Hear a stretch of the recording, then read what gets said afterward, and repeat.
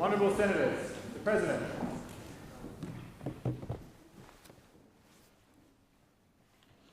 I acknowledge the Ngunnawal and Ngambri peoples who are the traditional custodians of the Canberra area and pay respects to the elders past and present of all Australia's Indigenous peoples.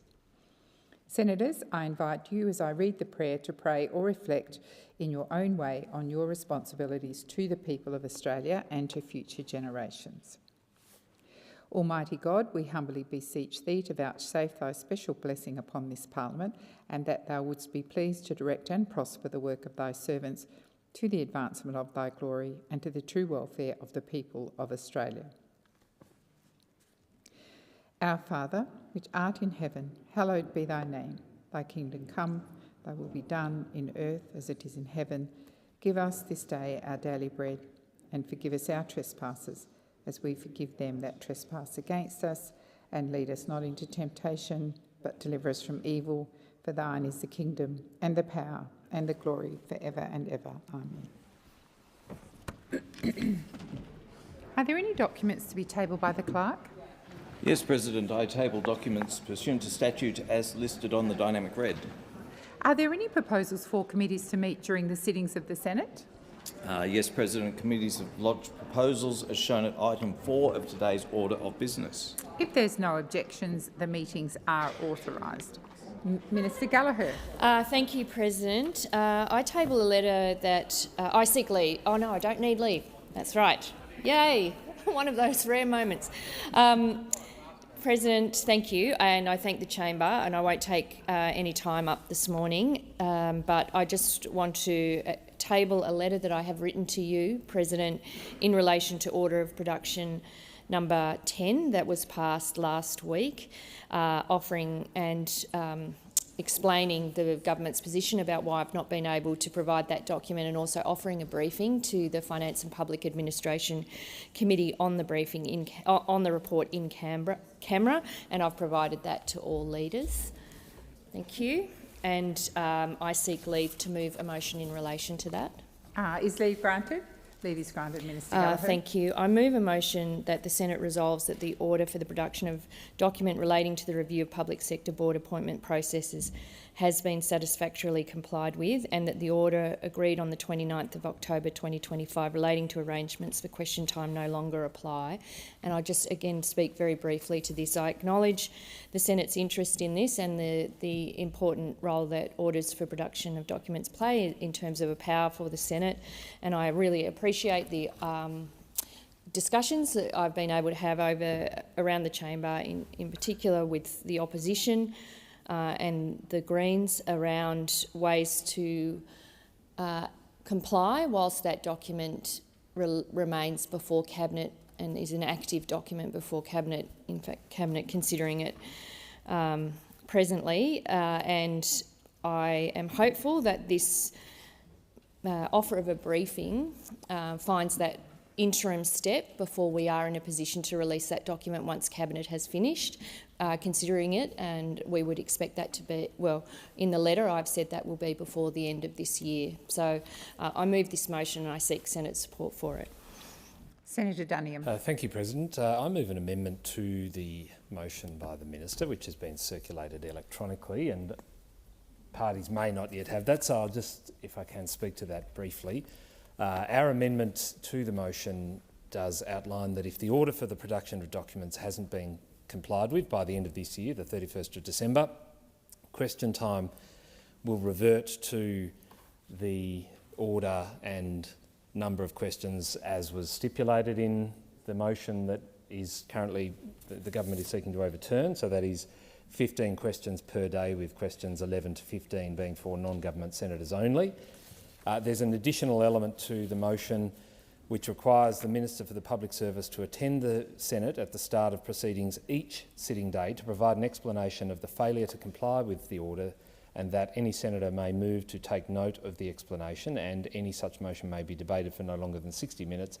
It'll have precedence over all other business until determined, and senators may speak to the motion for no more than 5 minutes each. So while we appreciate the government's attempt to comply with an order they should have complied with some time ago, we want to put in place this measure to ensure that this transparency, we are now being told we will be provided, there will be a briefing to the committee, I accept that, but we want that document tabled, and in order to ensure that it is provided, as the government have promised it would, and in the spirit of seeking transparency and making sure this government actually honours the promises it made, not just at the last election but the one before that, the opposition will be putting in place this amendment. We hope the crossbench will support this, and indeed, if the government is true to its word and will table this document by the date that they've specified, they'll support this motion, this amendment rather, as well.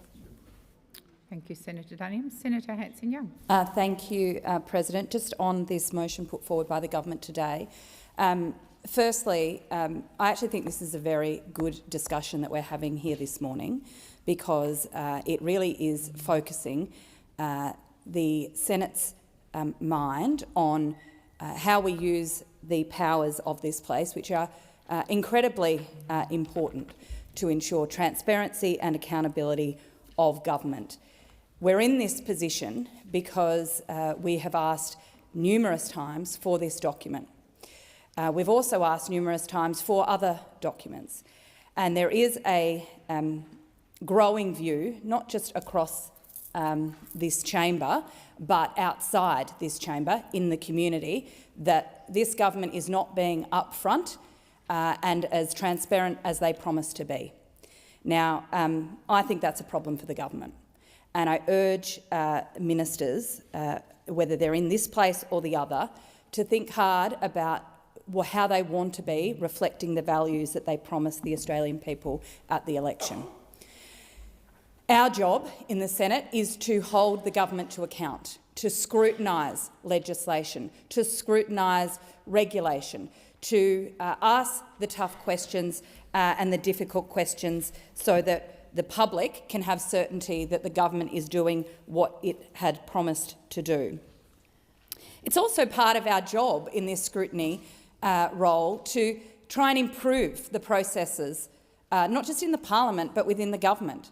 Is there legislation that needs to be amended, to be made better? Are there government processes that need to be fixed because they're failing to deliver for the community?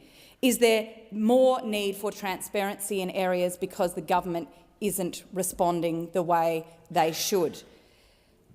Of course, this isn't just about being on the other side of the government. This is actually about trying to deliver better outcomes for the community and for people.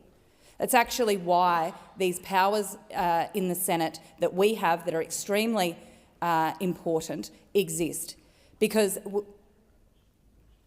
it is up to us, it is our responsibility to make sure that we can get better outcomes for people, better outcomes from government decisions, and ensure that the community is getting not just the information but the services that they deserve.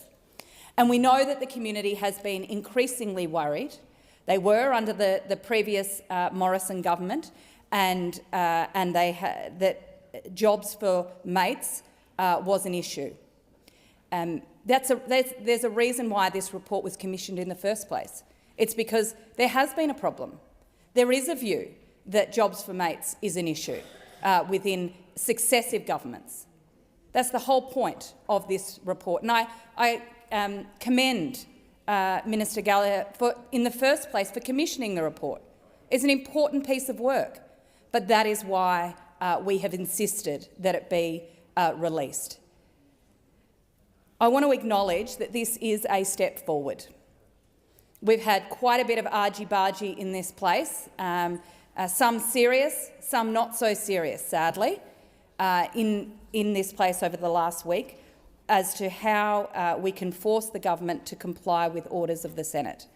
And I want to acknowledge that this is an important step forward and a way of acknowledging the powers that the Senate has, the importance of our role as a chamber that scrutinises and can hold government to account. I also acknowledge that we referred the matter of OPDs and transparency to the Procedures Committee last week. We've had one meeting so far, and I think so far it's good. I think there is a general sense across the parties that how we manage OPDs, those orders for production of documents, how we manage the transparency levers and use transparency levers in this place more effectively is good. But that work is not complete, and I put it to both sides, the opposition and to the government, that I understand that this motion will pass today because the two of you have agreed. The parties of government have agreed, reverted back to the parties of government. But I put it to you that this broader issue of transparency is not going to go away unless we get some proper, unless we reset how the government responds to orders of production of documents, how this chamber manages that serious power, and how we go through the steps of requiring transparency at various stages. And I urge the government to do more to ensure that when we ask for information on behalf of our constituents, that the government gives it, that the government is willing to be transparent with their own constituents, with their own communities, and work with us across all sides to do that. Now, I understand that the Labor Party and the Coalition have agreed that this is a reasonable step forward. We think it's too weak. We would prefer the document to be released as requested. But of course, it's going to go through because the parties of government, the two big parties, have decided to sort it out. After a spat over the last week, they've decided to work it out. They're hugging it out. Look over here, they're hugging it out over there. I think, however, the role of the crossbench in this debate over the last week has been a good one, because for too long and so often the major parties think that they only have to share information amongst themselves. That it's just if the Liberal and National Party, or do I just say the Liberal Party these days? The Coalition and the Labor Party come to an agreement, it doesn't really matter what the crossbench thinks. Well, we are showing you more and more and more that we will insert ourselves in these discussions because our constituents deserve it, they expect it, and we will use the powers we have. Thank you, Senator Hanson-Young. I'm going to go to Senator Pocock. Well, thank you, President. And I acknowledge the Coalition's amendment to the government's motion this morning, and I would seek to amend the date to be the 24th of November, so that that is in Part A, complied with by 24 November 2025. And that is so that there is some parliamentary scrutiny and consequences for non-compliance. And it's also so that the report isn't dropped out on Christmas Eve, buried as governments are known to do, to put out the trash when Australians are busy doing other things. I think there's there's a growing number of people concerned about what is promised by major parties in opposition and what is delivered in government. And I think transparency is one of those issues that cuts to the core of it. Today's motion, I think, is a concern given the Senate has very rightly rejected the government's claim of cabinet confidence, and I believe has done that in line with ODGERS. And I think it would be worth actually reading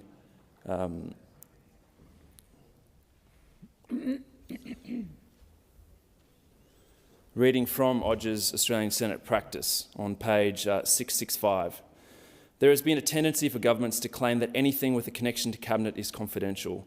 A claim that a document is a Cabinet document should not be accepted, as has been made clear in relation to such claims in court proceedings. It has to be established that disclosure of the document would reveal Cabinet deliberations. The claim cannot be made simply because a document has the word Cabinet in or on it. And I simply don't see how a document that was prepared with the intention for public release, when Minister Gallagher said that the government would release it, there were no caveats. There was no, well, subject to Cabinet discussion, subject to whatever else. It was no, this is something that is clearly in the public interest and will be released. And now we're being led to believe that releasing this document would somehow reveal what's happening in Cabinet. It just seems totally implausible. And I think the Senate should continue to reject this claim and force the government to release this document.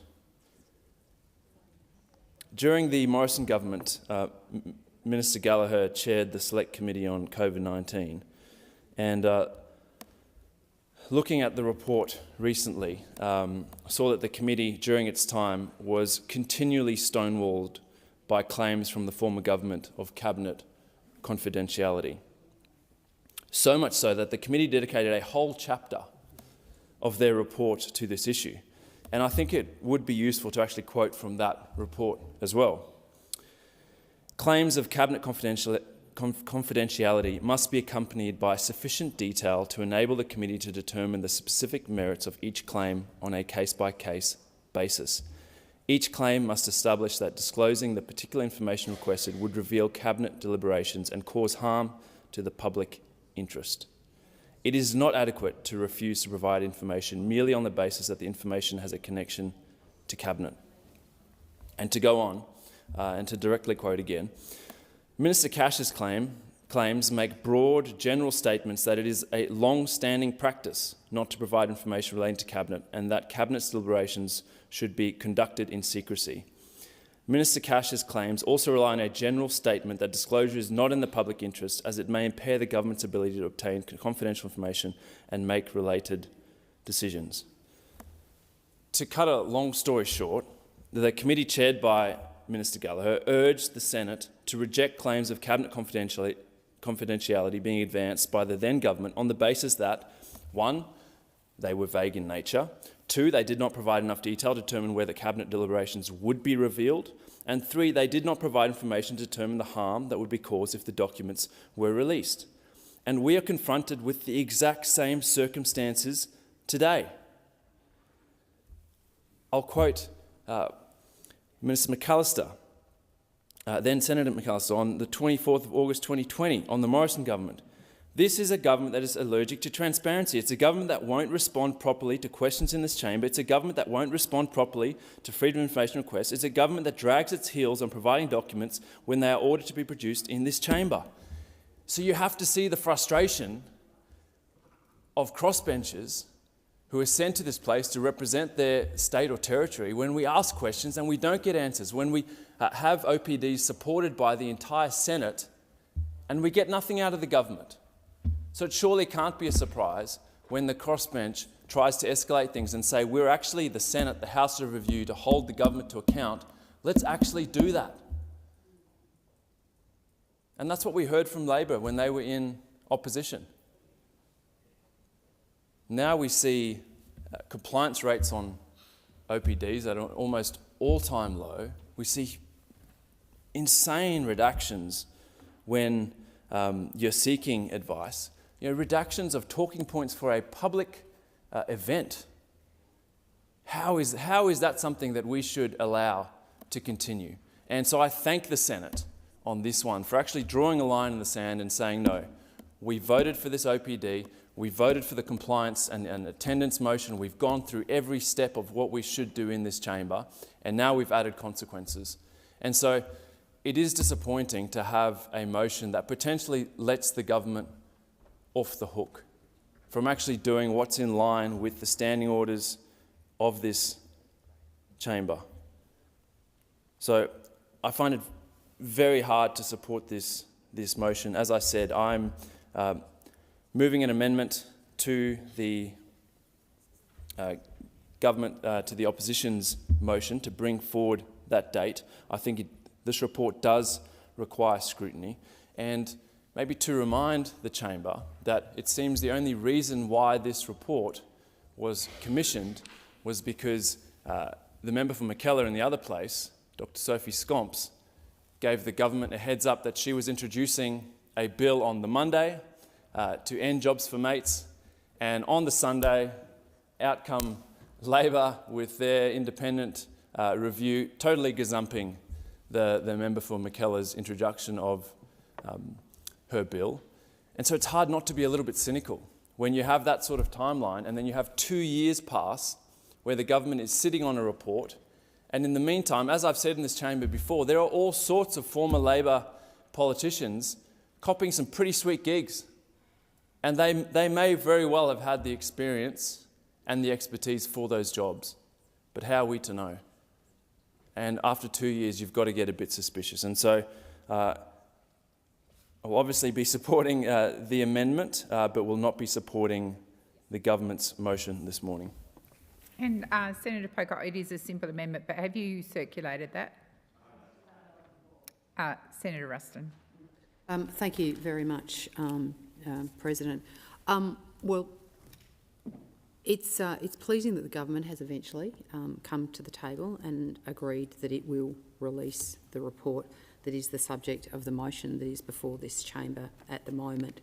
But what we would say in terms of the motion that's been put forward by the government, we will be seeking to vote separately on Part A and Part B because we do not believe that the government has satisfactorily complied with the order of the Senate. They have given notice of an intention to comply with the order of the Senate, but it has yet to be done. So The opposition will not be in a position to be able to support Part A.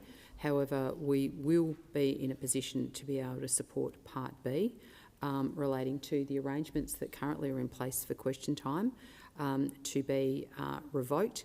However, our amendment to this motion provides the contingency that says that if the government fails to actually comply, as they have promised to do so, we will put in place the existing arrangements as are currently under the Senate at the moment, but increase those arrangements such that the Minister for the Public Service is required to attend the chamber and give an explanation every day as to not only why they haven't complied with the original order, but why they have breached the conditions or the commitment that they've given to this chamber this morning. Whilst, as I said, it is very late in the piece, I want to commend the chamber and particularly commend Senator Pocock for bringing forward this motion and working constructively with the non-government parties and members in this chamber to show to the government that you cannot be contemptuous of this place. And to that end, I want to absolutely put the government on notice that whilst this particular issue has a process with which it can be resolved that's been put on the table today that the opposition will support, this doesn't say that the will of the chamber cannot be expressed on every other time that this government seeks to be contemptuous of this place and not provide the information that has been asked for by this chamber. And we will be continuing to work with the other non-government members and parties in this place to make sure that we are holding the government to account and that they cannot abuse the power that they have because they are in government, because they do not have the numbers in this place when all non-government party members choose to ask the government to do something. So can I also, just to make sure that we're very clear in relation to the amendment that's been put forward by the opposition to the motion moved by the Minister, and that is that Part B, which requires a Minister to attend the chamber for 1 hour until such time as the motion is complied with, subject obviously to the government not complying with its commitment, will take effect from next year. So all sitting days next year, Part B of our motion applies only to that. So obviously to Senator Pocock's amendment, the motion or the letter that's been provided by the Minister says that they will release the document by the 31st of December, by the end of the year. We would certainly encourage the government in responding to the concerns that have been put forward by Senator Pocock, to release the document as soon as possible. I note your letter only says by the end of the year. It doesn't say it won't be released earlier, and we would certainly encourage the government to release it earlier, given that the document has been in the hands of the government now for 2.5 years. The Minister herself did give the commitment that she would release it, which she's now given again today. But to that end, so just to be clear, President, we will be seeking to vote on Part A and Part B separately of this motion. So, thank you. Thank you, Senator Ruston. Senator Mackenzie. Well, thank you. I just have a brief contribution to make on the motion and the amendments before the chamber. Last week, we had an unprecedented moment in the Senate where all non-government senators chose to hold executive power to account. And the juvenile response by the government in response to the order of the Senate in question time last week and their tactics again yesterday show that they were in no mood to actually respect the decision of the Senate. So I welcome a resolution to the request of the Senate for this document to be released, for the government to keep its word, but more importantly to comply with an order of the Australian Senate. Because for all the shouting outside of Parliament about the lack of transparency and the lack of trust in our institutions, it is actually beholden on all of us here to sometimes put our own political purposes and benefits aside and act in the national interest. And this chamber was purposefully set up under our Constitution to hold executive power to account. A serious and significant amount of powers are vested in what we do here in order to hold governments of all persuasions to account on behalf of the Australian people. And so what we were able to do last week was start a process by which that can happen. I recall, as I was listening to Senator Hanson-Young's contribution and, the side swipe at the major parties, insert Greens outrage. Senator Hanson-Young. Thank you, Madam President. I appreciate your protection there from the sidelines. But, there was a motion on before the Senate to bring Alan Joyce before a Senate committee that the Greens voted against over and over again.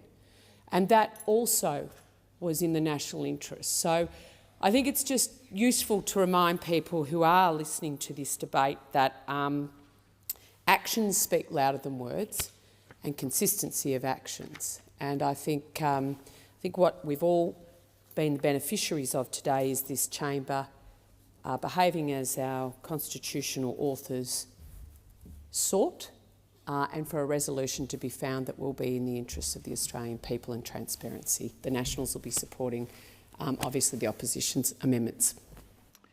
Thank you, Senator Mackenzie. So I'm going to put the amendment as signalled by Senator David Pocock. So that is an amendment to the opposition's amendment. So those of that opinion say aye. Against? I believe the noes have it. The noes have it. Division required. Ring the bells for 4 minutes.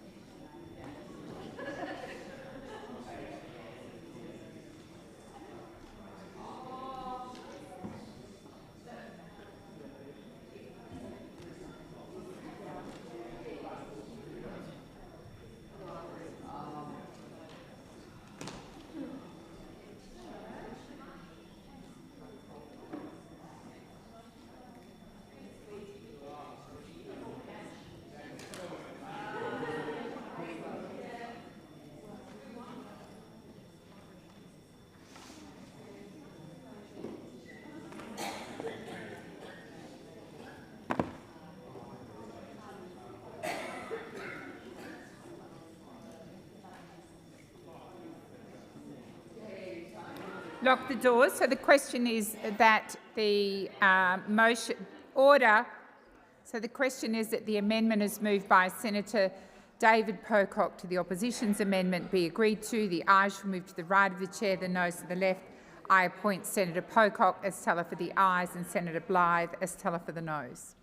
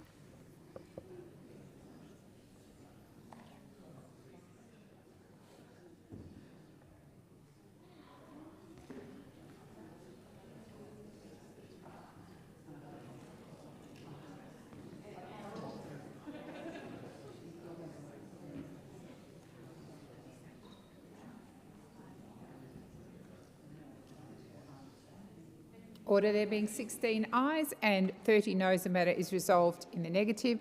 I'm now going to put Senator Dunniam's amendment. So the question is that the amendment as moved by Senator Dunniam be agreed to. Those of that opinion say aye. Against? I believe the ayes have it. Senator Ruston has indicated that the opposition wishes to separate A and B, so I'm now going to put the amended motion part A. So this is the motion as moved by Minister Gallagher. Those of that opinion in relation to part A say aye. Against?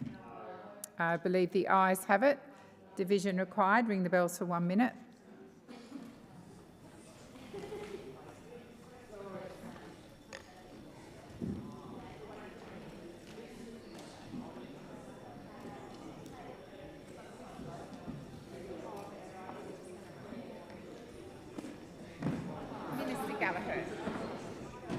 If we, so we don't waste or we don't lose time on a division, just have the government record that we supported subsection A. Okay, so Minister Gallagher is cancelling the division, and we will note that the government supported part A. So I'm now going to put so the matter is that part A is negated. Agreed, negated. And now we will put the rest of the motion as amended. So the question is that part B as amended be agreed to. Those of that opinion say aye. Against? I believe the ayes have it. Division required. Ring the bells for 1 minute.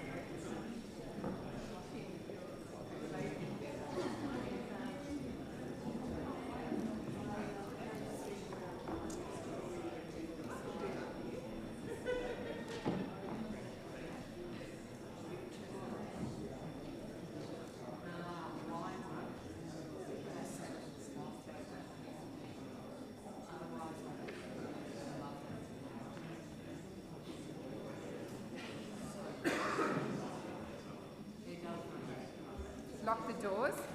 So the question is that Part B, as amended to the Minister's motion, be agreed to. The ayes shall move to the right of the chair, the noes to the left. I appoint Senator Darmanin as teller for the ayes, and I'm going to appoint Senator McKim, I think, as teller for the ayes. Noes, beg your pardon.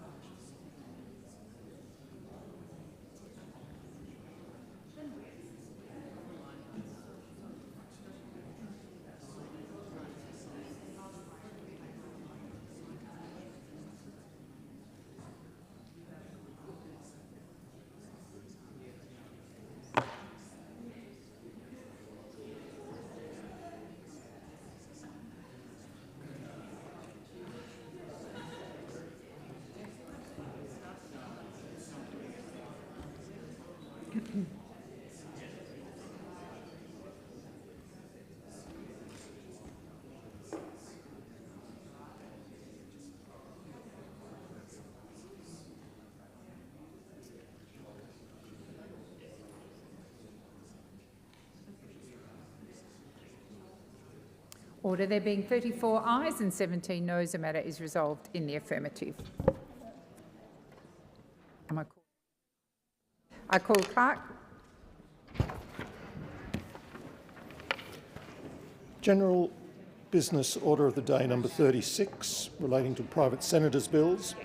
Superannuation legislation amendment tackling the Gender Super Gap Bill 2025, second reading debate.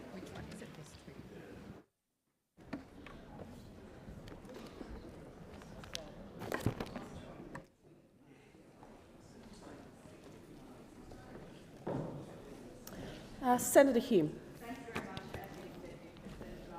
To speak on the tackling the Gender Super Gap Bill, something I speak of with enormous pride, because this bill goes to the heart of fairness, of equity and recognition of the sacrifices that are made within Australian families.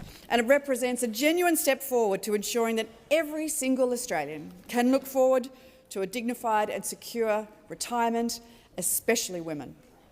This bill amends the superannuation legislation to give spouses the opportunity to split their collective superannuation balances evenly between them. The partner with the higher superannuation balance will be able to roll over an amount from their fund to their spouse's superannuation fund to make the two funds more even. Financial security in retirement should reflect a lifetime of shared contributions, not just paid employment. This bill is a proactive measure designed specifically to tackle one of the most persistent and unfair challenges in our superannuation system, the gender super gap. While estimates vary, women retire with significantly lower superannuation balances than men, somewhere between 20 to 25% lower. And why is this? Well, it's rarely a result of personal choice. It rather stems from deep-seated structural realities in our society and in our superannuation system. According to the Workplace Gender Equality Agency, 1/3 of the gender super gap can be attributed to time spent caring for family and interruptions to full-time employment. Women are far more likely to take time out of the paid workforce to care for children, to care for elderly parents, and to shoulder the responsibilities of unpaid work that keep families and indeed our economy running. When one partner, typically the mother, takes time away from work to raise children, her superannuation savings often halt for years, even decades, while her partner's continues to grow. This is what is known as the motherhood penalty, and it's actually in action, leaving women financially vulnerable in their later years. And the Prime Minister himself has acknowledged that no mother should be penalised for taking time away from work to do the most important job that there is. And let's be honest, these decisions, these sacrifices, they benefit both partners in a relationship. They're not individual choices, they're family choices. So why should the financial security that comes at the end of a working life reflect only one person's income rather than the partnership that made that life possible? This bill creates a simple and entirely voluntary mechanism for fairness that makes it possible for couples to split their balances evenly between them. The person with the larger balance can add to their super fund balance of their spouse using money that's already in their superannuation, rather than through making additional contributions from outside of super. And that way they can both retire on an equal footing. It's important to understand that this bill is specifically about splitting balances. It's not about superannuation contributions. This is an important distinction to make because that mechanism is one that already exists. It exists to make contributions on behalf of a spouse. However, the take-up of this mechanism is incredibly low. Only about 1.1% of Australians used it in 2021-22. Now, why is that? It's because it's clunky, it's complex, and eligibility is very, very limited. And there's a complete lack of awareness, and critically, there's no real incentives for most people to use it.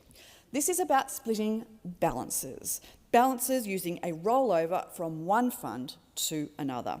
And it's a genuine structural change to our superannuation system that directly tackles the gender super gap, which is one of the systemic structural failures of our superannuation system. And it uses existing mechanisms to do this. Already in Australia, equitable splitting of superannuation is considered during divorce proceedings, so the rails are there. This used in the old days to require a court order, but that's no longer the case. There are now standard forms and recognised tax treatments of a rollover amount into a super account from one partner to another at the end of a relationship. So why not allow it to occur during a relationship? Why not make this a proactive, voluntary planning, system to plan an accessible part of the whole superannuation system from the very outset, allowing couples to make these decisions for themselves when they suit the couple to do so. Let me be clear. This does not force a couple to do anything. It simply gives families an option, the option to share what they've built together in recognition of unpaid labour, of broken work patterns, and the professional sacrifices that so often falls to women. The Tackling the Gender Super Gap Bill explicitly recognises the economic partnership that's at the heart of most families. It empowers couples to plan for their retirement together, collectively, allowing for a more even distribution of superannuation during the accumulation phase. To maintain integrity in the superannuation system, this bill includes guardrails and limitations on how the mechanism can be used. First, and this is very important, the amount transferred from one spouse to another spouse is not considered a contribution. Rather, it's treated as a rollover. It's considered to be rolled over. Now, this distinction is particularly important because it ensures that the amount transferred between spouses does not attract or avoid any additional taxes. Second, the amount that's rolled over from one spouse to another retains its original characteristics. Specifically, it retains the fund's proportion of concessional versus non-concessional components. Now, this is important, and it's an important guardrail because it means that when somebody dies, the amount that's been transferred doesn't have additional tax benefits to beneficiaries.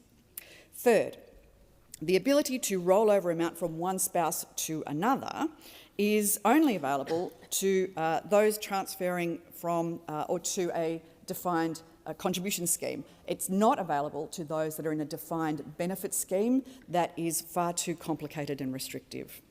And fourth, the ability to roll over from one spouse to another is only available to those couples that have one superannuation fund each.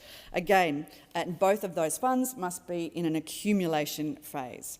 And finally, the mechanism can only be available to, I've said that to those that have one superannuation fund each. And why this is an important integrity measure is because there may be unintended consequences in the calculation of how much can be rolled over from one account to another for persons that have multiple funds. So these are the guardrails around this bill that will ensure its integrity. 6, the amount that can only be rolled over from one spouse to another is limited, and it's limited in 2 ways. The amount that's rolled over from the original fund cannot leave the original fund with a lower balance than the receiving fund. It's all about evening up your balances. It's not about using this opportunity to roll everything from one account into another. And second, the amount that's rolled over cannot cause the receiving fund to have a higher balance than the transfer balance cap. Now, the transfer balance cap is currently at $2 million, but it's an indexed amount. We don't want to attract additional taxes by having this mechanism in place. For example, and I'm using very big balances here as an example, but obviously this is something that is available to anybody, no matter what their balance is. For example, if person A had, as I said, it's a big balance, $5.5 million in their superannuation fund, person B had $500,000 in their superannuation fund, that means that person A can roll over up to $1.5 million into person B's account. That brings person B's account up to that transfer balance cap of $2 million for the current financial year.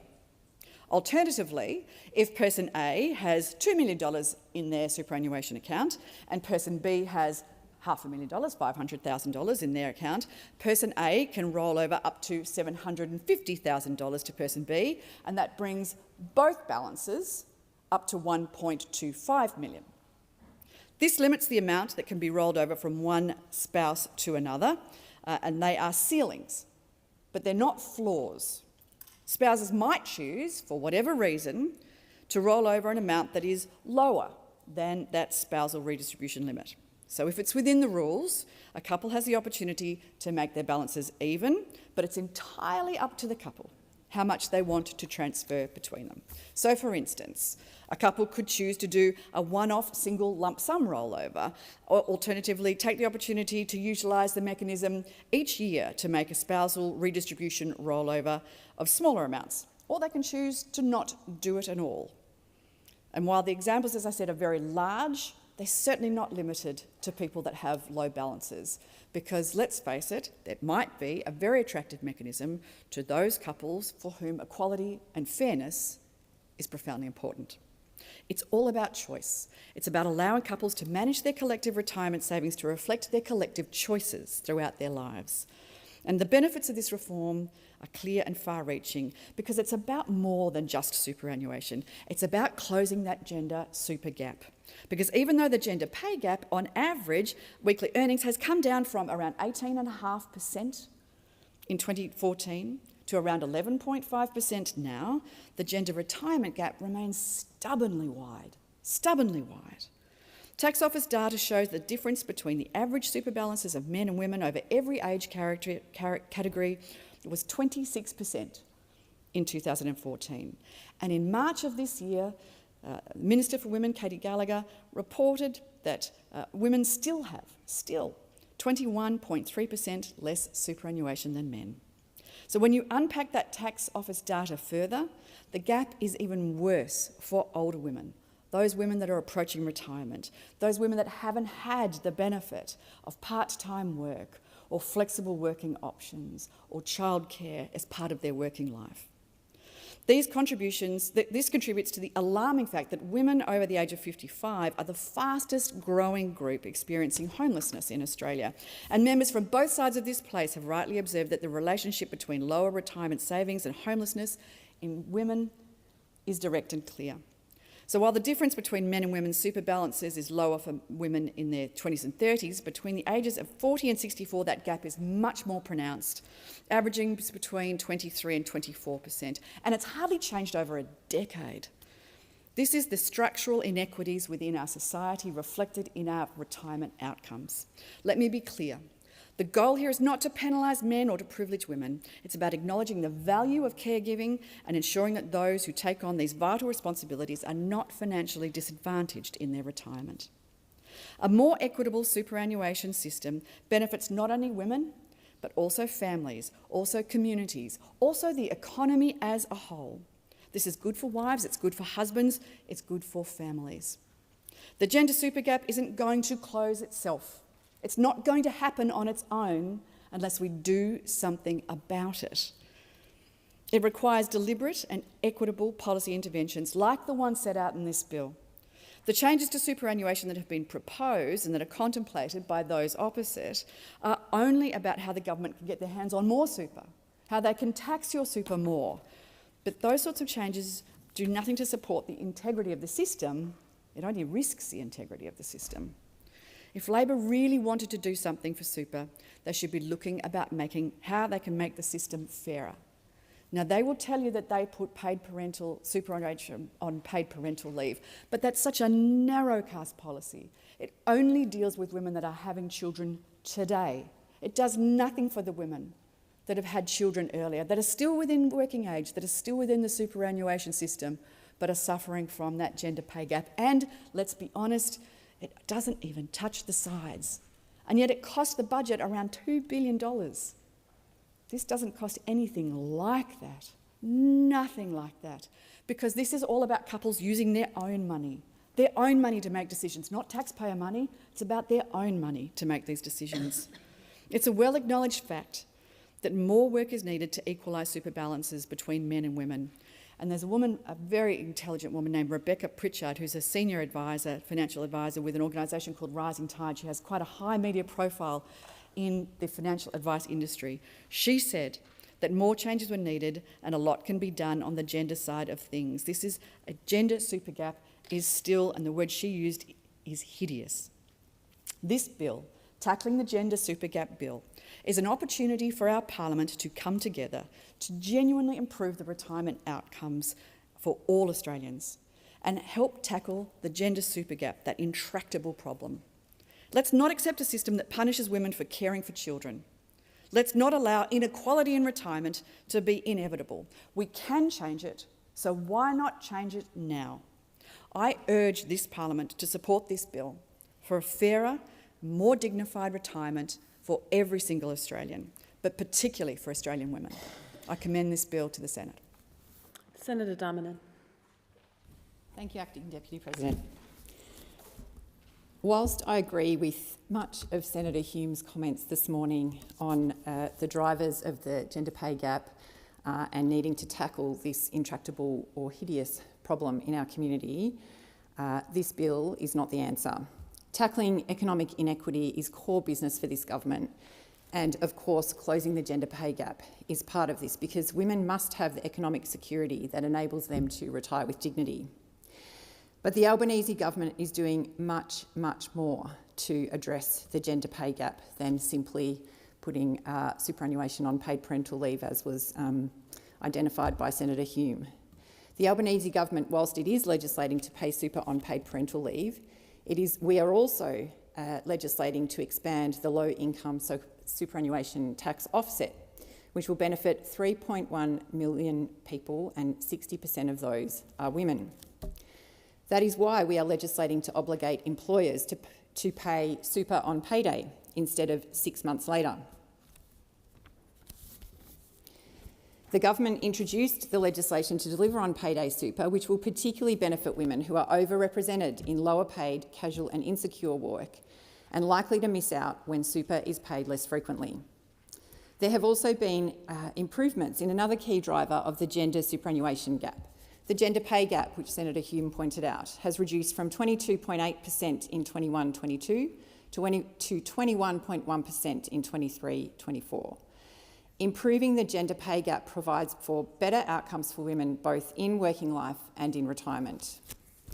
The Labor government is working at every point across a woman's life to make sure she is earning more and keeping more of what she earns across her lifetime. Because we want women to earn more and retire with more, because your retirement savings is a reflection of your lifetime's earnings. We are investing in increased wages in our critical aged care and early childhood sectors where women predominate. We have consistently supported increases to the minimum wage where women predominate. and we are delivering tax breaks for every taxpayer. And this is working. Under Labor, women are earning $255.10 more a year on average now than when Labor came to power. That is addressing the gender pay gap, which is addressing the gender pay gap in superannuation. The gender pay gap is 11.5%, the lowest on record, compared to 14.1% when we came to government. And women's workforce participation is at an all-time high. The Liberal Party has form on attacking super. So let's not be hoodwinked by this legislation. Their answer to many things is to raid your super. And one of their election policies was to attack super on paid parental leave, to support that contribution being cashed out instead of being preserved for retirement. That is why the Albanese government will not be supporting this bill, because we are taking many, many actions to address the super pay gap, because we are addressing issues to close the gender inequity at its core. If we are serious about closing the gender pay gap, then that is what we need to focus on, and that is what we are focused on. All of this is part of our comprehensive plan to tackle gender inequality across a woman's lifetime. This bill might nominally put a few more dollars in the pockets of a handful of women, but it would do nothing to change the factors that drive the gender inequity at the heart of the issue. The bill is nothing more than locking in the stable door when the horse is well and truly bolted. It proposes allowing a person to top up their spouse's super balance in the name of fairness. Now, Senator Hume used an example of a couple where person A has a $5.5 million balance in their fund and person B has $500,000. I think we can reasonably assume that person A is a man and person B is a woman, given that the title of this bill is tackling the gender pay gap. The bill would allow person A to gift the modest sum of $1.5 million from their fund to their spouses. I've got one thing to say about that. A man is not a financial plan. Allowing a man to gift or to roll over $1.5 million to his wife right before retirement doesn't erase the fact that he earned a whopping $5 million more than she did in superannuation over the course of their careers. What it means is that after spending her entire working life relying on a husband, she will spend her retirement relying on him too. Loosening the rules governing spouse rollovers and spouse contributions would provide most benefit to a very small group of high wealth and high income individuals. It would allow these individuals access to more superannuation tax concessions, which would increase existing inequities in the income system in retirement. It would not benefit single people, including single older women who are often the most disadvantaged and at risk of poverty in retirement. Allowing couples the scope to roll over existing super savings from the higher balance member to the lower balance member to optimise tax treatment would also be a significant departure from the existing long-standing superannuation and tax system settings, which are generally based on an individual unit rather than a couple.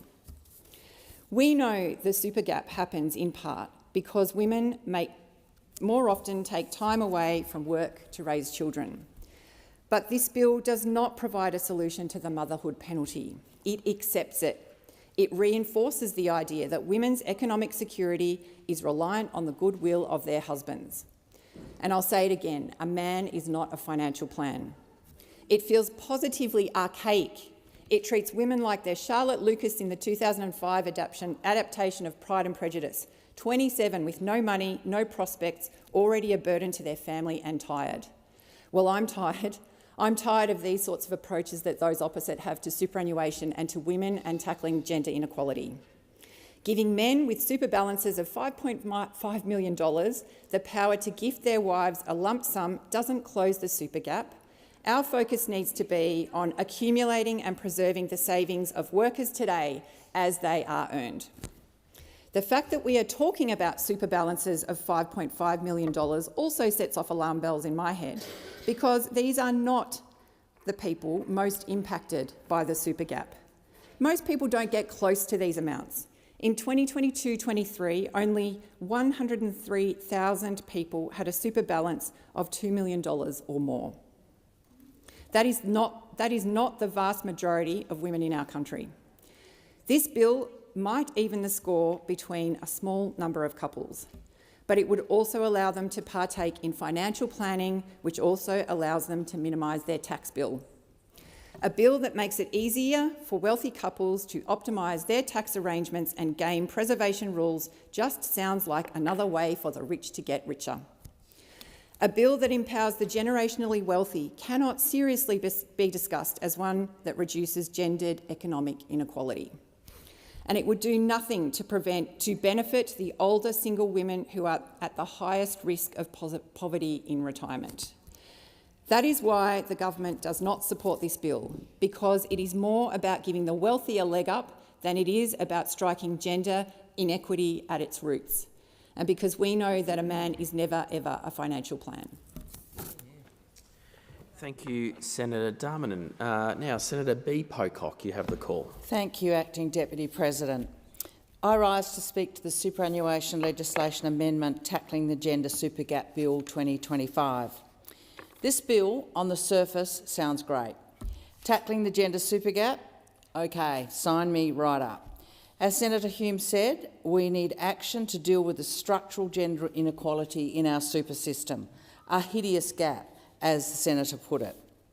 But of course, as with everything in the coalition, the devil is in the detail.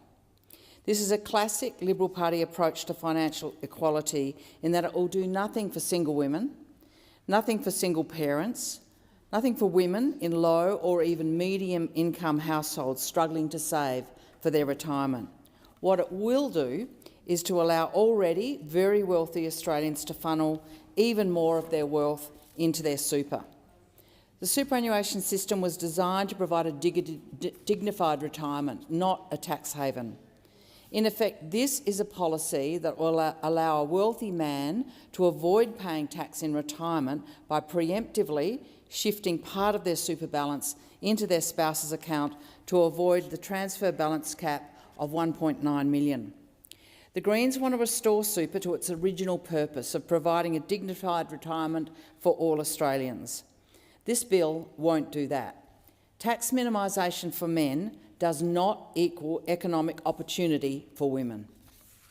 This is such a shameless attempt by the Liberals to present a tax minimisation strategy for wealthy couples as a way for women to get ahead. The super gap is a genuine issue for women. At its worst, for people aged 55 to 59, the retirement savings gap is a shocking 48%. Just as people hit retirement, the gender super gap is at its worst. But this bill does nothing to address the structural issues that cause women's retirement savings to be so much lower than men's. Women do the vast majority of unpaid care work, childcare, housework, looking after ageing relatives, which has lasting impacts on their capacity to do paid work. They're also more likely than men to work part-time and work in industries and jobs where they earn less than men. Current super tax settings magnify these differences in lifetime savings. When they were last in government, the Liberals created carry-forward contributions, deceivingly presented as an achievement for women's economic security. That policy change allowed people to retrospectively top up their super over the previous 5 years, ostensibly to make up for the time that women spend out of the workforce. But the data shows it is high-income men that this policy is benefiting the most. There is one technical detail that shows that there has been some consideration for women in the drafting of this bill, and that the women receiving any transfer would have to consent to it. This at least addresses concerns about financial control through unsolicited gift-giving, which is sometimes an avenue through which domestic violence and coercive control is perpetrated. So I understand the sentiment and support the bringing forward of ideas, to assist women's retirement savings. This bill, however, is not the solution. If a relationship breaks down, then under law, mothers are rightfully entitled to their share of their partner's superannuation. This bill could actually complicate those calculations when couples split. This bill doesn't constructively add to either of these two scenarios. It just adds opportunities for tax minimisation. If Senator Hume and the Liberals want to address the structural issues of the retirement savings gender gap, then they should advocate with the Greens for part-time and low-income earners to receive the same tax benefit on super contributions as higher income earners. Take the Listo, for example. The government's recently announced changes purport to benefit low-income earners by ensuring the tax they pay on super is not higher than their income tax. But it doesn't address the long-standing regressive features of our super system that mean that someone on $200,000 can reduce their income tax by spending more of their pay into their super, giving them a 30% benefit for every dollar, while someone below $45,000 and eligible for Listo gets no tax benefit at all. This is all wrong, and it's a structural problem we need to fix. The punitive interaction of income tax, childcare and family support settings mean that women with kids in early childhood education and care who want to return to the workforce face an effective marginal tax rate of 80%. Meanwhile, someone selling an investment property in their self-managed super fund enjoys an effective tax rate of just 10%. The system is set up to fail women and uphold and reinforce the gender pay gap and the gender super gap.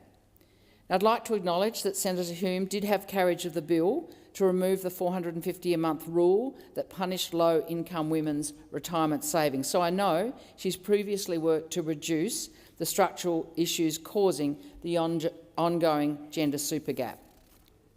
But there's plenty more to do, and this bill does not address the many issues that we need to do to deal with the structural inequalities that drive the gender super gap. So much more that can and needs to be done to fix the gender disparity in both income and super tax so women aren't retiring into poverty. The Greens are ready and willing to tackle this issue and genuinely close the gender gap in wages and super, but both the Liberal and Labor Party need to get serious about it. Thank you, Senator Pocock. Senator Blythe, you have the call. Thank you, Acting Deputy President. Well, I'm going to start by just addressing some of the remarks made by Labor and the Greens, which is really quite extraordinary, and some that I found personally quite offensive, that a man is not a financial plan. Now, nowhere in this bill does it have any kind of connotation that a man is a financial plan.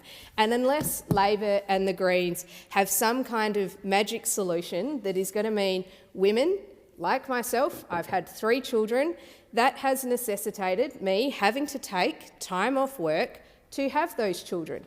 Unless Labor and the Greens can solve that issue for women, then why shouldn't a family, so a man and wife, a wife and wife, decide that for the care of children that they will actually share their super contributions and make that decision on an annual basis? What it tells me about Labor and the Greens is they don't value the unpaid work that happens in childcare and child raising that happens within the family, that they don't value that and they don't respect that. So rather than coming up with actual issues with the structure of this bill, all they are doing is throwing out very crazy, reckless ideas that somehow women are dependent on men asking for this. Now, I can tell you that in my family situation, even though I was the one who had time off work, my super balance is actually higher than my husband's because he's self-employed. So, you know, I was very lucky to have a higher super balance. Why couldn't I do it the other way and share with him? Why are Labor and the Greens assuming that this only goes one way when it comes to super? Now, of course, my situation is probably not what most Australians experience, but certainly there would be a lot of people in that situation. But really what this bill is trying to do, and I congratulate my colleague Jane Hume for introducing this bill to the Parliament, because we all know that women aged over 55 are the largest growing group experiencing homelessness in Australia. And largely that is because they have less super. So when there is a marriage breakup or a relationship breakdown, it is women who are significantly behind financially. A lot of them might have taken time off work to raise children. It might be that they're now empty nesters and they've spent that time doing the care work around the house. It's difficult to find employment. You might not have a very large super balance. And so these women are now disproportionately showing up in our statistics for homelessness. And what this bill is trying to do is to address that. So rather than finding frivolous reasons why not to do something because you want to do something and fix everyone's problems, why don't we tackle this one particular problem, which I think this bill actually does. Making the superannuation system fairer for women and enabling families to make a choice what they would like to do with their money. Now, I think what we hear from Labor and the Greens is they hate Australians to have choice. They don't want you to be able to decide what you can do with your money. They want to tell you what will happen. And let's be honest, superannuation accounts are just a piggy bank for Labor. When they run out of money, they will absolutely come after yours. They will come after Australians' superannuation balances. So it scares them a little bit if we're actually going to start making the superannuation system fairer for women in particular. Now, Labor's solution to this problem is, and they've given us a long list of things that they've said that they're going to do because they think that just by addressing the pay gap that will magically fix super. Well, once again, I would say, unless there is a solution to meaning that women don't have to take time off work for childbirth, and I can tell you after having 3 natural deliveries, I was very grateful to have some time off work, and it certainly exceeded what my sick leave allocation would have been. So unless there is a solution to that, addressing the gender pay gap is not sufficient. That is not a sufficient measure to address what is happening in the reality of superannuation in this country. So Labor doesn't value family. They're not valuing the unpaid work contribution that Australians make within their own family situation, and they don't value Australians having that personal responsibility and that personal choice to do it. And I will say, looking at that example of the $5.5 million, I think it was, that was just to demonstrate the guardrails that are in place for the bill. That's not saying that Australians have that super balance and that is a normal one. It's just to demonstrate that there are guardrails that have been put into this bill to show that you can't just transfer whole balances over from one partner to the other. So I think it is a little disingenuous to say that that's a sort of disturbing number and again, that a man is not a financial plan. I would say the care that women across our country put into raising children and having children, why wouldn't you be able to split superannuation? Couples do. You might split the electricity bill. You might split the mortgage payments. You're able to split a superannuation and legislatively you're required to aggregate superannuation at the time that a relationship or a marriage dissolves. Why can't you choose to do that when you're happily together? Why does it have to be only in the dissolution of a relationship that there is some equity that's put into the superannuation system? What this bill does is it's a way of saying, you know, for one partner to say to the other, I'm valuing what you're doing, staying at home, raising and caring children, and we can split the super so that it's fair, because one partner can say to the other, I accept, and it is usually the woman or the mother that stays at home to raise the children. It's saying that that's great, I'm valuing what you're doing staying home in the workplace, and I accept that you may not be getting paid for that work. So I think there are a lot of reasons why Labor have said they don't support the bill. What I haven't seen is a good reason not to do it. This is really about giving individuals the opportunity to decide what works best for them and their family. And I think the Coalition has a fantastic record on superannuation. Unlike Labor over there, who use it as a piggy bank, it's run for their union mates. The Coalition, in the time we were in government, has made superannuation far fairer, more efficient and transparent. We've capped fees on low balances, we've banned fees on rollovers and investment switches, we've made expensive insurance premiums opt-in rather than opt-out for young people, we've abolished the $450 rule. So I think on this side of the chamber, we certainly in the Coalition have a very, very strong record when it comes to making our super system in Australia fair. This also isn't necessarily for older people. Younger people can choose to opt into this scheme as well. And for us, the Coalition has Your Future, Your Super reforms, and that ensured that workers' funds follow them from job to job, so that young workers didn't have to start a new super fund every time they changed employers. So it is like Labor to say that they invented superannuation, but it did take the Coalition government to make superannuation work for members instead of the unions and super fund managers.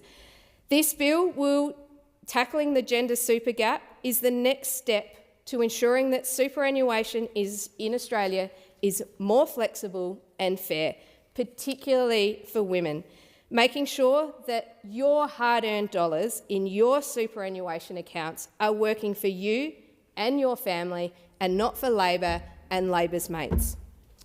Thank you. Senator Collins, you have the call. Thank you, Acting Deputy President. I also rise to speak in support of Senator Hume and the Tackling the Gender Super Gap Bill.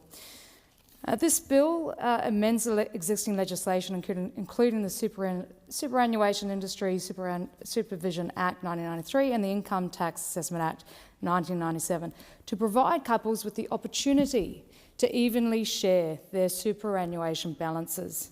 Now, I fully support this bill, and I commend my colleague Senator Hume on bringing it to the floor of this chamber. And the reason is this: it sends a message to the Australian people that families are best placed to make financial decisions that best suit their own households. Now, this bill does this by creating a mechanism, a simple mechanism, to allow couples to split their collective superannuation balances evenly during their relationship on an ongoing annual basis. It gives spouses the option. It gives them an option, gives them the choice to split their collective superannuation balances evenly on an ongoing annual basis. Now, to ensure equity between couples, the bill contains a spousal redistribution limit to ensure that the transferring spouse does not end up with less money in their fund than the receiving spouse after the rollover. Why are we doing this today? Now, there are very few things that I agree with those on the other side, but on these points I can agree. Now, let me share a little quote from the Prime Minister Anthony Albanese on the 12th of September 2024, speaking to the Paid Parental Leave Amendment Bill. And he said, No mother should be penalised for taking time away from work to do the most important job there is. Now, I wholeheartedly agree with that. Being a mother is the most important job a mother can do. Katie Gallagher, on the 20th of March 2024, in response to questions without notice, said it's part of the fact that throughout their careers, paid and as family carers, primarily carers and families, they have either had career breaks or been out of the workforce for long periods of time. And during that time, when they've not been earning, when they've been caring, they have not been accumulating superannuation. Let's turn to Senator Jess Walsh. On the 18th of September 2024, and also in response to the Paid Parental Leave Amendment Bill, that the inequality in the gender superannuation gap is linked to two major factors: the gender pay gap and the career interruptions that are caused when people, predominantly women, take time out of work to raise children. So here we are with this important bill trying to address these issues. Now, the important part of the bill to ensure a spousal redistribution limit levels the playing field for families where one parent has taken time out from the workforce to raise children. And as I said, this is one of the most important jobs a parent will ever do, and we in the Coalition respect that. It's also a mechanism that prevents spouses from unfairly taking too much of their partner's savings. This is an equalisation measure. So to ensure that the amount transferred from one spouse to another does not attract or avoid any additional taxes, it's treated not as a contribution, but as an amount rolled out over. This is fair. This bill assures couples that they will face no penalty nor financial disincentive to transfer money from one account to the other. And again, this tax provision signals to parents that they should not be penalised for making choices about who goes to work and who stays home to raise children, because we are the party for families. It's important to stress that this bill only gives couples the option to share their superannuation balances. It does not force them to do so. This bill is not about dictating how couples are to manage their superannuation funds, because we are also the party for choice. Importantly, this bill prescribes how much superannuation money. It does not prescribe how much superannuation money a couple can transfer to each other. Aside from the rule on spousal redistribution limit, which limits rollovers to equalisation, the transferring spouse can transfer as much or as little as they like. So the bill reinforces the liberal principle of choice by giving the couples the freedom to share the savings of their respective superannuation accounts with as little impediment or financial disincentive as possible. This bill recognises the importance of family. It makes it easier for spouses to manage their superannuation finances at all stages of their relationship. And it ensures that any parent can be financially rewarded for the unpaid domestic work that they do for their family. Given that women typically shoulder the domestic responsibilities of caring for children or elderly parents, they are more likely to take time out of the paid workforce. And as a result, they generally accrue less superannuation than men over their working lives. While estimates vary, women retire with significantly lower superannuation balances than men, between 20 to 25% lower. The gap is worse for older women approaching retirement, and this bill aims to address that. Over nearly a decade of recorded data, these gaps have hardly closed, despite progress on many other fronts, including average weekly earnings. And I would also like to acknowledge, alongside my colleague Senator Blythe, the alarming fact that women over 55 are the fastest growing group experiencing homelessness in Australia. And I call on the Albanese government to ensure that all homes released under the Housing Australia Future Fund go first to vulnerable women and children. If anything good is going to come from the HAF, surely this should be it. And I did ask in Senate estimates just a few weeks ago whether this would be the case, but we got no answers on that.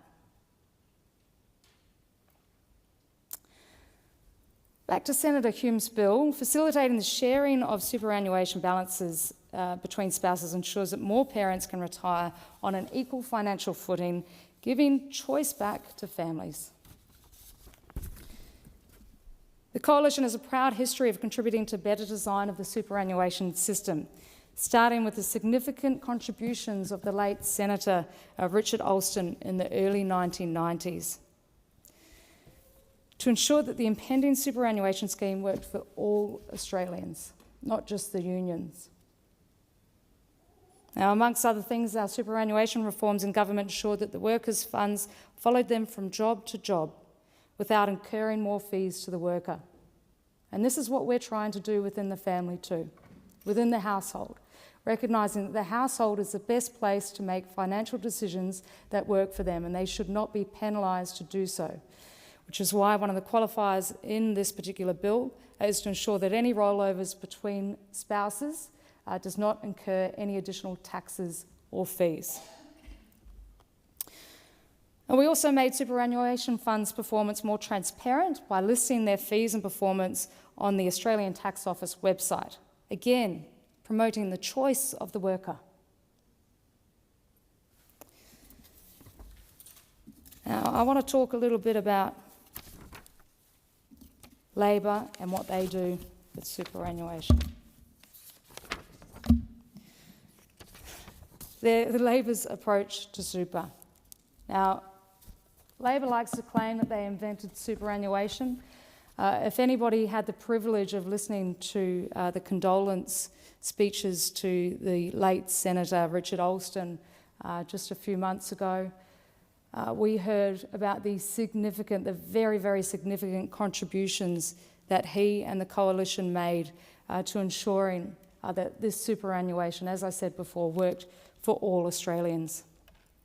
The problem is that the superannuation system that Labor has taken a hold of has invented a system that has structurally disadvantaged women. When Labor tied superannuation to wages, lower super balances for women became a deliberate design feature of the super system. And so this is where we're at now, and we are trying to rectify that. Now, the government's solution to attempting to close the superannuation gap is by paying super on paid parental leave. Now, this comes at a cost of $1.1 billion over 4 years, and it's only going to slightly improve the gender super gap. So what we're trying to do here, and what Senator Hume is trying to do here with this private member's bill, is to provide an equitable solution, an intervention that will address the gender super gap, something which addresses this structural disadvantage for women, but importantly is a choice for households to take up if they choose to, and if it works for them.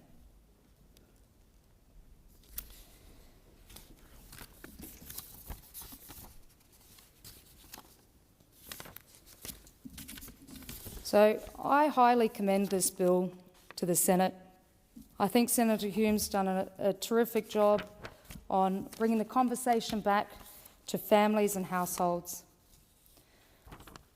And tackling this gender super gap bill is the next step, ensuring that Australian superannuation is fairer and more flexible for parents, and particularly for women. Make sure that the hard-earned savings of Australian families in superannuation are working for them and for their family. And I do believe that this bill quintessentially reflects the Liberal Party values of personal choice and family. And I am proud to support it, and I commend it to the House. Thank you. Thank you, Senator. Senator Canavan. Thank you, Madam Acting Deputy President. I rise to give strong support to this bill and compliment my colleague Senator Jane Hume for bringing it forward. I support this bill because this bill treats husbands and wives as the team that they should be.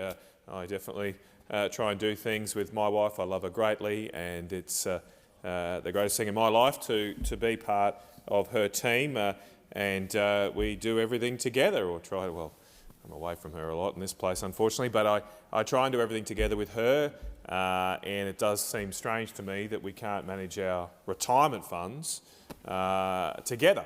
And what this bill does is allows husbands and wives, spouses to work together on their retirement plans, to share the financial benefits that one or the other is able to achieve. And when doing that, I think most married couples are earning money, putting money towards superannuation so they can help each other when they ultimately reach that retirement age. And so we need more. We need to do more in our laws that treat families as one unit, as together, because the more that our laws recognise that fact, the greater that we would hope that those teams, those families can stay together, and that's a good thing. Not all, of course, marriages can stay together, but it's a little sad when marriages don't stay. So the more we can have our tax laws, our superannuation laws, our family benefits laws, treat people as one unit, the better it will be for Australian families. And if Australian families are stronger, our whole country is stronger, and it's good for children as well. This bill would allow, it's a very simple change. This bill would just simply allow a spouse, one partner to transfer superannuation to the other partner, and it uses the existing provisions of the superannuation law to do that. At the moment, you can transfer money between superannuation accounts in your own name. You can do that, you have been able to do that for some time, and simply this law piggybacks on those mechanisms to say, well, if this other account is your spouse's name, you're able to make that transfer. It's sort of, when Senator Hume first mentioned it to me, it was one of those ideas where I felt, why didn't I think of that first? It seems so logical, so simple. Why haven't we done this already? And so given that's been, I think, the common reaction from my colleagues as Jane briefed us on it a week or so ago, it seems like let's pick it up, guys, let's do it. I hope the government and other parties aren't too proud enough to say, well, just because someone's come up with this idea from a different political party, why not just do it? Why not just do it and get this done? As I say, it's very, very simple, and will help families manage their own finances.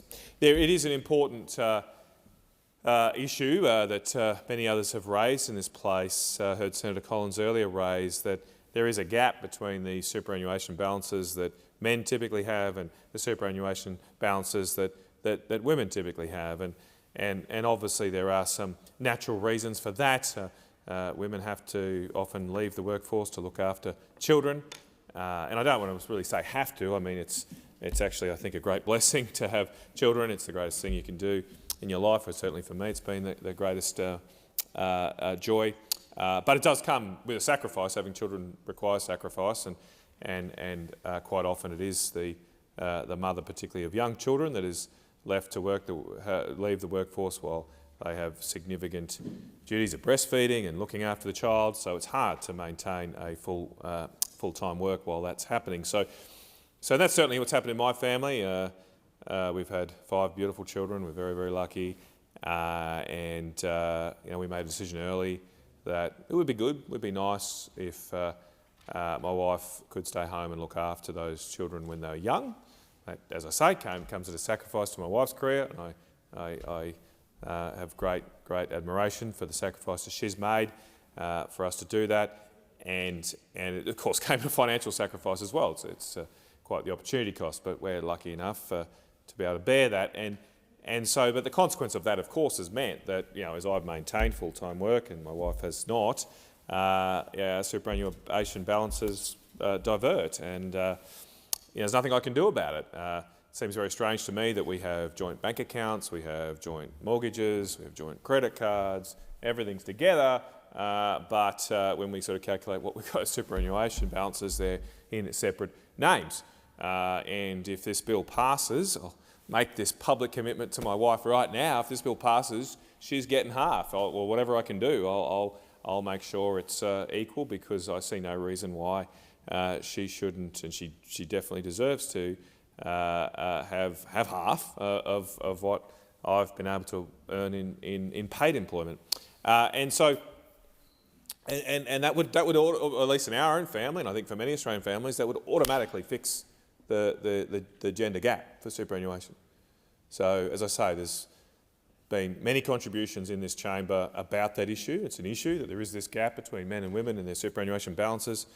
It's a very hard one to fix, obviously. It has been to date a hard one to fix because we continue to speak about it. If it was easy to fix, why hasn't it? It's just been done. As I say, there are some natural reasons for why it occurs. But here's an opportunity with one effectively stroke of the pen to solve this problem for many Australian families. I mean, not everybody will be able to do this, of course. Not everybody may do it. It's obviously going to be voluntary, but it would make a big dent, I'd say, in the superannuation gap between men and women. So again, why don't we just do it, get on with it? Because to me it seems so simple. And I do support this simple change, which would help achieve those beneficial outcomes of equalising wealth between men and women in this country. But I also do think at some point, given how good this idea is, we should perhaps look at, well, why can't you have a joint superannuation account? And I just say this bill doesn't quite do that, and I still think we should just get on and do this one because it's simple, easy, and can make a difference straight away.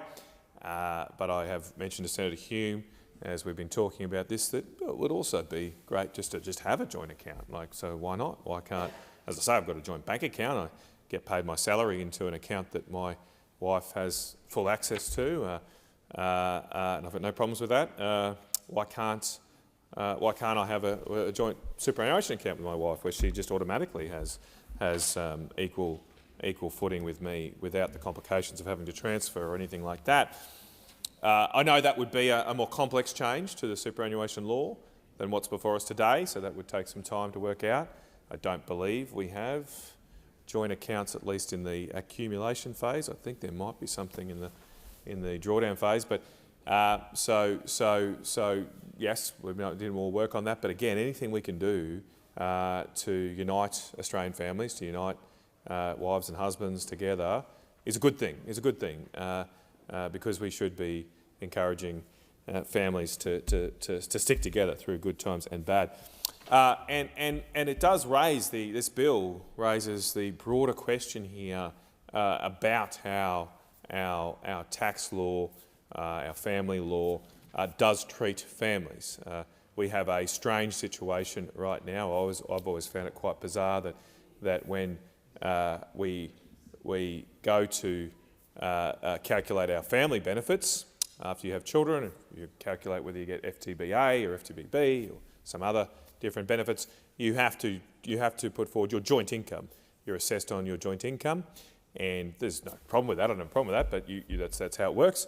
Whereas then when you go and put your tax form in every year, you have to file individually. You're not assessed. Your tax status is not assessed on a joint basis. So this leads to quite perverse outcomes in our tax system right now, and I use the opportunity to just put this on the record again, how inequitable our tax system is here in treating families with the same household income extremely, extremely differently. So just take an example of two families, both with a total household income of $150,000 a year, say both with two kids. So they're in the same financial situation, same family situation, but one of those families, let's call it family A, just one spouse is in full-time work, so they earn $150,000 in full-time work.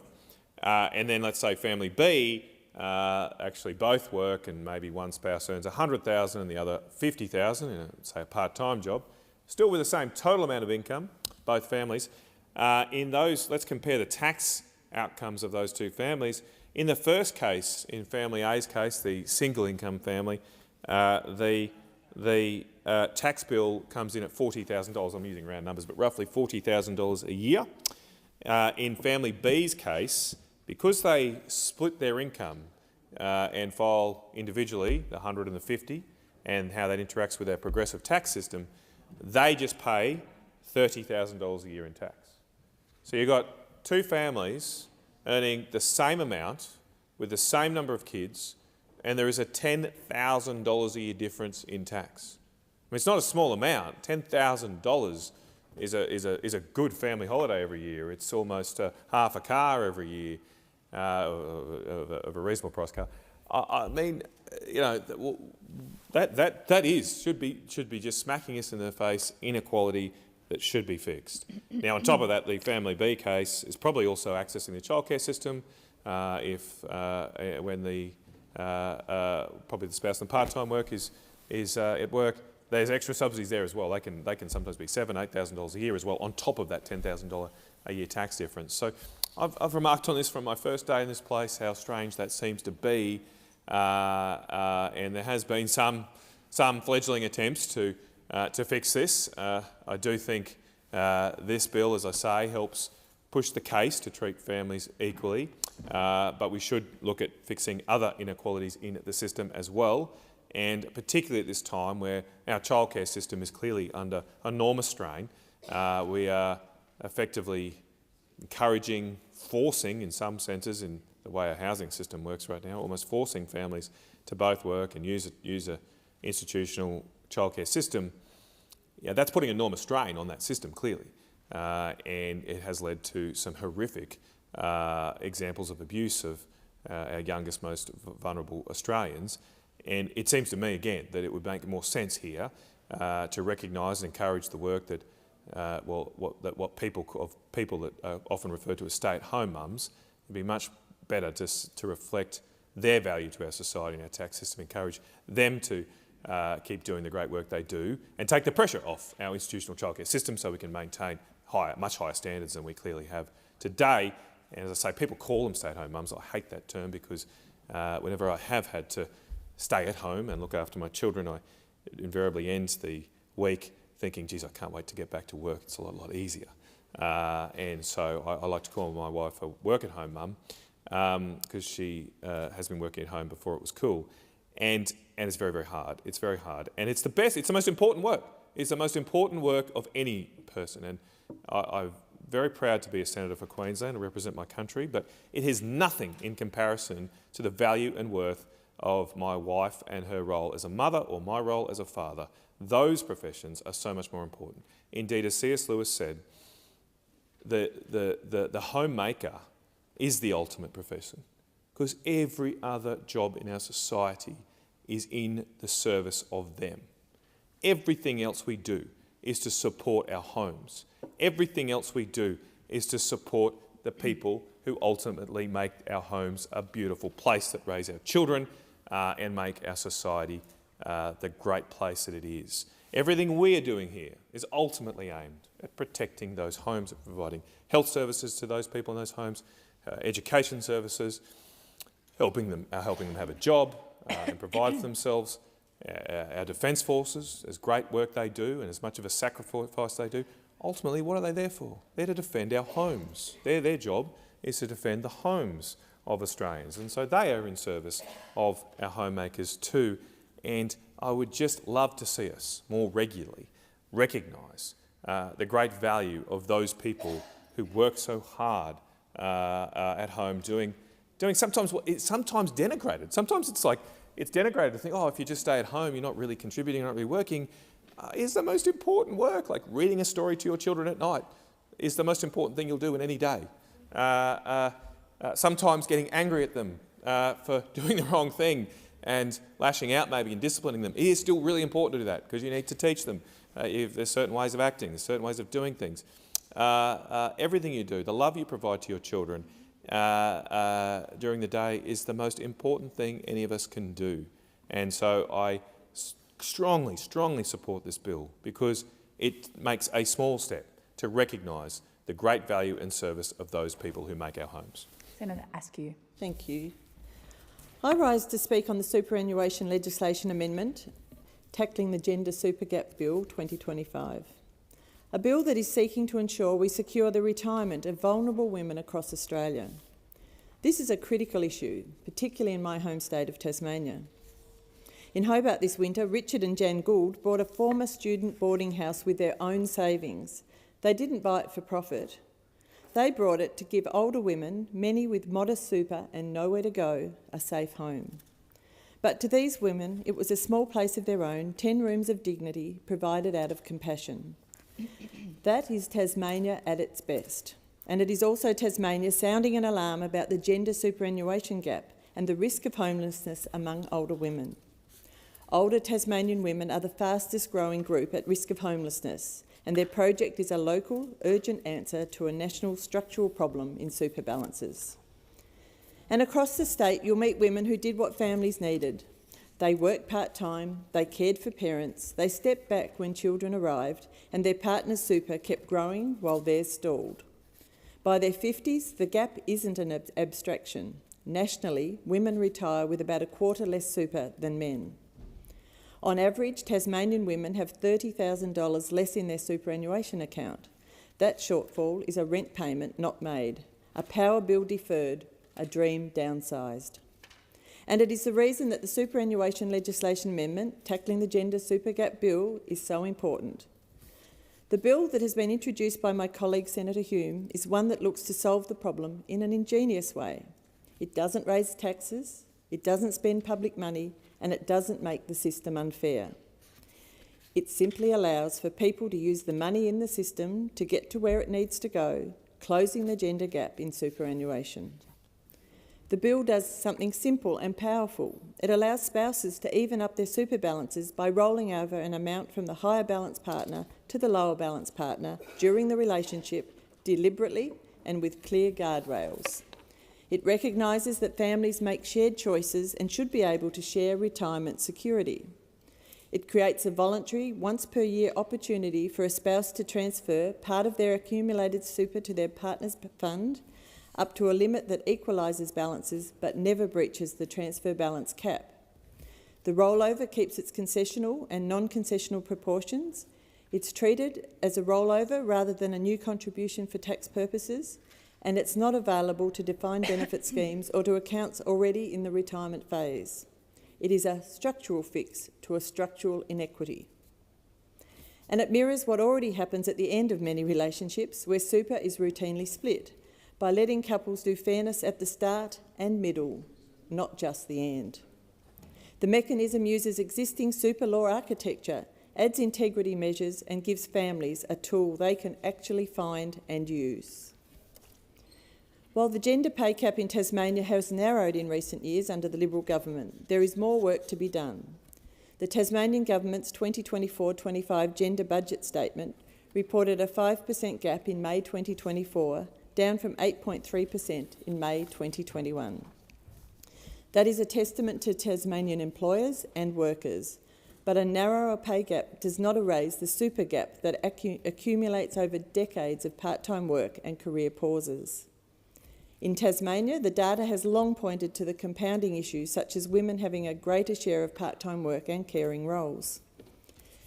These are choices that are sometimes made out of necessity, but that necessity should not dictate the financial security of these women.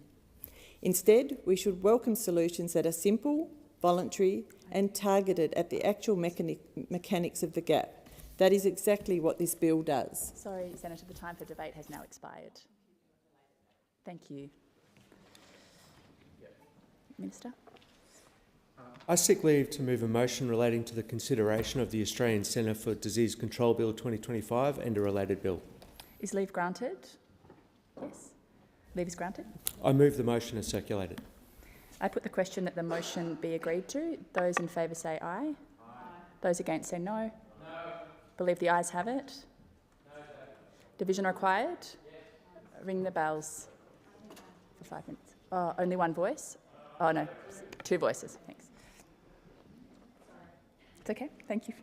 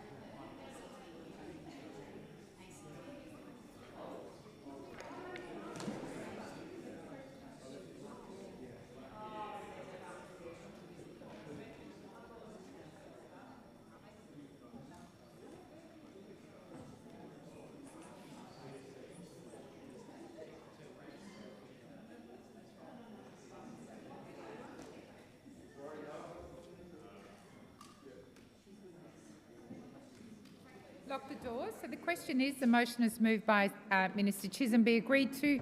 The ayes shall move to the right of the chair, the noes to the left. I appoint Senator Grogan as teller for the ayes and Senator David Pocock for the noes.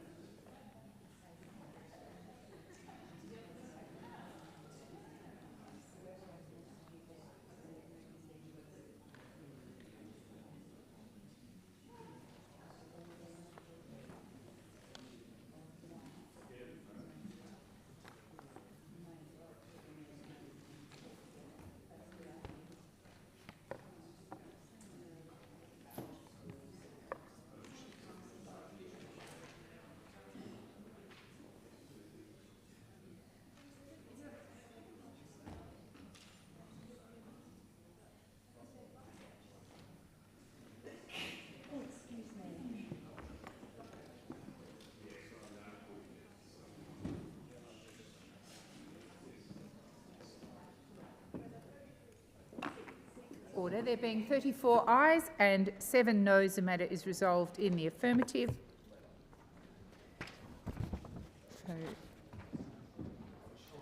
So, Senators, pursuant to the order just agreed, the time allotted for the second reading of the bills has expired. I'll now put the question before the chair, which relates to the second reading amendment moved by Senator Steele-John. The question is that that amendment on sheet 3475 be agreed to. So those of that opinion say aye. Against? I believe the noes have it. Division required. Ring the bells for 1 minute.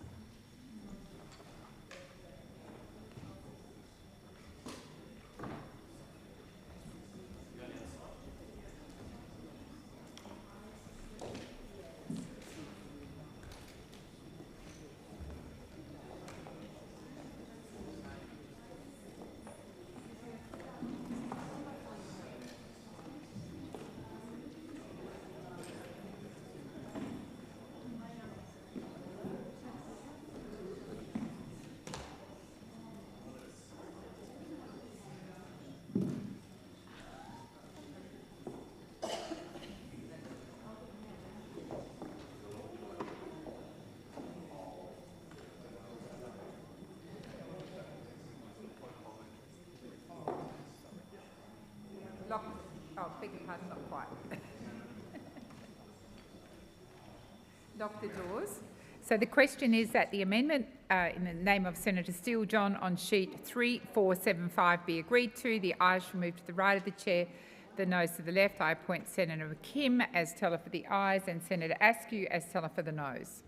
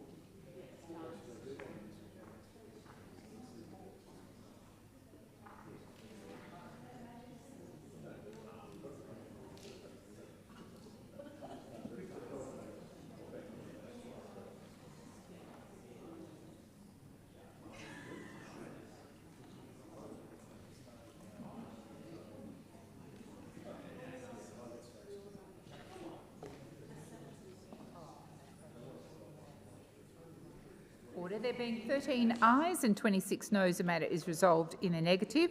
The question now is that these bills be read a second time. Those of that opinion say aye. Against?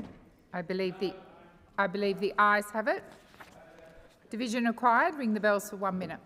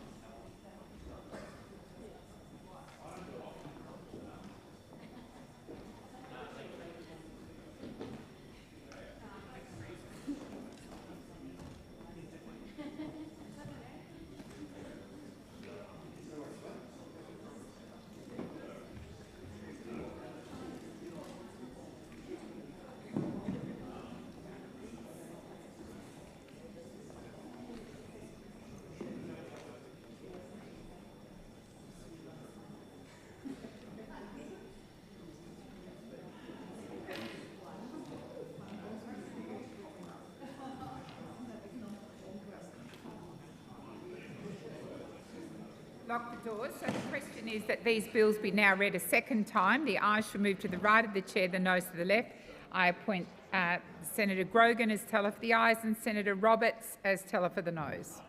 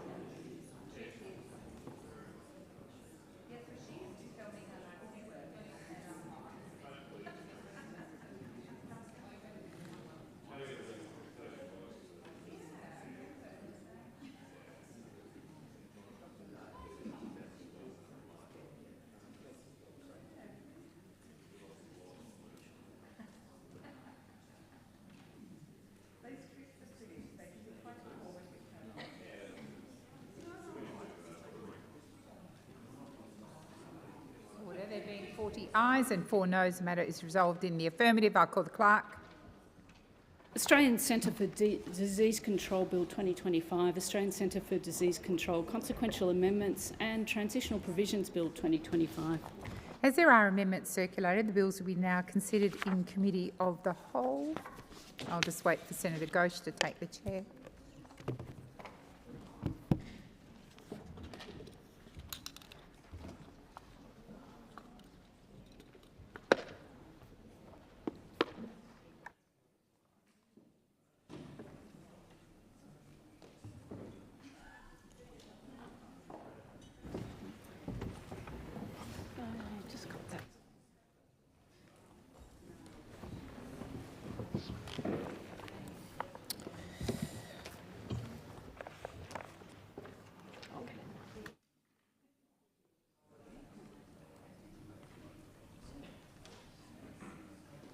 Okay.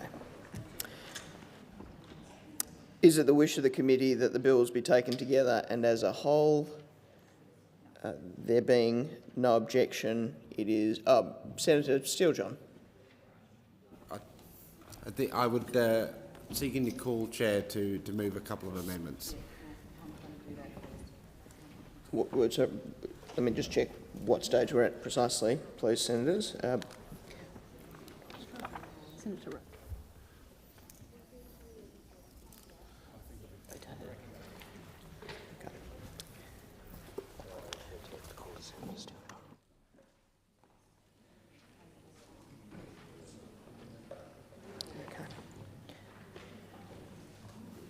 Senator Ruston. Seek leave to move amendments on sheet.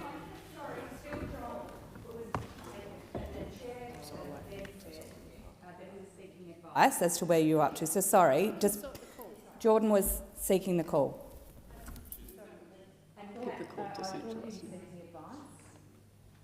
Jordan doesn't need advice. Jordan has sought the call to move the Greens amendments. So that's what Jordan was doing before you jumped to move yours. Well, sorry, hold on. Let's do this through the chair. Yes. Senator Hanson-Young, my understanding was that we were going through the procedural activities that the chair was going through before we moved to the moving of amendments. And I thought that Senator Steele-John was actually asked, the chair asked Senator Steele-John whether that was what he was doing. He said he was actually seeking to move amendments. I was obviously waiting to the place in the program where amendments were to be moved. And I would seek, I'm more than happy, as I always am, to make sure that everybody in the chamber gets the opportunity to ask their questions, but I was just intending to stand as the first person to stand because I was waiting for the time in the program that was appropriate to do that. Well, so hold on, sorry. Let's. Was a term. Well, sorry. Excuse me. That was a no, term. no, Senator Ruston. Just one moment. Let me manage this situation. So let's bring the temperature down, senators. At this point, I did recognise Senator Steele-John first. I appreciate the point you're making, Senator Ruston. I appreciate that this may not be ideal, but I'm going to give the call to Senator Steele-John first on this occasion, and then I'll come to you. Thank you, Chair. I move the amendments listed in the name of the Australian Greens on block as a group together, and I would simply commend them to the Senate for your sorry, Senator Steele-John, I'm advised that you need leave to do that. Well, then I would like to seek leave to move the amendments in the name of the Australian Greens on block together. Is leave granted? Leave is granted. And thank you, Chair. These amendments, when taken together, substantially strengthen the Centre for Disease Control. They will ensure that climate change is mentioned specifically in the annual report as it relates to public health. They will ensure that there is consultation with community organisations in relation to policy setting. They will ensure that the Centre has a clear direction in relation to the promotion of the health workforce and health research, and critically they will ensure that there is now and forever a permanent disabled representative on the Advisory Council, someone who is a disabled person and who has specific disability health-based knowledge. I think that this will go a long way to demonstrating to the Australian disability community that we here in the Senate understand that the disability community bore the brunt of the pandemic. So many of us lost loved ones, so many of us were confined to our homes, so many of us still must isolate in order to safeguard our health. And in those early days of the pandemic, in those early weeks, I'll share with the Senate on a personal note the fear that swept through our community, because we would reach out to government and ask what the disability-specific response plan was for disabled people. And we were often met with silence, or we're working on that. or we are, bringing some people together to have a bit of a conversation. All the while, people were beginning to become sick and die and be incubated. And if we can learn one thing from this event, it is that government must plan for these situations in a way which ensures there are responses, urgent responses, that reflect the diverse needs of the Australian community, because time is the precious substance in these situations. Time. We should spend that time getting healthcare to people, not pulling together emergency working groups that we didn't know we needed, because there was nobody in the room sharing a disabled perspective in relation to the plan as it was actually being made. So with that said, I, as I said, commend these amendments to the Chamber, and I'm proud to do so this morning. Minister.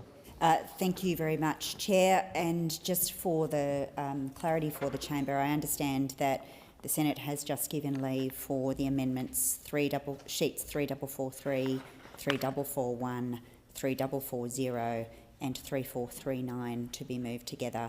I simply wish to confirm that because they're not listed in consecutive order on the grey, and I wanted to make sure we were all clear about where we were headed.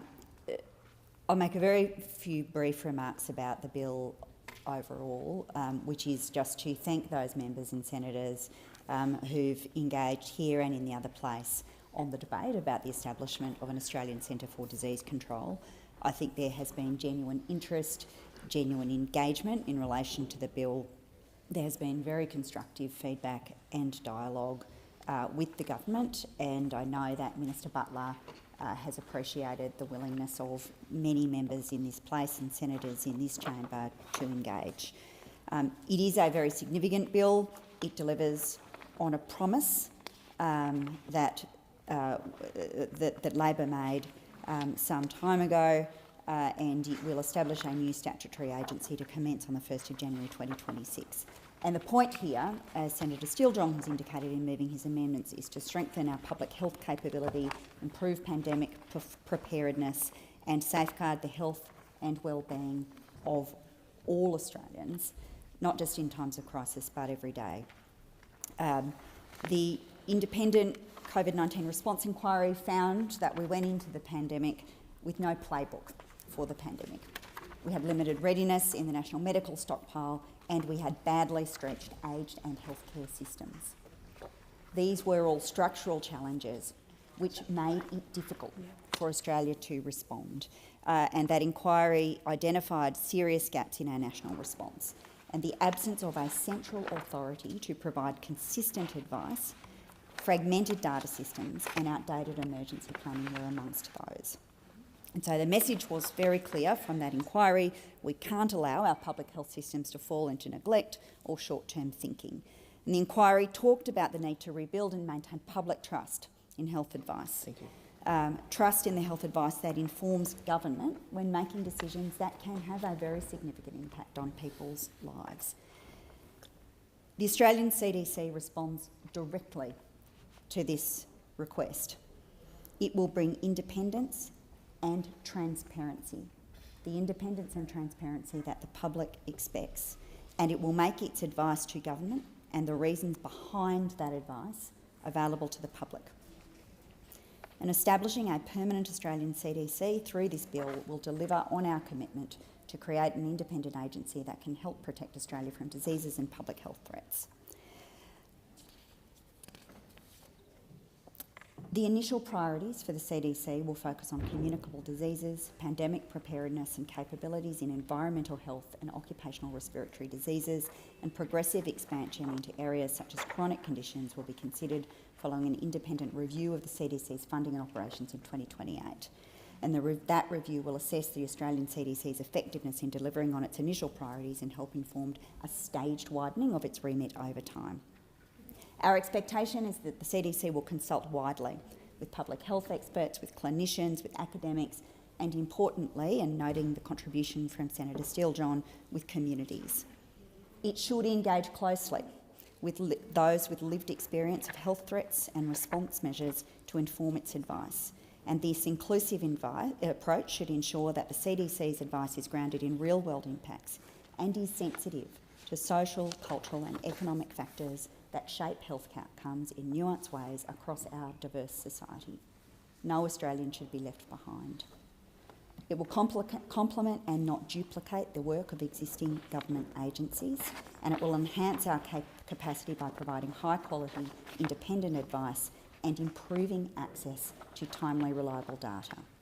It will support the Commonwealth and state and territory governments in planning for and responding to health emergencies. We expect the Australian CDC to work closely with states and territories and to tailor its engagement to meet the unique needs of each jurisdiction, ensuring that national coordination does not come at the expense of local relevance. It will be led by a Director-General, accountable directly to the Minister for Health and accountable also, importantly for this chamber, to Parliament.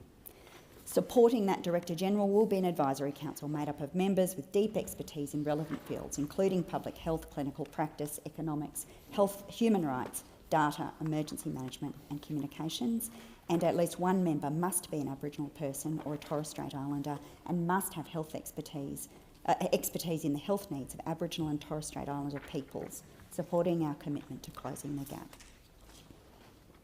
Transparency is at the cornerstone of the reform.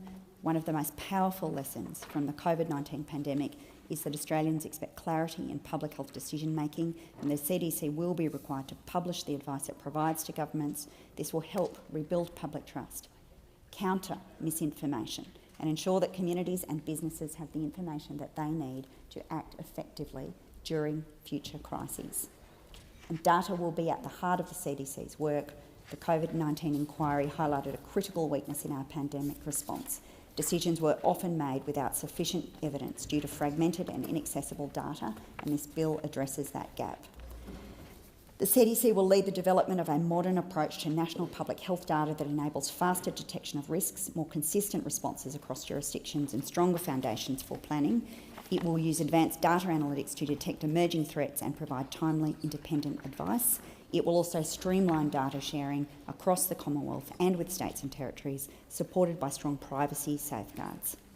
These data functions have been developed using a privacy by design approach, ensuring that transparency and individual rights are protected at every stage. The bill is the result of more than 3 years of policy development and public consultation. It closes the governance and data gaps that undermined our pandemic response. It reflects the input of key stakeholders, and it establishes a CDC that is built to deliver real and lasting impact. And to ensure that it remains effective and fit for purpose, the government will conduct a legislated review every 5 years. This will allow us to monitor its performance, adapt to new challenges, and ensure that the legislation continues to support the CDC's mission, particularly in improving the availability and use of public health data. This bill establishes a permanent evidence-based institution, and it should ensure that we are better prepared, more united and more accountable in the face of future public health threats. I want to turn briefly to the amendments proposed now by Senator Steele-John that are before us. As Senator Steele-John indicated, a number of these go to ensuring that the particular challenges faced by the disability community will be observed and acknowledged in the work of the CDC. I thank the Senator for his constructive engagement with the government. The government appreciates the way that you approached this debate. It is the case that we will now ensure that at least one member of the Advisory Council, should this amendment pass, be a person with disability who has expertise, qualifications or experience in the health needs of people with disability, amongst the other effects of this amendment, and I thank you particularly, Senator, for this contribution. The final thing I would say in the remaining time is that this is a long overdue reform. We hope that it honours the hard lessons of the past and builds a stronger, healthier future for all Australians. Senator Ruston. Thank you very much. So I've just asked a few questions to the Minister. Can you confirm that the requirements of the CDC to publish information only applies to documents that are explicitly makes and does not make a recommendation on a course of action.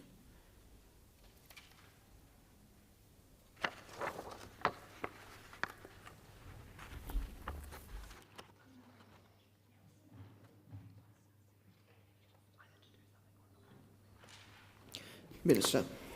Senator, the advice I have is that the CDC will provide advice to government with a recommendation either for action or for no action, and that advice will be published. Senator Ruston. Would the CDC be required to release information that provides analysis or advice on an action already taken by government or governments?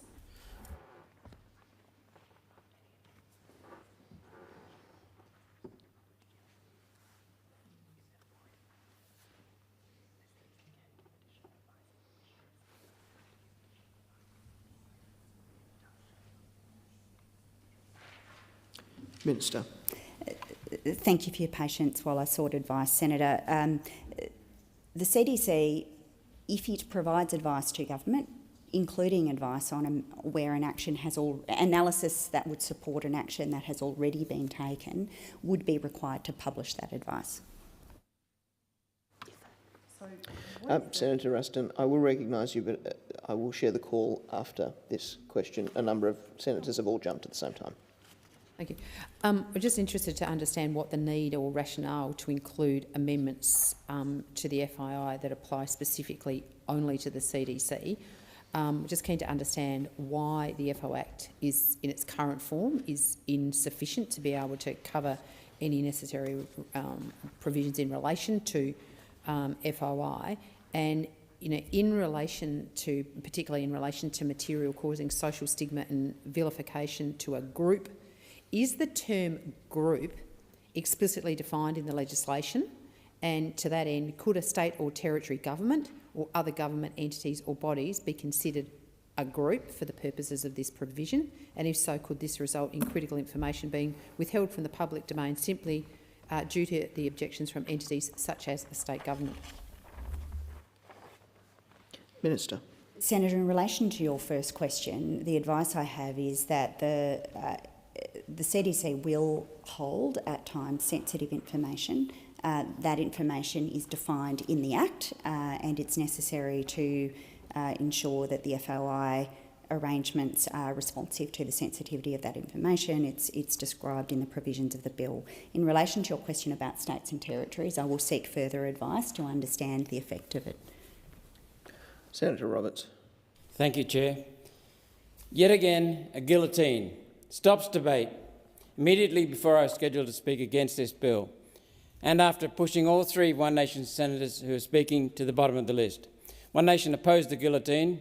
We want to know why the Coalition and the Greens join with Labor in supporting Big Pharma. This is significant legislation, except Senator Canavan. Thank you, Senator Canavan. This is significant legislation, and I'll go so far as to say it's the worst legislation I've seen in 9 years in the Senate. It's dangerous. There are many, many amendments that need answers. There are many speakers that missed out. There are many questions. So first question I have for you is, why are you avoiding scrutiny? This is half a bill. The bill establishes what the CDC director can do. It does not, though, establish what the director cannot do. There's nothing in this legislation to establish rules around the following, so can you please clarify? A process for determining where the CDC will be located and what the site features should be. What protections to the community? What research will be conducted at the CDC, if any? Will that research include gain-of-function research, which was the cause of the COVID outbreak in 2019, which killed millions of people? Who will own the taxpayer-funded CDC research? There are no answers to these questions. These are fundamental. What research will be conducted in cooperation with research facilities overseas? And what countries should be excluded on national security grounds, starting with the Wuhan Institute of Virology? And exclude Anthony Fauci's haunts, the University of North Carolina, Chapel Hill, and America's National Institutes of Health, and Fauci's colleagues, including Ralph Barrick and Peter Daszak. Will live animal testing be conducted? And if so, on what animals and how? Whether research will be conducted on behalf of commercial corporations, and if so, who owns the taxpayer-funded research? What annual reporting will be produced to alert the Parliament and the Australian people about the risks to which they are being exposed? If the CDC facility handles sensitive material, what level of containment will be used, and what will be the process for investigating and rectifying breaches? And what is the purpose of and limit to research? Is it just ego, look what we can do, or is there a genuine medical outcome they're working towards? We know the CSIRO at its Geelong facility is already conducting risky experiments on deadly viruses such as Ebola, and they're experimenting on animals.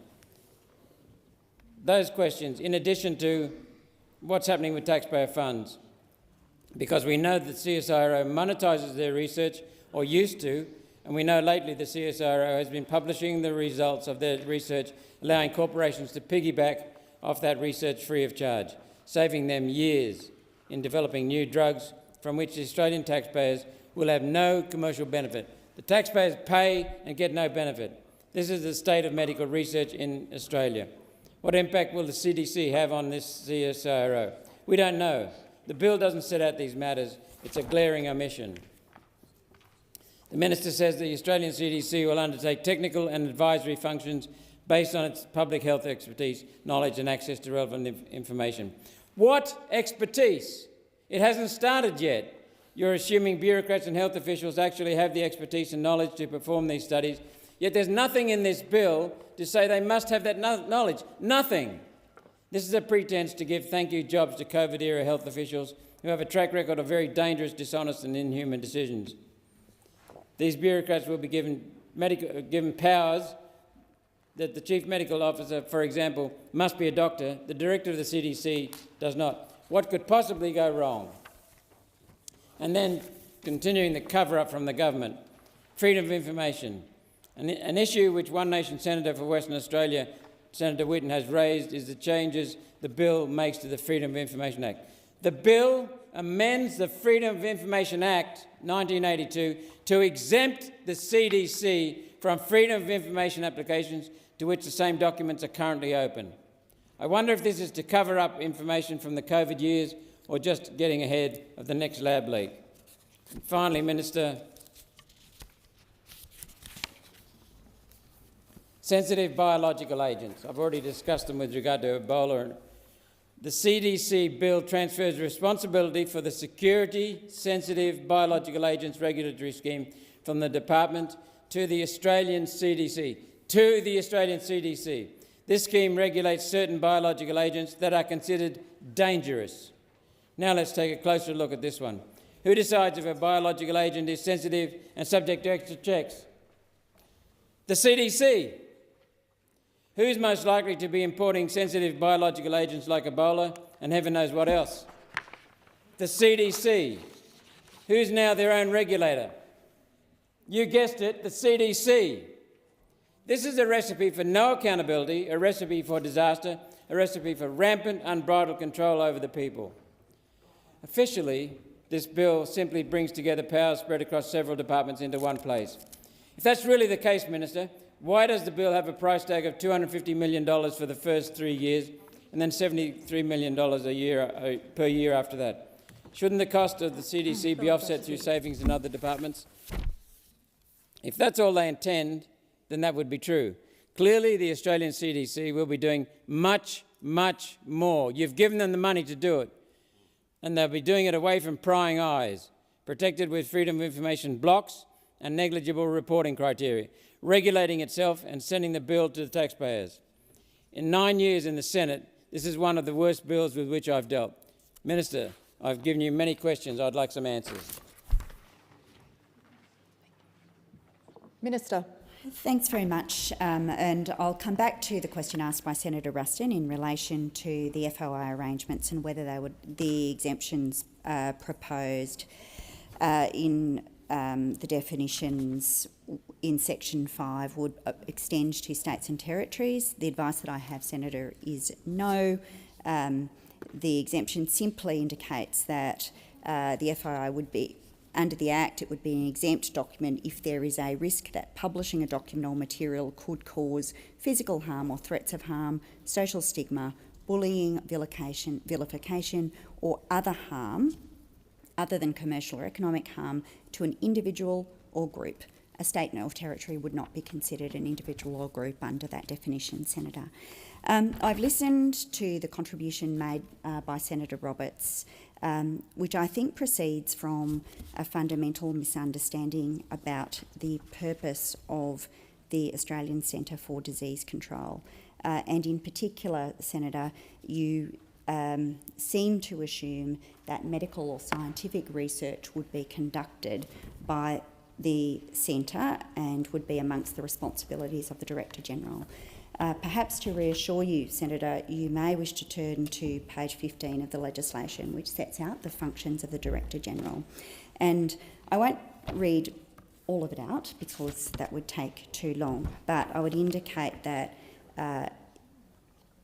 if you scan it, you will see that the function is to provide advice on public health matters to the Minister at the request of the Minister, providing advice to or consulting with Commonwealth entities on public health matters, providing advice to or consulting with state or territory governments on health matters, providing advice to or consulting with international organisations, gathering and analysing information relating to public health matters,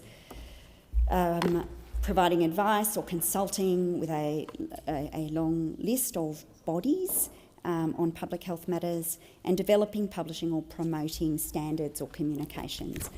That's the short version of the material that's set out in the published bill from page 15 onwards. I think it's important when we have debates of this kind that we do conduct them in an honest way, Senator. I spoke in my earlier contribution about the challenges of misinformation. All senators have a role to provide accurate information about the bills that are before this chamber.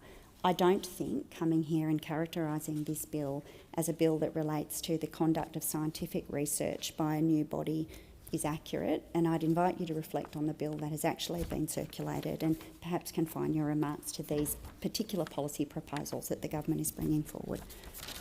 Senator Thorpe. Thank you. Minister, I'd like to talk about racism and the impacts on health.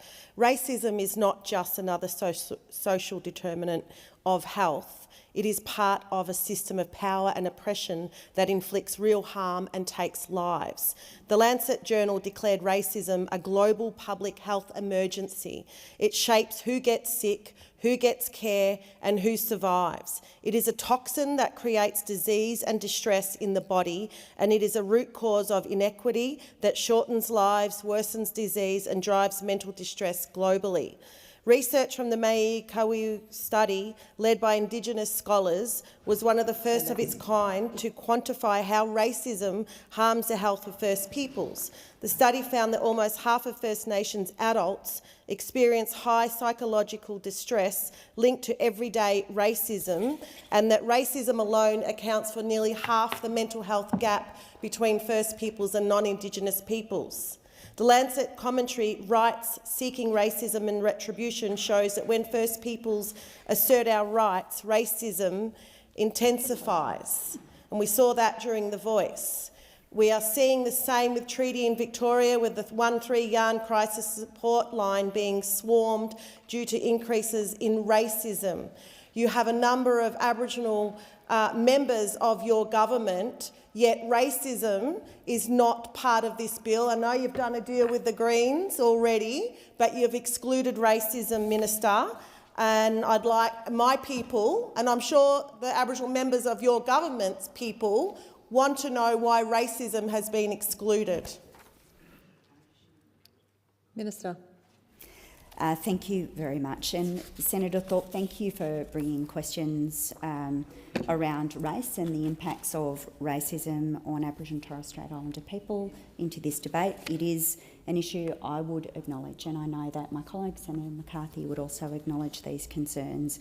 I well recall the important role that Aboriginal controlled community health organisations and land councils played during the pandemic in describing the particular risks that presented for their communities and supporting senators in this place to understand those and to help shape the way that we were thinking about what an appropriate pandemic response would look like.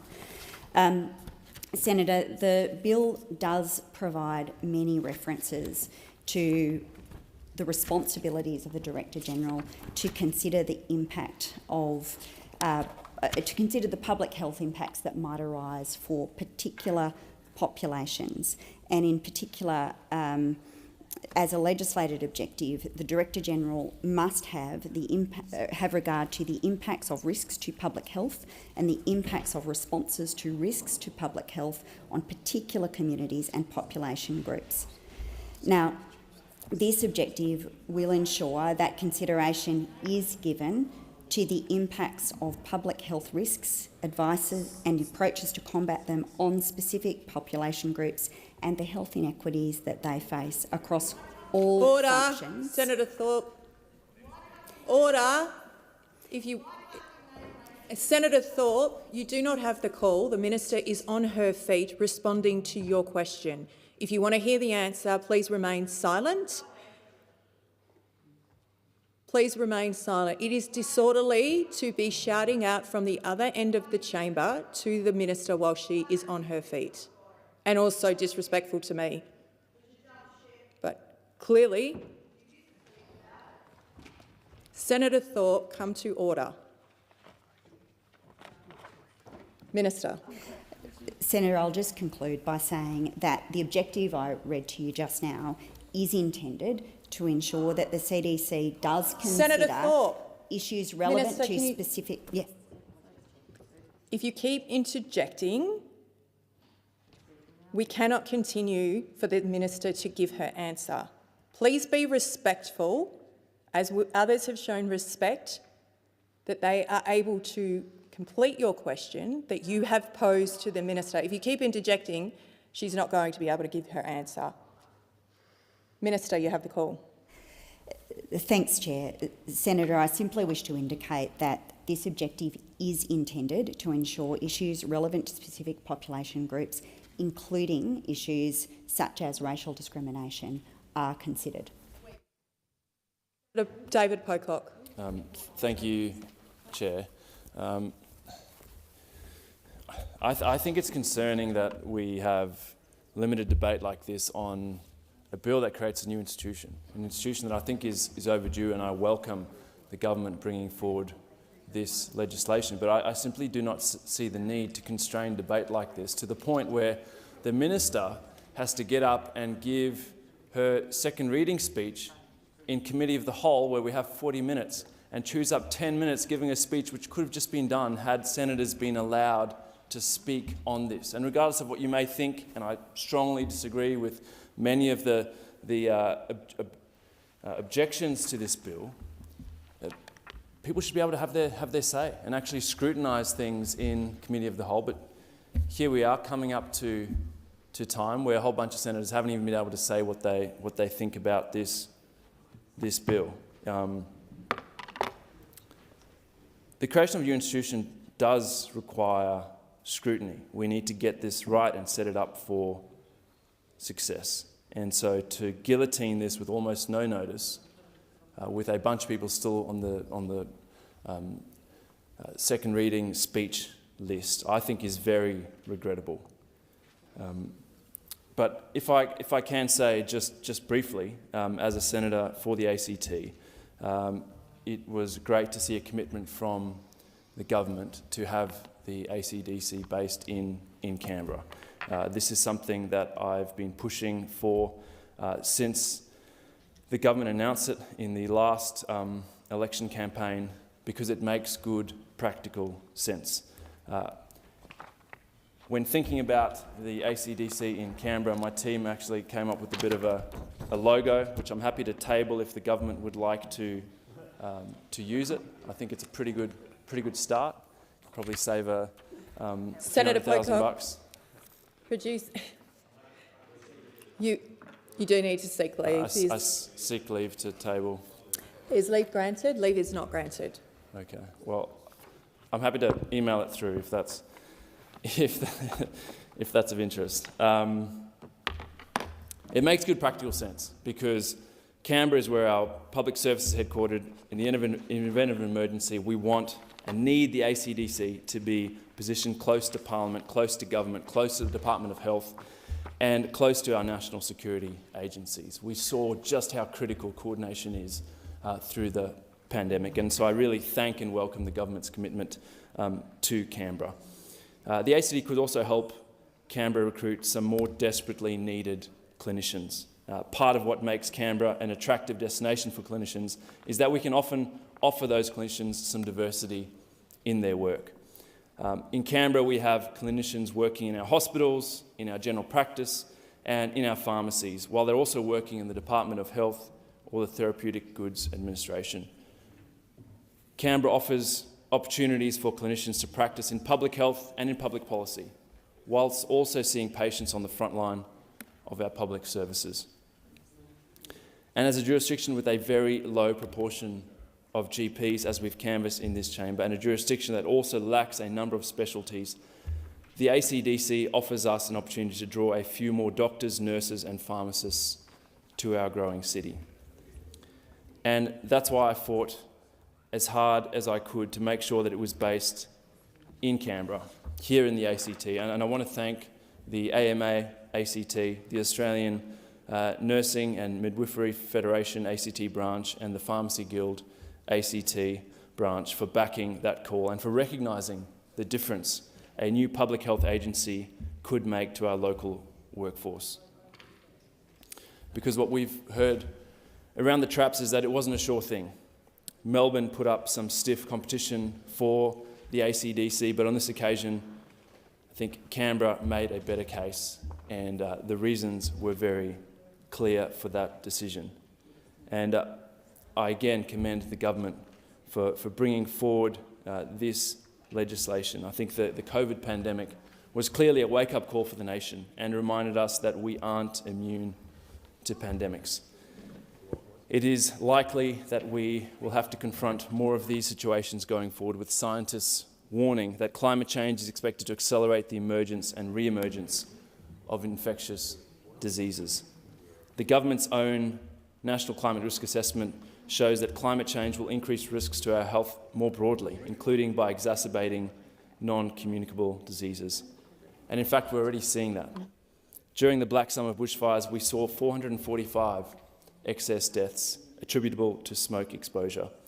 And currently, 3,200 Australians die each year from respiratory disease related to air pollution. That's more people than die on our roads each year. Even more frighteningly, we know now that hotter days are linked with more suicides, higher rates of family and domestic violence, and more mental health emergencies. According to child and adolescent psychiatrist Dr. Sybil Day, even mild heat has been shown to increase suicidal distress among young people. And we've already locked in warming, and now we're going to need the dedicated expertise from the ACDC to provide advice on how to manage this from a public health perspective. So I'm very pleased to see that the ACDC will take a role in advising governments on the public health risk of climate change. This is essential work. This is critical work, and we need to ensure that they are well resourced to do this.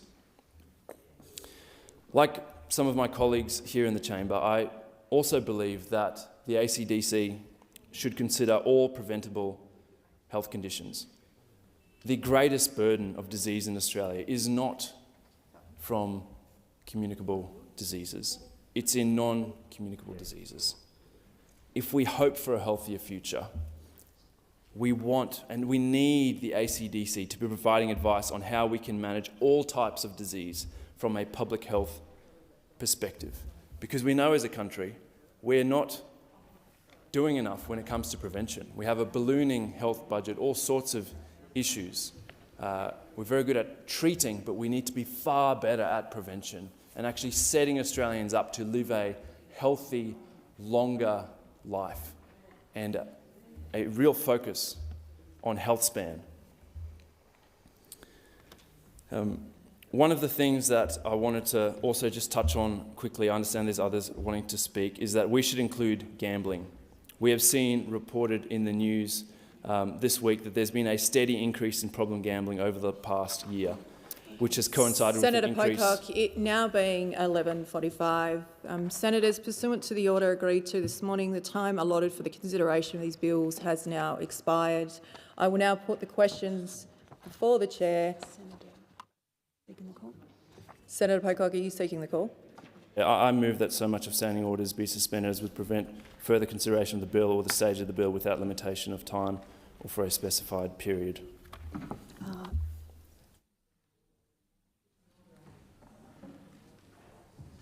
Senator Pocock, can I just clarify whether it is without an allocated time allotted or for a specific amount of time?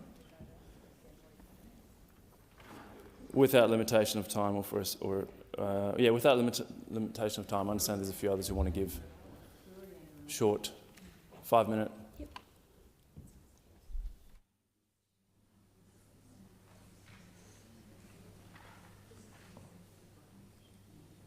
Okay.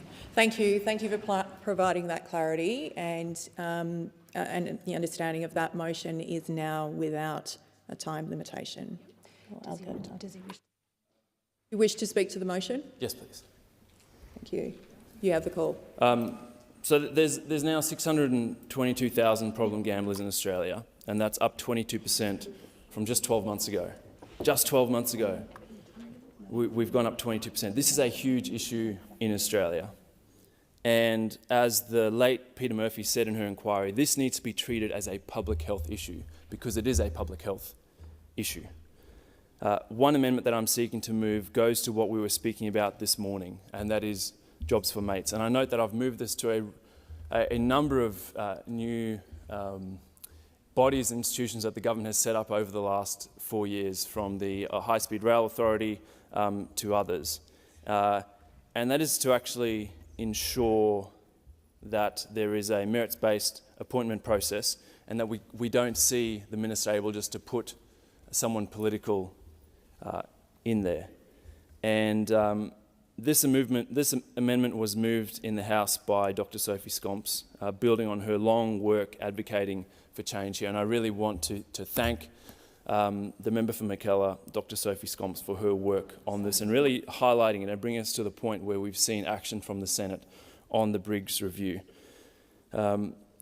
In the absence of a whole-of-government response, which has very sadly dragged on for 2 years now, we should be taking these sorts of actions, actually embedding in legislation clear appointment processes, and I hope the chamber will agree with that.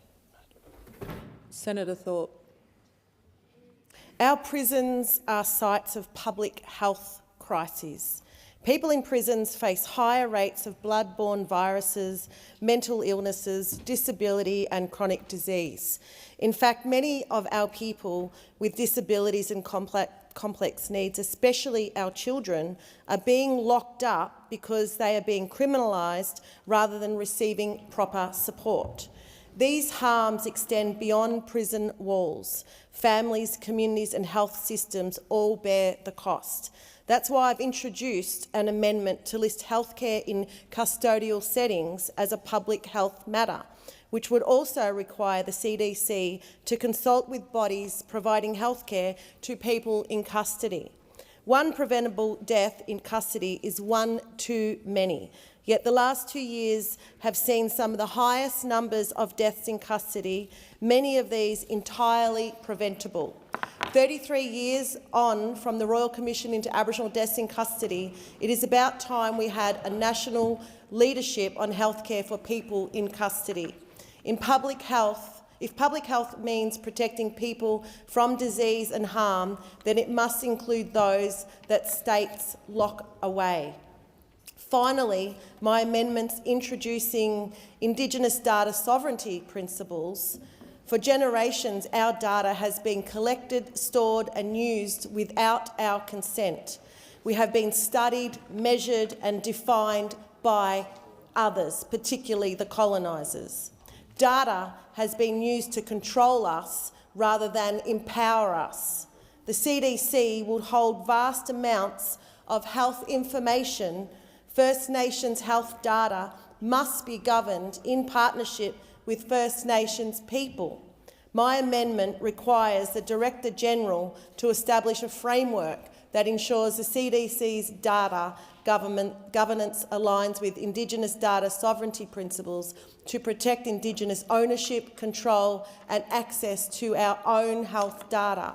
Senator Thorpe, can I just bring you back to the suspension notice moved by Senator Pocock was specifically around the suspension of standing orders. So if you are speaking to the suspension motion, it must be about why the urgency of suspending standing orders must be done, not about the bill, because it is about the suspension of the standing orders. That is the motion. Can I continue? If it is about the suspension it's about of the our standing people order. dying in this country, and we're talking about a bill that can avoid preventable deaths, which I believe is an important part of the suspension motion.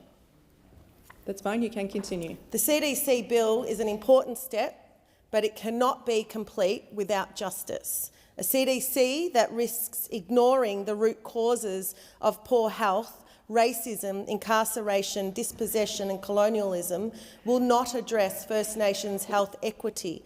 It will only document it. We have the evidence. The Lancet shows that dismantling racism and restoring justice benefits not only First Peoples but everyone.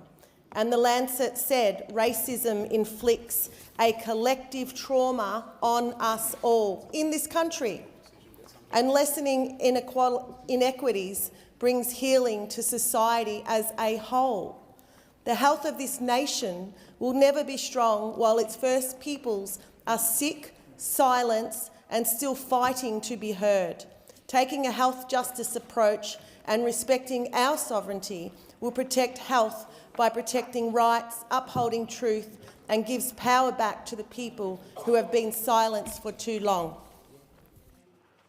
Senator Canavan. Thank you, Chair. Thank you very much. Chair, well... Sorry, Senator Canavan, can you just take your seat for 1 minute? Give me the call. Obviously, there is precedence when the Minister is on her feet, she gets the call first. Minister. I move that the question be put. So the Minister has moved that the question now be put on the suspension motion moved by Senator David Pocock. All of that opinion say aye? No? The noes have it? Sorry. The ayes have it? Is the division required? Yes, division is required. Ring the bells for 4 minutes.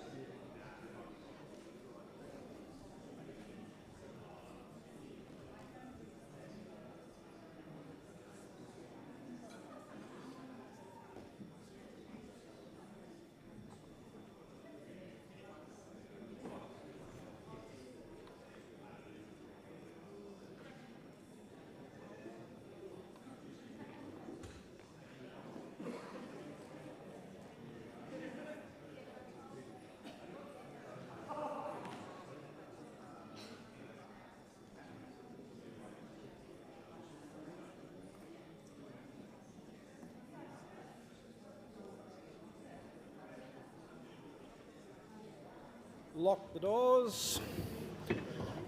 Question before the chair is that the question be put. Those of that opinion say aye. Oh, sorry. Ayes will pass to the right of the chair, noes to the left. I appoint Senator Darmanin teller for the ayes and Senator Askew teller for the noes.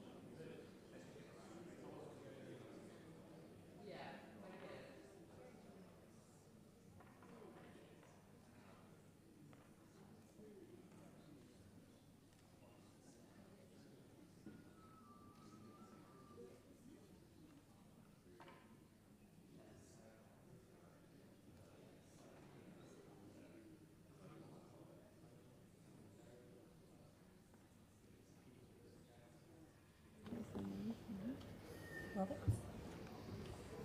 There he is.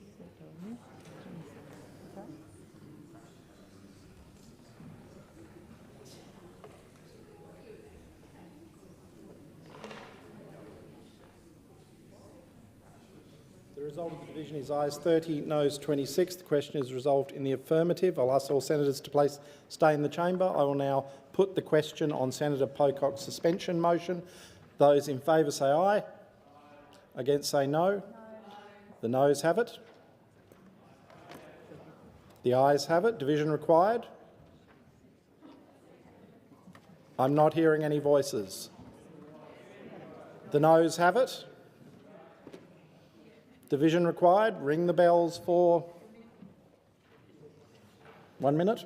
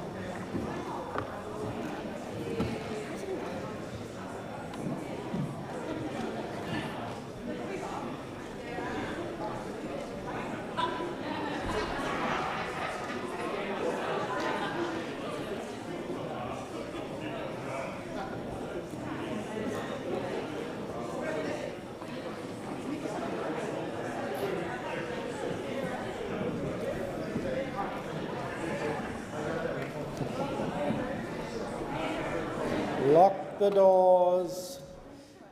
Question is that the suspension motion moved by Senator Pocock be agreed to. Ayes will pass to the right of the chair, noes to the left. I appoint Senator Pocock. You're going to be the teller for the ayes, and Senator Askew's teller for the noes.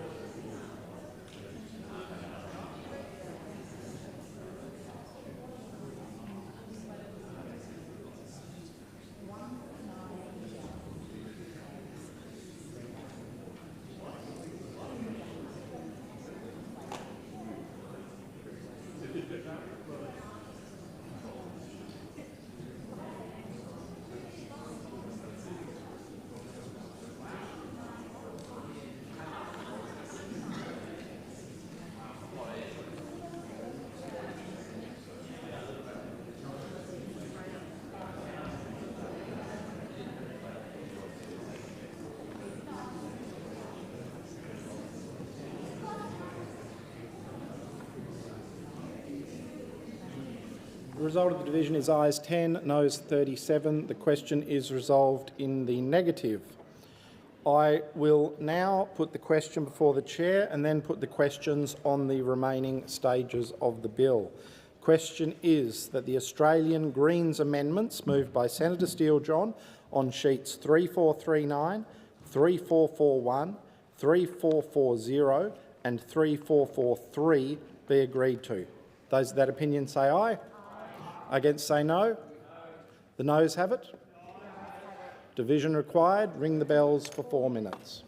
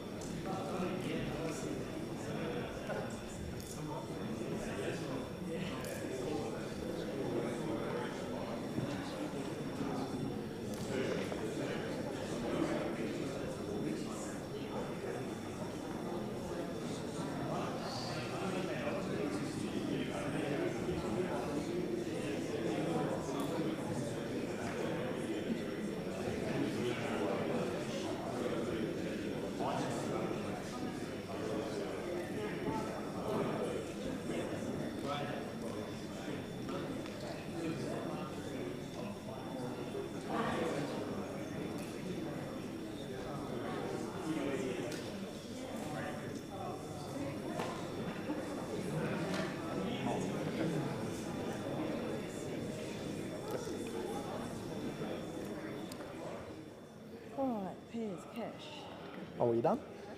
Lock the doors. Question is that the amendments moved by the Australian Greens on sheets 3439, 3441, 3440, 3443 be agreed to. Ayes will pass to the right of the chair, noes to the left. I appoint Senator Darman and teller for the ayes. Senator Askew, teller for the noes.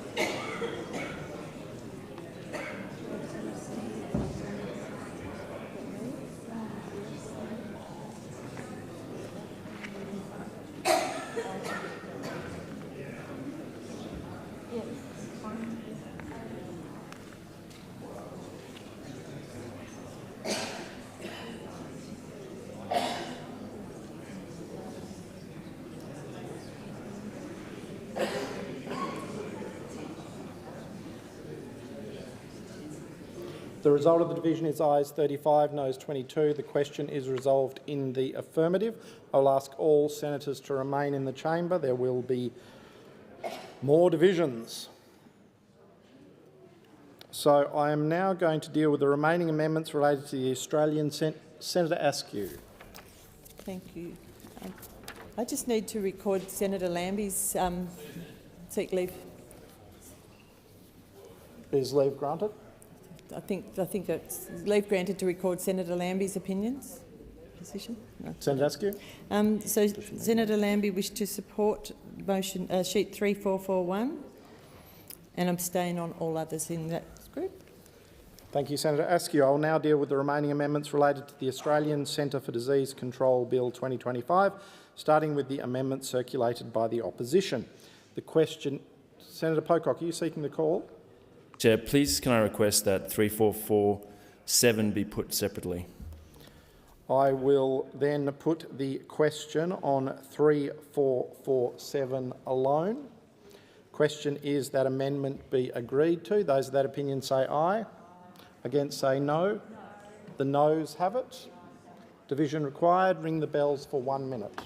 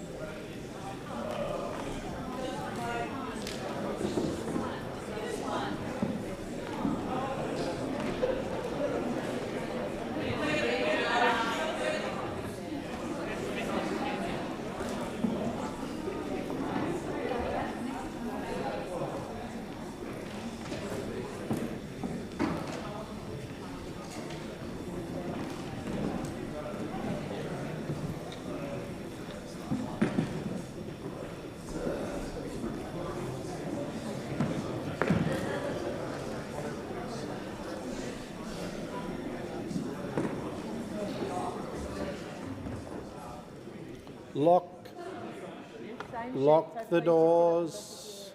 I will give the whips a few moments to ensure pairing arrangements are correct.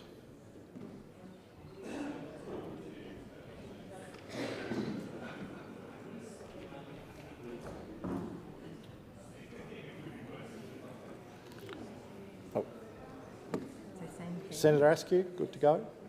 So the question before the chair is opposition amendment on sheet 3447. Ayes will pass to the right of the chair, noes to the left. I appoint Senator Askew, teller for the ayes, Senator Darman, teller for the noes.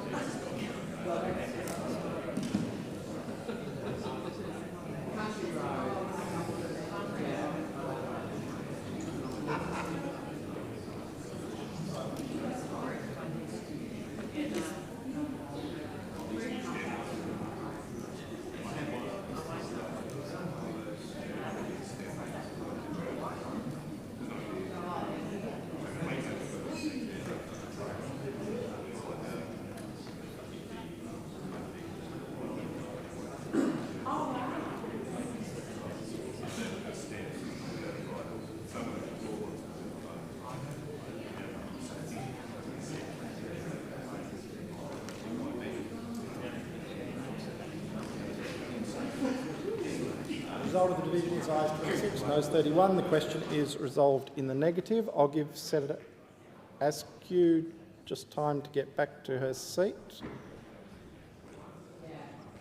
because I think Senator Askew is seeking the call.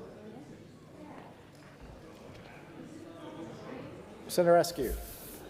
Could I please note Senator Lambie's support? You will need to seek leave, Senator Askew. Sorry, can I seek leave to... Leave is granted. Can I please note Senator Lambie's support for that sheet, please? Thank you, Senator Askew. I will now put three opposition amendments on sheets 3448 and 3449. Those in favour of those amendments say aye.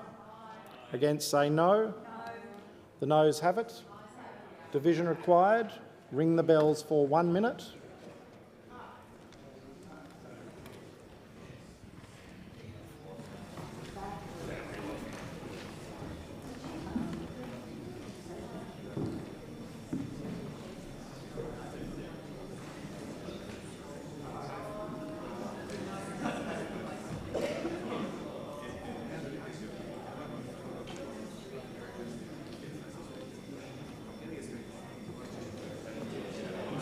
Yeah.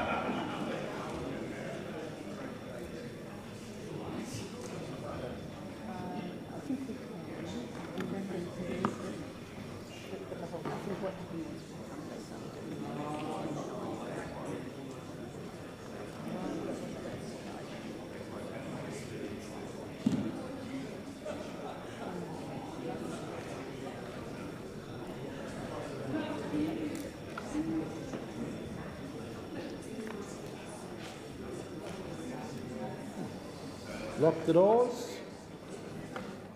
Question is that amendments on sheets 3448 and 3449 be agreed to. Ayes are passed to the right of the chair, noes to the left. I appoint Senator Askew, teller for the ayes, Senator Darman, teller for the noes.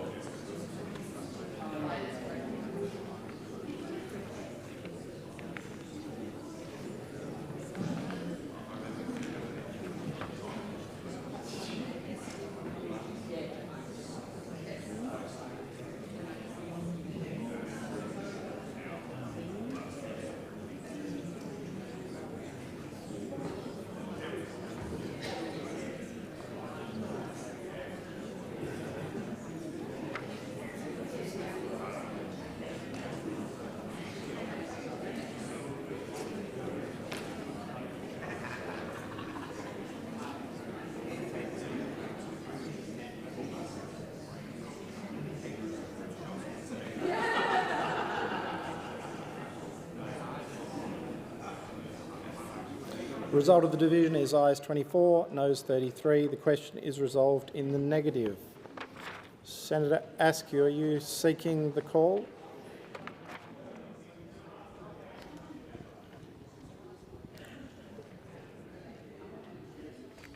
Senator Askew. Thank you. I seek leave to record Senator Lambie's voting preferences. Leave granted. Leave is granted. Senator Lambie's wish to be noted as supporting sheet 3448 and 3449. Thank you. Thank you, Senator Askew. I'll now deal with amendments circulated by Senator Thorpe. The question is that Senator Thorpe's amendments on sheets 3478 revised, 3484 and 3485 be agreed to. Those of that opinion say aye. Against say no. No. The noes have it. The ayes have it. Am I hearing two voices, Senator Thorpe? The ayes, division required. Ring the bells for 1 minute.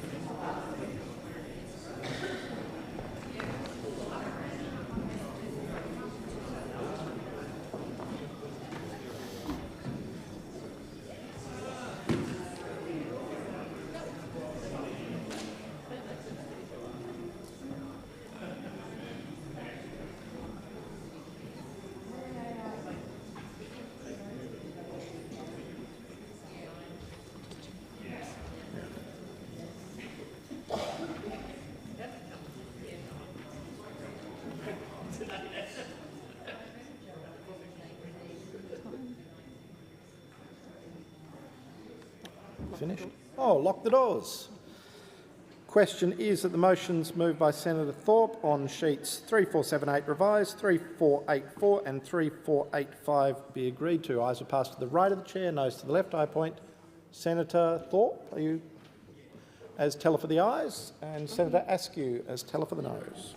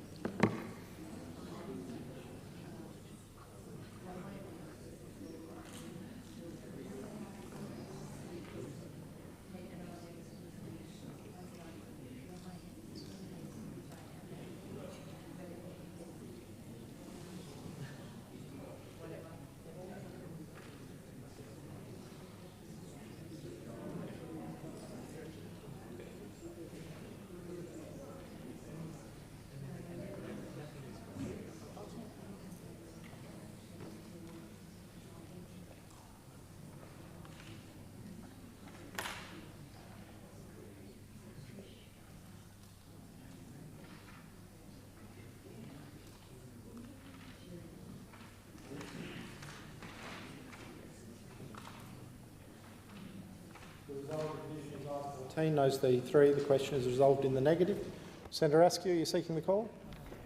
Thank you. I seek leave to record Senator Lambie's voting preferences. Is leave granted? Leave is granted. So for sheet 3478 abstain, 3484 oppose and 3485 support.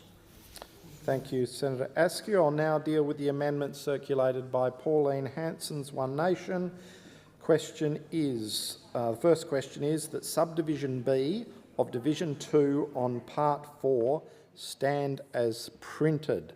Those of that opinion say aye. Aye. Against say no. No. The ayes have it.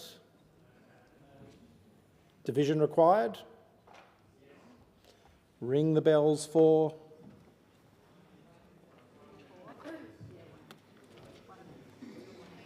It's a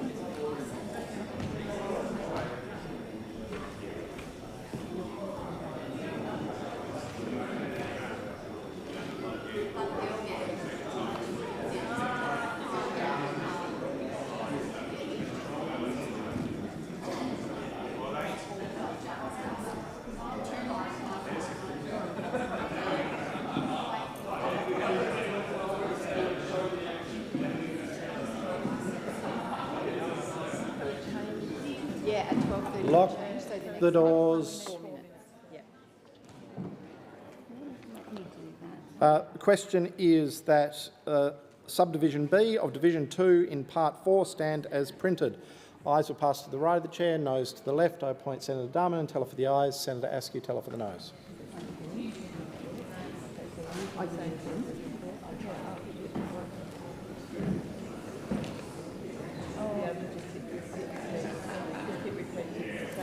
It's not picking them up from the previous divisional senator.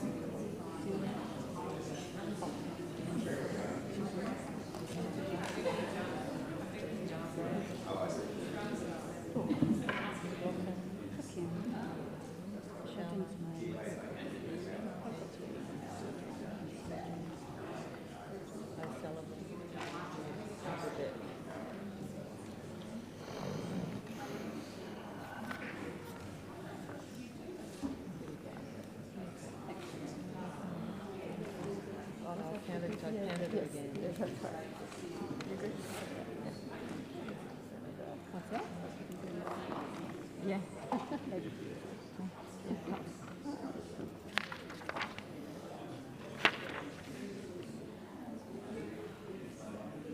result of the division is ayes 35, noes 22. The question is resolved in the affirmative. The question now is that the remaining Pauline Hanson One Nation amendments on sheet 3482 and the amendments on sheet 3488 be agreed to. Those are that. Oh, sorry. Thank you, Chair. Senator Ruston. Yes, could I ask that 3482 and 3488 be put separately? In that case, I will put the remaining amendments on sheet 3482. 3482, yes? Okay, I will put that question. Those of that opinion say aye. Against say no. No. The noes have it. Division required. Ring the bells for 4 minutes. I've had a request for 4 minutes, so 4 minutes.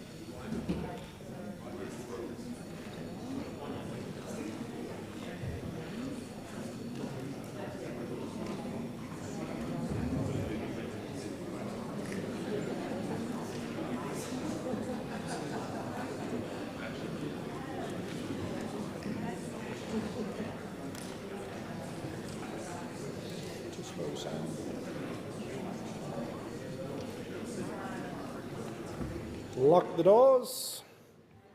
Question is that the remaining Pauline Hanson One Nation amendments on sheet 3482 be agreed to. Ayes will pass to the right of the chair. Senator Ruston. Ayes will pass to the right of the chair, noes pass to the left. I appoint Senator Askew, teller for the ayes, and Senator Darmanin, teller for the noes.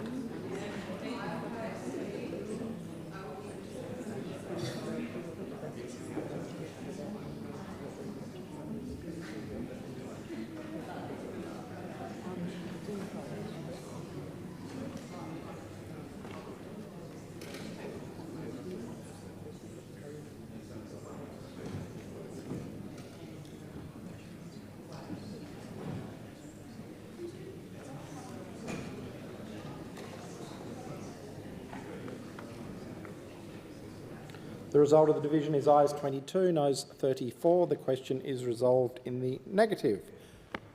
Senator Askew, did you need to seek the call? Do it at the end? Okay. In that case, I will put the amendments on sheet from Pauline Hanson's One Nation on sheet 3488. Question is those amendments be agreed to. Those of that opinion say aye. Against say no. The noes have it. Division required.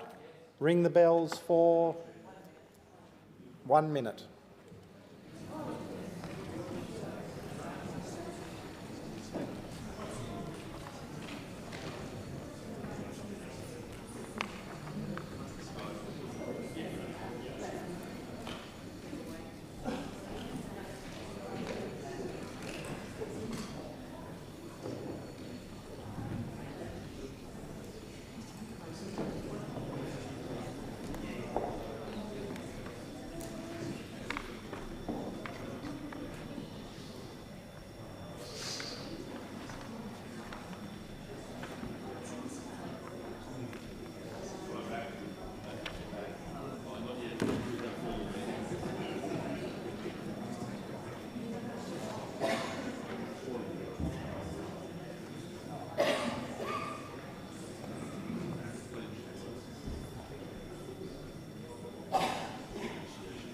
Lock the doors.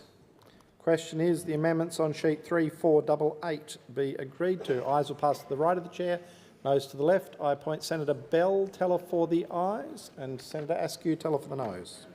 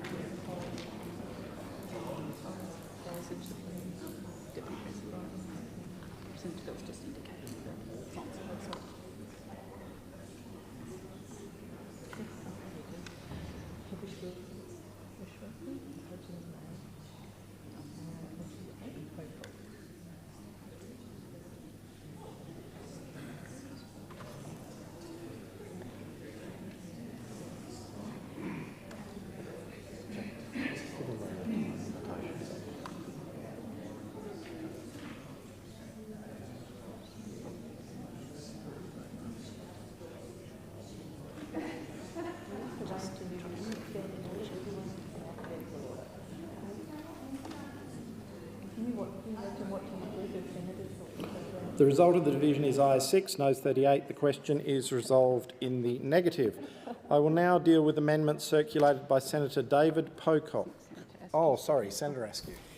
Can I seek leave to record Senator Lambie's voting positions? Leave is granted. On sheet 3488, she opposed, and 3482, she opposed. Thank you, Senator Askew. I'll now deal with the amendment circulated by Senator David Pocock. Question is that the Senator David Pocock's amendments on sheets 3, 4... Now, sorry, I have had a request that these be voted on separately, so I will put them separately. Question is that the amendments... Yes. I will now put the amendment on sheet 3492. Those in favour say aye. Against say no. The noes have it. Division required. Ring the bells for... 1 minute. 1 minute. It is a Mickey. 1. I'm going to ring the bells for 4 minutes as a number of senators left the chamber.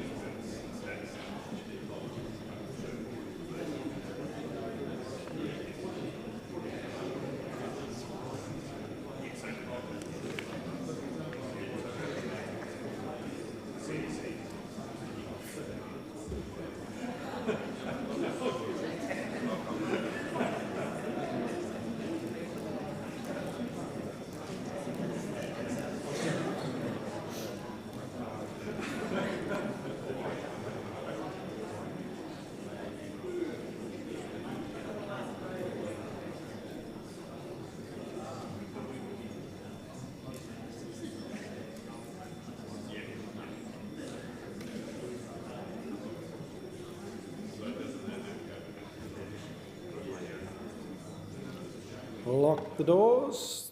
Question is that Senator David Pocock's amendments on sheet 3492 be agreed to. Ayes will pass to the right of the chair, noes to the left. I appoint Senator Askew, teller for the ayes, Senator Darman, teller for the noes.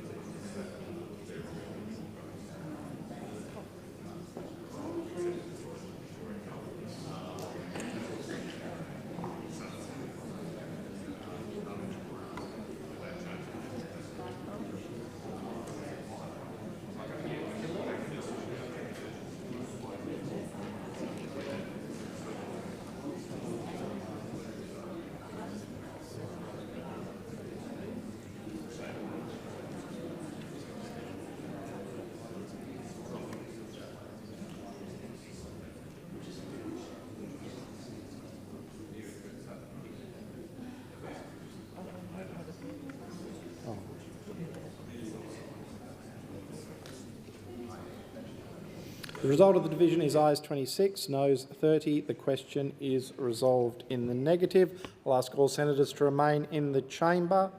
I'll now put the question on Senator David Pocock's amendment on sheet 3493. The question is that amendment be agreed to. Those of that opinion say aye.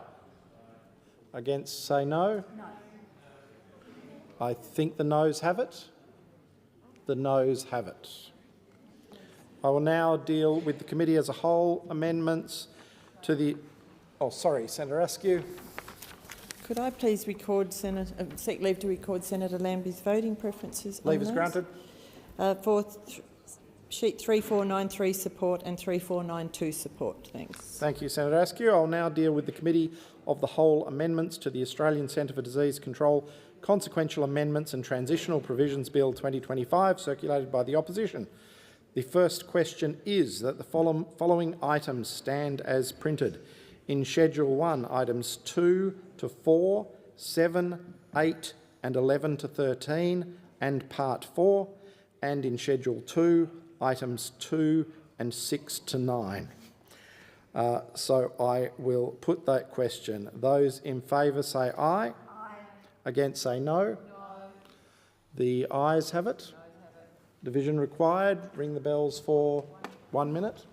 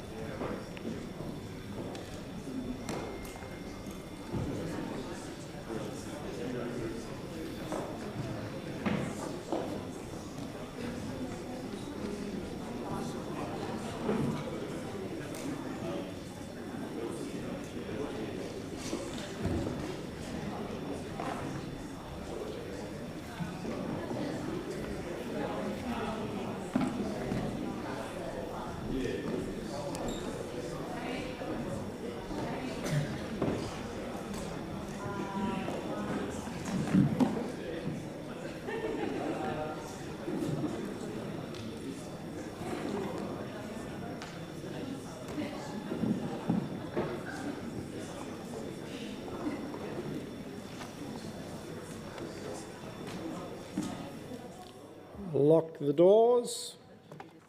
The question is that sheet 3450, amendments 1, 3, 4 and 6 and sheet 3451 be agreed to, stand as printed. The question is that the schedule stand as printed. Ayes will pass to the right of the chair, noes to the left. I appoint Senator Darman and teller for the ayes, Senator Askew teller for the noes.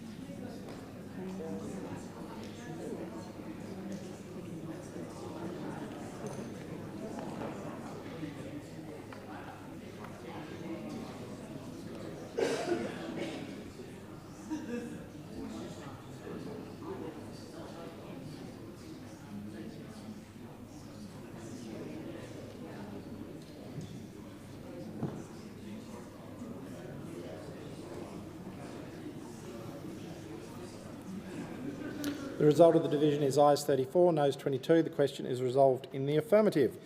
The question is now that the remaining opposition amendments on sheet 3450 be agreed to. Those of that opinion say aye. Against say no. The noes have it. Division required. Ring the bells for 1 minute.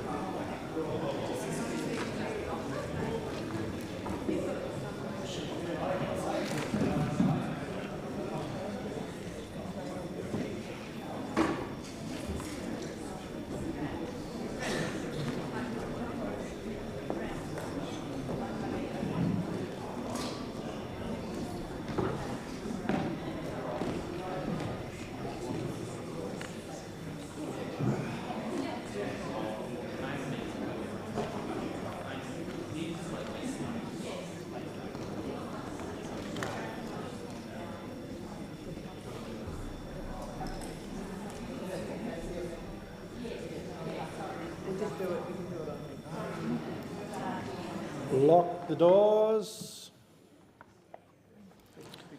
The question is that opposition amendments on sheet 3450 be agreed to. Ayes will pass to the right of the chair, noes to the left. I appoint Senator Askew, teller for the ayes, Senator Darmanin, teller for the noes.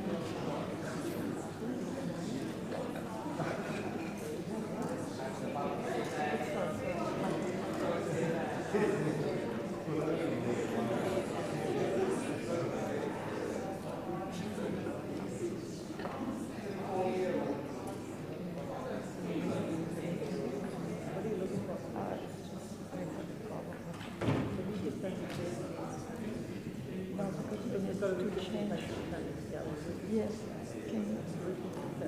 Okay, you fixed the area, so we just want to report the vote.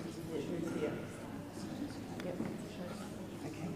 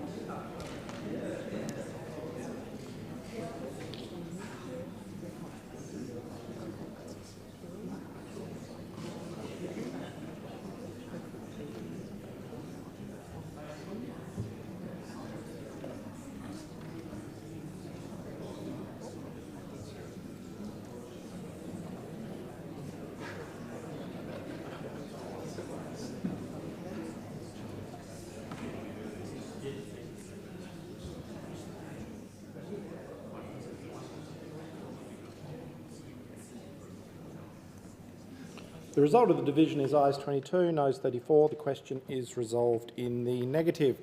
Senator Askew is just seeking the call.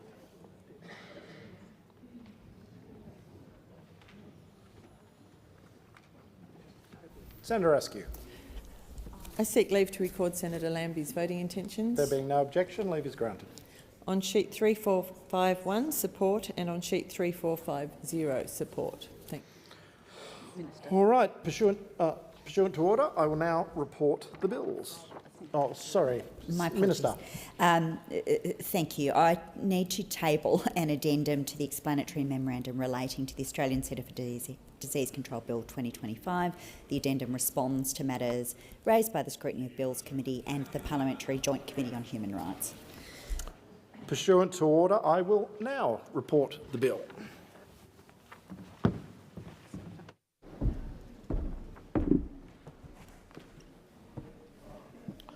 Committee has agreed to the Australian Centre for Disease Control Bill 2025 and a related bill with amendments. The question is now that the remaining stages of the bill be agreed to and that the bills be now passed. Those of that opinion say aye. Against say no. The ayes have it. Division required. Ring the bells for 1 minute.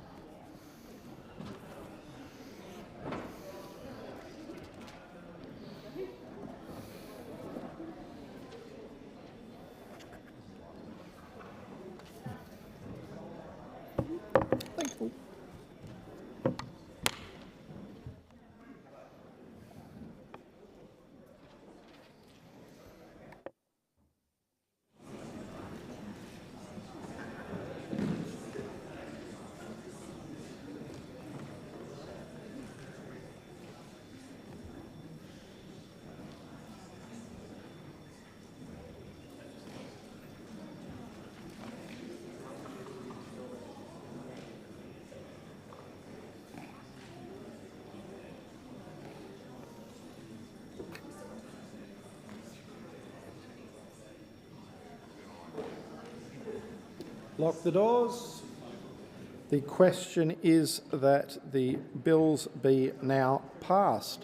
Ayes will pass to the right of the chair, noes to the left. I appoint Senator Darman and teller for the ayes. Senator Askew, teller for the noes.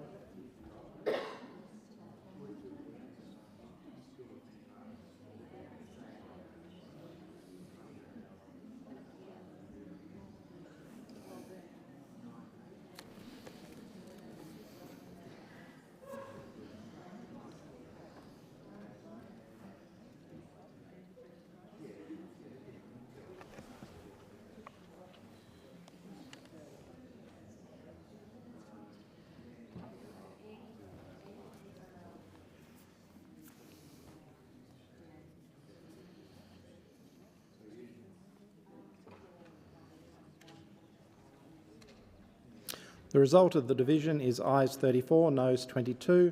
The question is resolved in the affirmative. I call the clerk. Australian Centre for Disease Control Bill 2025, Australian Centre for Disease Control Consequential Amendments and Transitional Provisions Bill 2025. Senators, that concludes consideration of these bills. It being after 1 p.m, we will now move to Senators' statements. Senator Gallagher. Thank you much, Deputy President. I rise to make some remarks about the use of order for production of documents. It's a long-standing power of this Senate and was, until recently, used sparingly for many decades, presumably to preserve its impact. Odgers describes the order for the production of documents as, quote, amongst the most significant procedures available to the Senate to deal with matters of public interest. The government respects the powers of Parliament to call for documents, but this is a power that needs to be used responsibly and in good faith. Without both of those things, respect for the power and proper use of the power, how the Senate operates will be compromised. When you look back historically in the Senate and its practice, in the first decade the use of OPDs was averaged around 14 times per year.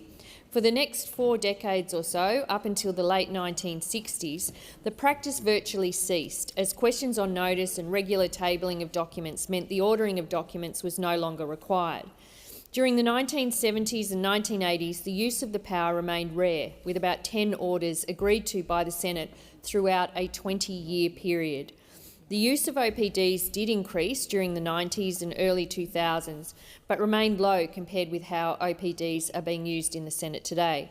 For example, across the Keating government, 53 orders were agreed to. In the first Howard government, 48 were agreed to. In 2006, 1 order was agreed to throughout the year, and none were agreed in 2007. It wasn't until the reform of formal motions in 2020 that the use of the order for production of documents accelerated to levels never seen throughout the Senate's 125-year history. This power is now being used very differently to historical practice of the Senate, particularly over the past 3 parliaments. In the last parliamentary term, the 47th Parliament, over 155 sitting days that Parliament ran, the Senate proposed 435 OPDs, of which 336 were agreed to. So in just one term, more OPDs were agreed to than the Rudd, Gillard and Abbott governments combined. In this term, the number is even higher, with 130 OPDs moved and 109 agreed to by the Senate in just the first 21 sitting days of the 48th Parliament.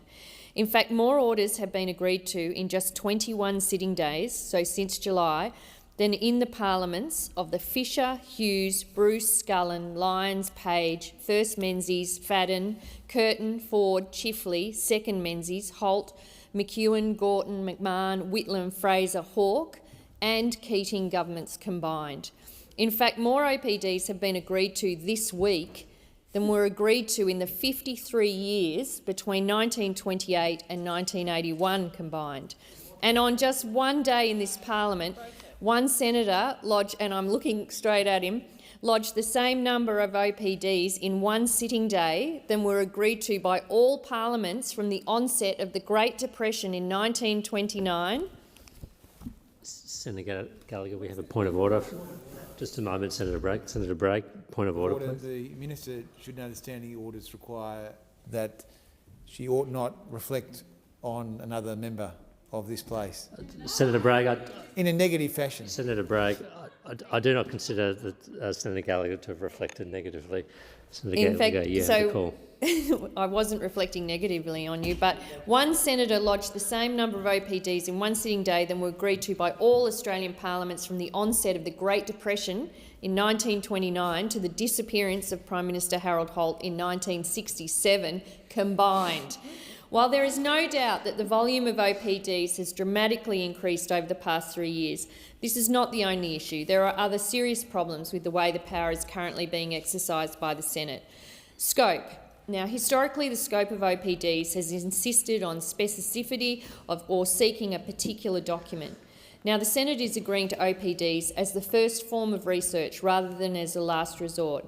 OPDs are being used as a fishing expedition with common use of the phrases all submissions, briefing notes, correspondence, etc. in relation to a bill or an event, regardless of relevance or feasibility. At least 90 OPDs, almost 1/3 of all agreed to in the 47th Parliament, contained this form of language. When former Senator Davey sought documents relating to the Murray-Darling Basin water buybacks, it was estimated there would have been 1 million documents in the Murray-Darling Basin Authority and 850,000 documents in the Department of Climate Change, Energy and Water. Based on the standard FOI assumptions of it taking one person 1 minute to review each document, it would have taken 8.5 years to review all of the documents in scope of the order agreed to by the Senate. I think they were given 8 days. In terms of timeliness, along the volume and broad scope of OPDs agreed to, the time to comply with the order is often unreasonable and almost impossible. If I refer back to the 1.85 million documents in the Senators Hughes and Davey OPD above, it provided a mere 8 days to respond to the order, whereas FOI and questions on notice have 30 days or set times to reply. The Senate, on average, with OPDs gives the government unreasonable time to return for compliance with the order. Again, using examples from the 47th Parliament, Order number 83 sought essentially every document created on the TLAB, Measures for Consultation Bill 2022, 3 days to return. Order number 52 required the Assistant Treasurer to return all correspondence on superannuation industry reform within 2 days. Order number 479 gave the Minister for Government Services one day to produce Services Australia data that the Senator moving the OPD, by their own admission, acknowledged did not exist. And Order number 251 gave the Minister and the Department 3 days to produce every document, including all briefing material in relation to estimates hearings. And finally, if the evidence about volume, scope and time isn't enough to convince the Senate that the current approach to OPDs is absurd and bordering on the ridiculous, surely the next example will. In the last Parliament's orders numbers 32, 45, 54, 106, 137, 431, 601, 619, 620, 645 and 680 were all orders where the Senate agreed to the production of documents where links were provided to the information already available online, either in part or in full. This practice is continuing in the 48th Parliament with Orders 7, 11, 13, 47, 48, 110 and 124, all ordered to be produced where links were similarly provided to information already available either online, either in part or in full. Around 5% of the OPDs agreed to this parliamentary term fall into this category. The 47th Parliament saw the largest number of OPDs ever complied with in any 3-year period of any government since Federation. Across the 47th and 48th Parliaments, the Albanese government has complied with 120 orders which have been fully or substantially complied with, and any honest assessment of compliance should be assessed against the volume, scope and timeframes that I have outlined above, including those who write reports on it. The government will continue to work with the Senate constructively to comply with OPDs where we are able to and where it's appropriate to do so, but there has to be some acknowledgement that some documents cannot be produced to the Parliament in some circumstances. Odgers sets out the grounds that the Senate has at times accepted when it is not in the public interest to release certain documents. These include documents which prejudice legal proceedings, law enforcement investigations, national security, international relations, or relations between the Commonwealth and the states. It has also been generally accepted by the Senate that deliberations of Executive Council and of the Cabinet should be conducted in secrecy to preserve the freedom of deliberations. There are so many additional avenues available to senators also to seek access to documents and scrutinise the government, aside from the use of OPDs. These include requesting the information from a minister, requesting a briefing, both parliamentary and Senate estimates, questions on notice, and indeed questions without notice every sitting day. Parliament, its processes and its role in our democracy are respected and valued by this government, but it is just as important to place on the record the facts about how the use of this power is being used and abused. I know that Procedure Committee is looking at this, and we are open to working constructively to agree on changes that might ensure OPDs are used appropriately and in good faith.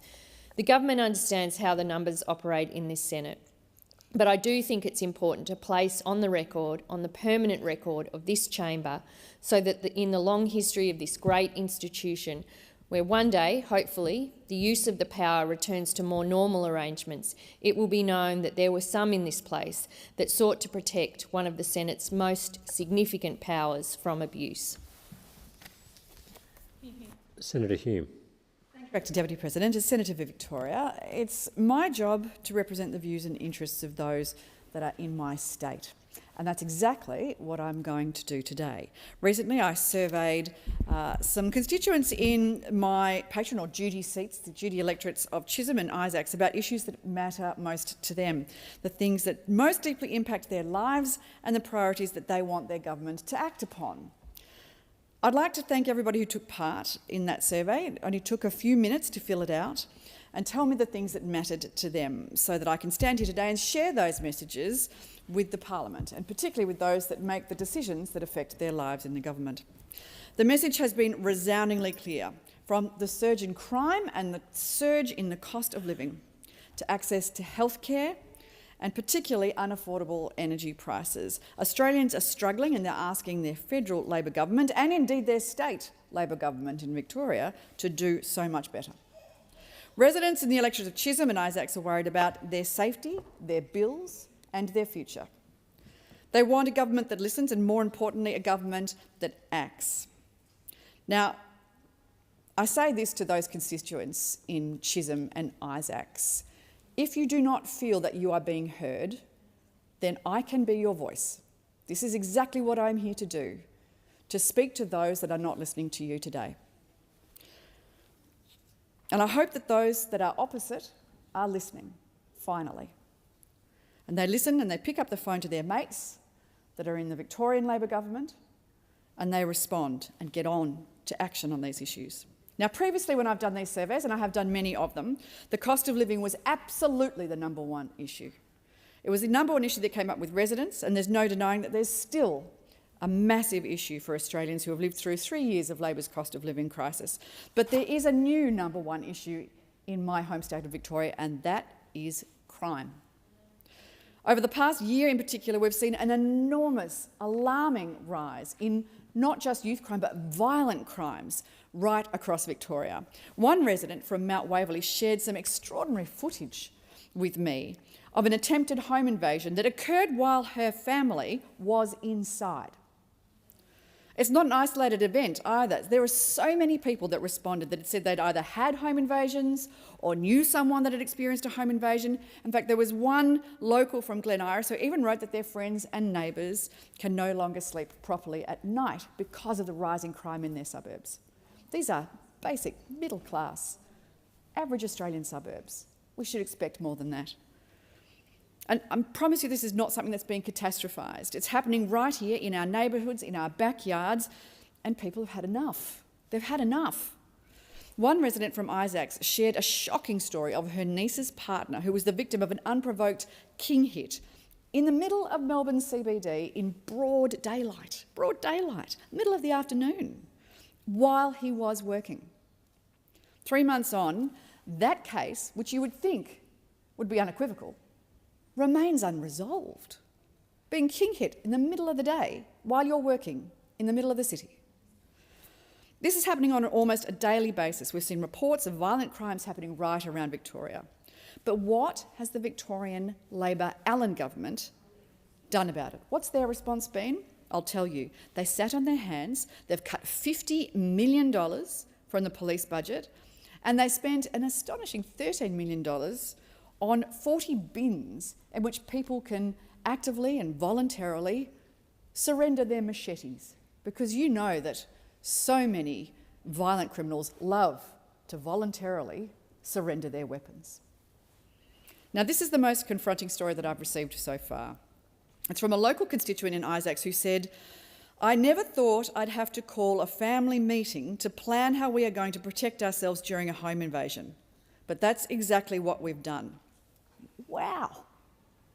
No Australian family should ever have to live like that. No parent should have to sit down with their children and explain, "Now kids, this is what we're going to do, and this is what our escape plan looks like when the criminals arrive." When the criminals arrive. Isn't that extraordinary? Now, the other issue that's dominating conversations in both Chisholm and Isaacs is the rising cost of living. It's the single biggest concern for families, retirees and small businesses.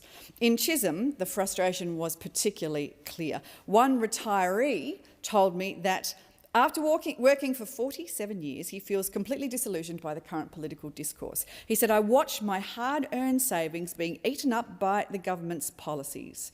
He went on to explain that despite the rhetoric about helping ordinary Australians, the reality is the opposite, and he's not wrong. Labor's economic agenda is making Australians poorer by the day. Their living standards have gone backwards. The government's spending is at the highest level outside of a recession in nearly 40 years. Isn't that extraordinary?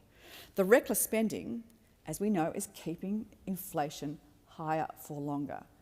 We know the Treasurer claimed mission accomplished on inflation, but it's popped back up and Australians are paying the price.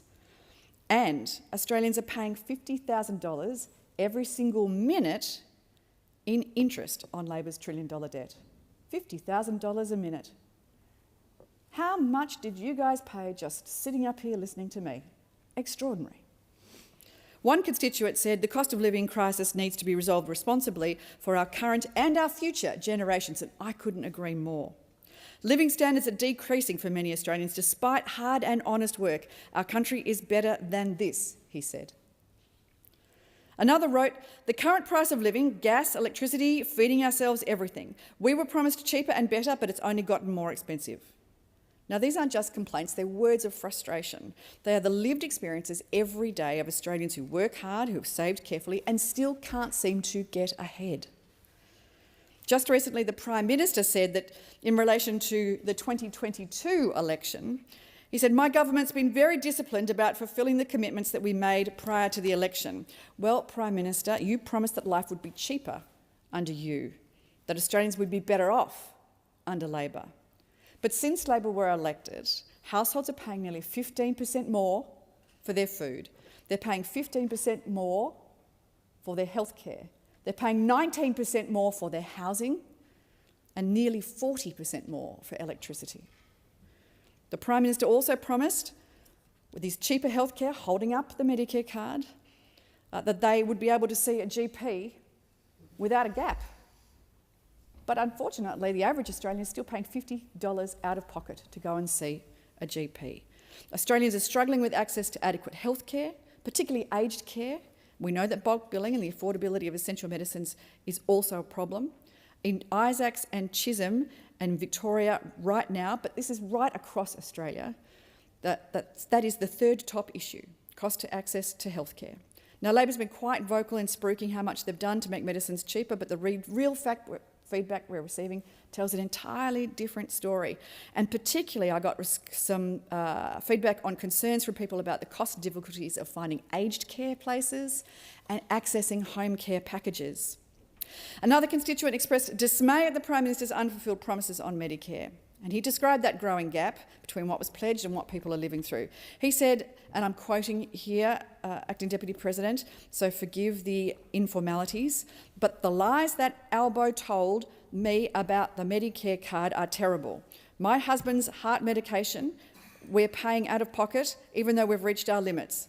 He hasn't opened any more bulk billing clinics here. We're pensioners, and the cost of food and everything else is killing us. We've been waiting 12 months for our aged care package. Now, this is not an unusual response. Almost every week, those opposite stand up to joyfully express how much they are doing for Australians. However, I know you guys speak to each other all the time, but that's an echo chamber. The real issue is, have you actually spoken to Australians? Because the feedback tells a completely different story to the one that you tell us in here. The government seems to have fallen out of touch with the reality, the lived experience of ordinary Australians.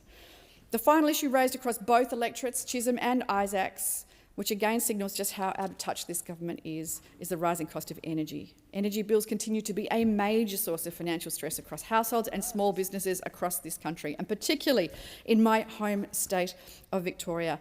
You know that the Prime Minister promised you cheaper bills. He promised $275 off your electricity bills, but Australians are paying up to $1,300 more on their energy bills than Labor promised. Another resident said we need transparency around the government's energy transitions cost, and I could not agree more. Now, I'm going to keep doing these surveys because it's important to know what the people of Victoria think and what messages they want us to be sending to the government in this parliament. On behalf of the Coalition, my message to Victorians is this. We have a strong record of being able to clean up Labor's mess. We have done it before and we'll be able to do it again. Senator Ormond-Payne. Thank you, Acting Deputy President. Today in the Senate, we're joined by two incredibly brave Queensland women, Kath Madgwick and Jennifer Miller. Two mums who've made yet another difficult journey to be here. A journey made out of love for their sons, Jared Madgwick and Reece Corso, who each took their own lives after being targeted by the robo-debt scheme. Jenny and Kath, I'm certain that you would rather be anywhere else than here today, rather than still fighting for justice for your boys after so many years. You should not have to fight this hard for this long, but I'm so glad to have you here with us today. It has been more than 8 years since the first robo-debt notices were issued and more than 2 years since the Royal Commission finished, yet nobody has been held to account. Later today, I will be tabling a petition organised by Kath and Jenny, signed by over 15,000 Australians calling for accountability and action on robo-debt. Over 4 years, robo-debt issued hundreds of thousands of false debt notices to people like Jared and Reece, spreading panic and despair through communities across the country. Let's be clear, robo-debt was no accident. It was a mass deception. The government of the day knew that its method was unlawful, but it took a cruel bet that most people on income support, already struggling, would give up, that they'd pay debts they didn't owe rather than fight a system designed to wear them down. People were made to feel like criminals for simply being poor. Robo-debt was extortion. It was illegal and it cost people their lives. So why are we still here? Why has nobody been held to account? When Labor came to government, Australians were promised a National Anti-Corruption Commission to clean up politics. The victims of robo-debt put their faith in it. Instead, the NAC we got has been toothless and secretive, refusing to investigate all 6 referrals from the Royal Commission and conducting its work entirely behind closed doors.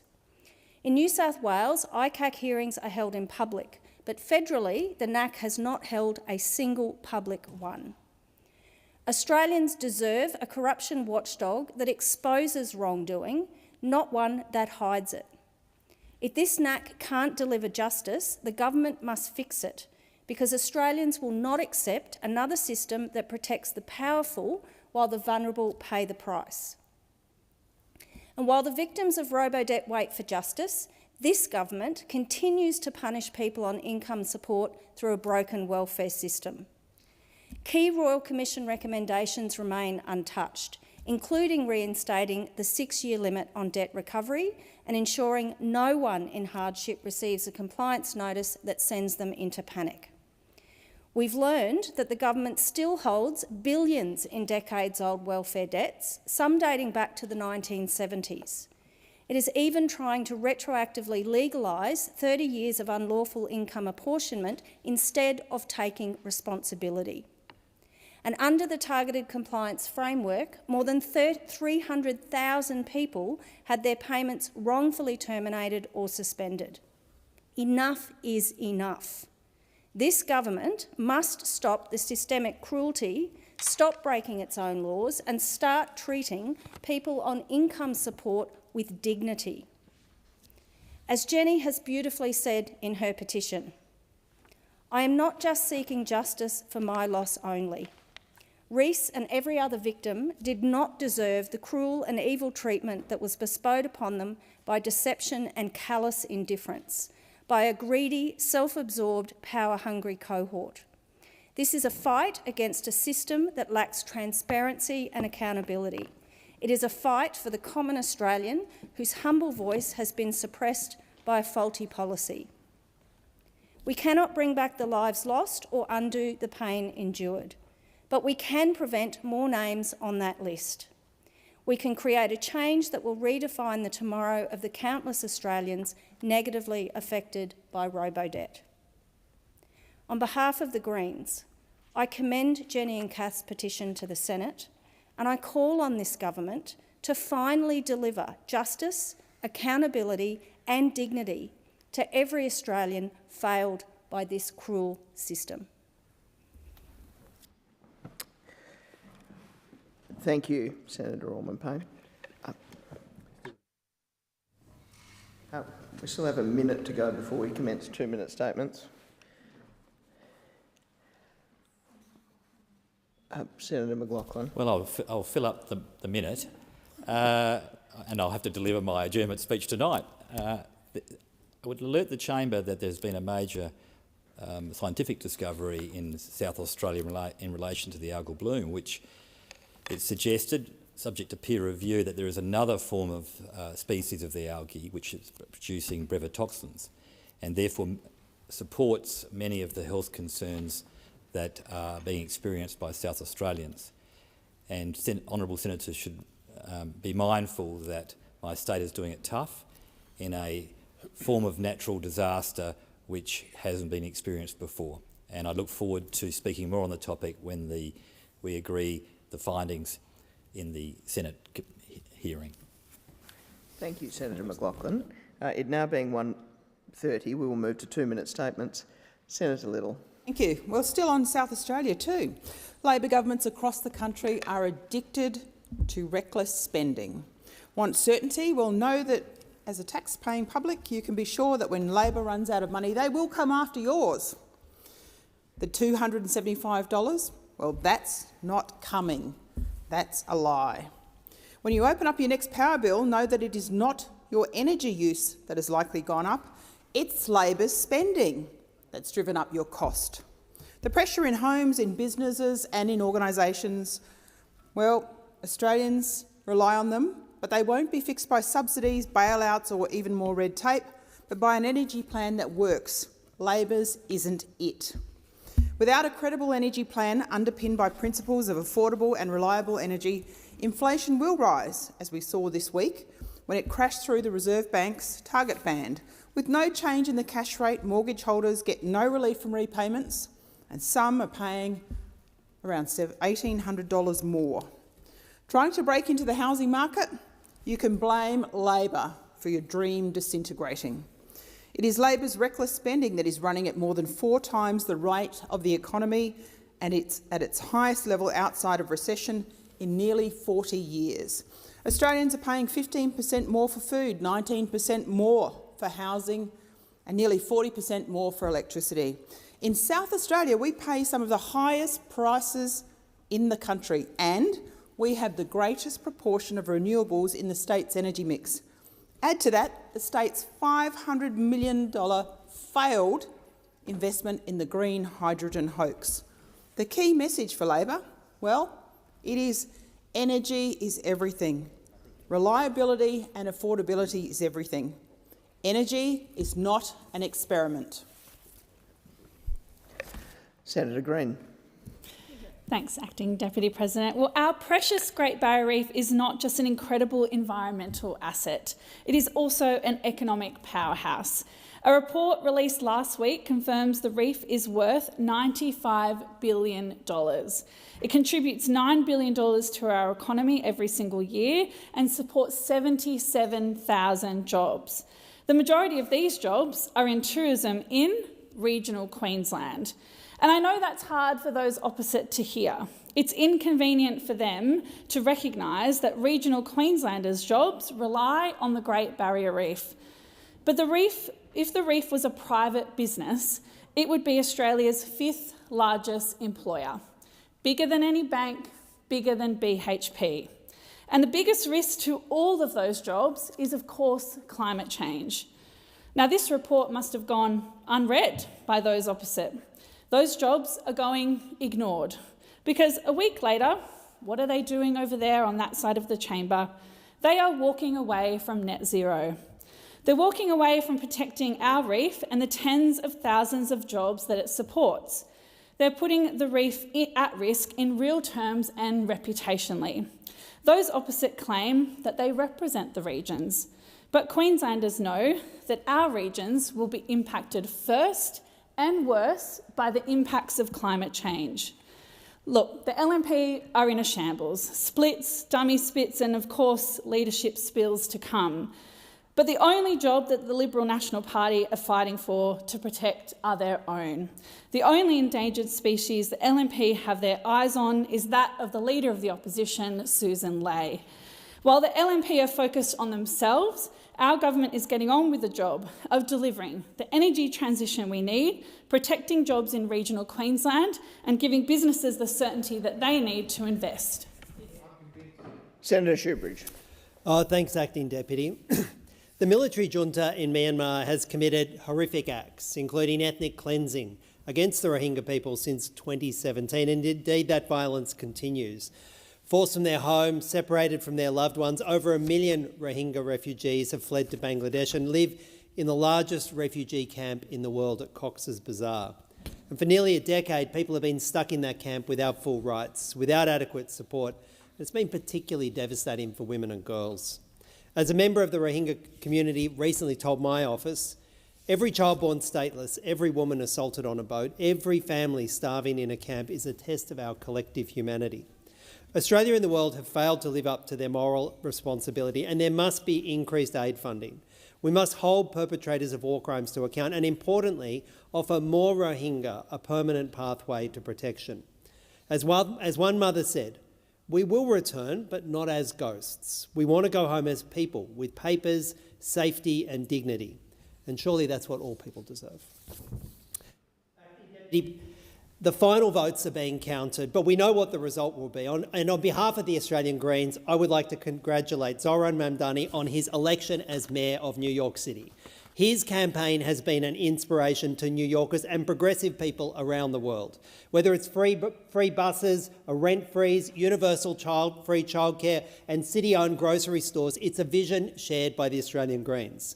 And it's a blueprint for every city where working families are being priced out of their own communities. When we tax wealth and invest in people, everyone benefits except the ultra-wealthy. But don't worry, they'll also be fine.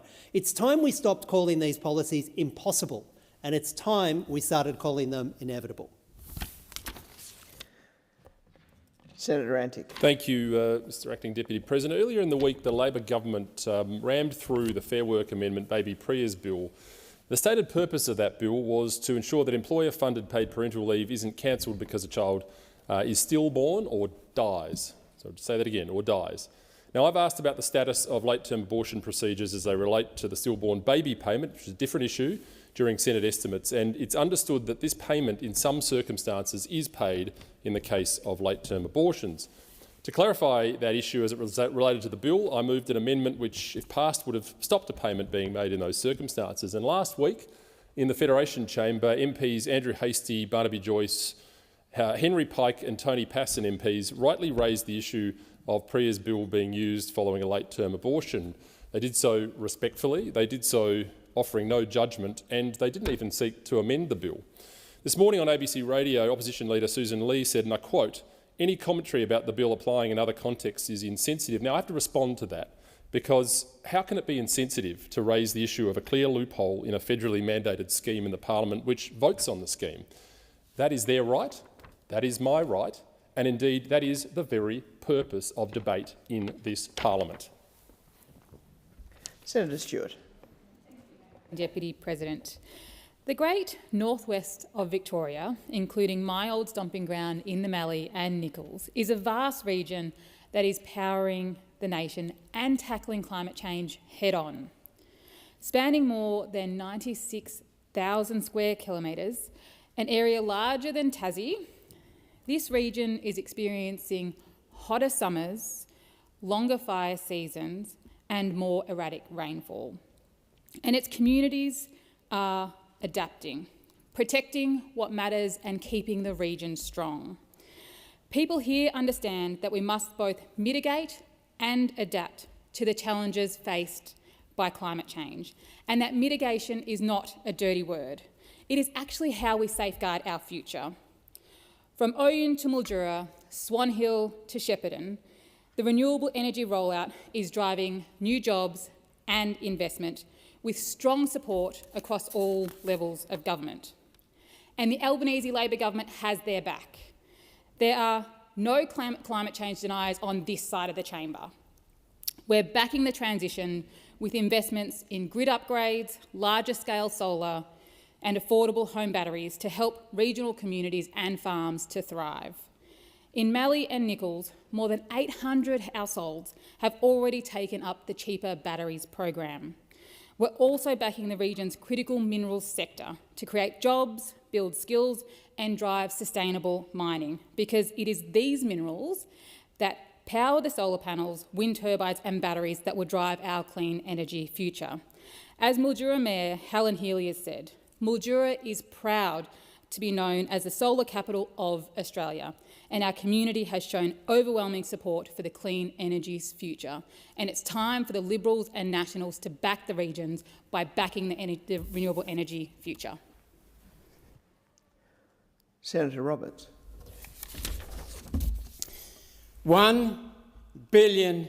That's how much the Albanese Labor government expects to be paying for hosting a United Nations Climate Talkfest in Australia will cost taxpayers. The United Nations Conference of Parties involves millionaires, billionaires and politicians bouncing around the world in fuel-guzzling private jets. Now the government wants Australians to pick up the tab for this party. What would all these people be talking about if they came to Australia? At last year's Conference of Parties, known as COP, the first order of business for attendees was fuel up the Gulf Stream. 644 luxurious fuel-guzzling private jets descended on Dubai for last year's Conference of Parties. For drivers, though, COP organisers this year will cut a brand new highway through tens of thousands of acres of untouched Amazon forest, just like they did in Brazil. The second order of business, tell everyone else in the world to reduce their carbon footprint. Next order of business for attendees, tell Australians to stop eating their abundant supply of organically raised chemical-free meat. Only we lowly peasants will be banned from eating healthy protein and forced to eat bugs or lab-grown horrors, of course. The climate activist billionaires will still be able to afford a good steak. Final order of business for the climate lecturers, tell those Australians freaks who take their four-wheel drives and camping gear out into the bush to appreciate nature. Those cars are banned. Australians are being faced with a choice. Pay $1 billion to be lectured by out-of-touch climate billionaires, parasites, or reject all this nonsense and save trillions of dollars. One Nation stands for Australia, with Australians. We believe in cheap power, paddock-grown meat on the barbecue, and an affordable four-wheel drive in the garage. We believe in putting Australia first. We will continue to put Australia first. Senator O'Sullivan. Acting Deputy, with my colleagues' indulgence, I'd like to take this opportunity to pay tribute to a very special person in my life, my grandmother, Kathleen Ward. Sadly, Nana passed away on Monday morning, and like so many other Australians that have to travel for work, I wasn't able to be there. But mercifully, she was surrounded by family who shared some very special moments together in the hours before she peacefully passed away. Kath, or Nana as we called her, was an amazing woman. She was only 36 when my older brother was born. And we had a very young grandmother growing up. I know my siblings and my parents would all say that she had much to do with our formation as our parents did. Now, obviously, I wouldn't be here without her. She was my grandmother, but far beyond that, she's had a profound impact on who I am and what I've lived for. Nana was never wealthy and certainly faced a fair share of challenges, but she never waited for everything to be perfect to find joy. She had this remarkable ability to see beauty and gratitude in even the smallest of moments. This was the fruit of her very real and personal faith as a Christian. Nana worked as a carer, a role that, like many who work in that profession, perfectly reflected her caring heart. I've met some of the people that she cared for, and I've never forgotten how fondly they spoke of her. You could tell that they genuinely felt loved and valued under her care. Now, I realise that we don't often speak about personal matters in this place, but I want Hansard to record just how wonderful Kathleen Ward was. She loved her family, she loved her community, and she loved her God. And as much as she'd be chuffed to know that her name is now recorded in Senate for all time, I know that it's recorded in eternity's Hansard for the Book of Life, where she was welcomed into the loving arms of her Lord and Saviour Jesus Christ in the early hours of Monday morning. If I could leave one thought with colleagues, it's this. Never take for granted the quiet, steadfast people who shape our lives, those who love us, guide us, or even pray for us when no one's watching. My Nana was one of those people, and I'm so grateful that she was mine. Senator Chisholm. Thanks, Acting Deputy President. I'm sure the thoughts of the whole chamber are with Senator O'Sullivan and his family. Acting President, it was a big month for Australia's resources sector. As the Assistant Minister for Resources, I had the privilege of attending and speaking at the International Mining and Resources Conference in Sydney on behalf of the Australian Government. Notably, this year's conference coincided with the Prime Minister, Minister King and Minister Ayres' successful meeting with President Trump at the White House, ultimately resulting in the landmark signing of the US-Australia Critical Minerals and Rare Earths Framework.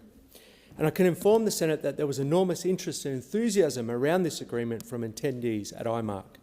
International governments, investors and global manufacturers share Australia's aspiration to build more resilient supply chains in critical minerals and rare earths processing, and Australia is ready to answer that call. Recently, I travelled with yourself, Acting Deputy President, to Kalgoorlie, where I believe the critical minerals opportunity for Australia is clearly illustrated.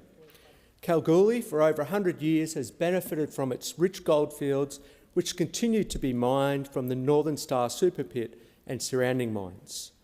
However, now Kalgoorlie has become home to Lynas Rare Earths Processing Facility, which processes rare earths further down the value chain, delivering local jobs and further economic benefit for the region. Minister King and our government have been working hard to get these policy settings right, to attract investment and to build more processing capability here in Australia. And the recent US framework is just another result of steady, patient and consistent work over many years to help the world diversify global supply chains. As a Queenslander, I am very excited about the opportunities that this brings. Two Queensland companies in Graphinex and RZ Resources received letters of interest as part of that arrangement. I look forward to seizing the opportunities ahead as part of the Albanese government for us to have a future made in Australia. Senator Waters. Thank you. October 2025 saw the fastest increase in housing prices in more than 2 years. Coincidentally, October was also when Labor's 5% deposit scheme kicked in. The latest global Housing Affordability Index lists 4 Australian capital cities in its top 15 globally least unaffordable cities: Sydney, Adelaide, Melbourne and Brisbane. Every weekend, property investors are outbidding hopeful first homeowners because they have taxpayer perks helping them to do so.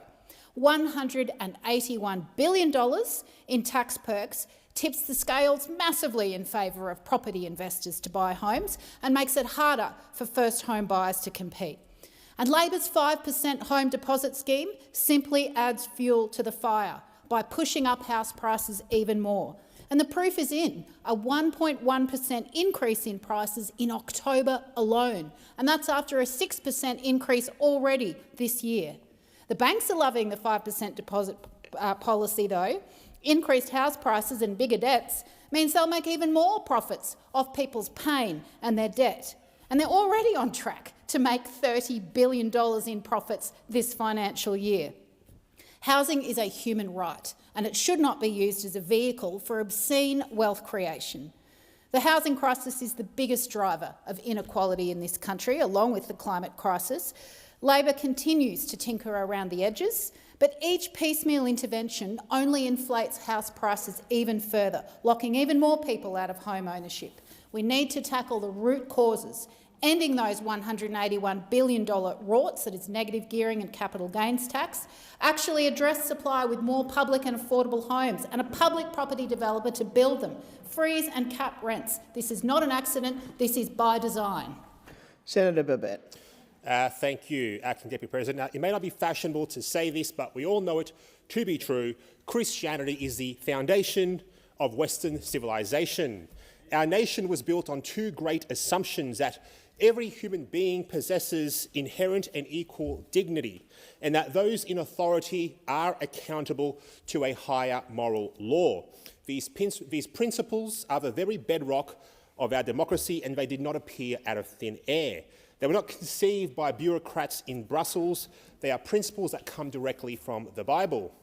Today, the West is slowly discovering what happens when it rejects Christianity. A vacuum is created, and that vacuum will always be filled, but not by nothing. It won't be filled by materialism, nor socialism, nor environmentalism, nor capitalism, nor humanism. You know what can fill the void left by the rejection of the Christian faith, something that's not very good, we can be sure of that. Look, remove Christianity from the story of the West and you don't get a tolerant utopia, you get confusion in a world that's basically turned upside down with no true north. Even the right to disbelieve is itself a Christian idea. So, the atheist in my home state of Victoria in Melbourne sipping a $7 soy latte might like to pause and thank the Lord that he doesn't even believe in for that very freedom.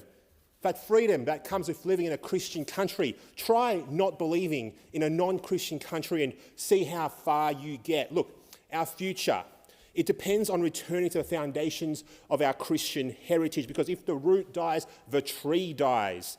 I'm going to commit myself to calling on all Australians, believers and non-believers alike, to honour and respect that faith that gave us our freedom, our prosperity and our hope. That faith, of course, is the Christian faith. Senator Polley. I stand before you with deep sense of urgency and responsibility. The great state of Tasmania, my home state, is facing a financial crisis of historic proportion.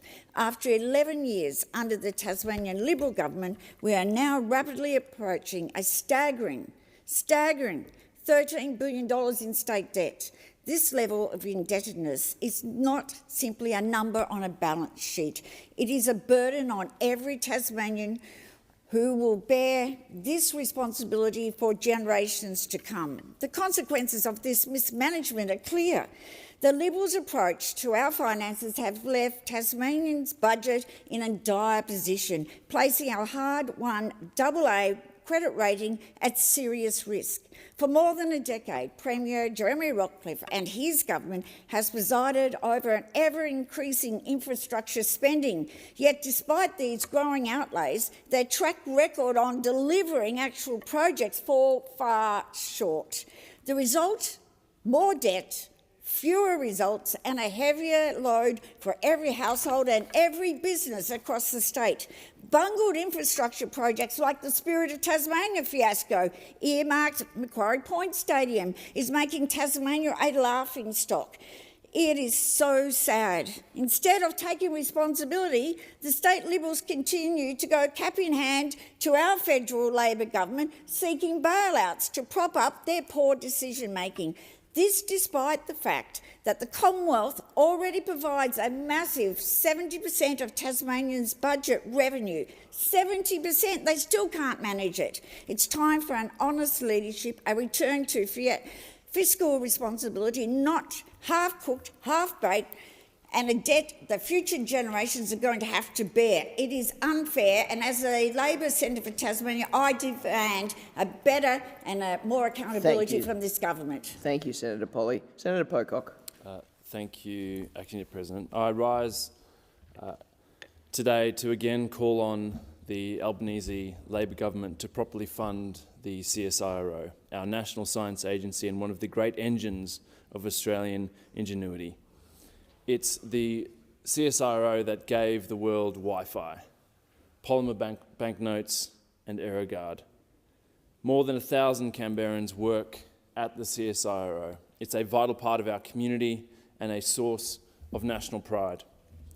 But this morning I met with CSIRO staff and heard about the deep toll a decade of cuts has taken. And there are more cuts on the way. Their funding goes off a cliff. And despite already losing 1,000 colleagues, there are another 400 set to go. And now we're talking about 400 researchers. Research capability that once it's gone is incredibly hard to rebuild. CSIRO employees are worried not just for their jobs but for the future of Australian science. Our investment in R&D has slipped to just 1.7% of GDP, well below the OECD average of 2.6%. Per capita investment in the CSIRO has fallen by 87.5% since the 1980s. This is not setting us up for success if we're not investing in research and development. We've heard much about Ezra Klein and Derek Thompson's book, Abundance. This is not an abundance mindset.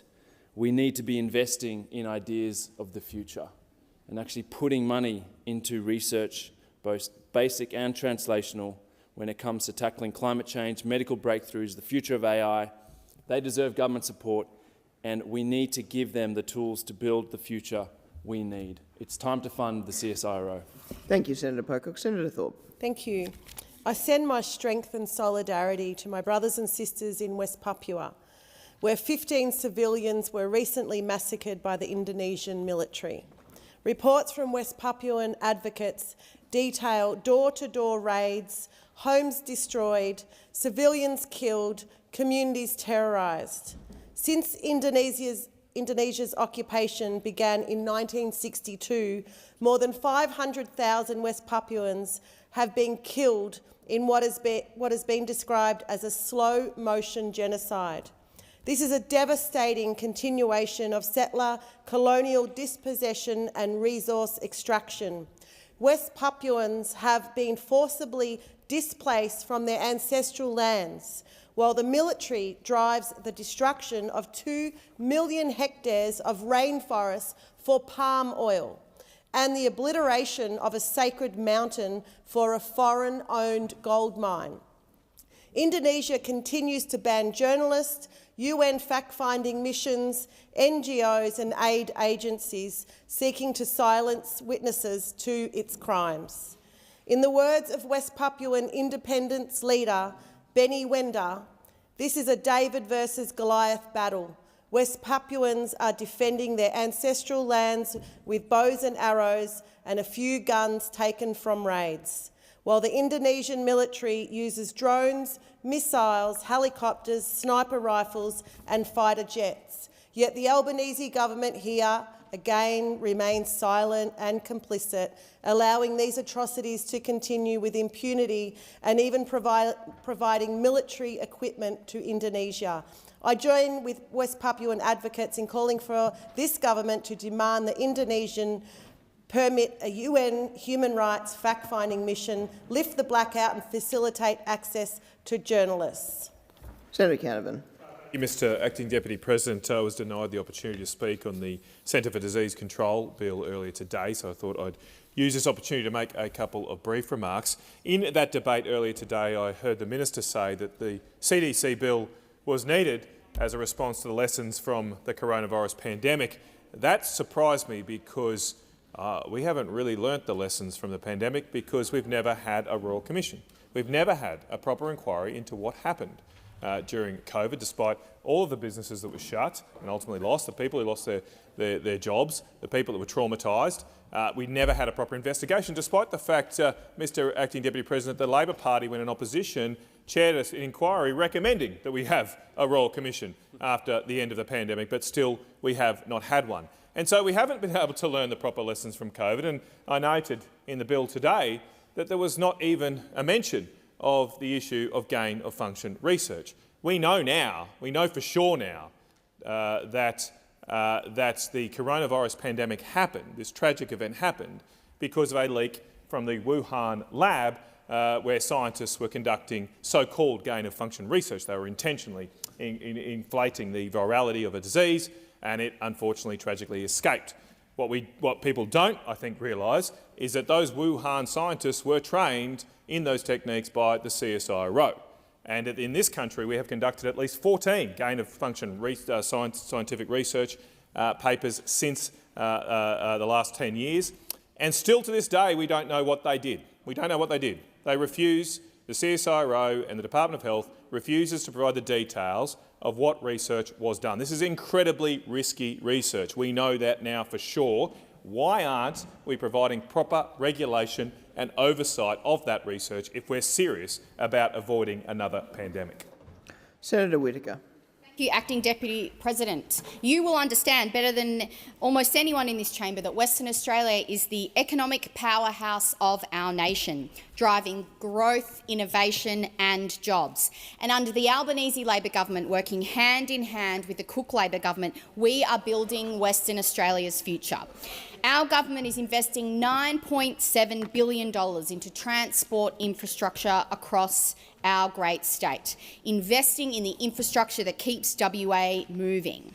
This includes widening the Kwinana Freeway, very important to many of my neighbours in Perth's southern suburbs, improving safety and easing congestion for more than 100,000 vehicles every single day, backed by a $350 million commitment to get the job done.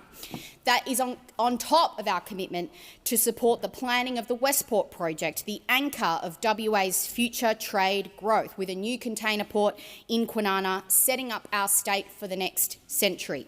We're also strengthening WA's role as a gateway to the Indo-Pacific, granting first port of entry status to Wyndham, Ashburton and Dampier. We're opening the north to new trade opportunities.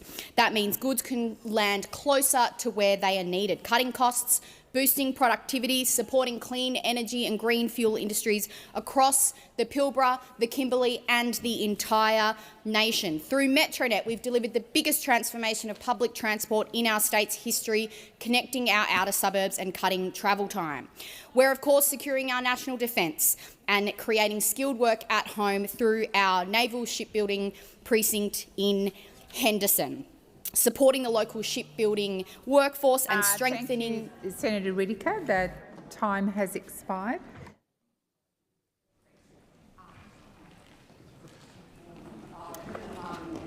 We will now move to question time, and I'll call Senator Hume. Thank you, Madam President. My question is to the Minister representing the Prime Minister, Senator Wong. Minister, earlier this week, the Prime Minister said, go back and have a look at some of the front pages that were running during the 2022 election campaign and see how they measure up. Well, on May the 2nd in 2022, the Australian Financial Review front page had the headline, Labor's pitch, no one left behind. According to Homelessness Australia, however, there has been a 33% increase in Australians living rough in the past 2 years. Shame. And today, Foodbank has released its hunger report, which found that in 2025, 1 in 3 Australian households have experienced food insecurity in the last 12 months. Wow. Minister, will you acknowledge that millions of Australians are being left behind under Labor? Minister Wong. Well, Senator, I'm very pleased that you've gone back and looked at the 2022 election campaign front pages. But I can say to you that this government doesn't need to look at newspapers to know how important it is to continue the work we are engaging in on delivering on cost of living, on housing, on Medicare, on schools. You will have seen this government in the last term and in this term deliver tax cuts which have provided more support to middle and low income earners. You would have seen this government invest in Medicare so that more people are able to access bulk billing services, whether that is at urgent care clinics or in GPs. And you will have seen the largest investment in Medicare since Medicare was built this term, as we promised. In relation to housing, I welcome the opposition's interest in housing supply. I welcome it and— Well, yes, thank you, Senator. We do actually think the provision of housing might have relevance to the homelessness issue. I know that those opposite for many years have failed to understand that, and we are dealing with the consequence of years of neglect when it comes to housing and homelessness on this side of the chamber, by those opposite, and we on this side of the chamber are dealing with it. And in addition to the Housing Australia Future Fund, you will recall that this government is prioritising and allocating investment in social and affordable housing, because we understand the importance of the provision of affordable housing as part of addressing homelessness and, frankly, people who are doing it tough in this country. Thank you, Minister Wong. Just before I call you again, Senator Hume, I'm going to introduce our distinguished visitors. I draw to the attention of honourable senators the presence in the gallery of a parliamentary delegation from the Tuvalu Parliament, led by the Speaker, the Honourable Sir Yakuba Italale. I would also acknowledge the High Commissioner for Tuvalu, Samuel Leilonu. On behalf of all senators, I wish you a warm welcome to Australia and in particular to the Senate. And with the concurrence of honourable senators, I invite the Speaker to take a seat on the floor of the Senate.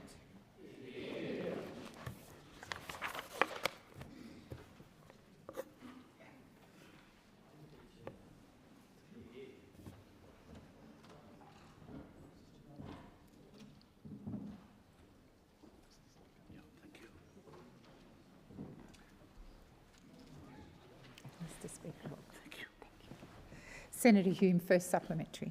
Thank you, Madam President. The Prime Minister also said that my government's been very disciplined about fulfilling the commitments that we made prior to the election. Well, prior to the 2022 election, the Prime Minister said that he would deliver cheaper mortgages for Australians. But since Labor came to power, mortgage holders have paid around $1,800 more per month. Minister, when will your government fulfil its commitment of cheaper mortgages? Thank you, Senator Hume. Minister Wong. Thank you very much, and can I also acknowledge our Tuvaluan friends. Welcome to our Parliament. If I can just return now that I have the figures, I'm pleased to advise you, Senator, that this government is investing more into homelessness than any Commonwealth government in history, including through a $9.3 billion national agreement on social housing and homelessness, $1.8 billion every year to states and territories, and on top of that, backing national organisations fighting homelessness and housing security across the country. In relation to food relief, can I just say to you, I now recall, with the assistance of Senator Gallagher, the 24-25 budget where additional money was provided, additional funding was provided to food and emergency relief organisations. So this is a government that is honouring its commitments. We know that more has to be done. We know the work that has to be done. Minister Wong. Senator Hume, I don't know if you want to persist with a point of order or we move to your second supplementary. Point of order was that the second supplementary question is relevance. The second supplementary question was all about cheaper mortgages. Thank we you, didn't Senator. get a single mention Senator of Hume, mortgages. it's not a time for statements. I invite you to put your second supplementary. Minister, the front page of The Australian on the 2nd of May in 2022 said, "Life will be cheaper under me," says the Prime Minister. But since Labor has been elected, households are paying 15% more for food, 15% more for health, 19% more for housing and nearly 40% more for electricity. Minister, do you think that Australians feel that life is cheaper since you came to power? Thank you, Senator Hume. Minister Wong. We have always understood that Australians are doing it tough. We've always understood the responsibility of government to contribute to the measures which assist with the cost of living, and we have done that. Pay rises for all minimum and award wage workers, taking the increase in total to over $9,000. Now, I know those opposite believe that low wages are a deliberate design feature of the Australian economy. We don't do that. We've increased the superannuation guarantee. We have more energy bill relief. As I recall, those opposite voted against energy bill relief. We've seen increases, as I've said, boost to Medicare, more choice, lower costs and high-quality care for Australian women. We've delivered pay rises to aged care nurses and to other sectors, and we're expanding bulk billing. So these are measures that you oppose, but the government is delivering for Australians. Thank you, Minister. Senator Dowling. Thank you, President. My question is to the Minister for Finance, Senator Gallagher. In the face of substantial economic uncertainty, the Australian economy has proven to be remarkably resilient.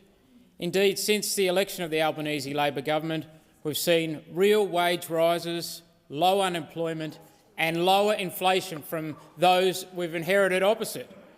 Combined with significant cost of living relief, including energy bill relief. I thought that you might enjoy this question. So, Senator Dowling, please resume your seat. Order on my left. Senator McKenzie, order on my left. I need to be able to hear the question. Senator Dowling, please continue. I don't know if they heard it or not, but I'll start. Real wage rises, low unemployment and lower inflation than we inherited from those opposite. Facts. Combined with significant cost of living relief, including energy bill relief and strengthening Medicare, the government is focused on supporting all Australians. Senator Dowling, please resume your seat. I have called for order. Senator Bragg and Senator McKenzie. How many times do I have to call you personally and you just kept on interjecting? If you can't listen in silence, leave the chamber, and that goes for you as well, Senator Bragg. Senator Dowling, have you finished your question? No, the clock didn't stop, President, so I'll just wrap up. 10 seconds. So, Minister, how is the Albanese Labor government supporting Australians while also strengthening the economy? Thank you, Senator Dowling. Minister Gallagher. Thank you, Senator Dowling, for the question and for battling through. Minister, please resume your seat. Order across the chamber. Minister Gallagher, please continue. Thank you. I acknowledge Senator Dowling for battling through all that noise from those opposite. There was as many interjections coming from those opposite as there are feet going upstairs to give interviews against each other in the press gallery each day. Can't get a spot up there these days, you know. Can't get a spot. Minister Gallagher, please resume your seat. Order. Order. Order. I'm waiting for order. Senator Ruston. Yeah. Thank you very much, President. On relevance, I think it's as much fun as the minister might be having. Maybe you could draw her to the attention to the point of the question. The minister has just started her answer. I will listen carefully and, if necessary, will draw her to the question. Minister Gallagher. Oh, I will. Thank you, President. And thank you for a question on the economy, because since we've come to government, we've recognised that Australian households are facing cost of living pressures, and we've been responding to that at the same time that we've been working with the Reserve Bank in order to make sure that inflation comes down and gets back into band. And we know that that work is never done. But together, I think it is right that Australians, together, we acknowledge the progress that has been made, substantial progress over the last 3 years. Inflation has now been between 2% and 3% for 3 consecutive quarters. And while headline inflation increased last quarter, this was largely as a result of the end of state energy rebates, and it remains much lower than its peak. The Reserve Bank has cut rates 3 times this year. So we are seeing those cost of living pressures remain, and that's why we have focused on measures that help households that those opposite vote against and that those now call and refer to as wasteful spending. So working out how to get wages moving. Lower taxes. This is the government of lower taxes. Well, we are. We're the only ones that went to the election promising to lower taxes. You promised to raise income taxes for every single working person in this country to pay for a $600 billion nuclear fantasy that some are still trying to revive. This government remains focused on the commitments we took to the election, on delivering on those commitments and supporting households right across the economy. Thank you, Minister. Senator Dowling, first supplementary. Thank you, President. We'll see how we go this time. Recent economic indicators, including the reaffirmation of Australia's AAA credit rating, something we should all celebrate, point to confidence in the nation's outlook and capacity for growth. So, Minister, how do these developments position the Albanese Labor government to pursue future opportunities that will both strengthen productivity and deliver benefits for all Australians? Thank you, Senator Dowling. Minister Gallagher. Thank you, and I acknowledge and thank Senator Dowling for that supplementary. Well, pursuing productivity is key to ensuring we can continue to deliver better jobs and wages for all Australians, and we know on this side of the chamber we want Australians to earn more and keep more of what they earn. And that is a very big distinction between us on this side of the chamber and those on that side of the chamber which wanted lower wages, higher taxes and a $600 billion nuclear fantasy. That is what they offered the Australian people. We had a different plan. We're investing through our National Reconstruction Fund. We're investing in skills. We've got our Future Made in Australia agenda. We've got the $900 million National Competition Fund. We've landed our energy policy and we're implementing that. Again, bit of a sharp contrast with those opposite. We're making investments in our Senator social Patterson. infrastructure, in Medicare, in childcare, in making sure that we're supporting women Minister, across the time for economy, and answering we will has keep expired. going. Senator Dowling, second supplementary. Thank you, President, and thank you, Minister, for outlining how focused economic management by the Albanese Labor government has improved economic resilience and improved the budget bottom line compared to what those opposite proposed. So how does this turnaround demonstrate the importance of responsible economic leadership in achieving better outcomes for Australians? Thank you, Senator Dowling. Minister Gallagher. Thank you, and I just acknowledge the very high quality of your question, Senator Dowling, and your experience as an economist, and the skills that you bring to the government and your contribution acknowledged today. Since Labor was elected, inflation is down, debt is down, real wages are growing, unemployment is low and interest rates have fallen. We've delivered 2 surpluses, remember that? We turned 2 Liberal deficits into 2 Labor surpluses. We've found savings. We're repairing the budget. We're making the investments we need right across the economy in productivity, in our key social infrastructure like early education and care, like education, housing, Medicare. This is what this government is doing. We're acting on pulling every single lever we can to make sure we support households and build the economy that future generations in this country deserve. Thank you, Minister. Senator Bragg. Thanks very much. My question is to the Minister representing the Prime Minister, Senator Wong. The government continues to cover up secret Treasury modelling that shows how much Labor's expanded home guarantee scheme will push up prices. Why won't the government release these secret documents? Great. Minister Wong. For housing was one of your key policies. That's covered up.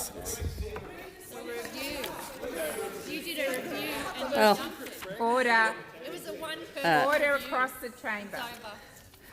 Senator, well, I'm sure that you will continue to press for the release of whatever documents the Treasury is utilising, but I think you have heard the Prime Minister, I think the Treasurer, and perhaps might have been Senator Ayres, because he was in the Treasury estimates talking about what advice was provided or what the sorts of quantum that their modelling indicates, which is not consistent with the sort of fear-mongering that you're engaging in.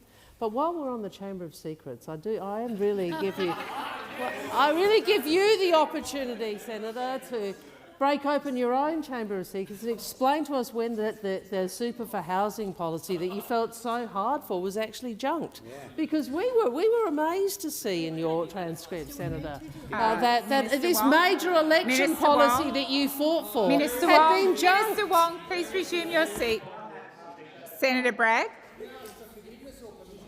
Point of order, President, on relevance. I'm just rereading. No, Senator Bragg. You are not rereading. I'm just checking. Senator Bragg, resume your seat. When I ask you to resume your seat, that's exactly what you should do. Minister Wong, I'm going to direct you to Senator Bragg's question. Please continue. Well, yes, I am talking about the secrets. I'm talking about the secret policy announcement that wasn't an announcement but was an announcement. We are interested in whether or not the super for housing policy has actually been permanently junked or not. Minister Wong, please resume your seat. Senator Bragg. Thank you, President. Point of order on relevance. The question was about the secret reports, not about the superannuation. Thank you, Senator Bragg. I will direct the Minister to your question. Minister Wong. Well, Senator, I think you've been advised this on a number of occasions, but I'm happy to do it again, that Treasury advice indicates that the impact of this policy on house pricing will be minor. Senator, I'm giving you an answer around the advice that I understood was being provided was around 0.5% over 6 years, and the facts are that other factors have a much greater influence on house prices, including interest rates and supply, which brings me to the point that I think is of relevance. Senator, if you are keen on reducing the growth in housing prices. Perhaps instead of wandering around secretly announcing the junking of your policies, you might actually want to think about what it is you support for housing supply. Because housing supply is fundamental to making sure we have more affordable pricing. Thank you, Minister. Senator Bragg, first supplementary. Thank you very much. The Prime Minister said the Treasury modelling detailed that the home guarantee changes, which you just referred to, would push up prices by 0.5%. In October alone, however, house prices went up 1.1% overall and 1.2% in entry-level houses. So it seems the modelling is already wrong.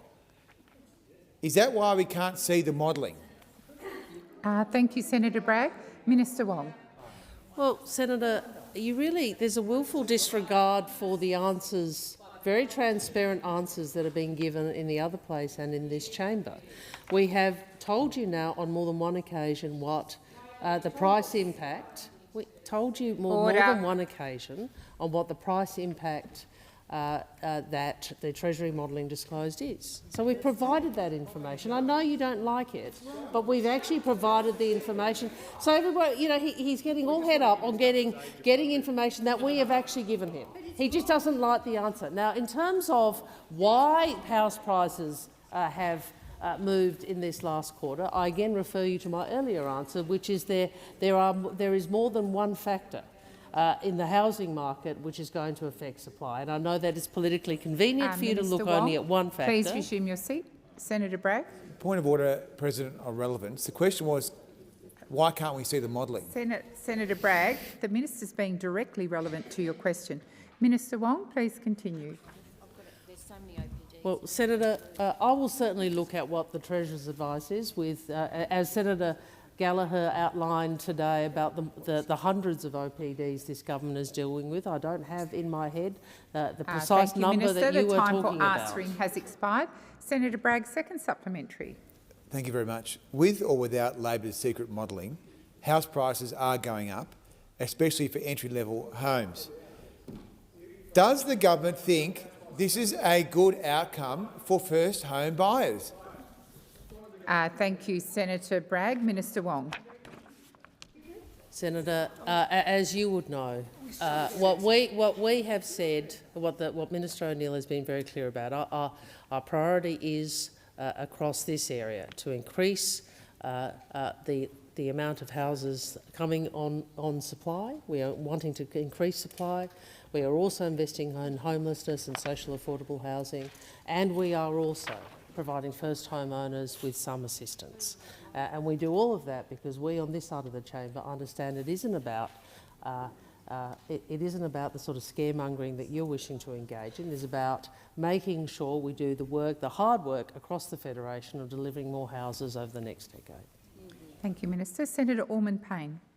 Thank you, President. My question is to the Minister representing the Minister for Social Services. Minister, the Robo-Debt Royal Commission was meant to mark the end of the government's war on people living in poverty. But over 2 years later, the government still hasn't fully implemented the Commission's recommendations and continues to oversee a social security system that punishes people for being poor, treats the vulnerable like criminals and routinely breaches the law without consequence.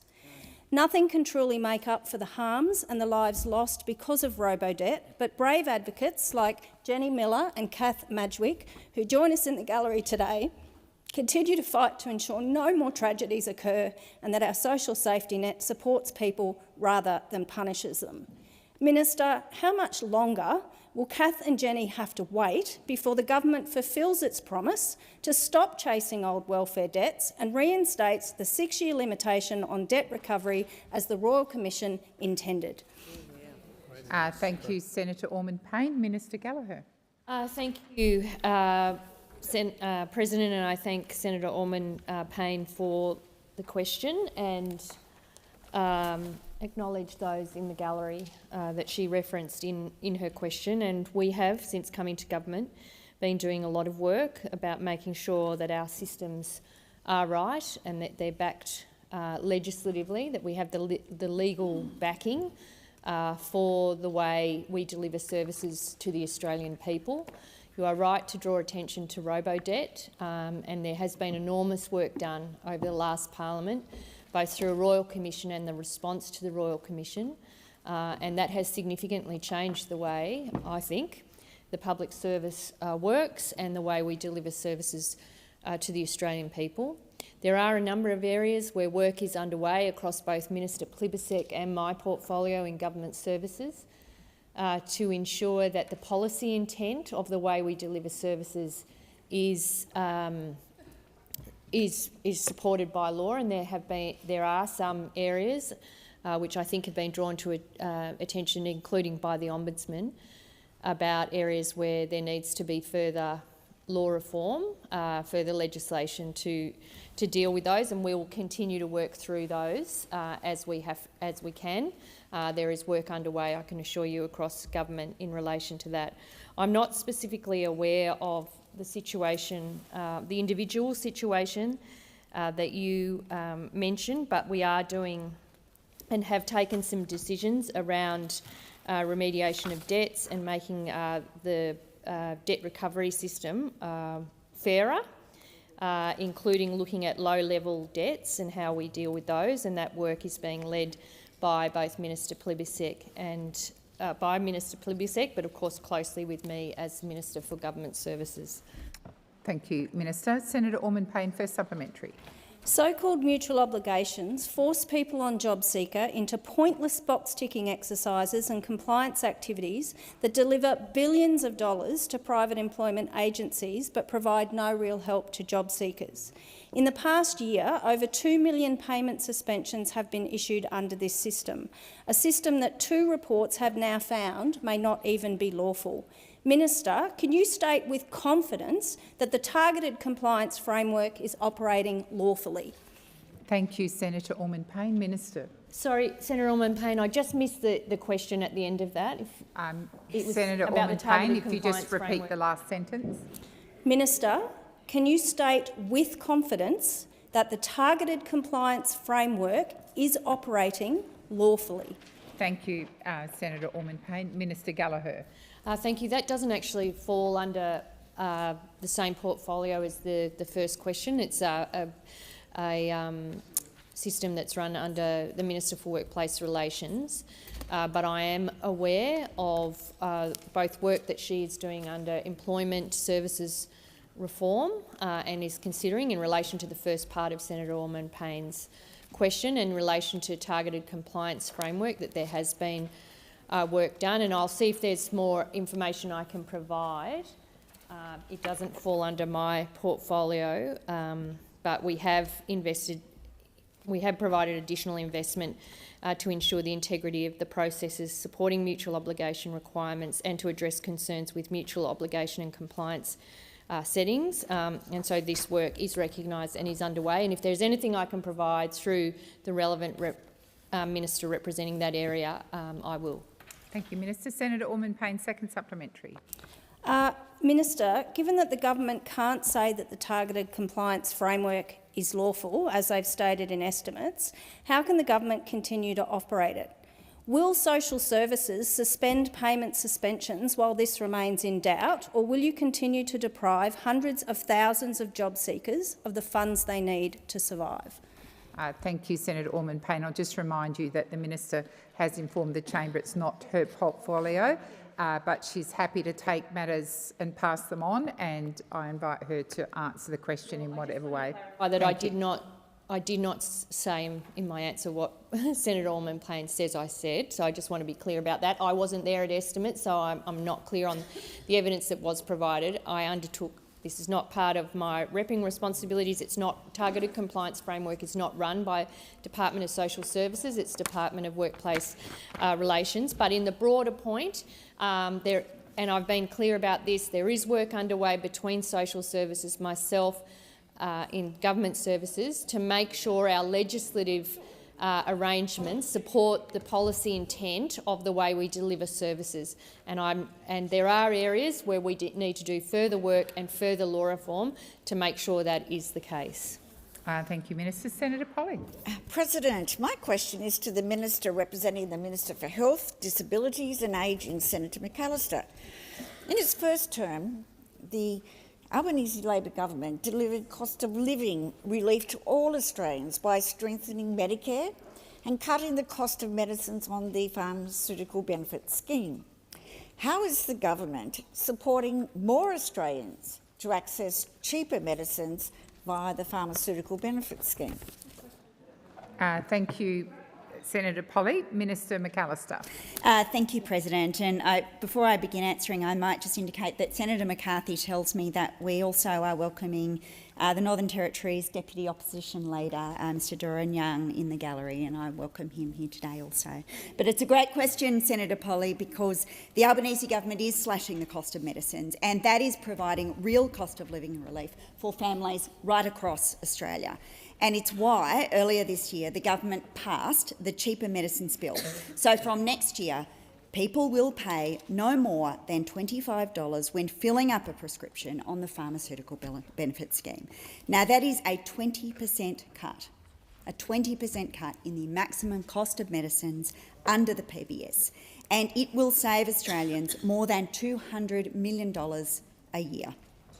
And the people who need help most, like Australian pensioners and concession card holders, will have the cost of their PBS medicines frozen at just $7.70 until 2030. But that's not all, Senator Polley. We are doing so much more because we want the PBS to be the best it can be, offering more Australians effective and affordable treatments. And it's why a month ago, on October the 1st, Australians affected by breast cancer, by rare kidney disease and a range of other conditions received critical cost of living relief with access to even cheaper medicines on the PBS. Take, for example, TrueCap, which treats locally advanced or metastatic breast cancer that cannot be removed by surgery. Without listing on the PBS, a course of treatment of TrueCap would cost a patient more than $98,000. Now we are delivering savings for up to 3,000 patients who will benefit from this PBS listing. And for the first time in 30 years, we have listed new contraceptive pills on the PBS because this is a government that listens to women right around the country who've told us they want more choice over their contraception. Thank you, Minister. Senator Polley, first supplementary. Thank you, Minister. And Australian women have been waiting a very long time. Australians shouldn't have to choose between seeing the GP when they need and paying their bills. On November 1, the Albanese Labor government delivered the largest ever investment in the history of Medicare, which is delivering on the government's commitment to restore bulk billing. How will this investment help more Australians see a GP for free? I was with Assistant Minister White on Sunday with a bulk billing 100% in Newstead in my home state. Your time has expired, Senator Polley. Minister McAllister. Well, that is good news, Senator Polley, and in May the Australian people voted for a government that would deliver strong and affordable healthcare for all Australians. And last Saturday, the Albanese Labor government's largest ever single investment in the history of Medicare, $8.5 billion investment, kicked in. Well, what does that mean? It does mean more bulk billing for more Australians. And for the first time, bulk billing incentives will be paid to GPs for every patient that they bulk bill. And it means it is now easier to find a bulk billed GP appointment. Around 1,000 clinics have indicated they are moving to full bulk billing, having previously charged gap fees. And that is what Labor governments do. They deliver real benefits for everyday Australians. Our government is getting on with the job, delivering affordable healthcare for Australians, because the only card you should need when you're sick is your Medicare card. Thank you, Minister. Senator Polley, second supplementary. Thank you, President. Minister, what other measures is the Albanese Labor government taking to deliver affordable healthcare to all Australians? And why has the government chosen this approach to build and protect Medicare, unlike those opposite? Thank you, Senator Polley. Minister McAllister.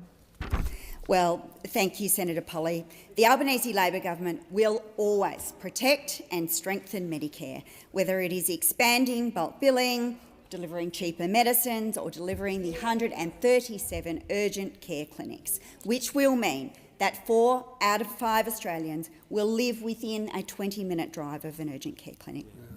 And I'd invite the Senate to compare that to the record of those opposite. They gutted the Medicare system.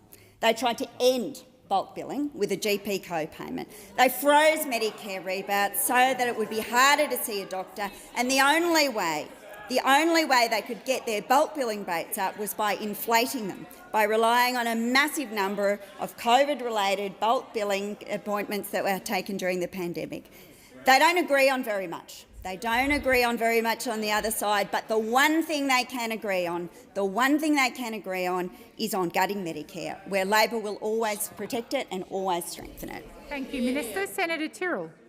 Thank you, President. My question is for the Minister representing the Minister for Communications, Senator McCarthy. The report on Online Safety Act review was released on 4th February 25. The government is yet to release a government response. A key theme of the review's report was the inability for current legislation to apply extraterritorial enforcement, meaning that our online safety laws struggle to make sure overseas-based platforms are following our laws. The review's report recommended multiple fixes for the issue, including requiring platforms to have a local presence in Australia and requiring a licence to operate.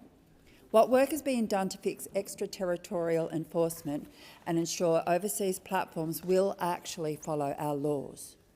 Thank you, Senator Tyrrell. Minister McCarthy. Thank you very much, President, and thank you, Senator Tyrrell, for your question.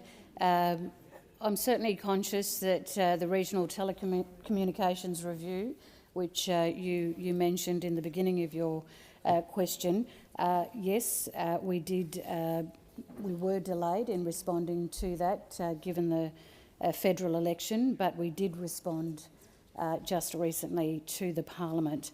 And you know that as part of the Albanese government's commitment to ensuring Australians that we are protected by world-leading online safety laws, the government will be legislating a digital duty of care, and the digital duty of care will place the onus on digital platforms to proactively keep Australians safe and better prevent online harms. Senator Tyrrell, you know that this is a space that the Minister is working very diligently in, given the timeline that we have ahead of us in terms of the ban for those under 16. We are committed to ensuring the Act provides strong protections and that platforms take responsibility, President, for reducing the harms experienced by Australians online. Thank you, Minister. Senator Tyrrell, first supplementary. Thank you, President. The government knows platforms can avoid paying fines or following court orders directions that enforce the Online Safety Act. Takedown notices by eSafety have been rendered practically useless by federal court rulings, leaving overseas platforms like X laughing. If nothing has been done yet that will be ready in time for your social media kids ban in 1 month's time, how do you think the ban can actually be enforced by the courts? Thank you, Senator Tyrrell. Minister McCarthy. Thank you, President, and thank you, Senator Tyrrell. We know this is a world-leading process that we are taking. We know also because of the support that the Minister received in her trip to the United Nations recently.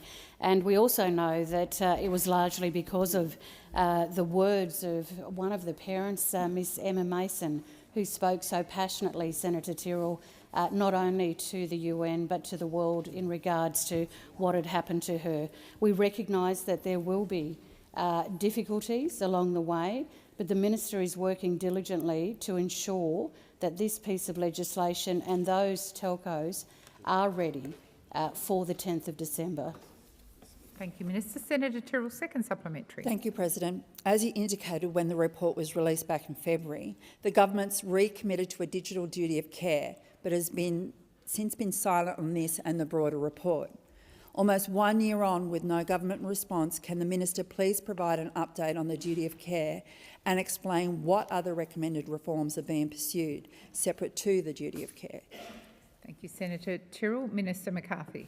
Yes, thank you, Senator Tyrrell, and I'll certainly provide you the advice I've been given, but also happy to seek further advice. But I'm made aware that Australia's online safety work is world-leading, and to ensure the Online Safety Act is fit for purpose, the Albanese government brought forward that independent review.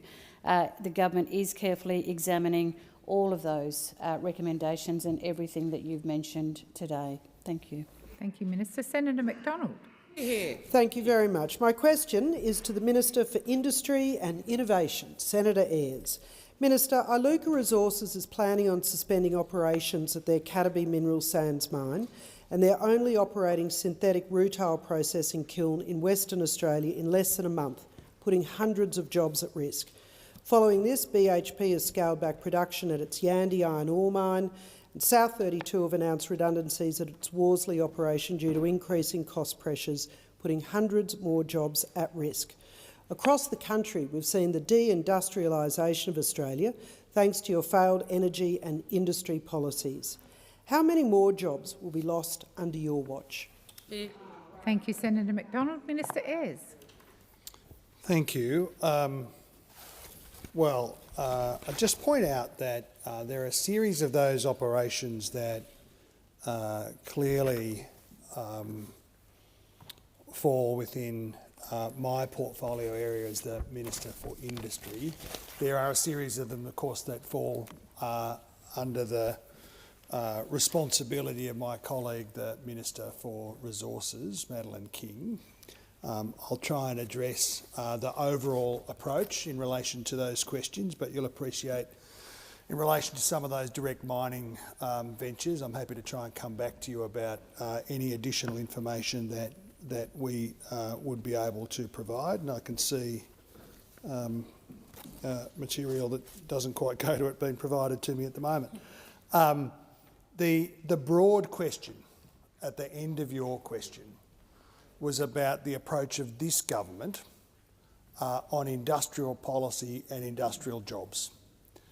And you will have seen over the course of the last 6 months our approach to securing the future viability of a series of industrial facilities that employ or cause to employ many, many thousands of people, including one in your home state of Queensland, that the knock-on effects of the closure of that Glencore facility would have been many, many thousands of jobs.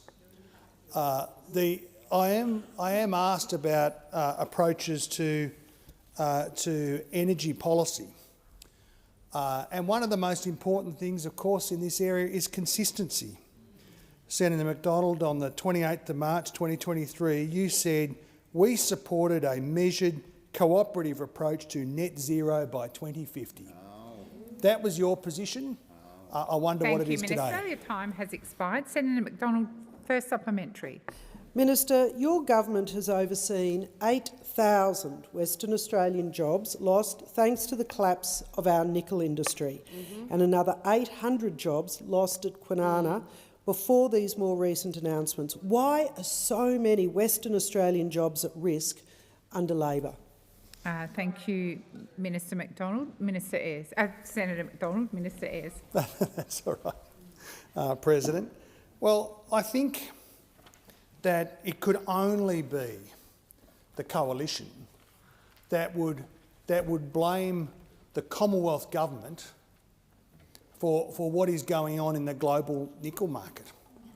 Like that is the sort of irresponsible wandering past the problem sort of approach that underscores the delinquency of the period that those opposite were in government. Senator McKenzie. It's a bit like it's hard to find a metaphor that is appropriate. It's not just the teenage arsonist blaming the fire brigade for turning up late. It's the teenage arsonist who's still pouring petrol out, holding a lighter, blaming the fire brigade for turning up too late. Senator McDonald, second supplementary. We've seen risks of job losses at Tomago, Iluka, Nearstar, Glencore, BHP. When will you admit your energy policies are failing Australians, driving up prices and costs, or will taxpayers yet again have to pay for your failures? Thank you. Order. Order. The minister is on his feet. Order. Senator Watt, order. Senator Watt, I have called you to order. Senator Brockman. Minister Ayres. Thank you. What is absolutely clear is that Australia is paying the price for a decade of delinquency. Now there were efforts by the previous government. Mr Taylor said the coalition's policy to achieve net zero emissions by 2050 is a responsible and balanced plan. Senator Kovacic said the previous Liberal government that Australia committed to reaching net zero by 2050. Ms Lee said we have a technology-agnostic approach to reaching net zero emissions by 2050. It goes on and on and on. Senator Smith was over there saying the coalition is committed to transitioning to net zero. Minister Ayres, please resume your seat. Senator McDonald. On relevance, I'm waiting to hear about Australia being able to compete on energy Senator policy. McDonald. Order. Order. Order. Senator McKenzie, I don't know why you think, after I've said order 3 times, that somehow you deserve the last word. You don't. Minister Ayres, I'm going to draw you back to the question. Well, we will continue to deliver the modernisation of our electricity system. We will continue to improve the gas market settings in the interest of heavy industry. The time for answering has expired. Senator Payman. Thank you, President. My question is to the Minister for Industry and Innovation, Senator Ayres. Green iron represents a massive opportunity for jobs, investment and exports in line with Future Made in Australia. The government has allocated $2.4 billion to Whyalla, but we have an equally valuable magnetite resource in Midwest WA. Major investors are now turning to the Middle East to invest in green iron because positive government support, which puts future WA jobs in this sector at risk. While the WA state government is investing, we need the speed and scale that only the Commonwealth can deliver. Premier Roger Cook is in Canberra, so I'm sure WA is on the agenda. Minister, what funding has the federal government allocated for common user infrastructure at Geraldton Port to crowd in private capital and investment? Minister Ayres. Thank you, President, and Senator, thank you for that question. I guess I know this is the state's house, but I would not pit Australians against each other on these questions. And investment in South Australia, which is a very good investment, very important to take that facility away from its owner who was running it into the ground against our national interest and against the interest of our industrial capability, is a good thing for Australia and a good thing for Western Australians. It maintains our iron and steel making capability in Australia while we build for the future. You are right to point to Western Australia's enormous potential advantage here. And what this government is trying to do is to achieve 2 objectives. All of them opposed by the Liberals and Nationals, and Lord knows what the One Nation Party's position is on these questions. We are for a future made in Australia for this sector. And we're doing it for 2 reasons. One is to secure future iron production in Australia, and move up the value chain to secure good jobs. Minister Ayres, please resume your seat. Senator Payman. Just on point of relevance, President, I was asking specifically for the Gerald Port funding. I know there was a preamble, but could you please direct the Minister? The Minister is being relevant to your question, Senator Payman. Minister Ayres. There are 2 purposes. One is to move Australia up the value chain and secure this industrial capability and good quality blue-collar jobs in our regions, and that is very much a Western Australian story. Secondly, the objective here is to protect the future of our iron ore sector, which cannot be left unprotected to just be entirely reliant upon its current export markets. because some of our customers are moving to diversify their supply chains. And that puts our iron ore sector, if we are not thoughtful about planning for the future, at some competitive disadvantage. That's the focus of our policy. Thank you, Minister. That's what we're going to do. Senator Payman, first supplementary. The Commonwealth collects tens of billions in corporate tax revenue from the iron ore industry in WA. Minister, why is the federal government giving $0 to safeguard WA's #1 export industry and ensure the industry has a future in Australia through green iron? Thank you, Senator Payman. Minister Ayres. Well, as I've said, I mean, we are for Australia and Australia's capability here. The story of future iron production in Australia is very much a Western Australian story. The future critical minerals production in Australia is a South Australia, Queensland, Northern Territory and WA story. There is $1 billion there just to deal with one program, $1 billion in the Green Iron Investment Fund. Now, Premier Cook is here today. He is making, not in the chamber, Senator Ciccone, but here in Canberra. He is about the House making representations on behalf of Western Australia. I'm sure he will be doing it in relation to future iron production. I guarantee that we will develop a joint approach implemented over time with the government of Western Australia in the interest of the state. Senator Payman, second supplementary. Minister, to all my constituents from WA who are listening in, how many well-paying, highly skilled, future-proof WA jobs are we potentially sacrificing by failing to invest in this opportunity now that you claim to be working very closely with Premier Cook? Surely WA is on the agenda, but you have not mentioned anything about any project in WA.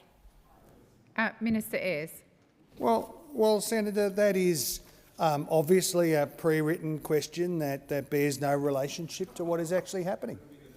And the progress that is being made with the government of Western Australia, in the real world,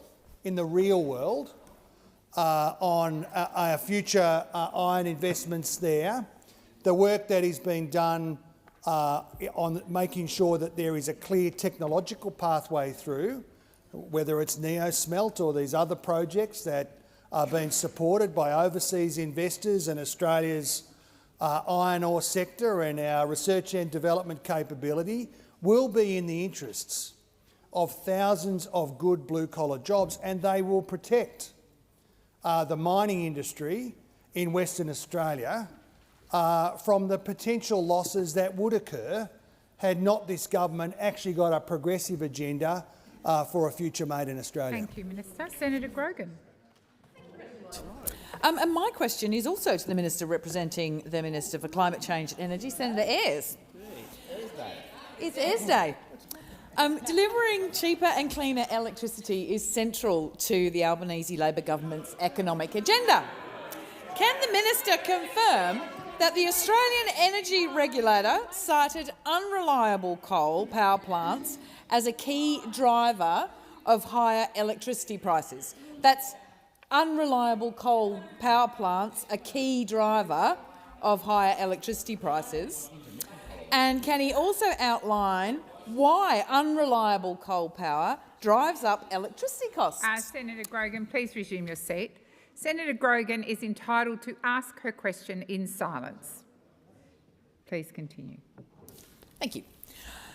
So, in addition to that first section, I might just quickly run past it again. Can the Minister confirm that the Australian Energy Regulator cited unreliable coal power plants as a key driver of higher electricity prices, and why is unreliable coal power driving up electricity costs, and why is it a feature of the Australian grid, and what is the government doing about it? Thank you, Senator Grogan.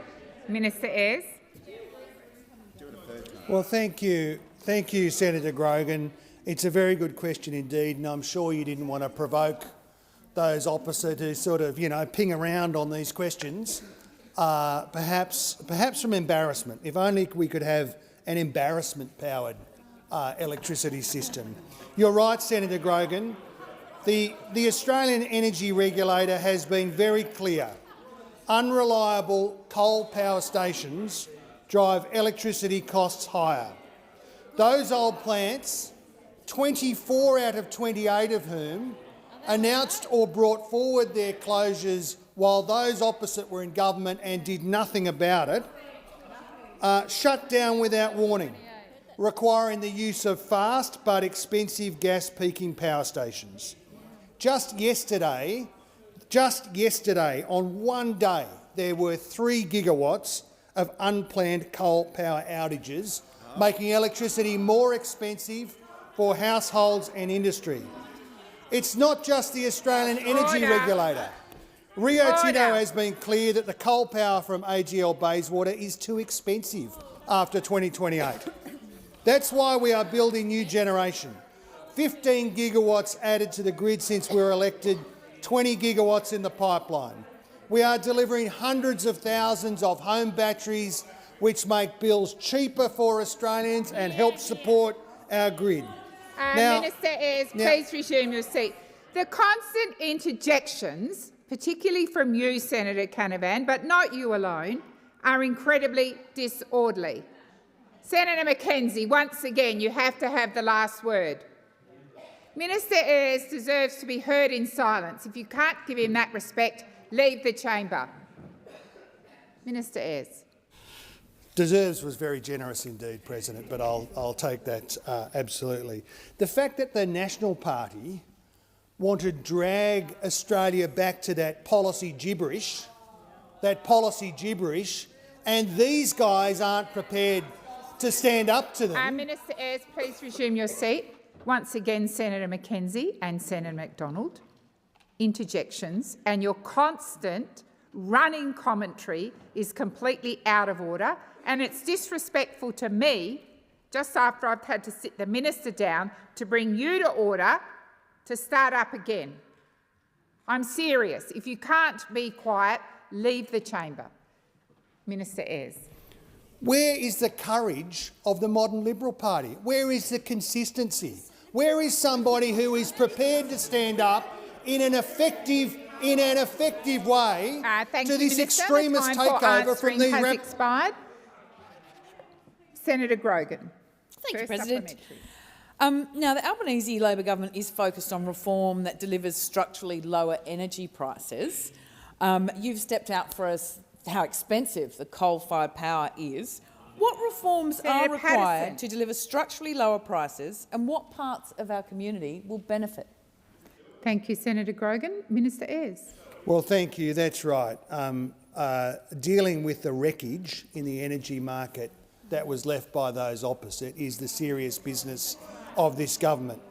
We need major reform.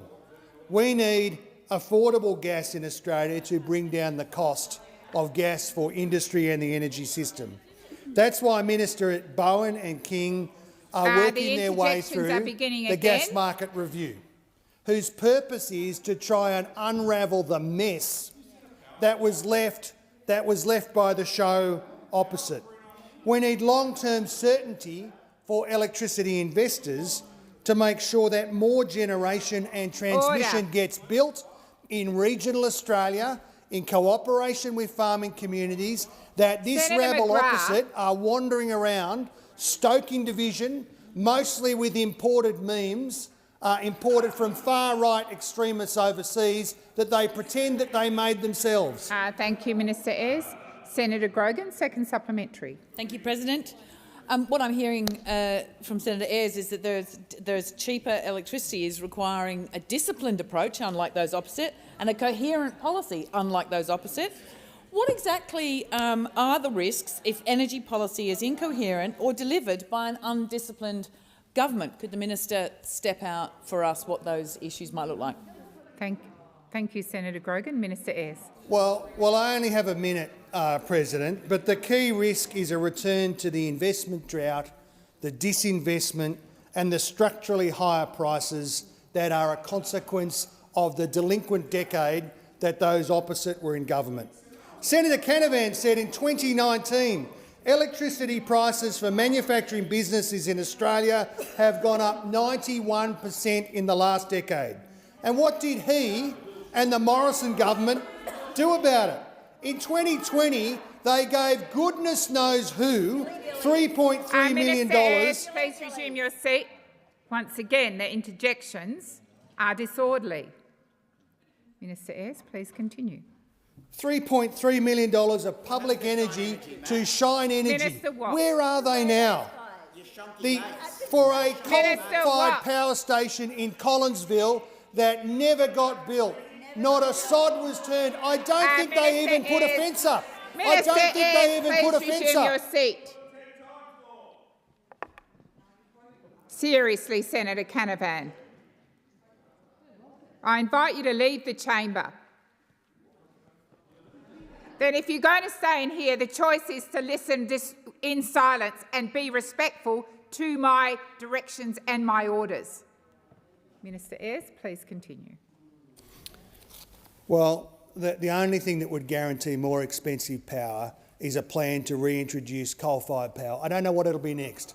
Coal-fired trains from this lot. Coal-fired trains. Thank you, Minister Ayres. Senator O'Sullivan. Thank you. My question is to the Minister representing the Prime Minister, Senator Wong. Yesterday, West Australian Premier Roger Cook met with the Prime Minister and other ministers on the latest Labor attempt on environmental reform, with media reporting that he said the government must deal with the resource sector's concerns and, quote, we also need to make sure that industry continues to be encouraged, end quote. Has Labor's left-wing pro-green reform proposals failed Western Australian business and indeed all Australian businesses that have been rejected by the Premier of Western Australia and business groups again? Thank you, Senator O'Sullivan. Minister Wong. Thank you, President, and thank you, Senator. It gives me the opportunity to again say to you we want faster decisions for business and stronger protections for the environment. And you have an opportunity here to do the right thing and actually engage in good faith with the government to pass this legislation. It was your leader who first commissioned Graham Samuel to review this legislation. You know it's needed. And so instead of, if I may suggest, instead of coming in here and complaining about the legislation, why don't you engage in good faith with delivering legislation which both improves decisions, the speed of decisions for business, and delivers stronger protections for the environment? Because that is in the national interest and that is in the interest of all states and territories. Senator O'Sullivan, first supplementary. President, thank you. The government claims to have met with the Premier and many stakeholders in developing the latest reforms, yet the very key issues they raised have not been addressed. What are the issues that have been raised, and why didn't Labor listen to the Premier and the business stakeholders and act on their concerns before drafting the legislation? Senator Ayres. Minister Wong. It is interesting, isn't it? Yesterday, my recollection is that the Greens were trying to drum up an argument that big business was all for this, and now we have an argument that we're not talking to big business. I think that's right. We've got the diametrically opposed narratives here. Well, perhaps instead of everybody playing politics with their own supposed constituencies, it might be a good thing if a couple of the parties in this place, other than the government, look to the national interest and pass legislation which you know is sorely needed. Thank you, Minister. Senator O'Sullivan's second supplementary. President, Australia is becoming less attractive as a place for international investment. Australians are missing out on our jobs and living standards are going backwards.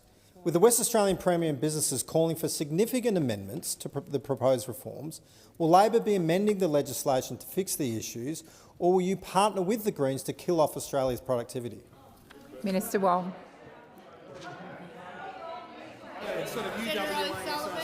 Thank you, President. Well, as I said, we want to deliver protection for the environment and better decisions, faster decisions for business. And what I would remind those opposite is that the Premier, I'm advised, said this: we can produce legislation which both encourages industry and protects the environment, and I think now is the time for the Parliament to do that. So why don't you do just that, Senator? And with that, I ask that further questions be placed on notice. Minister McCarthy. Thank you, President. In question time today, I undertook to provide further information in response to questions asked of me by Senator Tyrrell in my capacity as the Minister representing the Minister for Communications relating to the digital duty of care. I add to that response, I am advised that the consultation on the digital duty of care, Will's office advises me that they would be happy to brief Senator Tyrrell if she contacts Minister Wells' office. Clerk. Order for the attendance of the Minister representing the Treasurer, Minister Gallagher, to make an explanation in relation to the intersectional review into governance and operational concerns at Housing Australia. Minister Gallagher. No. Thank you, Deputy President. Well, it's 120 so far. Order for production of documents number 197 requests a report which was already requested by Senator Bragg at Senate estimates. As indicated to Senator Bragg at estimates hearing, the government is considering what documents are and are not in scope and appropriate for tabling, and the government expects to be able to respond to him in the usual way. Senator Bragg's initial OPD, agreed on the 28th of October, gave the Minister for Housing 2 days to respond. This original order was not followed by a compliance motion before the motion which sets up this attendance. Not only is this a departure from standard practice, it's really an abuse of the process to require a ministerial attendance on an OPD that has been with the Minister for a week and 1 day. Senator Bragg alone has submitted around 30 OPDs in the 21 days of this parliament. This is as many OPDs in 3 weeks as were agreed in the 50 years between 1914 and 1964, a span that included 13 parliaments and 2 world wars. This is less about government transparency and more about Senator Bragg's political theatrics. It may also assist the Senate and Senator Bragg to know that the orders for the production of documents regarding housing portfolio matters are best directed to the Minister representing the Minister for Housing rather than the Minister representing the Treasurer. Is anyone seeking the call? Senator Bragg. Other than wishing someone a very happy birthday, could you please move to take note, Senator Bragg? Well, I move to take note, and in doing so, of course, I note for the record that the Coalition wishes Senator Wong a very happy birthday. I won't break into song here because I might shock other senators and try and show respect to colleagues. Yes, I'd have to sit you down, Senator Bragg. Right, yes, thank you very much. Well, it is a very disappointing response, I have to say, Minister, because this is not a new issue, and there is a sense in the response from the Minister this is all new and they had to go down to the Treasury and rustle a few rats together and get a few pieces of paper and try and find on the servers what the dogs and the rats hadn't actually eaten down there in the Treasury building at Langton Crescent. I mean, the fact is that this issue, in terms of the governance at Housing Australia and the bin fire that it's become, was initially the subject of a Freedom of Information request by me back in December 2024. Now, in response, the Treasury, I imagine as directed by the Labor government, replied using an exemption, neither confirm nor deny the existence of this report. Now, if they had read the FOI Act that they seek to gut, they would know that you cannot use a confirm nor deny exemption except in relation to national security or in relation to Parliamentary Budget Office documents. Now, the last time I looked, the governance bin fire at Housing Australia, which has billions and billions of dollars of taxpayer funds but doesn't build houses, had nothing to do with national security or anything to do with the Parliamentary Budget Office. Now, this is an embarrassing step that we exposed at Senate estimates, that the government is now asking the Treasury to effectively make up exemptions which are not available to the department in order to cover up documents. And so this is not a new process. We have been seeking these documents for some time. There was an admission at Senate estimates that this particular document exists. We've asked for that on notice, but this is a separate legal process, the order for production of documents. Now, the Minister doesn't like that we're using the Senate's powers to get access to documents, but maybe the government should reflect upon its dreadful FOI record that citizens and senators alike find it very hard to get any information. And the idea now that they've sort of said the quiet part out loud that they're promoting is the gutting of the FOI laws put in place by Malcolm Fraser, because Malcolm Fraser believed that the government would work better for the citizens if people had information about the activities of government. I mean, it's a pretty simple job being an opposition senator. Our job is to make sure that the government do not misappropriate funds, make sure they get good value for taxpayers, and make sure that they don't run programs in a way which is not in the public interest. And so that's what we're seeking to do. We're not seeking to have the world record number of orders of production. I mean, this is not, I mean, no one gets out of bed every day and says, you know, I really want to be the subject of Senator Gallagher's speech in the Senate about how many OPDs I've made. I mean, the point of doing it is because we're trying to get to the bottom of things. That's the point. That's the point. I can assure you, no one gives a rat's about how many orders are made by this place. People would expect us to come here to this bush capital and actually do things. I mean, we're supposed to do things here, and in our role, we're trying to get to the bottom of things. So the point I make is the government's judgment appears to be that it doesn't want to provide this document through this process. Now, that appears to be the case because we've been seeking the document for 9 or 10 months now, a long time, and so I would expect that unless the government want to have more problems with the management of the chamber, that in the end they will do what they've done with the Briggs review and provide it in some form, because there's no other result we could accept. Otherwise, we wouldn't be doing our job. So we're worried about the maladministration at Housing Australia because it has a lot of money. It has billions of dollars of taxpayer funds. It doesn't build houses.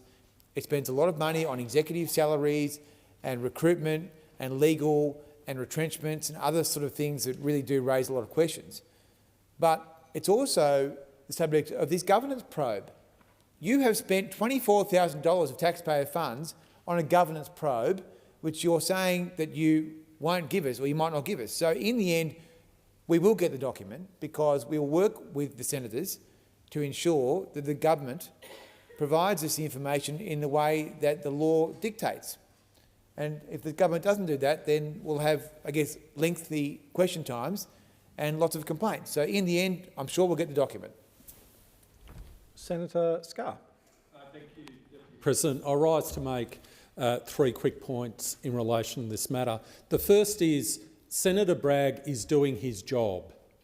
Senator Bragg is doing his job by asking for these orders for production of documents and getting these orders for production of documents passed with the majority of this Senate. And as we know, in the Senate, we can only get a majority of the Senate if the crossbench supports the coalition in terms of asking for these documents. So he is doing his job. The second point I'd like to make is, as Senator Bragg said, he first asked for these documents under the FOI Act back in December last year. So it is disingenuous to say the time limit on the order for production of documents is too short when these documents were asked for under the FOI Act in December 2024 and were also asked at Senate estimates. So these documents have been asked under the FOI regime, they've been asked at Senate estimates, and it was only because the document wasn't produced that the order for production of documents was passed by this Senate. And the third point I want to make is there is a theme here, and I previously raised the issue in this place in relation to the report which was made by the Centre for Public Integrity, one of our outstanding non-government organisations, which says that the Labor Albanese government is leaning into a culture of secrecy. And that is the phrase that they use. So the Senate is doing its job by asking for these documents. The Senate is doing its job by scrutinising the performance of this fund, which has billions of dollars of taxpayer funds invested into it, and the Senate should keep doing its job. Senator Barbara Pocock. Thank you, Deputy President. So I rise to speak to this attendance motion. So in attending today, the Minister has not provided the documents that are sought. And we're here because last week the independent review into governance and operational concerns at Housing Australia was due to be tabled, and it's been sought, as we've heard, for quite some time. The government has once again failed to comply with this OPD in a timely manner. And there can be no doubt that this Senate needs as much useful information about the administration of housing as we can possibly look at in what is day to day becoming worse and worse as a crisis in housing. In the last month, housing prices have increased by more than 1% in a single month. We now have home ownership rates for people under 25 that are around a third, compared to 51% back in the early 1970s.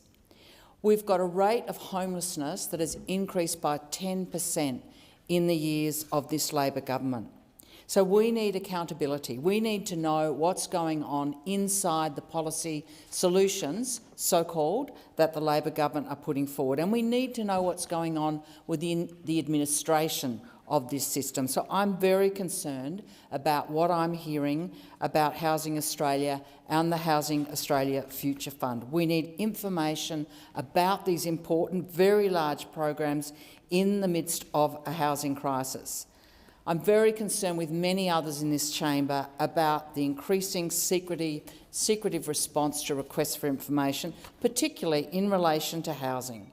Without publicly accessible information, non-government senators need motions like these, or estimates or whatever, to try and get to the answers in relation to very fair questions about the administration of sizable amounts of money to fix and respond to a housing crisis. Australians and their senators deserve to know what's going on and to have an open and transparent government about our spending. We want our housing system to work well. We want a housing system that responds to that frightening, rapid increase in the price of houses. Housing Australia's mandate is to support home ownership for Australians and to improve the supply of sustainable long-term social and affordable housing, an incredibly important goal. But I remain concerned about the adequacy of the response and its administrative failures. Reporting in the Australian Financial Review notes that at least 6 of the top 8 executives at Housing Australia have left the agency since Carol Austin took over as chairwoman in June 2023, in addition to other less senior staff who have also left. And we know, of course, Carol Austin has herself since resigned. Publishing this independent review sought here today would help to show that the matter has been properly dealt with and that the culture within Housing Australia is working in a way to respond to a crisis that's affecting the lives of so many Australians. And we could have avoided this mess if the government had just directly invested in public housing, in a direct spend, as we saw in the post-war years, that's simpler, more direct and cheaper. An issue in relation to what's going on in our housing spend relates to the question of consultants and the budget. The issue of outsourcing public sector work, especially on consultants, really worries me. Section 46 of the Housing Australia Act states that Housing Australia may engage consultants to assist in the performance of its functions. Well, Housing Australia recently said in their total operating budget, in the year 24-25 was just under $60 million. But when I look at their reliance on external contracts, it's incredible. It's really quite shocking. Over the past year, they have committed $30 million to external contracts, half the equivalent of its entire budget. That is just astonishing. How are you running an ongoing service when half of the budget or equivalent of it is contracted out? $14 million of that spending is specifically on consultants, the equivalent of 25% of its entire budget. I've asked Housing Australia on notice to explain what's in that bucket of consulting. We know what's going on in that bucket. There'll be overpriced charging for poor quality work and a failure to build up the heart and soul and capability of our public sector. Consultants are not the way forward. We need to know what this spending is doing. So in conclusion, we haven't had enough information what's going on in Housing Australia, and we need to. We've had a mere 48 minutes of questioning in estimates on this issue, and we need to get another go tomorrow night, which is a good thing. Your time has but we need to know more. The question before the chair is that the Senate take note of the explanation. Those of that opinion say aye. Against say no. The ayes have it. Are there any motions to take note of answers? Senator Sharma. President, I move to take note of answers to all coalition questions. Well, Deputy President, the government is presiding over a cost of living crisis and the largest decline in living standards across the developed world over the past 3 years, but you wouldn't know it from listening to those opposite. We had the Minister for Finance, Senator Gallagher, claim there has been substantial progress made in Australia's economy and the cost of living over the past 3 years. But the evidence indicates quite the opposite.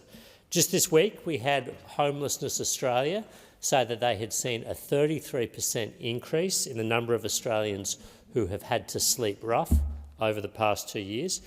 We've had the Food Bank Hunger Report highlight that 1/3 of Australian households have experienced food insecurity in the past 12 months, with 1 in 5 households skipping meals or indeed entire days of eating, all because of the cost of living crisis that this government has presided over.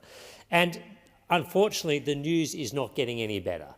Last week, the Australian Bureau of Statistics issued the quarterly inflation figures, which shows inflation surging from an annualised rate of 2.1% to 3.2%, outside the Reserve Bank's band. Underpinning that, we've seen electricity prices rise by almost 24% over the past year. We've seen utility prices rise by 14%. We've seen the price of coffee and tea and eggs rise by between 13 and 14%. We've seen rates go up by 6%. The cost of everything is getting higher. And the consequence of this inflation that is out of control under this government is what we saw from the Reserve Bank just yesterday. The Reserve Bank's decision to hold rates as they are, noting that inflation was, and I quote here, materially higher than expected, outside the Reserve Bank's band. Remember, just a few months ago, analysts, commentators, forecasters were all expecting there would be further cuts in the cash rate in Australia. The Reserve Bank has now indicated that further interest rate cuts are off the cards, and indeed many commentators now expect the next move in interest rates to be up. Now, if you're an average mortgage holder in Australia, you are already paying $1,800 more per month on average than you did before the Albanese Labor government came to office, and there is no relief in sight. Now, before becoming elected, Anthony Albanese promised that life would be cheaper under me. But the lived experience and the evidence and all the figures since show the exact opposite.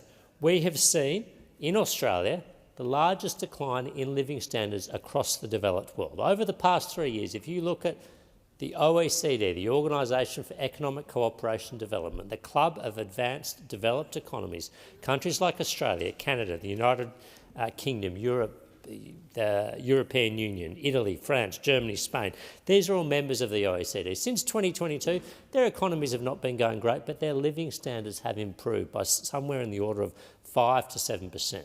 Over the past 3 years in Australia, they have gone backwards, the largest decline amongst the developed world. Why is that? Because people are paying more taxes under this government, because they're being pushed into higher income tax brackets under this government, because they're paying more for life's essentials because inflation is running so high, and because they're being hit with high interest payments, because unlike other central banks around the world who've been able to cut interest rates in response to an easing in inflationary pressures, here in Australia, inflationary pressures have not eased, and the Reserve Bank is trying to counteract expansionary government fiscal policy. And I wanted to touch on that because ultimately what's causing all this is the government's own prolific spending. In the government's own budget papers, we see that government spending is increasing at a rate 4 times that of the economy. That is an unsustainable rate of growth. We have government spending at the highest level as a share of the economy in 40 years, outside the emergency conditions of the pandemic. We've seen gross government debt last week reach $970 billion, forecast to hit $1 trillion this financial year, a record for Australia, gross government debt of $1 trillion.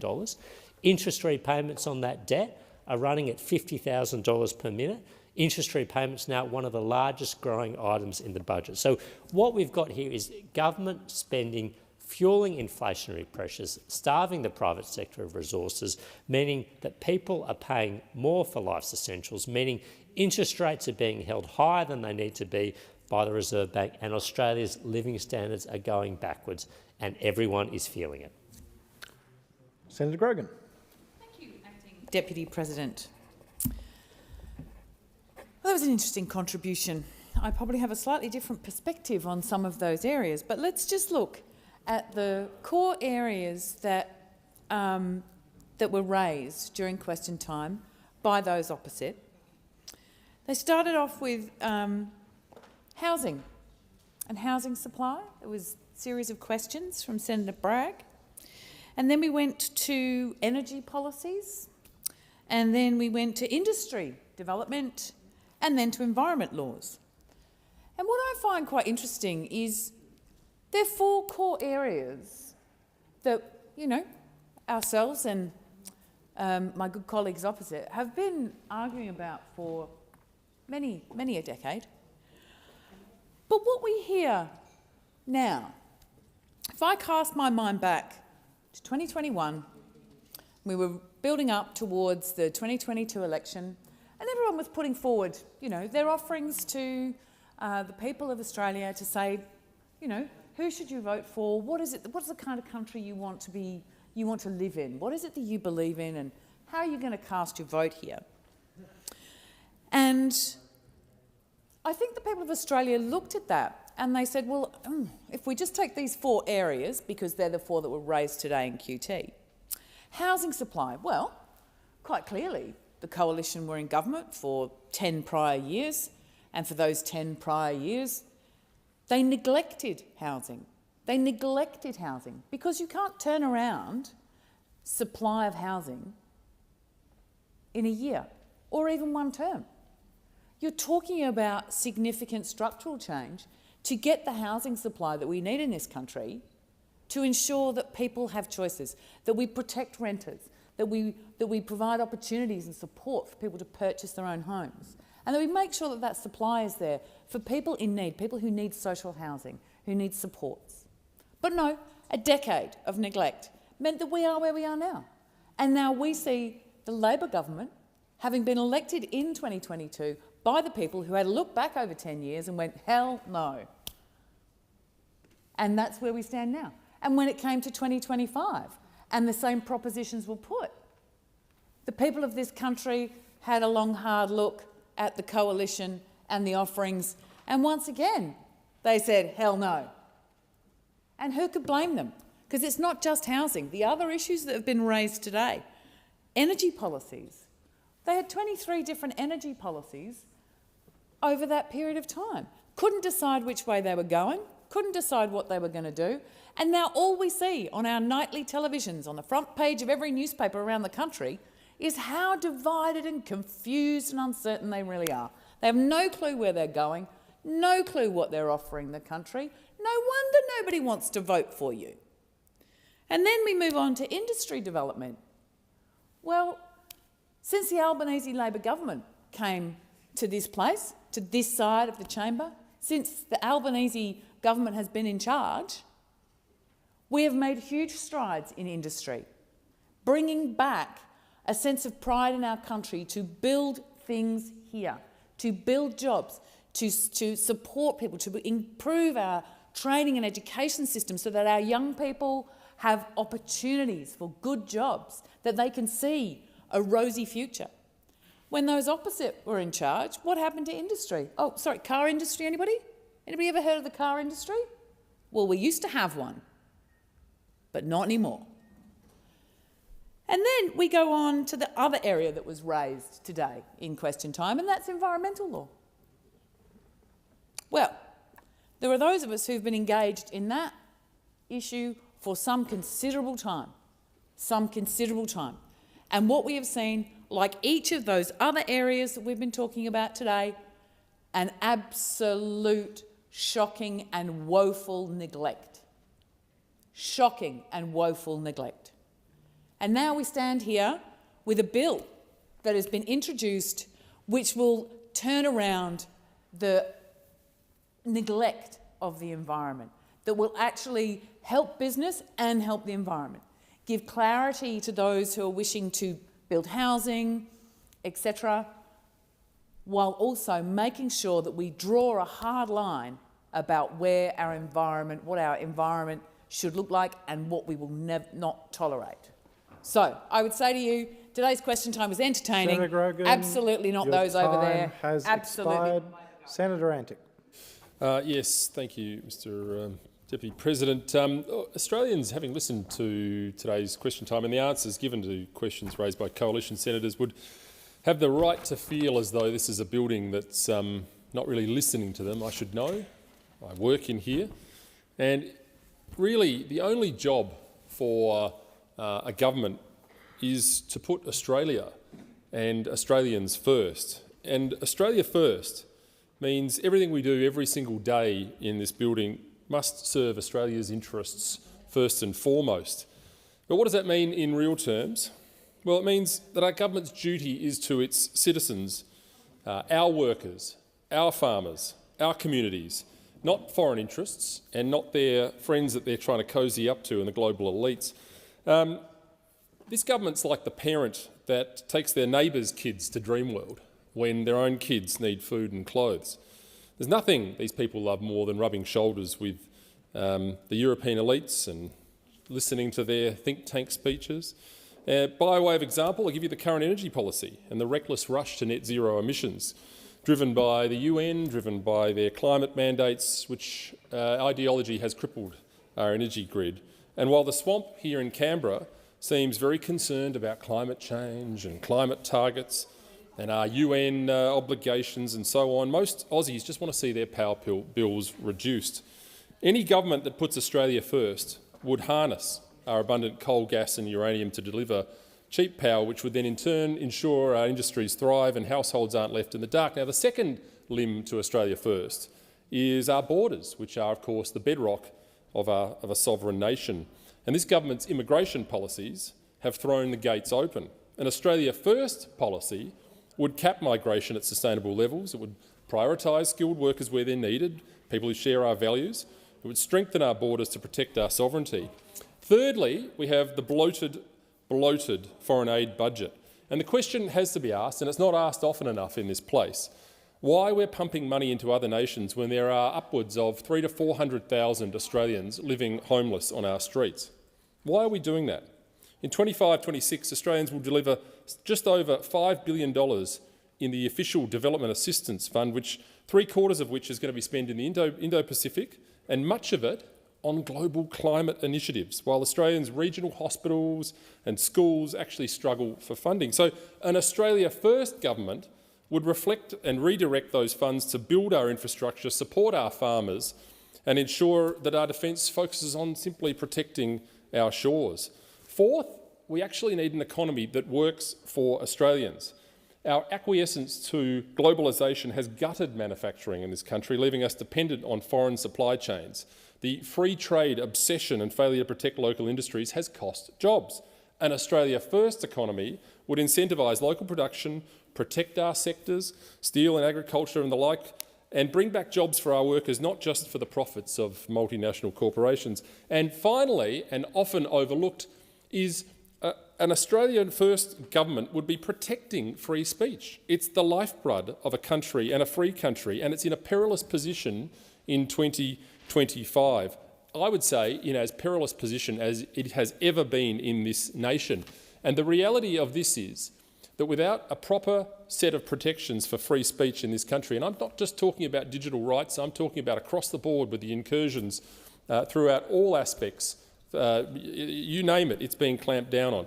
Without it, there is no ability for Australians in this country to challenge what's going on in this building, to challenge the global elites and their friends in the mainstream media who continue to push these censorious policies. An Australia First movement would defend Australians' right to speak freely, ensuring that no one is silenced regardless of their views. An Australia First government, which was grounded in these 5 principles, would restore our sovereignty, protect our borders, prioritise our security, rebuild our economy, defend our free speech, because that is what it means to be Australia First. Senator Ghosh. Thank you, Acting Deputy President. Well, it takes a lot of gall to come in here and make the day about homelessness and cost of living by those opposite, and that hollowness in their policy was reflected in the answers of the minister given today. That gall is based on hypocrisy. We have a real homelessness problem in this country. It's been growing, and it's something that the government is focused on addressing. 5,000 social and affordable homes built since 2022. In 9 years in government, the opposition built 373. So when you talk about who's left Australians behind on homelessness, who's left Australians out in the cold, it's those opposite. We have invested 20 times more than the coalition in social and affordable housing. And that's in spite of the impediments put in this place by the Liberals and the Greens last year when they blocked our housing policies again and again until we finally got them through. 25,000 social and affordable homes are now in construction and planning. So don't tell us we've left Australians behind. We're working very hard to get Australians off the streets, and any help would be much appreciated. Then we had a lecture on interest rates and inflation. And it's interesting whenever the RBA delivers a report, the two styles the coalition adopt in this particular chamber. When the RBA does something like holding the interest rate steady, they come in here like storm crows and lecture us about the problems of inflation. And when the RBA reduces interest rates, as it has done a number of times since we've taken office, there is a deafening silence from those opposite. In March 2022, interest rates were at 5.1% and rising. They peaked in December 22 at 7.8%. And since then, the trajectory has been downwards. It's at 3.2% today. That trajectory has not necessarily been perfectly linear, but its overall trend is down. And what that does is it takes one piece of pressure off household budgets, because we know cost of living in this country is informed by three things. It's informed by the prices people pay for goods and services, it's informed by the wages that they earn, and it's informed by the support government provides. We have reduced inflationary pressure in this country, but not only that, we've increased the wages that Australians are earning. We've increased the minimum wage in this country multiple times. So people on the minimum wage are tens of thousands of dollars a year better off. These are the people on the downside of advantage. We've had finally, not large, but finally some real wage growth, which means wages outpace inflation. It means the actual money in people's pockets is going up. And that's vital to take pressure off household budgets. And then finally, the government has shown a consistent willingness to invest in support for people through government measures. And they're measures that those opposite always criticise. They describe it as profligate spending to help people who are doing it tough in Australia, and then they come in here and lecture us about people being left behind. We're talking about energy bill relief, which they opposed before they supported. We're talking about lifting bulk billing availability across the country. We're talking about Medicare urgent care clinics, so you can get in to see a doctor without having any out-of-pocket expense. We're also talking about the more longer-term measures to improve the financial position of Australians in retirement. We're talking about increasing the superannuation guarantee to 12%. We've expanded paid parental leave to 24 weeks, and now super is being paid on all government-paid parental leave. These are things that have been opposed by the coalition. We cut student debt by 20%, and we've kept the price of medicines at $25 per script or less. So when you take a big step back on all of this, and you look at the picture of those three things, this is a government that has made advancements in each of those areas. It's not to say there isn't more work to do. Of course there is. And the government's got an ambitious agenda in that regard. But it would be easier to get that work done if those measures were not opposed in this chamber. It would be easier to get that work done if those opposite didn't come in here and take points against a government while opposing the very measures that they purport to support. So, this is a government that has reduced inflation, it's increased real wages, and it's provided cost of living relief. and that is something that supports all Australians. Senator Nampijinpa-Price. Acting President, well, what have we seen here at question time? What has been revealed to us in this chamber, to the Australian public, is once again is that the Albanese government has a problem with the truth. But the one truth is this: well, Labor lies. Whatever the topic, be it cost of living, housing, energy, the economy, we don't hear facts from Labor. We only hear falsehoods. Beware of catchphrases like cost of living relief when they throw a dixer at themselves. What are we doing to deliver cost of living? Well, they're always in delivery mode because they never seem to be able to get there.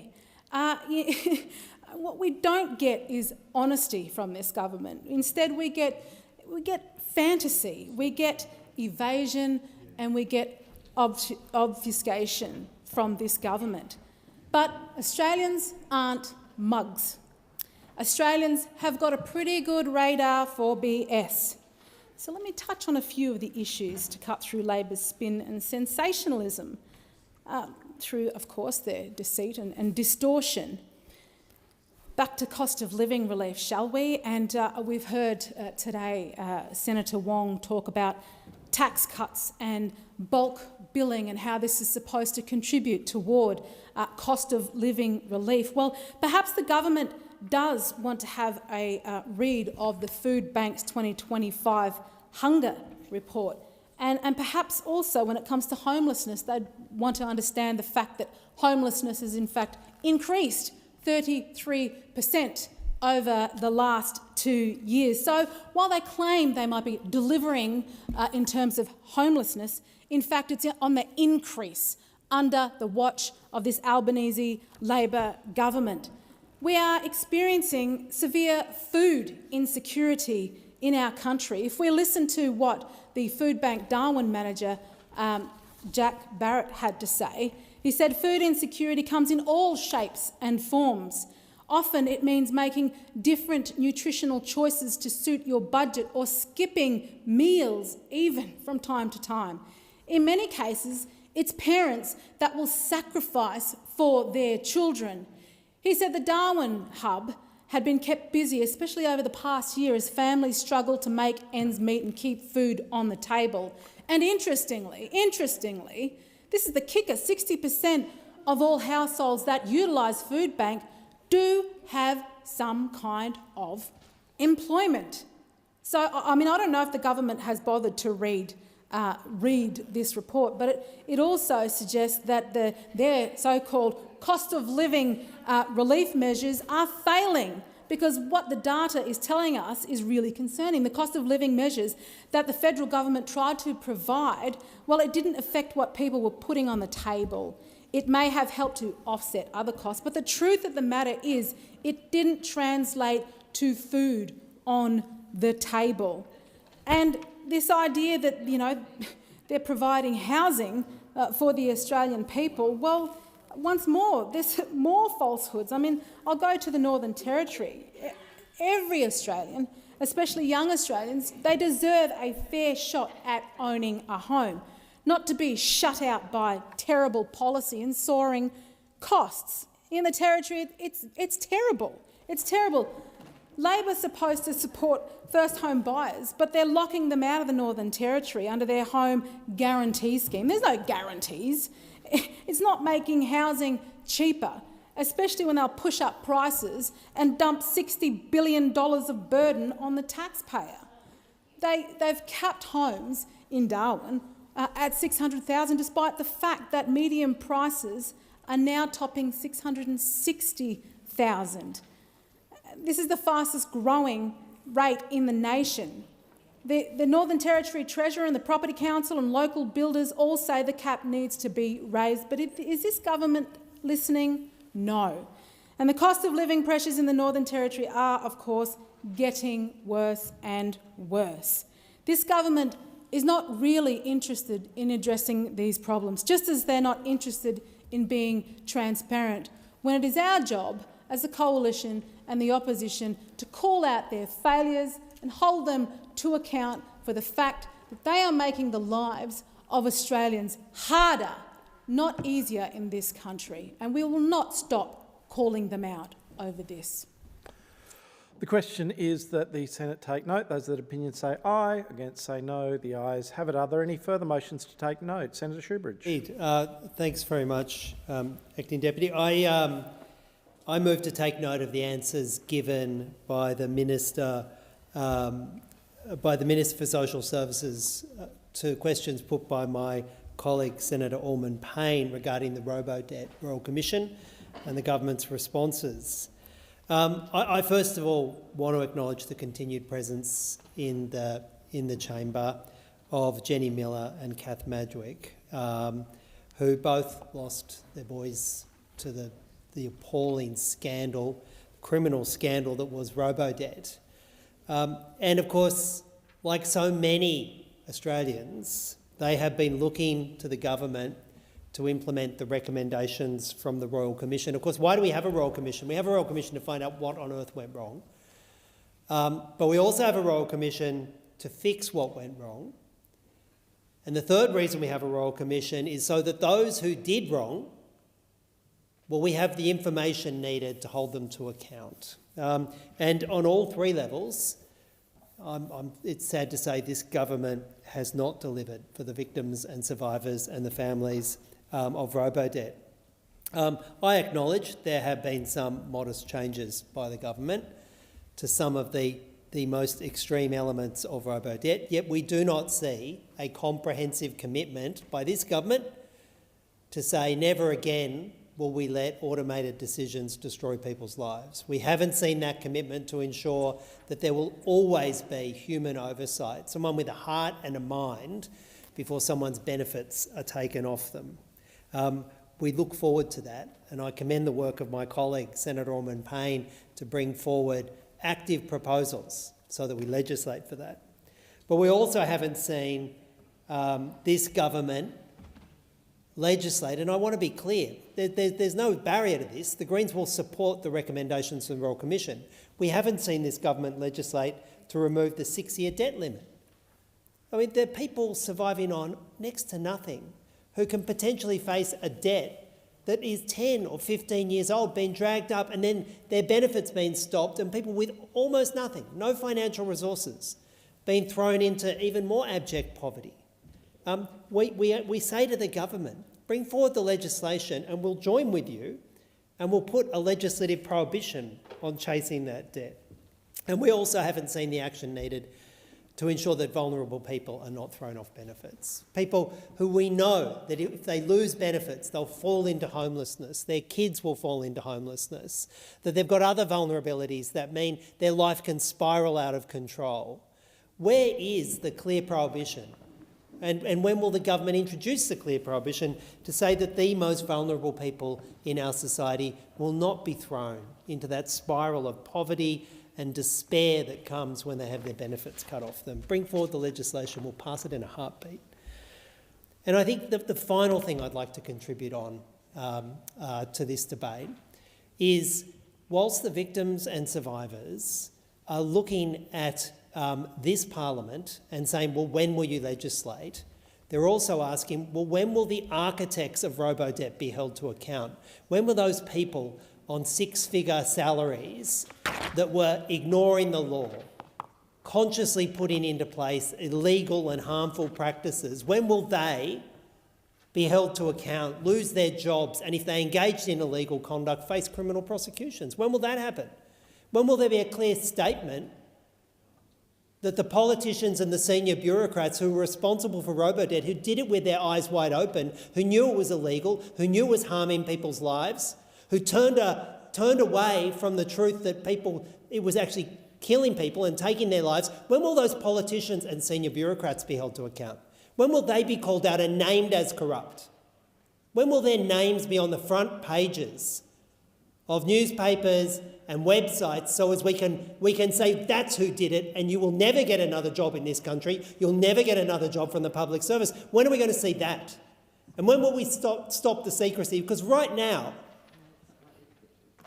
Jenny and Kath and all those who lost loved ones, the millions of more Australians, They're told that something is happening in secret in the NAC and don't you worry about that. Well, they're bloody well worried about it because they've seen the way this place works. They've seen the way the powerful are shielded from accountability. And when they're told that a secret hearing in front of a NAC that is riddled with a history in its 2 short years of failing to deal with conflicts of interest, when they're told that that's the pathway to justice, they don't believe it. Shine a light on this. Have public hearings into the scandal that is robo-debt in the NAC. And this government implement the recommendations and make this system safe. Shoebridge, your time has expired. The question is that the Senate takes note. Those of that opinion say aye. Against say no. The ayes have it. Senator Kovacic, were you seeking the call? Yes, please. Thank you, Deputy President. I withdraw general business notice of motion number 242, standing in my name. Thank you, Senator Kovacic. Thank you.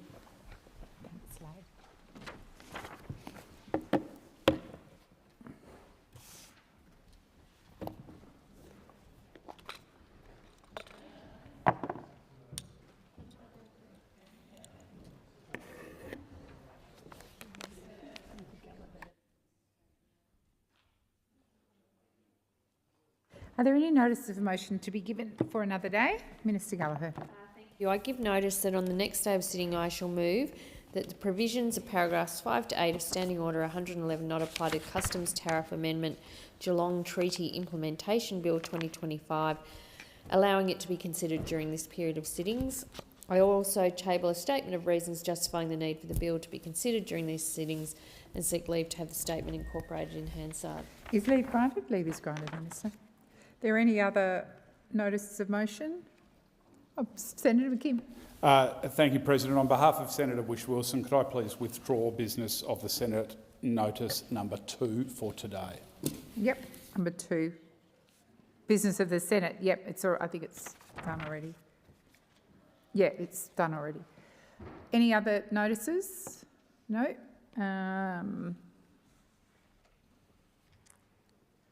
I'll call the clerk. Have you got anything, clerk? No.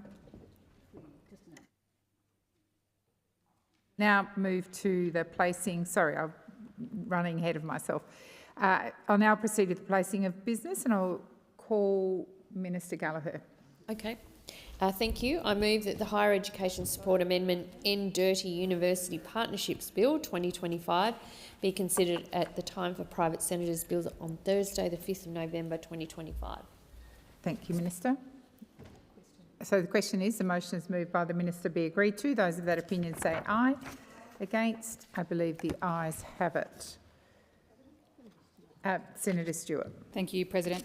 I seek leave to move a motion relating to leave of absence for senators. Is leave granted? Leave is granted, Senator Stewart. Thank you. I move that leave of absence be granted for the following senators. Senator Farrell from 4 to 6 November 2025 on account of ministerial business.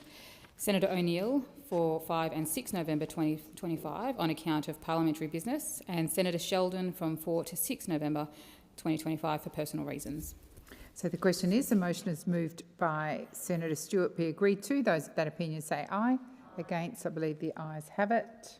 Does anyone else? No. I'll call the clerk. Postponement notifications have been lodged as follows. Business of the Senate, notice of motion number 1, in the name of Senator Hanson-Young for today to the 24th of November 2025, and general business notice of motion 206 in the name of Senator Whish-Wilson for today to tomorrow. No committee extensions have been lodged. Thank you for that. So we'll now proceed to formal business. And I'll go to 2, 3, 8, standing in the name of Senator Payman. Thank you, President. I ask that general business notice of motion number 238 be taken as a formal motion. Is there any objection to this motion being taken as formal? There being none, I'll call Senator Payman. I move the motion. So the question is that general business notice of motion number 238, standing in the name of Senator Payman, be agreed to. Those of that opinion say aye. Aye. Against? No. I believe the ayes have it. I'll now move to general business 239, standing in the name of Senator Payman. Thank you, President. I ask that general business notice of motion number 239 be taken as a formal motion. Is there any objection to this motion being taken as formal? There being none, I call Senator Payman. I move the motion. So the question is that general business notice of motion number 239, standing in the name of Senator Payman, be agreed to. Those of that opinion say aye. Against? I believe the ayes have it. I'll now move to general business notice of motion number 240, standing in the name of Senator Hume. Senator Askew. On behalf of Senator Hume, I ask that general business notice of motion number 240 be taken as a formal motion. Is there any objection to this motion being taken as formal? There being none, I call Senator Askew. I move the motion. So the question is that general business notice of motion number 240, standing in the name of Senator Hume, be agreed to. Those of that opinion say aye. Against? I believe the ayes have it. I'll now move to general business notice of motion number 241, standing in the name of Senator Barbara Pocock.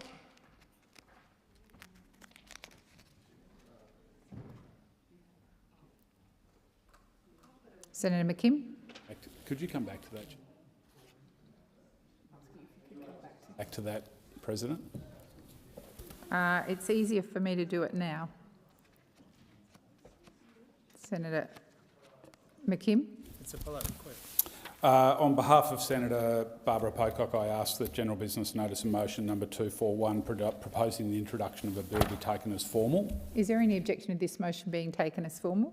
There being none, I call Senator McKim. Thanks, President. I move that the following bill be introduced, a bill for an act to amend the Fair Work Act 2009 and for related purposes.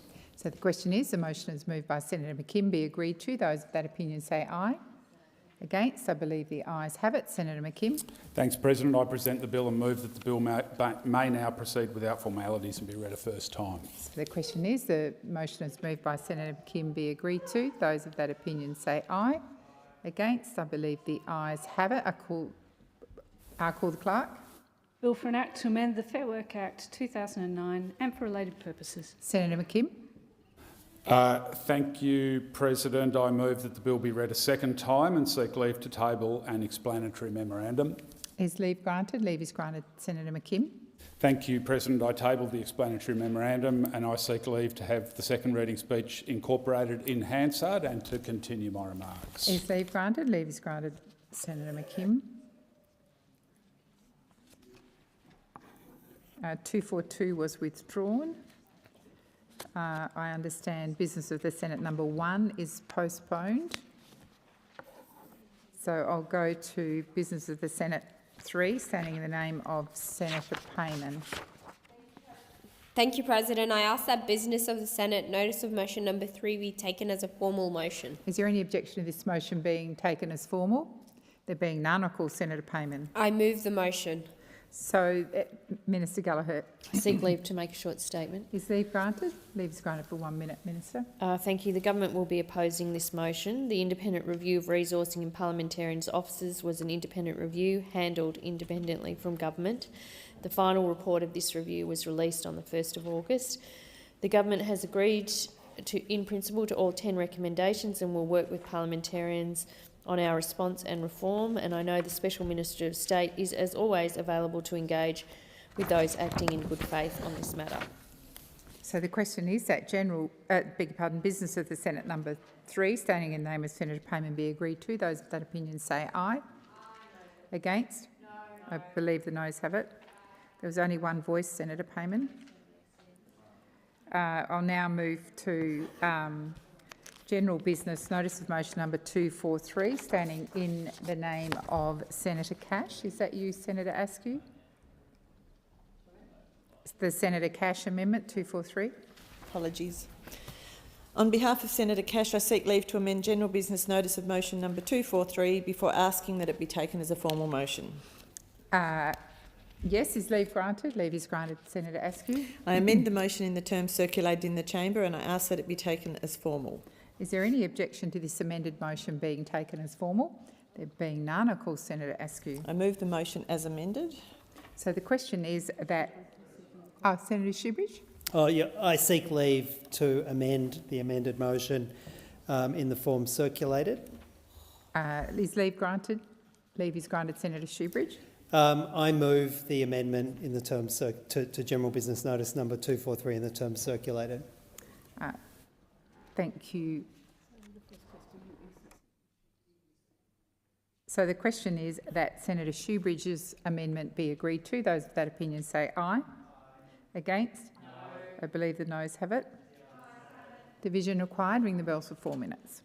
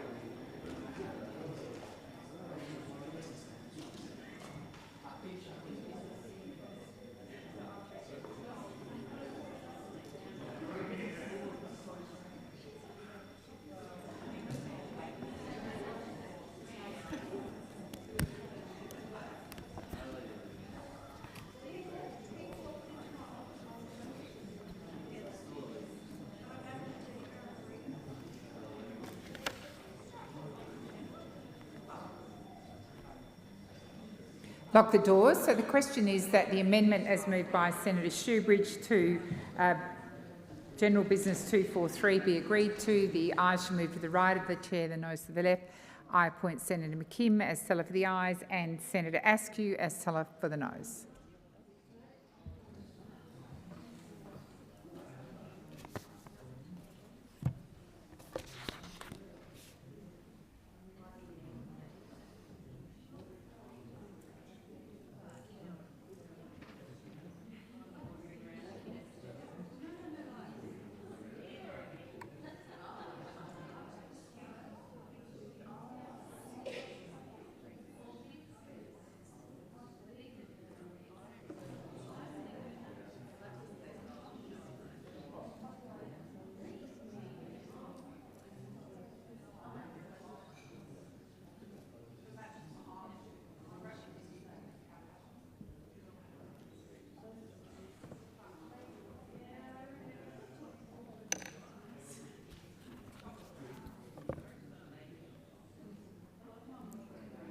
Order. There being 11 ayes and 26 noes, the matter is resolved in the negative. Senators, I'm not sure who the advisers, if they are advisers in the back of the room, are, but I saw a phone being held up. If a photo was taken, that is out of order and it needs to be deleted. I'll now move to general business, notice of motion 243 and the amendment as moved by Senator Askew on behalf of Senator Cash. So the question is that that amendment be agreed to. Those of that opinion say aye. Against? I'm now going to put that amended motion. So the question is that general business notice of motion number 243, standing in the name of Senator Cash as amended, be agreed to. Those of that opinion say aye. Against? I believe the ayes have it. I'm now going to go back to 236 and call Senator Scarr. President, if I could withdraw general business motion 236, please. Thank you, Senator Scarr. That concludes general business. I'm now going to the urgency motion as put by Senator Damin. Sorry, Senator Darmanin. Sorry. I seek leave to make a statement regarding party arrangements. Is leave granted? A leave is granted. Senator Darmanin. I inform the Senate that in the absence of Senator Sheldon, I will be acting Chief Government Whip for today and tomorrow. Thank you very much. I'll just wait for the chair, but I'll start the urgency. Senator McKim has submitted a proposal under Standing Order 75 today, which has been circulated and is showing on the dynamic red. Is the consideration supported? Is the proposal supported?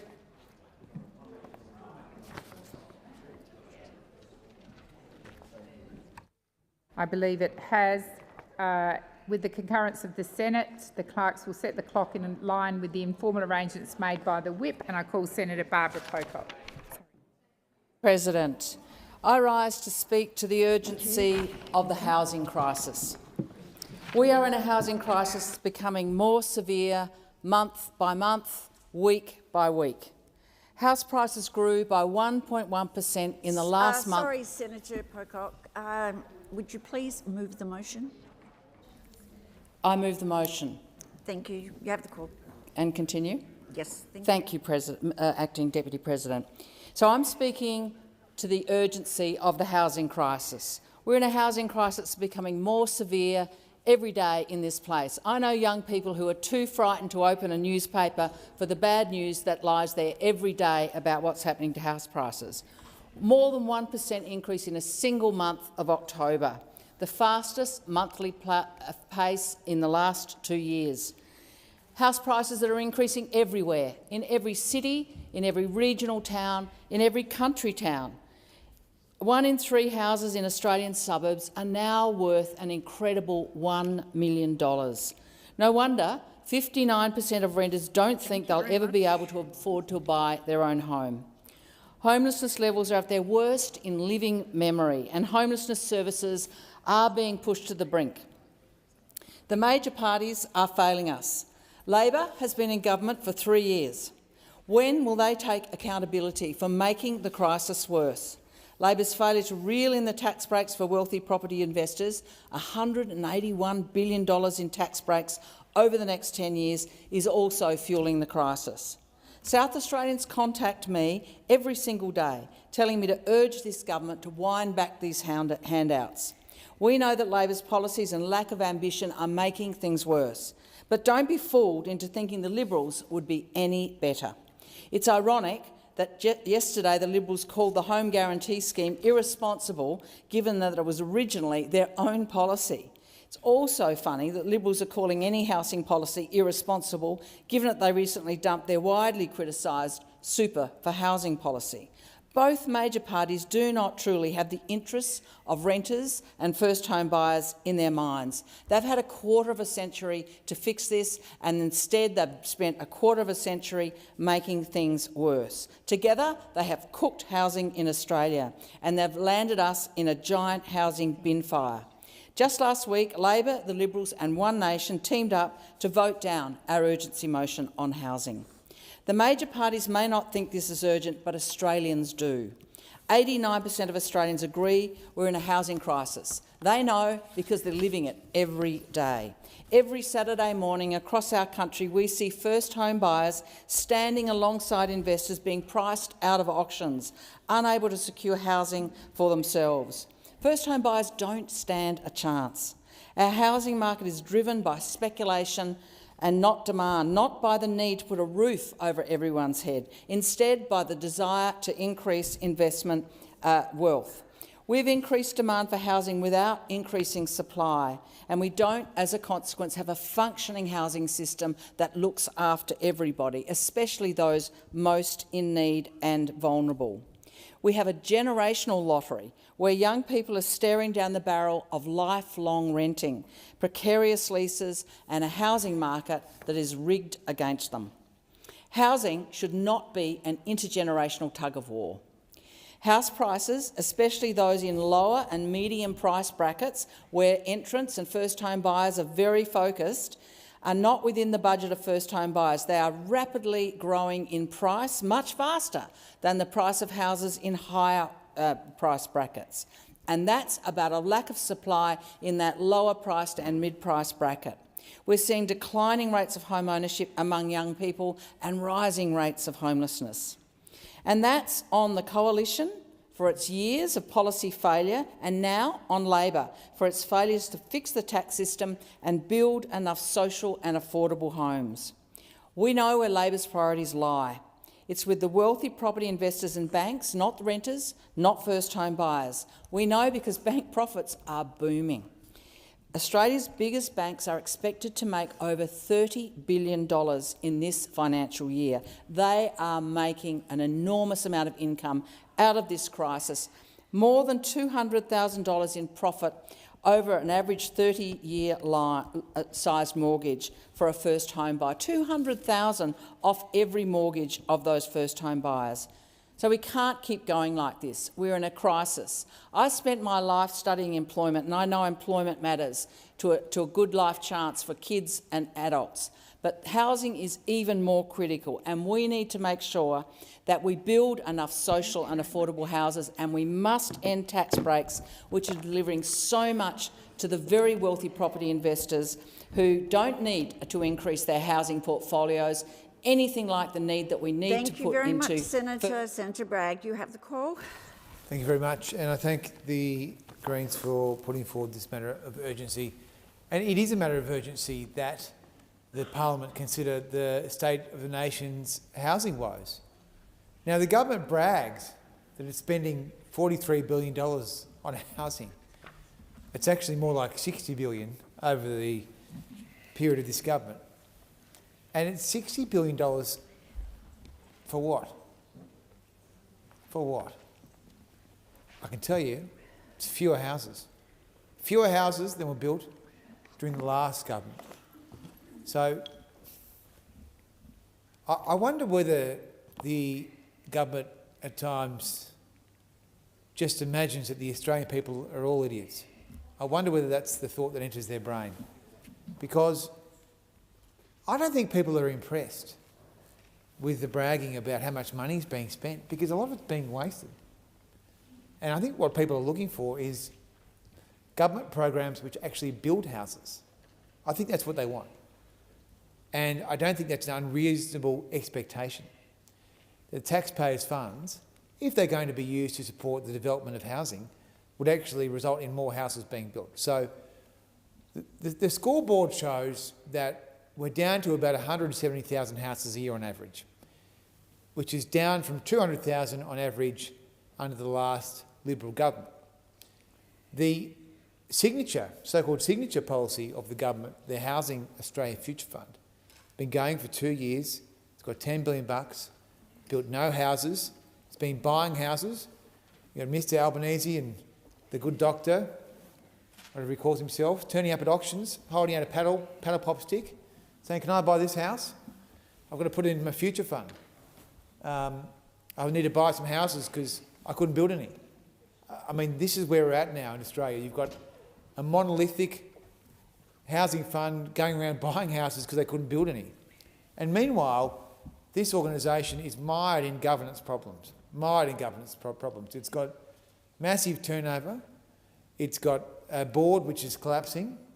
It's going so well down there that the government's appointed an observer to the board. An observer. So they send someone down from the bowels of the Treasury. They dust off their overcoat or their cardigan, and they turn up at the Housing Australia board meeting and they don't have Christopher Pyne's cup on the wall to listen into what the monkey pod's saying. They didn't get that one. Instead, they've got. I wish they had Christopher Pyne's cup. Maybe the monkey pod could be good, but they don't have that. Instead, they've got direct access. They're in the boardroom, and we found out at Senate estimates, and Senator Darwin and I were able to hear this testimony that the observer at the board is actually not an observer. They're actually a participant, so they engage like a director. And this brings the whole integrity of the fund into question, because is this board of Labor Party appointees and political hacks making judgments about housing investments based on what's the best outcome for the people, or are they bringing in their political considerations? I used to be an internal auditor for my sins, and if I was doing an audit report, I don't miss it, thank you very much, but if I was doing a report on this, the first risk I'd say is, well, why is there a person who's not on the board in this meeting about the expenditure of large sums of public funds? I'd be very worried about that. Now, we've seen from the first round of the HAF tender that the biggest beneficiaries are the major superannuation investors, Senator Gallagher's best friends. They're the biggest beneficiary of round one of the HAF. They get $2.8 billion. It's nice money, easy money. I tell you what, if you're a super fund in Australia, you just take off your hat and you put it in the street, and it fills with money. It's a magic trick. There's rabbits and money in there, and it's a good magic trick.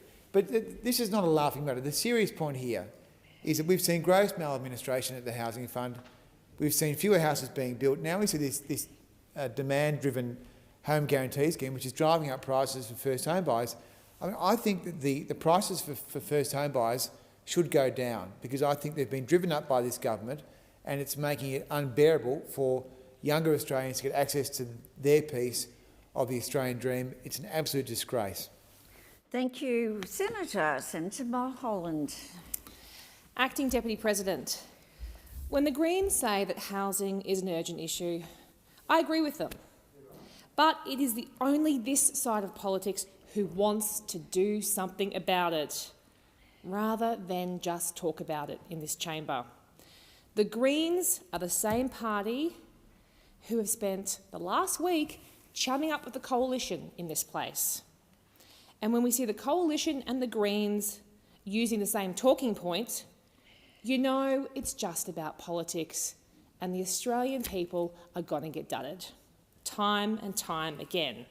When we see the Greens huddled over at the Coalition's advisor box, trading tactics as we have over the last week, we know it's Australian renters and first homeowners who will be the ones that lose out in this political game. To try and deny hard-working Australians the life-changing opportunity to own their own home with a 5% deposit, as they have tried to do in this place over and over again, is disgusting. Quite frankly, I can't take this motion seriously. The hypocrisy is so obvious and so extreme that it is failing. To be crying that 5% deposits will make banks riches, to be crying that a 5% deposit will make the banks richer. What the Coalition and the Greens forget is that ordinary people need to go to see a bank or a mortgage broker to get a loan to buy a house. People like me, mums and dads from the burbs in Queensland, we have to go to a bank to get a loan, and that's been the way for many, many decades. In fact, I don't know anyone who could pay cash for their first home, so I don't know how you're going to buy a home without a loan. I don't know why people should be demonised for for getting a loan, because that is the way that people are buying homes and have been for a long time. So I'm sick of hearing this business about banks getting richer and demonising hard-working Australians who scrimp and save to try and get a loan together, that somehow by saving towards a deposit is trying to make a bank richer. It's just ridiculous. You know, I don't know anyone who could pay cash for a home, but I'd hazard a guess that the people opposite in the coalition know a few of them.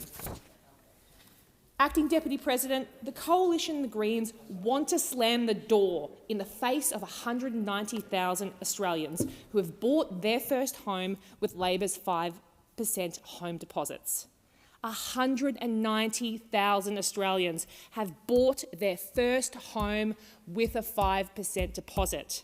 In my home state of Queensland, Labor's 5% home deposits are making a real difference to Queensland families. And I'd suggest the people who are arguing against them get out of this chamber and go and knock on some doors and go and tell the Australian people and the people in Queensland, particularly those 190,000 people who have bought a home with our 5% deposits, that you think that they don't deserve to be in that home, that somehow a 5% deposit is a bad thing. Go and do it. I dare you to. I dare you to. Because in my part of the world, in the Cedar Longman, in the booming growth corridor of Caboolture and its surrounds, 2,337 people have bought their first home. In the seat of Wright, 2,256 people are now in their own first home. In Groom, around the mighty city of Toowoomba, 1,217 people have used our first home deposits to get their home. And finally, on the Sunshine Coast, in the seats of Fairfax and Fisher, 1,537 people have used this great Labor policy to buy a home.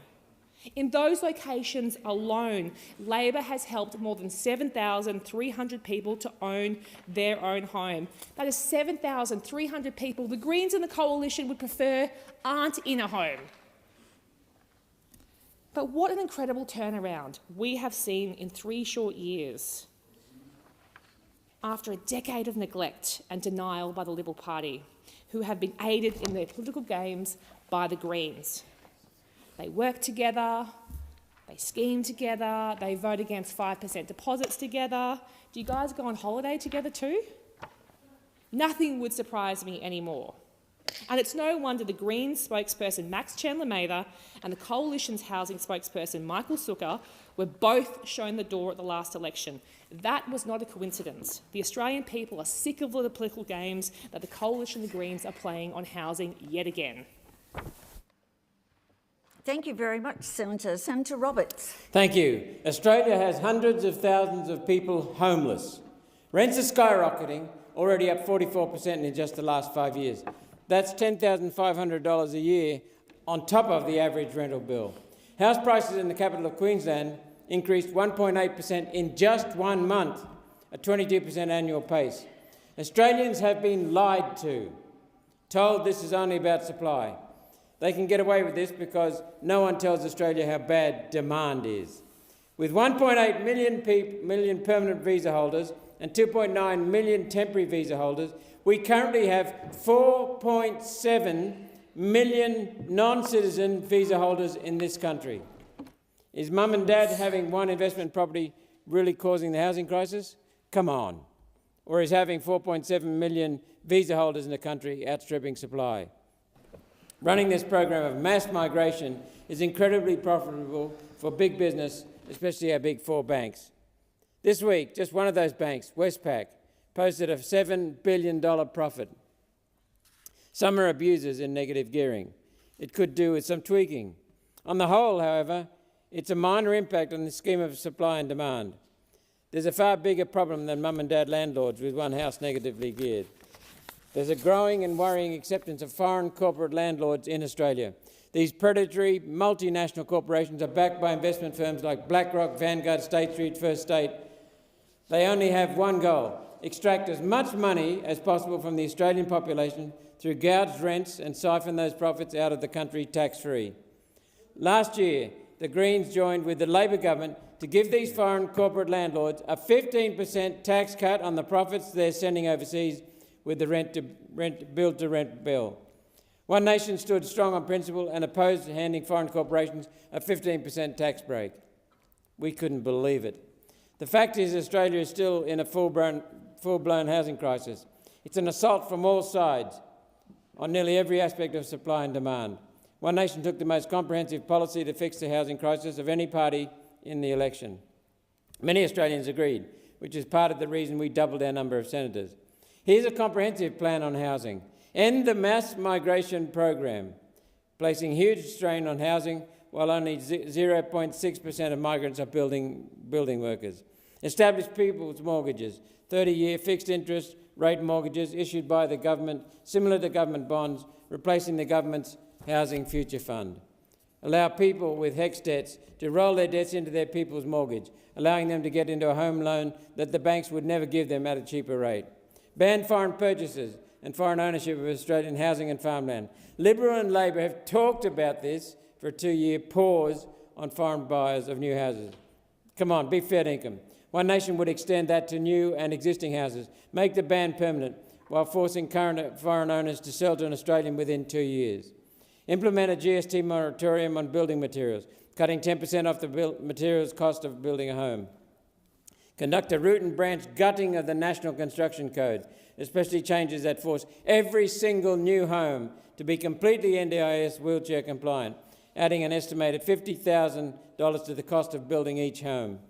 Allow a person's superannuation account to invest in their own home, closing the deposit gap while protecting their superannuation. Boost the Australian timber industry to make housing materials as cheap as possible.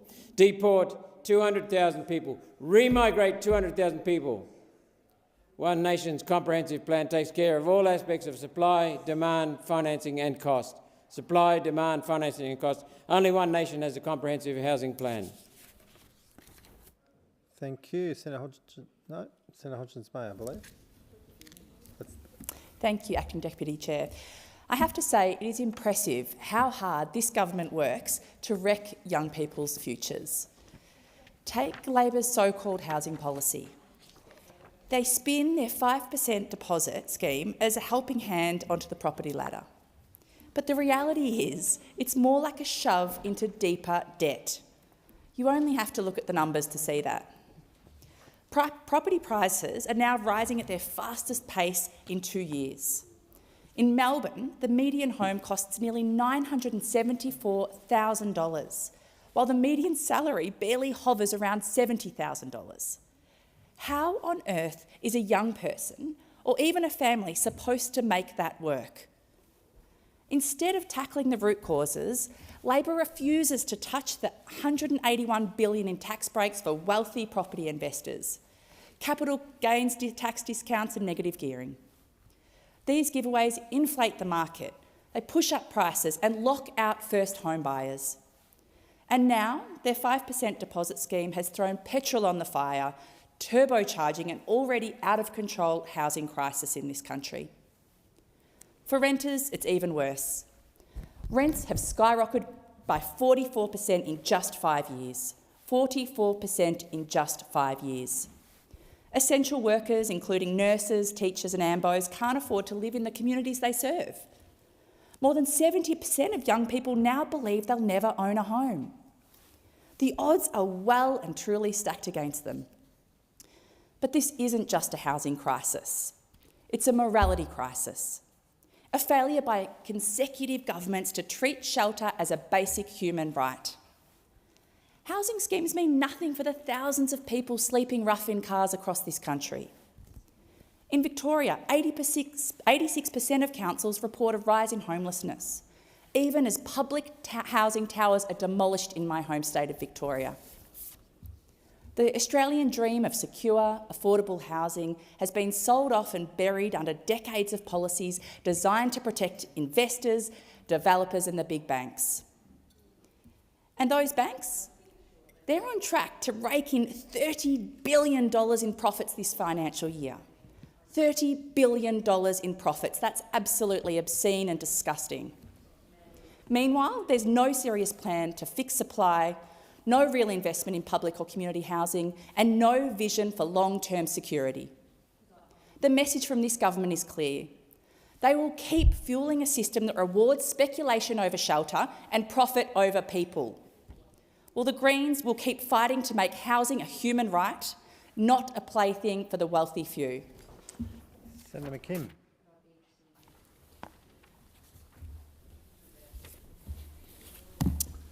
Thank you, Acting Deputy President. Well, the housing market in this country is rigged. It is rigged. It's a scam. It's rigged against young people, and it is rigged against people who are trying to buy a home for themselves. And one of the key parts of the fix, of the rigging of the housing market against young people and against people who are trying to buy their first home is the capital gains tax discount. The CGT discount is the most regressive, unfair tax break anywhere in the Commonwealth tax code. It is so regressive that 50% of the benefit, half of the dollar benefit of the capital gains tax discount goes to the top 1% of income earners in this country. That is grossly unfair. It is skewed massively to people who are the highest income earners in this country. And for reference, the original Stage 3 tax cuts, which themselves were grossly unfair, only 7% of the benefit of the original Stage 3 tax cuts went to the top 1% highest income earners in the country. And yet Labor, because the Greens came into here day after day after day and campaigned against those tax cuts, and thousands, many thousands of Australians out in the community did the same, Labor quite rightly, with no mandate from the Australian people, in the last parliament came in and they knocked the rough edges off those tax cuts and they made them less unfair. Well, if I say to the Labor Party, if you can do that to the Stage 3 tax cuts with no mandate from the Australian people, you better get to work on the capital gains tax discount. There is a massive scam in this country.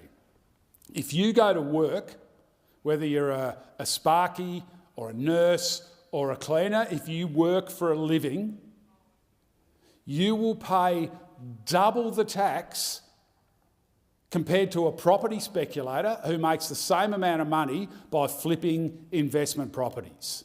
There is something cooked about our tax system that punishes work relative to property speculation. But that is where we find ourselves when people who make a living flipping investment properties pay about half the tax of someone who goes to work to earn the same amount in a year. It's a disgrace and it's unfair.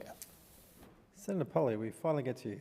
I finally do. Thank you very much, Deputy President. Every Australian, no matter where they live or what they earn, deserve the security of a place to call home. And we on this side acknowledge that. And after 9 long years of no housing policy under those opposite, finally there is hope again for the would-be home owners. Labor has not stood by and done nothing like those opposite. We have a plan, a comprehensive, ambitious and practical plan to build more homes, support renters and help more Australians achieve the dream of home ownership. Our vision is clear: to make housing more affordable and accessible and to ensure that everyone has a fair go in the housing market. We are investing in new homes across the country. We're supporting renters with fairer laws and greater protection. We're giving first home buyers a fighting chance to enter the market, and we are rebuilding our social housing system so that the most vulnerable Australians are not left behind, as they were for almost a decade under those opposite. In stark contrast, can I just say the Liberal Party has no plan. For 9 years, when they were in government, the coalition failed to deliver a single meaningful housing policy.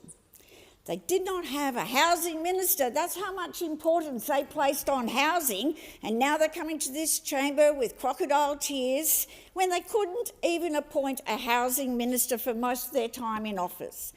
When Australians cried out for action, they offered excuses. When real solutions were put forward, they chose to obstruct rather than support that legislation. The Liberals and the Greens, and Senator McKim's motion today, it's so hypocritical of him, he comes in this place while he was very happy to join with the Liberals and the Nationals to have no vote on our housing policy for the Housing Future Fund. So we spent a week in this place having votes so we wouldn't have a vote on the legislation. So for those in the Greens and on the opposition, you know, it's very hypocritical to bring a motion like this when they have been the ones standing in the way. $10 billion invested by the Labor government, and all they did was want to stall that and vote, not against the legislation for over a week, but to vote not to have a vote. Their record is one of neglect of those opposite, indifference and missed opportunities. While Australians with skyrocketing rents and housing shortages, the coalition sat on their hands and did nothing. Labor is leading where the Liberals failed. Our $43 billion housing agenda is the most ambitious in a generation. We're investing in homes, jobs and communities that will shape Australia's future. At the centre of this agenda is the $10 billion Housing Australia Future Fund, a landmark investment designed to build 55,000 new social and affordable homes in just 5 years. And social affordable homes have been neglected, not just by those opposite when they were in government, by the Tasmanian Liberal governments. They invested nothing in social and affordable homes, and Senator McKim would know that coming from Tasmania as well. So shame on them as well. This wasn't just a promise. It was a plan of action that the Albanese government has now delivered. We are breaking ground with new developments. We are supporting communities. We are actually providing homes, and we're building more homes across every state and territory to make sure that we get real value for every dollar that we invest, and that we will deliver for those in need. The investment will create thousands of jobs in construction and related industries while ensuring that more Australians have a secure roof over their heads. Now, we have those people coming in from the other side talking about transparency and policies, and what have we seen this week? We had Mr Wilson from the other place going on television talking up, you know, you should be able to use your super, which is not what it was meant for, to put down your deposit. And then we had the great campaigner for using your super to buy a house, put down a deposit, because if you don't have a rich parent like Malcolm Turnbull said, well, you wouldn't get one. And now he's dropped it. That's just gone. So how many housing policies have they had this week? And where is their interest lying? Senator It's Polley, not with the Australian people. Time has expired. I will now put the question. The question is that the motion moved by, the urgency motion moved by Senator Barbara Pocock be agreed. All of those of that opinion say aye. Those against say no. I believe the noes have it. The ayes have it. Is division required? Ring the bells.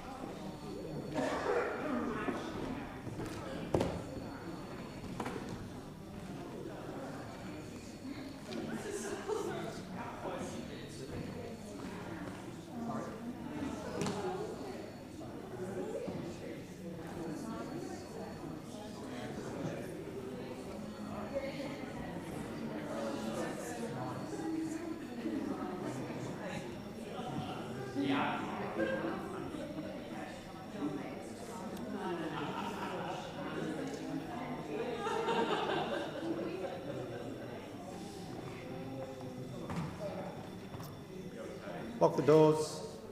The question is that the motion moved by Senator Barbara Pocock be agreed to. Those of that opinion will move to the right of the chair, and those against to the left of the chair. I appoint Senator McKim as teller for the ayes and Senator Collins as teller for the noes.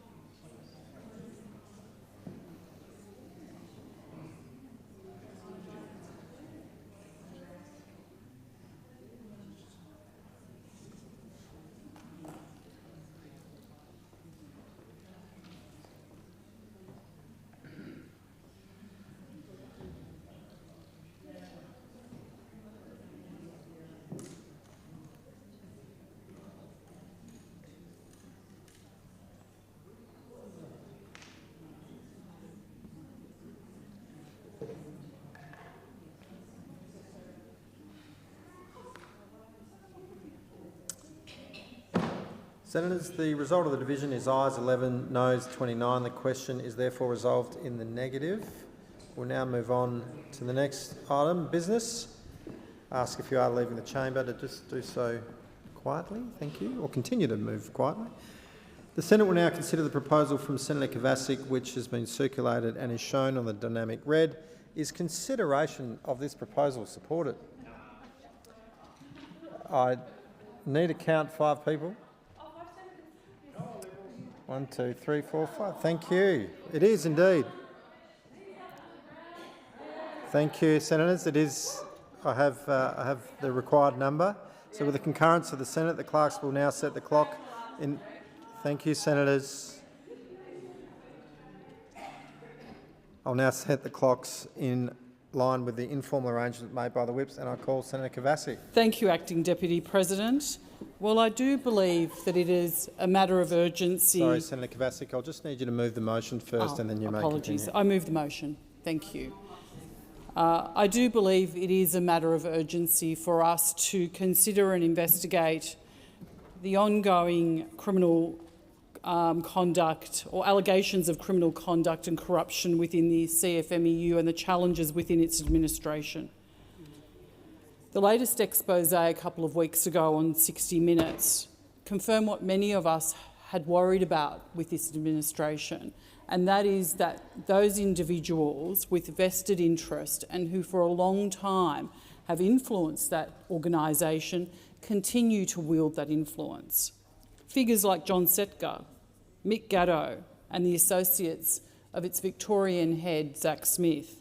We're pleased to see that over the last week or so, that Mr Zack Smith has resigned from the ALP National Executive. It is right that he has done that.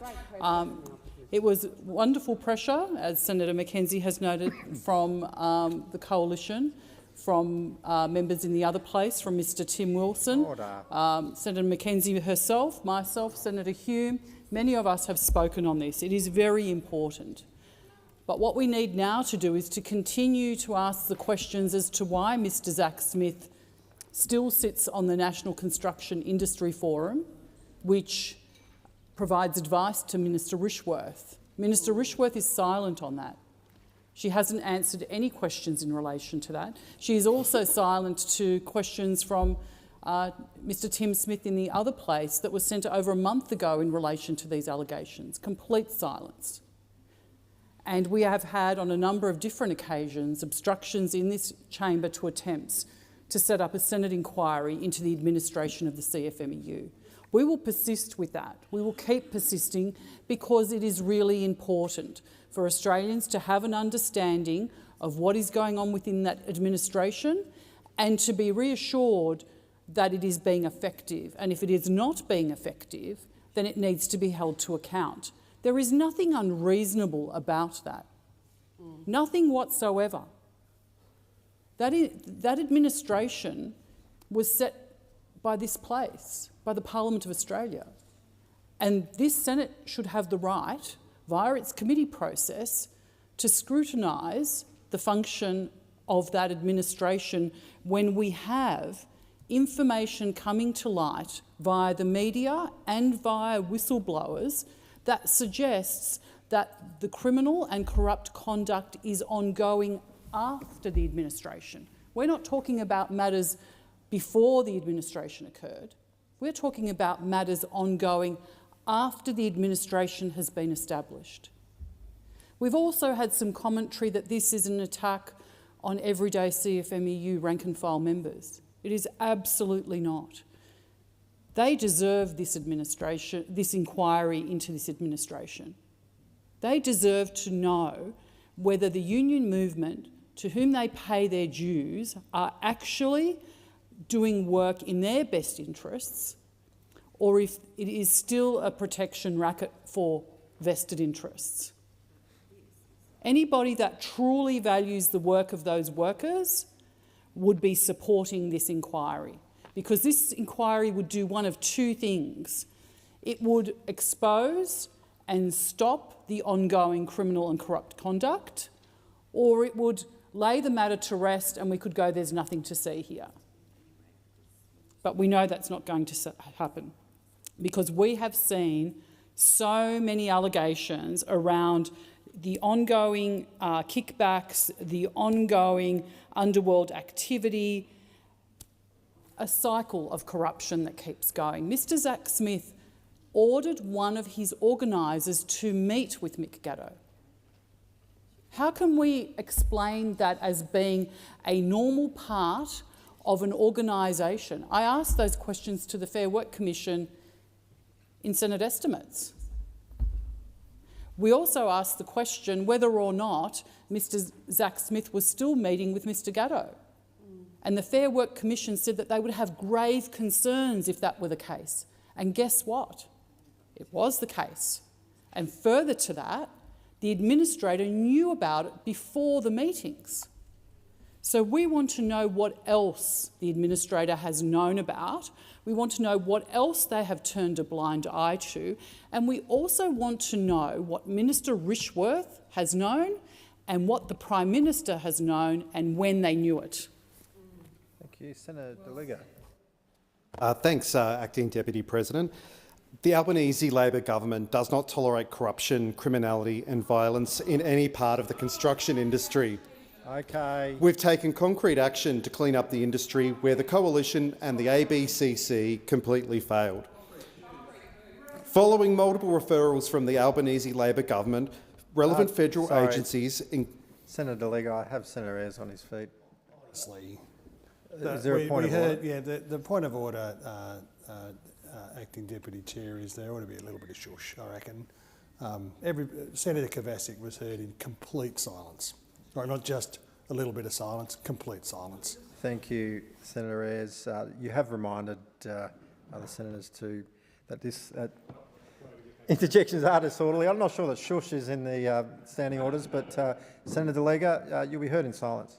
Thanks, Acting Deputy President. Thanks, Minister. Following multiple referrals from the Albanese Labor government, relevant federal agencies, including the AFP, the Fair Work Commission and the Fair Work Ombudsman, have about 88 active investigations, cases, audits and reviews ongoing into the construction sector, and have commenced 36 proceedings in the Fair Work Commission and the courts. State and territory police forces also have multiple investigations on foot. We have also taken tangible actions to stamp out corruption, criminality and violence within the CFMEU's construction division by appointing an independent administrator to the union.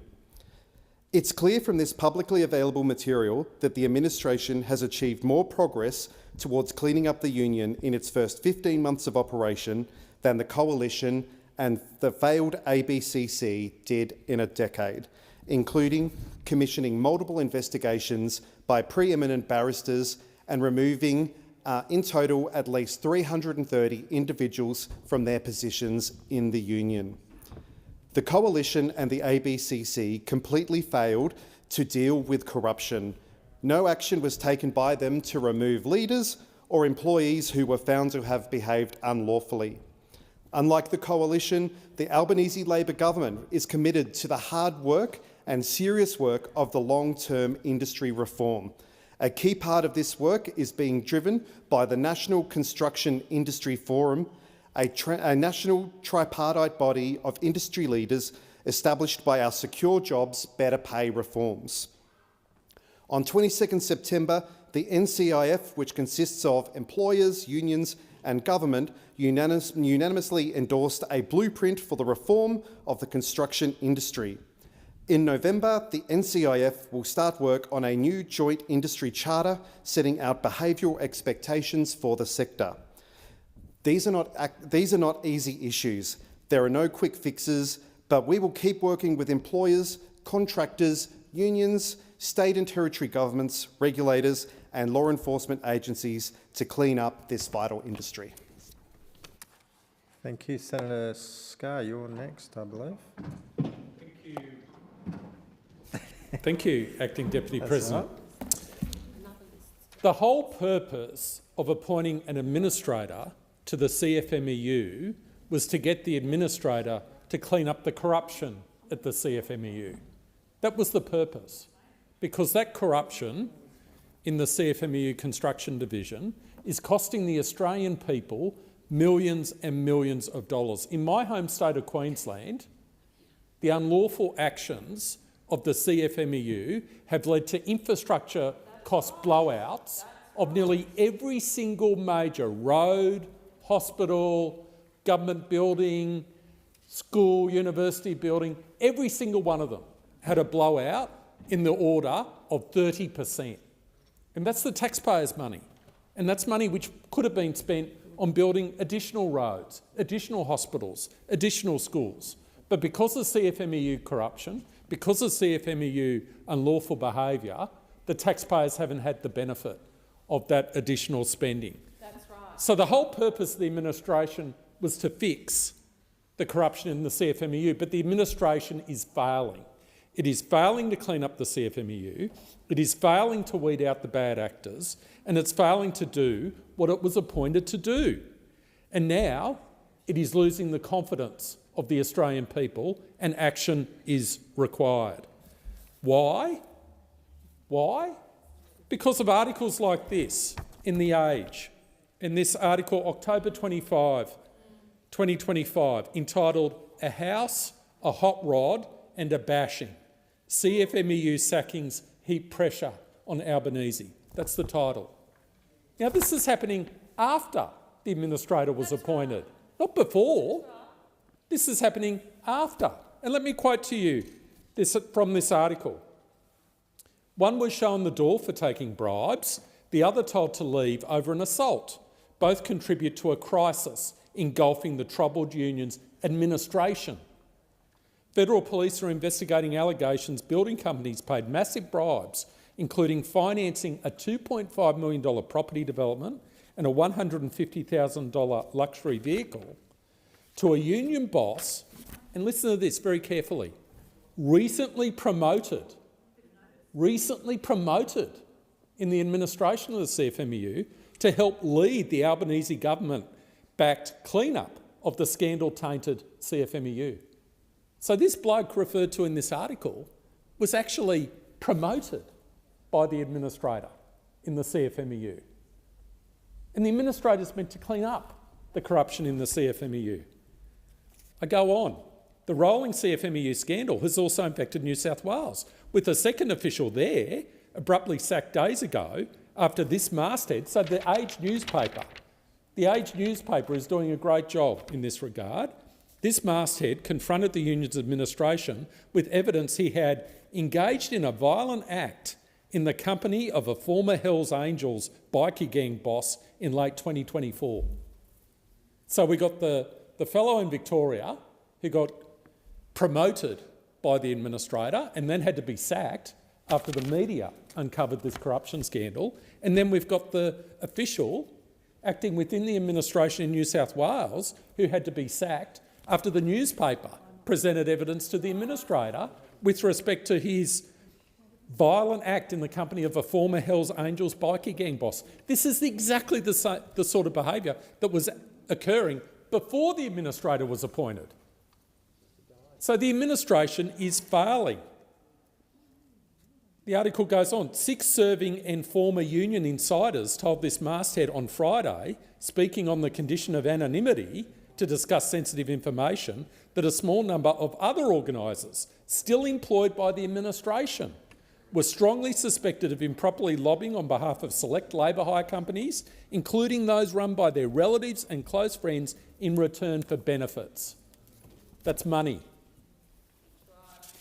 6 serving and former union insiders, whistleblowers, going to Age newspaper to try and get the administrator to do the job the administrator should be doing, namely clean up the CFMEU. This administrator is failing to do their job, and it is a matter of public urgency that a committee of this Senate, with all the powers of this Senate, looks into this disgraceful episode in the history of the CFMEU Construction Division. Senator Hume. Thank you, Acting Deputy President. You know, I was having a cup of coffee with an old school friend the other day whose family runs a building business, and I said to her, you surely have seen an improvement in the behaviour on your workplaces since this administration began of the CFMEU, and she said no. In fact, it's got worse. She said it's actually got to the stage now where the CFMEU are laughing. They're laughing because they've realised just how powerless the government is. In fact, the administrator that they have put in place has allowed the CFMEU to become more permissive, not less permissive. The corruption, the bikie gangs, the underworld figures, the cartel kickbacks, all of this is running rife, and it's happening in my home state of Victoria, and we know this because we understand that this is pushing up the cost of construction. It's pushing up the cost of construction in Victoria. No wonder we have seen so many cost blowouts on our infrastructure projects, the Westgate Tunnel, the North East Link. The list goes on. Wait till we get to the suburban rail loop. Heaven help us what is going to happen there. The latest expose, which include on 60 Minutes, confirm what all of us have known all along, that the CFMEU remains entangled with these figures like John Setka and Mick Gatto and associates of its Victorian head, Zack Smith. Now, I was very pleased to see that Zack Smith has finally stepped away from the executive of the Labor Party, because the idea that the Prime Minister could sit shoulder to shoulder with a man that associates with these figures that are intricately connected to criminal behaviour is unthinkable, unthinkable. But there are still cash flows, there are still kickbacks, there are still cartel levers, and until they are cut off, this problem will only deepen. Corruption will remain rife, the bikie gangs will flourish, criminal behaviour will continue, and our construction sites remain unsafe and highly inefficient for taxpayers. Now, the Administrator, Mr Irving, KC, was appointed specifically to clean up the CFMEU and restore integrity, but instead his lack of ability to do so, the fact that he's been so ineffectual and potentially enabling, has shocked us all. Now, there was a union official named Mr Charles Farrugia. He went public and he called out that Administrator as someone who actually protects the figures like John Setka rather than removing them. The Administrator has actually elevated people that have been later exposed to be corrupt, such as Mr John Perkovic, who was promoted to Deputy Leader, then only to be removed after cartel kickback allegations. This is quite extraordinary. And in the 60 Minutes episode that I'm sure we have all watched by now, Mr Gatto gave Mr Perkovic a gold bracelet. Well, did the Administrator know about this? Was he aware? This isn't just a one-off incident. This is a pattern of behaviour, a pattern of corruption, and it's not being stopped, it's being recycled. Now, Workplace Relations Minister Amanda Rishworth, Ms Rishworth, has tied her reputation to this Administrator's performance. Well, heaven help Ms Rishworth, because if that is the case, she is in all kinds of strife. She's described the Administrator's actions as the strongest possible response and said she has full confidence in him. Well, I do not think that that confidence is shared. Well, I know it's not shared by the Coalition. I don't think it's shared by Australians, because they're the ones that are paying the price for this ongoing corruption. The Fair Work Commission told this Senate that he would have grave concerns if Mr Setka remained an influence within the CFMEU, yet there has been evidence, irrefutable evidence, that Mr Smith meets with Mr Setka socially, he plays cards with him and he maintains contact. Well, this isn't reform, this is business as usual for the CFMEU. The Parliament established the administration of the CFMEU, and the Parliament deserves the ability to scrutinise the effectiveness of that government's administration. We were promised the strongest possible actions. That is not what we have seen. This corrupt and criminal union, and this is not a disparagement against all unions, that is quite absolutely not what we are saying. Unions are an important place. They have an important place in civil society. But this union is bad to its core. It's bad to its core. The public interest is clear. The corruption must be removed, and Labor's self-interest is what is getting in its way.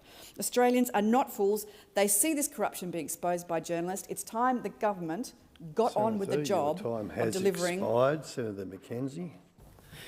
Thank you, Mr Acting Deputy President. Well, I rise to address this matter of profound public concern and urgency, particularly on behalf of the great state, or should say once great state, of Victoria. The continued pattern of serious, corrupt and criminal conduct allegations within the CFMEU during a period in which the union is supposed to be under administration, an administration appointed by, supported by and politically enabled by the Australian Labor Party here in Canberra, isn't working.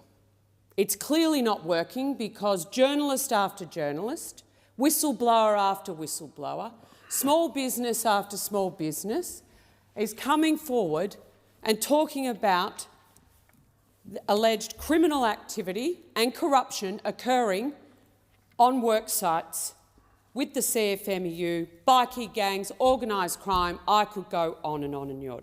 And yet, despite public assurances of reform, what we're witnessing is not a clean-up by the Labor Party here in Canberra.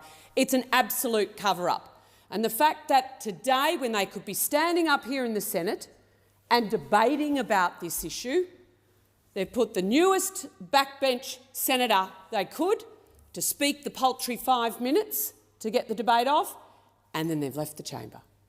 There's not a Labor senator willing to stand up and argue for the CFMEU and their behaviour, nor willing to argue for the work of the administrator. It's another day and another headline regarding the CFMEU and cost blowouts on federally funded projects, and especially in my home state of Victoria. As the Financial Review reported on Tuesday, the Victorian Labor government is setting aside another another eye-watering $736 million for the North East Link road project. When it was first announced in 2016, the North East Link road project was projected to cost around $10 billion. That estimate climbed to $15 billion. By 2023, it had blown out to $26 billion. That's more than double the cost in 6 years. That's $2.6 billion a kilometre, making Victoria the most expensive place to build roads in the world. But it's not just Victoria that's paying for this, because every Australian taxpayer is paying for the Albanese government's commitment of $5 billion of federal funding to this project. We know that senior engineering and construction sources have quoted by the Australian Financial Review identify costly disruptions linked to the CFMEU's behaviour, inefficient site practices and an absence of competitive tendering as a contributing factor to the spiralling budget. I'm looking forward to examining these issues of a drag of productivity in our construction sector and in public infrastructure projects in the newly set up productivity inquiry with Senator Bragg. But what is appalling is that if you just go a little way outside of Melbourne, our roads are crumbling in regional Victoria. And I note some regional Victorians in the gallery today, and it's great to have you here. But I bet they would be yelling if the President would allow about the state of our roads outside of Melbourne. But instead, we're spending $736 million on additional funds to the North East Link road project. That would have paid for an additional 5 hospitals in Victoria or 15 new primary schools, which our suburbs and crowded peri-urban areas need. But the state government in Victoria doesn't care about that. The state government, led by the appalling Premier Jacinta Allen, is more interested in keeping their mates happy in the CFMEU, keeping the kickbacks happening, keeping the cosy arrangements through procurement and wink, wink, nod, nod, nod on a site so that everybody's pockets get lined. And who ends up paying? Victorians, because their roads are worse and they're not able to build the hospitals and schools they need. But who else loses? The Australian taxpayer. Under federal and state Labor governments, the CFMEU's toxic reach is now extending to northern Victoria in the delivery of projects like the Inland Rail. We've seen the CFMEU subcontractors be prioritised over local companies, which wasn't supposed to happen under this project. Australians deserve to know what you're doing, Labor. I think your time has expired. If there are no further speakers, I now put the question. The motion moved by Senator Kovacic be agreed to. Those of that opinion say aye. Against no. Aye. The noes have it. That's it. Division required. Ring the bells for 4 minutes.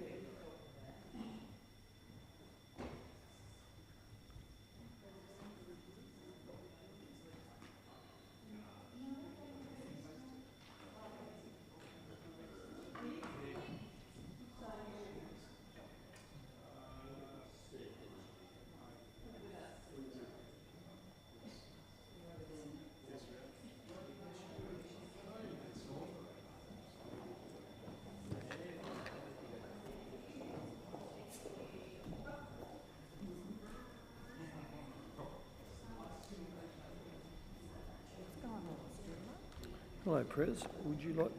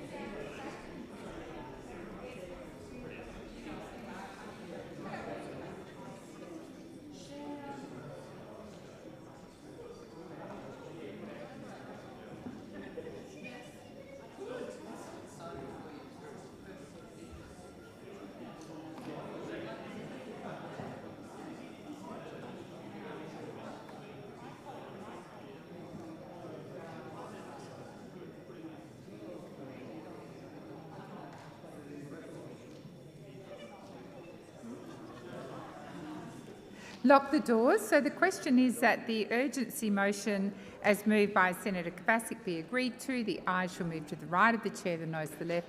I appoint Senator Askew as teller for the ayes and Senator Grogan as teller for the noes.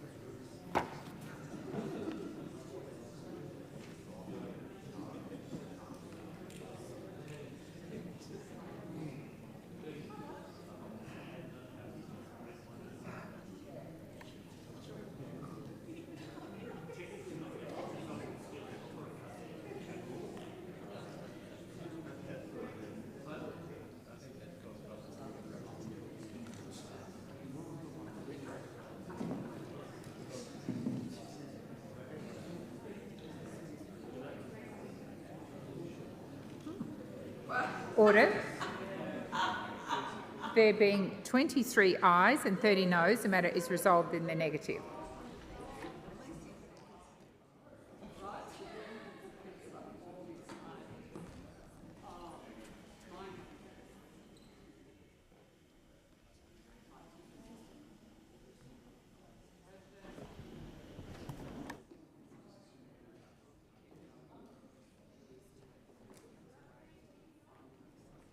Order. I shall now proceed to the consideration of documents. Senators, order. I'll just... Senator Faruqi, I'm sorry, you're on your feet? Yes, I am. Thank you, Chair. I seek leave to table a document. Is leave granted? Whip. Sorry, I'll give you the call whip so you can be heard. Thank you. Government whip. Can we just confirm that it's a non-conforming petition? Thank you. Okay. All right, now is leave granted? Leave is granted, Senator Faruqi. Thank you. I table the names and photos of 273 Palestinian journalists and media workers killed by Israel's genocide in Gaza in the last 2 years. Okay, I shall now move... I shall now proceed to the consideration... I'm sorry, Senator Orman Payne. Thanks, Acting Deputy President. I also seek leave to table a non-conforming petition. Is leave granted? Leave is granted. Senator Orman Payne. Thank you, Chair. I table a petition signed by 15,537 people who would like to hold the National Anti-Corruption Commission accountable for robo-debt injustices. Thank you. If there are no further requests to speak. Right, now I'll have a go at it again, and I shall now proceed to consideration of documents. The documents are listed on page 4 of today's order of business. Are there any speakers? There are none. Okay. Very good.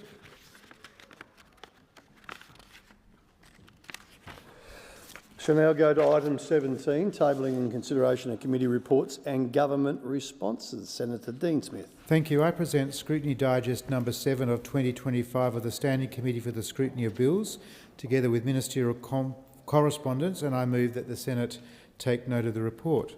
And I shall put the question. Those are the opinions. Do you want to speak to it? Do you want to speak to the Senator? Sorry, my error. Oh, yeah, speak. And I seek leave to incorporate my tabling statement in Hansard. Is leave granted? Leave is granted. Senator Smith. I've incorporated my tabling statement. Yep. Thank you. Thank you. Is there any other business? Senator Brockman. Thank you, Acting Deputy President. I present the report of the Procedures Committee on motions to take note of answers, and I move that the Senate take note of the report. I will speak briefly to the Procedure Committee report.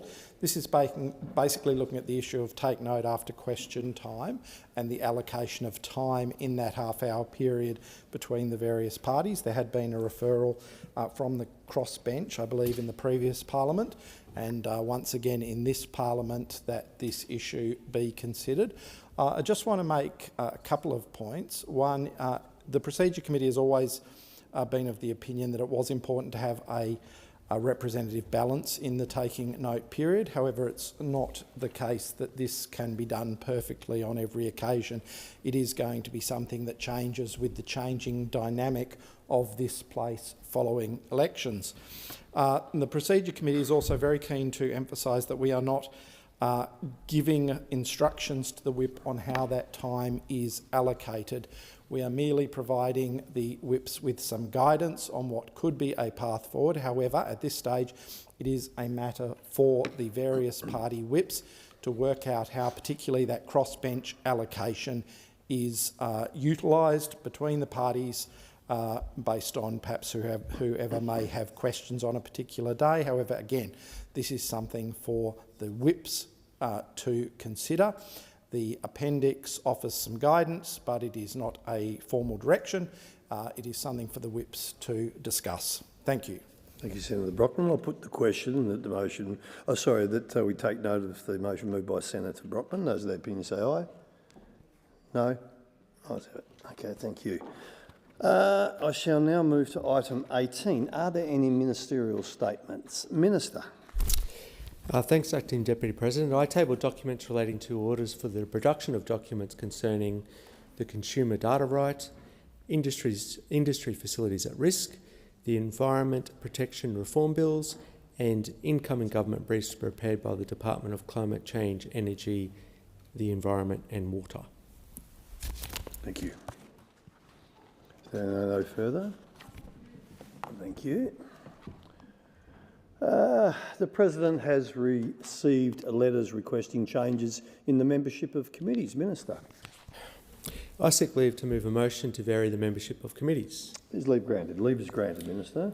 I move that senators be discharged from and appointed to committees as set out in the document available in the chamber and listed on the dynamic red. And I put the question. Those of the opinion say aye. Against no. The ayes have it. If there are no further statements, I shall now move to... yes. Clerk. Business of the Senate, order of the day number 2. A proposed reference to the Foreign Affairs, Defence and Trade References Committee, resumption of debate. Senator Shoebridge. Thanks very much, Acting Deputy. This motion, of course, seeks a referral to the Foreign Affairs and Defence and Trade Committee so that that committee can seek public submissions and review the AUKUS fiasco that both Labor and the Coalition have taken Australia into. There are many reasons to review the AUKUS deal, but I think one of the most pressing is the recent critical minerals deal that is underpinned by AUKUS. As Greens, we recognise that the world's critical minerals and rare earths will be necessary for the renewable energy future. We recognise that Australia has an important role to play in the global supply of critical minerals and rare earths. But of course, Donald Trump looks to Australia and he pats Defence Minister Miles and Prime Minister Albanese on their respective heads when he looks to Australia, and Donald Trump and the United States military and some tech bros in the United States, when they look to Australia and they look to our critical minerals and they look to our rare earths, they see supplies for their weapons industry, they see supplies for their tech bros, and they are absolutely not seeing Australia's critical minerals for the renewable energy future we need. And what has the Albanese government done? The Albanese government has said, yep, absolutely. They are absolutely willing to amend our nature laws to allow a so-called national interest exemption in place to allow First Nations land to be ripped apart, despoiled, so that critical minerals can be extracted and given to the Trump administration, not for renewable energies, but for their weapons and for their tech bros. AUKUS is ripping this country apart and we're being sold to the US. That's why we need a review. Your time has expired. Minister. Thank you. Sorry, Minister. Senator Shoebridge. Draw your attention to the state of the chamber. Oh, okay. Quorum required. Ring the bells.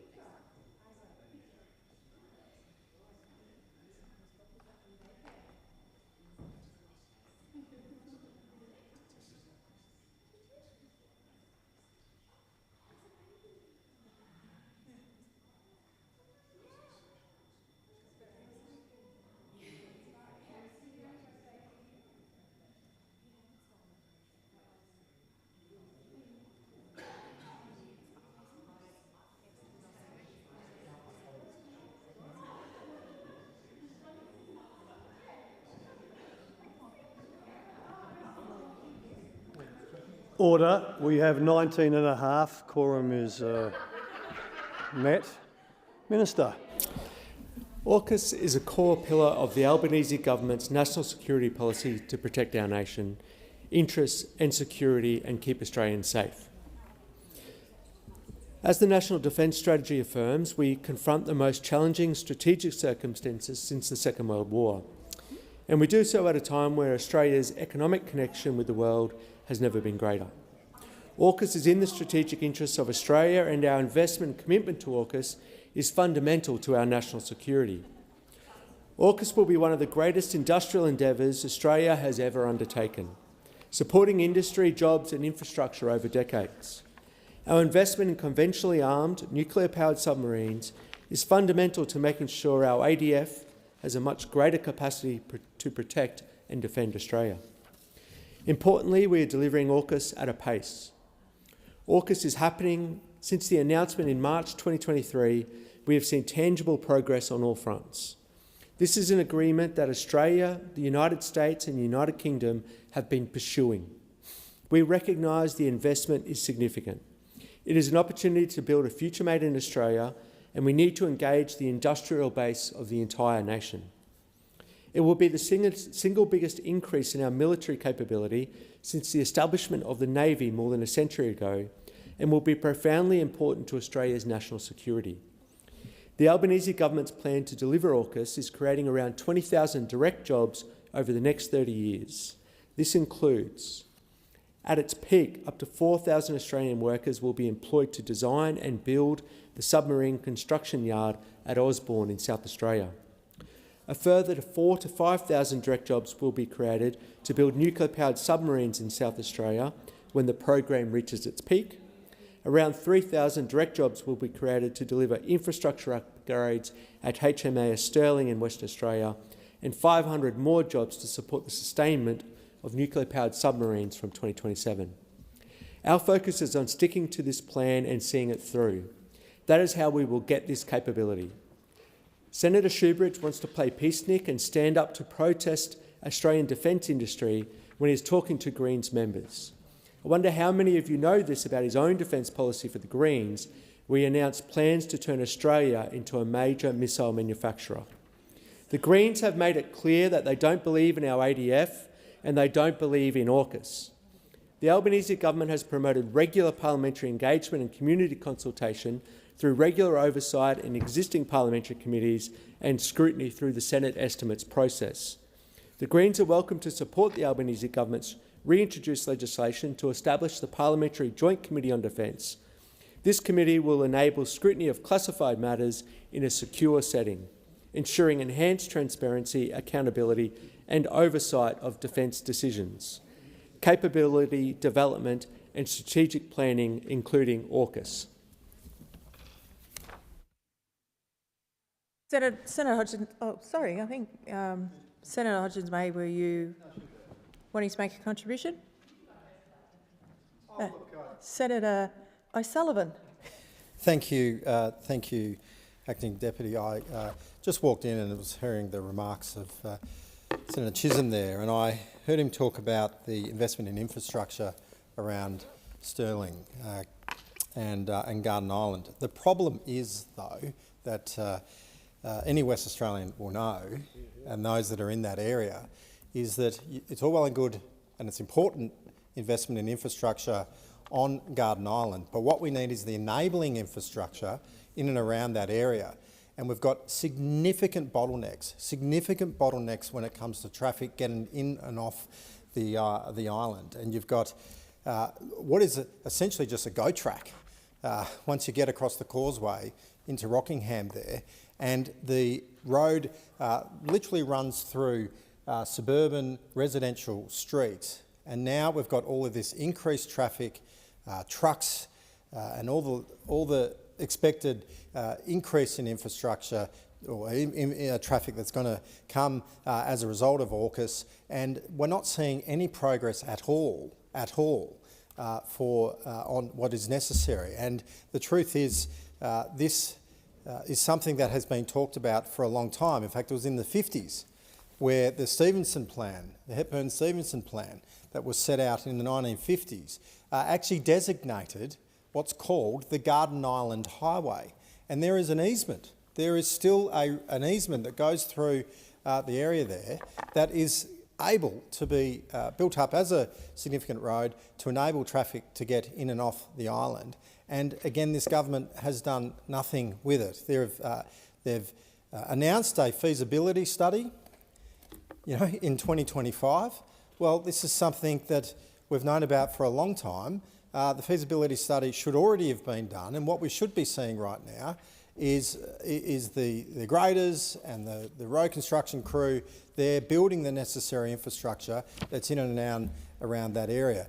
In addition, just further up the coast is the Henderson precinct. Again, big announcements about what's going on, important investment of what's needs to happen there on the land side of what's necessary to support the submarines and shipping and defence precinct there at Henderson. But again, the enabling infrastructure that's necessary to allow that to reach its full vision is not happening. You've got the Russell Road and Coburn Road intersection and Stock Road intersection. Again, that is a very significant bottleneck. You only need to go down there early in the morning of any day of the week, because these operations run 7 days a week. You will see the significant congestion that is there with all the tradie traffic going in and out of Henderson already, and that is without the $12 billion of investment at Henderson. So the government needs to step up to the plate here. They need the enabling infrastructure. And I've just finished with this point. AUKUS needs a social licence as well. The community that is impacted the most by all of the development and all the opportunities that's going on are in and around that area of Garden Island and in and around the area of Henderson. And those communities ought not be frustrated by what's going on in their local community. They should be seeing the opportunity, because there are wonderful opportunities, particularly for young people, to be able to take up the trades and the skills and the jobs that are going to be required for decades ahead. They should be excited about it, but they're frustrated by the lack of enabling infrastructure that's necessary, the housing, the pressure that's been put on housing. And unfortunately, we're not seeing enough. Now, Premier Roger Cook is here talking to the government. He needs to step up as well, and the state government, with all the planning and everything that needs to happen, and actually work together with the federal government to get actually stuff happening. Because there's not enough happening. We've just got feasibility studies and planning that really should have been done over the last few years is only now just really commencing, and it's not good enough. I asked questions about this and estimates just a few weeks ago, and we heard that it's only really just commenced. So it's not good enough. They've got to hurry up, they've got to move on, because the social licence is absolutely essential for this project, for AUKUS, to really realise its full potential. Senator Hodgins-May. Thank you, Acting Deputy President. AUKUS is set to rob Australians of $368 billion by the time it delivers, or more likely doesn't deliver. That's the equivalent to over $13,000 taken from every Australian alive today. Money that will go straight into the pockets of the US and UK weapons manufacturers. And for what? Not a single guarantee that Australia will ever have full control of these submarines, or submarines at all. No guarantee they'll be built.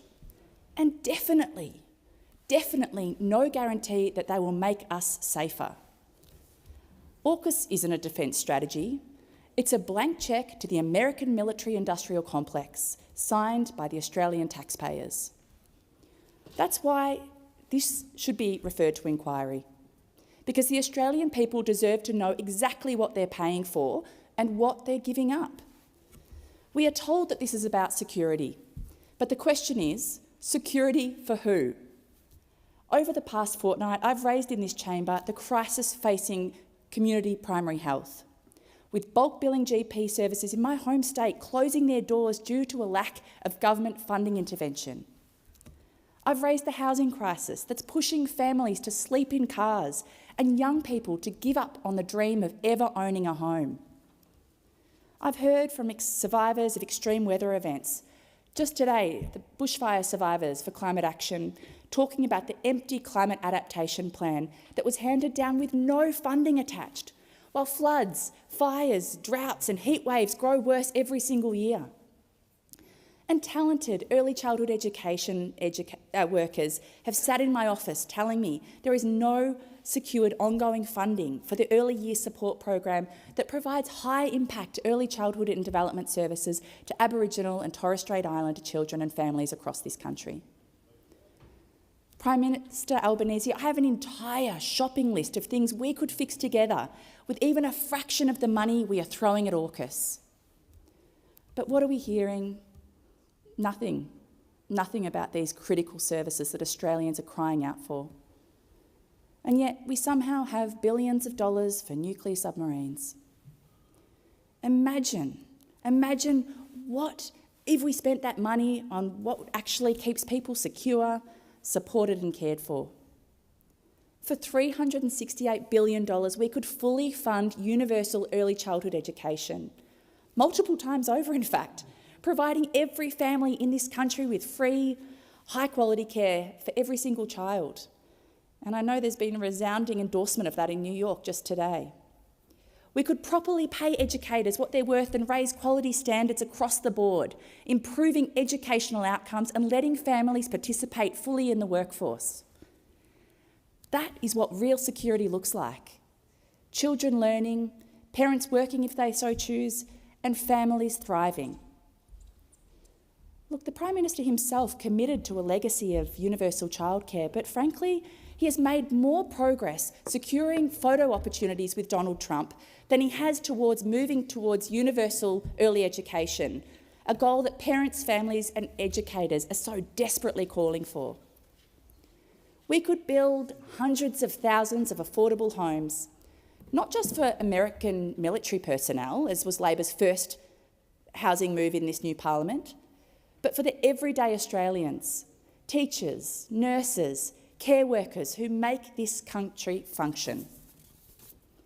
We could invest in properly funding community health, properly building climate adaptation and resilience, invest further in clean energy, in the programs that actually make people's lives better and this planet safer.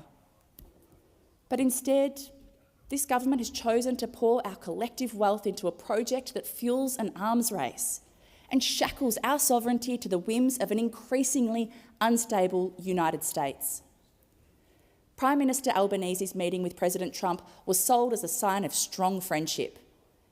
But what it really showed was how much Australia is willing to give away for a photo opportunity.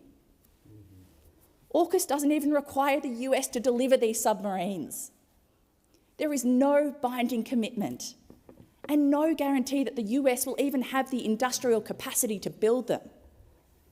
Meanwhile, the Prime Minister has offered Trump dibs over our critical minerals, the very minerals that are supposed to support our clean energy transition. Australia's critical minerals should be fuelling a green future, powering solar panels, batteries and electric vehicles, not fuelling the US military, one of the world's biggest polluters. Instead of leading on renewable technology, the government is binding us to a climate denialist agenda where profits for billionaires and weapons manufacturers come before people and planet. That is not sovereignty. That is surrender. Let's be very clear about what AUKUS really is. It is a one-sided deal that commits us to decades of US military ambitions in the Pacific. It increases the risk of conflict. It locks Australia into the United States and United Kingdom's nuclear technology and military plans, leaving us dependent on their decisions. It does not guarantee Australia any real control or oversight over how that technology is used. If the US or UK changes their level of cooperation at any point, our ability to operate these submarines and our defence capability would be directly affected. That is not sovereignty. It is dependency, locked in for half a century at least. We are being told to surrender our sovereignty, our independence and our public wealth for a security promise that exists only on paper. But true security doesn't come from submarines or missiles. It comes from peaceful diplomacy and strong democratic values. It comes from stable communities, healthy and supported families, and a planet that we can actually live on. Australians do not want their safety to depend on Donald Trump or his administration, a man who ridicules world leaders, escalates conflicts, and mocks the idea of peace and climate action. They don't want to see their taxes funding the US war machine while their local health clinics close. They do not want to see billions of dollars for submarines while they can't afford rent, groceries or medication. They want leadership that invests in people and planet, not in war. It's time to bring some transparency, some scrutiny and sanity back into this debate via an inquiry, and time to put people, not weapons, at the heart of Australia's security. Senator Brockman. Thank you, Madam Acting Deputy President. Well, I rise to join my colleague, good friend, Senator O'Sullivan, in talking on this issue because it is of such vital importance to our home state of Western Australia. The first point I want to make is that the AUKUS arrangement, as is revealed in its name, is a deepening of the relationship between three countries that have had an extraordinary strong relationship for decades, in the case of the United Kingdom, longer. And Australia, the United States and the United Kingdom's relationship and defence relationship is a key pillar of security for not just Australia but also internationally, and it is vitally important that that coalition legacy is continued. However, sadly, I think under this government, whilst we have seen much rhetoric in support of the AUKUS arrangement, something that we absolutely support, there has also been a failure on the ground of progress the key underlying infrastructure that is required to make sure these arrangements can actually take place in a timely fashion in the timeframes that were originally envisaged by the coalition government that entered into these arrangements. And as Senator O'Sullivan rightly pointed out, there are some really basic roads that need to be built or changed to make sure that the scale of the infrastructure can actually be supported. We need to rearrange the Australian marine complex to ensure that the berth space, the wharf space is actually there to carry out the sustainment type operations that are required in Western Australia for this. We need governments to engage with all aspects of the private sector to ensure that all parts of the very complex system of private military relationships that will be required actually exist. You know, for example, there is still debate and decisions to be made on the storage of low-level radioactive waste when we have a facility in Western Australia already approved, already supported through active land use agreements and the like, owned by the company TELUS, fully compliant to store radioactive material, and that exists. And yet, as far as I know, and hopefully this has changed, but as far as I know, no conversation has yet taken place with that company. And I think it's really important that those sorts of discussions are entered into not in 3 or 4 years' time, but now. In fact, they should have been started years ago, but sadly this government has been sitting on its hands. And in Western Australia, again, as my friend and colleague Senator O'Sullivan pointed out, the Cook Labor government, whilst it has finally seemed to have turned its attention to the needs on the ground, it is happening too late and not with the urgency that is required. Housing, for example. Housing, an issue which is of vital importance when you consider that the relationship requires thousands of people to come to our country from the United States and the United Kingdom to be based in the Rockingham and surrounding areas. No provision has yet been made. No provision. And the rate that this government can build houses, I mean, I doubt their ability to even get their head around the needs of that defence housing in a timely way. The rate they're going and the amount they're spending to build a few houses under the Housing Australia Future Fund makes me deeply worried that they will be completely incapable of doing those basic infrastructure needs that are required to see this arrangement not just come to fruition over time, but to come to fruition in a timely fashion that actually supports the ongoing deepening of our relationship. But of course, AUKUS is not just Pillar 1, it's not just submarines, and this is what many people either fail to understand or fail to reflect in their comments. That is a deepening of the defence relationship across a number of different areas. And this is something that in an increasingly dangerous world is of vital importance to our safety and security in the years ahead. So we need a government, both at state and federal level, that is aware of these risks, aware of their responsibilities, and are willing to actually make the decisions required in a timely fashion to make sure that AUKUS is all it should be. And sadly, the Cook Labor government in Western Australia and the Albanese Labor government here are failing. There are no further contributions. I will put the question before the chair. The question is that the motion moved by Senator Shoebridge be agreed to. Those of that opinion say aye. Those against? No. I think the noes have it. The division required. Ring the bells for 4 minutes.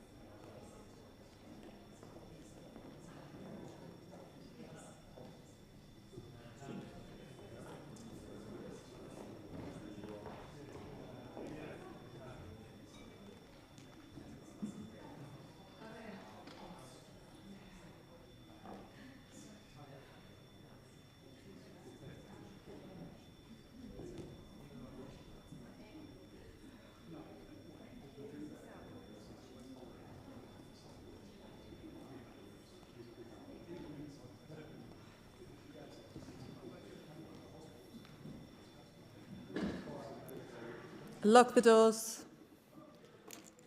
The ayes should move to the right of the chair, the noes to the left. I appoint Senator McKim as teller for the ayes and Senator Dunn as tellers for the noes.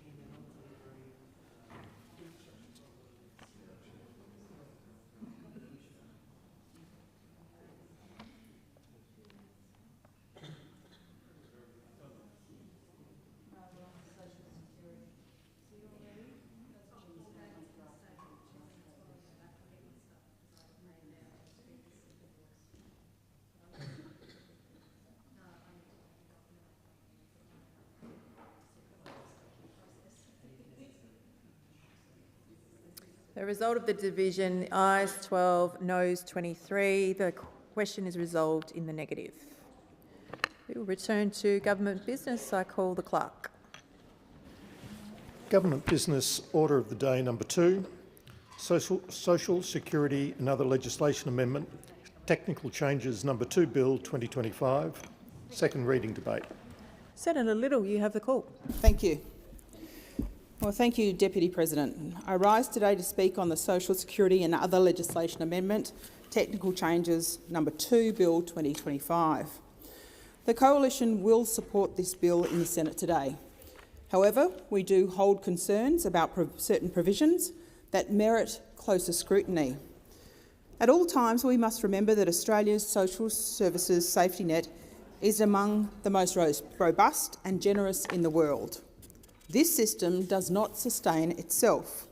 It must be carefully managed and responsibly administered because it is funded by Australian taxpayers, by the men and women who work hard, take risks and shoulder the responsibility of supporting our social security system.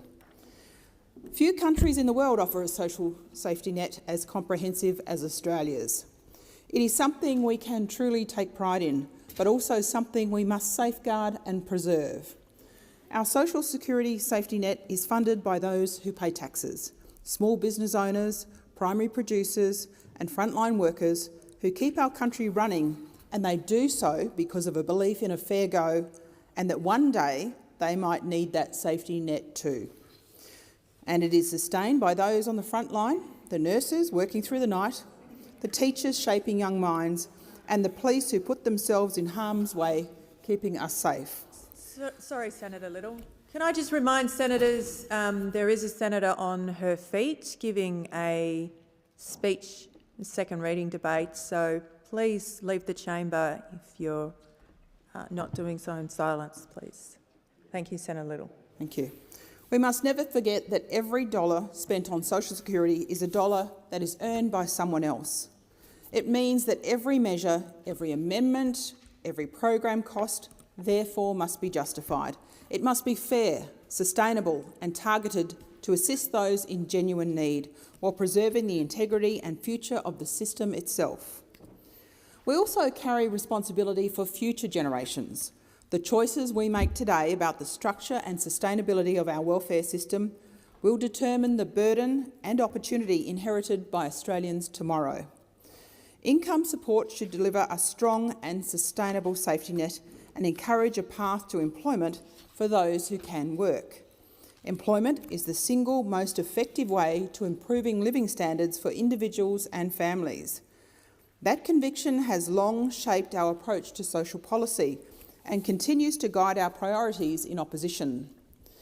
These priorities are especially important in the midst of an enduring cost of living crisis, driven by Labor's economic mismanagement at a time when households across Australia are struggling with rising costs, stagnant wages, and when the new working poor must decide between heating or cooling or eating.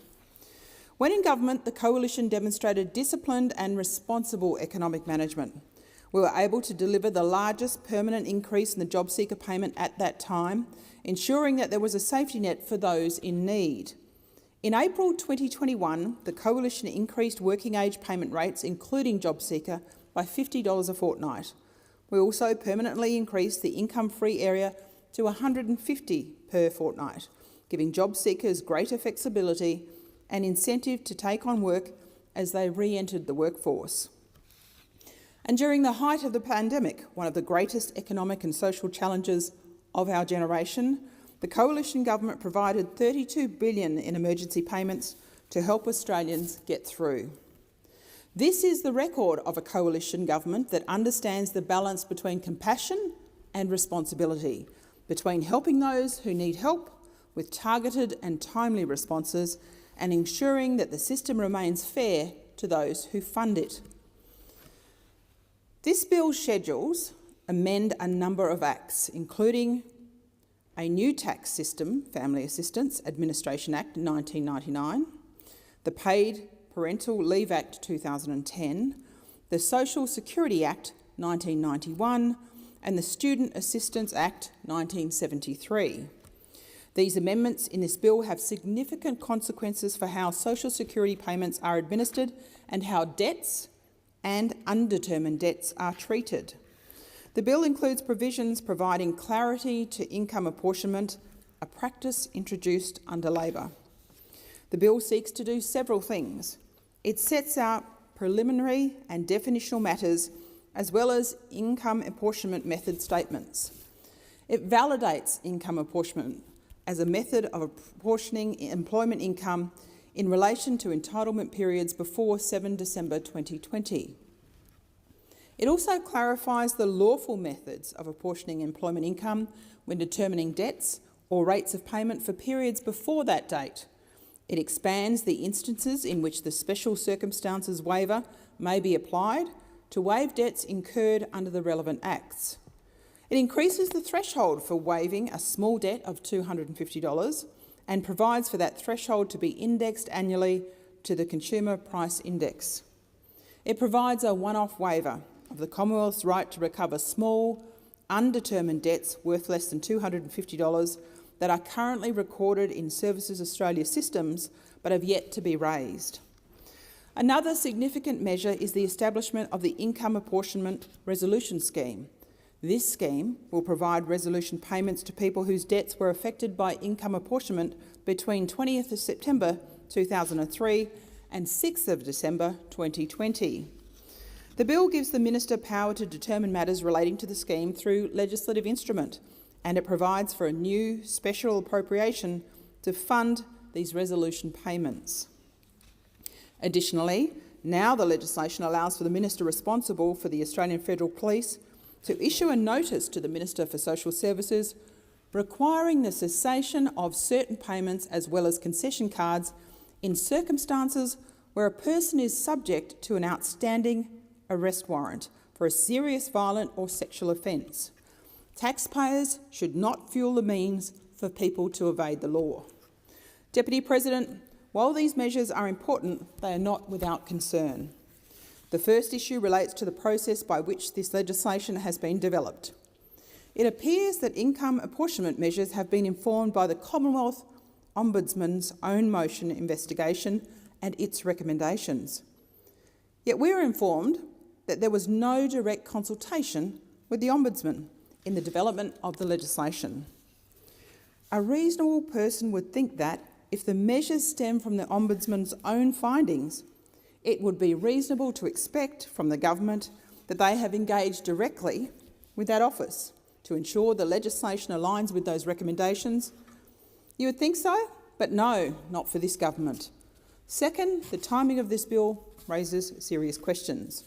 The government has waited until the tail end of the sitting calendar to bring this legislation forward. As a result, scrutiny has been rushed with only a single day allocated for Senate committee examination. That Senate inquiry heard almost exclusively from social service advocacy groups and not-for-profit organisations. This narrow consultation raises legitimate concerns about how many voices the government actually listened to when preparing this bill. The Ombudsman, in its submission to the Senate inquiry, highlighted a serious omission, namely that the issue of remediation for individuals who have been criminally convicted in relation to debts that were invalidly calculated using income apportionment is not addressed in the bill. That is not a minor point. It goes to the heart of fairness, accountability and justice. If the government acknowledges that income apportionment was used unlawfully for years, then the question of how that impacts those who face prosecution or conviction as a result should not be left unanswered. Further, the bill leaves many operational details unresolved. It is not clear how the income apportionment resolution scheme will interact with the scheme for compensation for detriment caused by defective administration, the long-standing framework for compensating individuals adversely affected by administrative errors. Much, it seems, is being left to legislative instruments, meaning that critical decisions about the design and implementation of the scheme will be made outside the direct scrutiny of the Parliament. That is deeply concerning. Due to the absence of these essential details in the primary legislation, Parliament's capacity to properly scrutinise the resolution scheme has been restricted by this Labor government, the same one that said it would govern with transparency. Once the delegated legislation is tabled, we will, of course, examine it.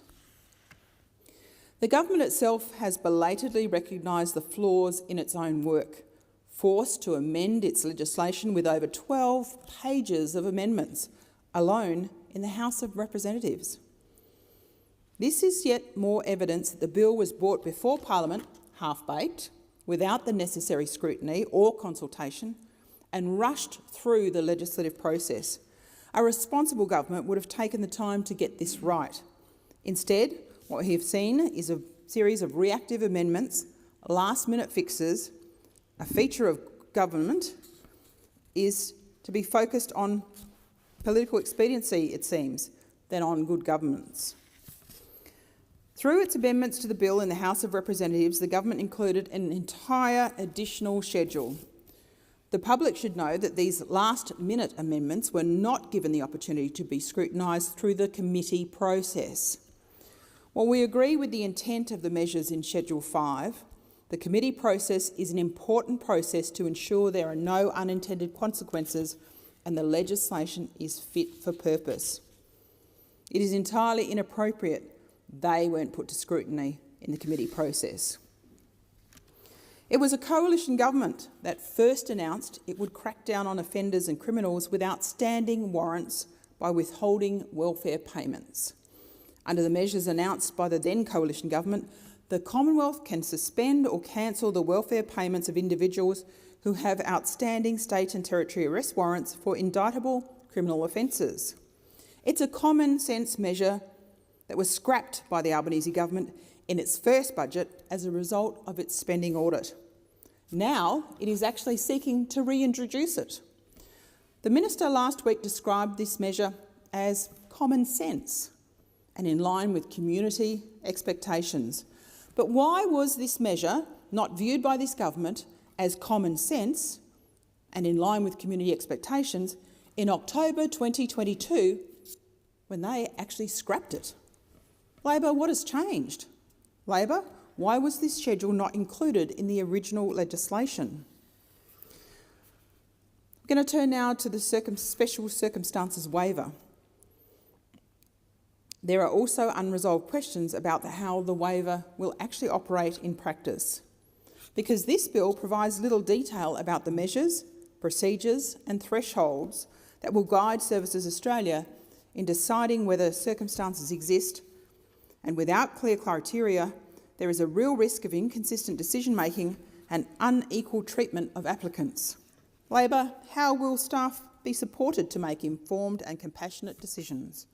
These are not academic questions. They go to the heart of how the law will affect real people.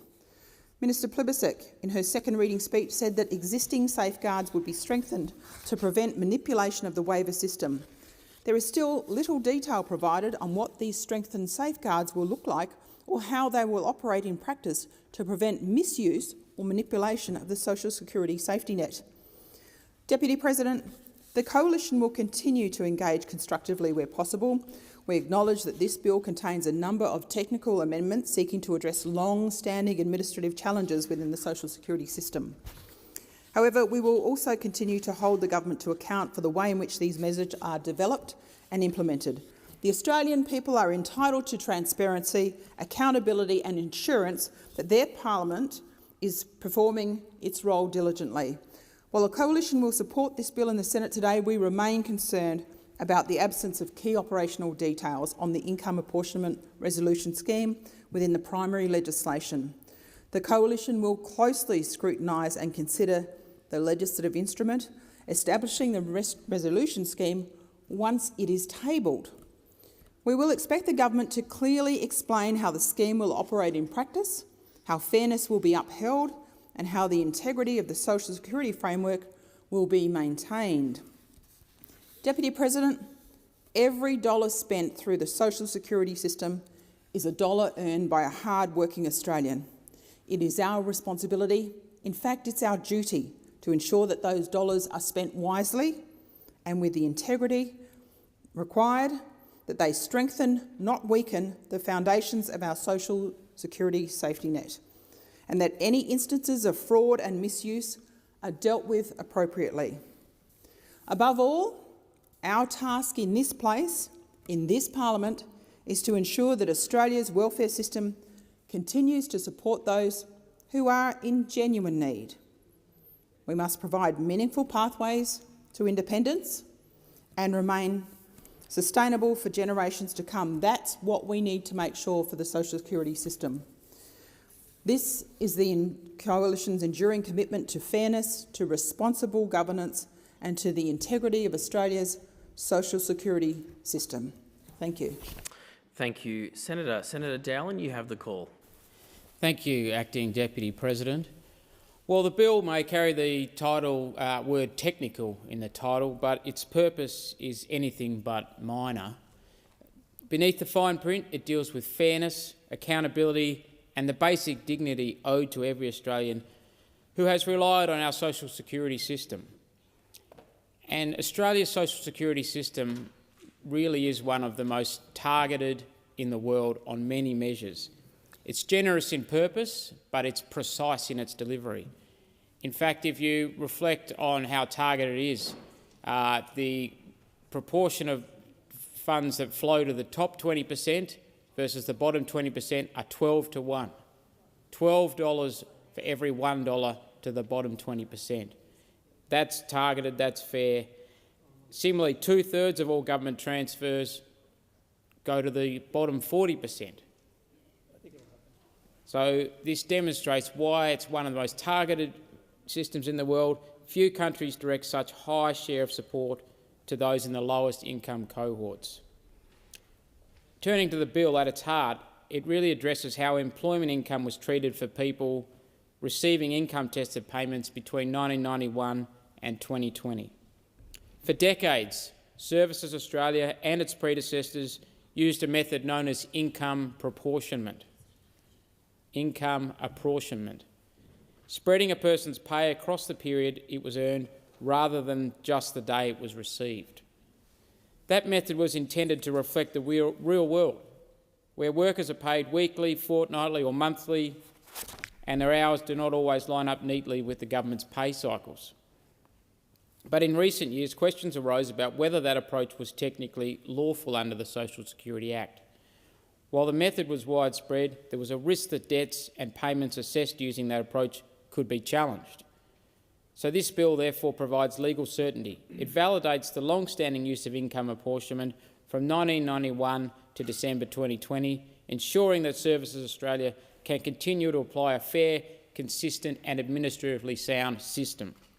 Importantly, and I stress this point, the bill does not validate the income averaging practices that caused the robo-debt scandal.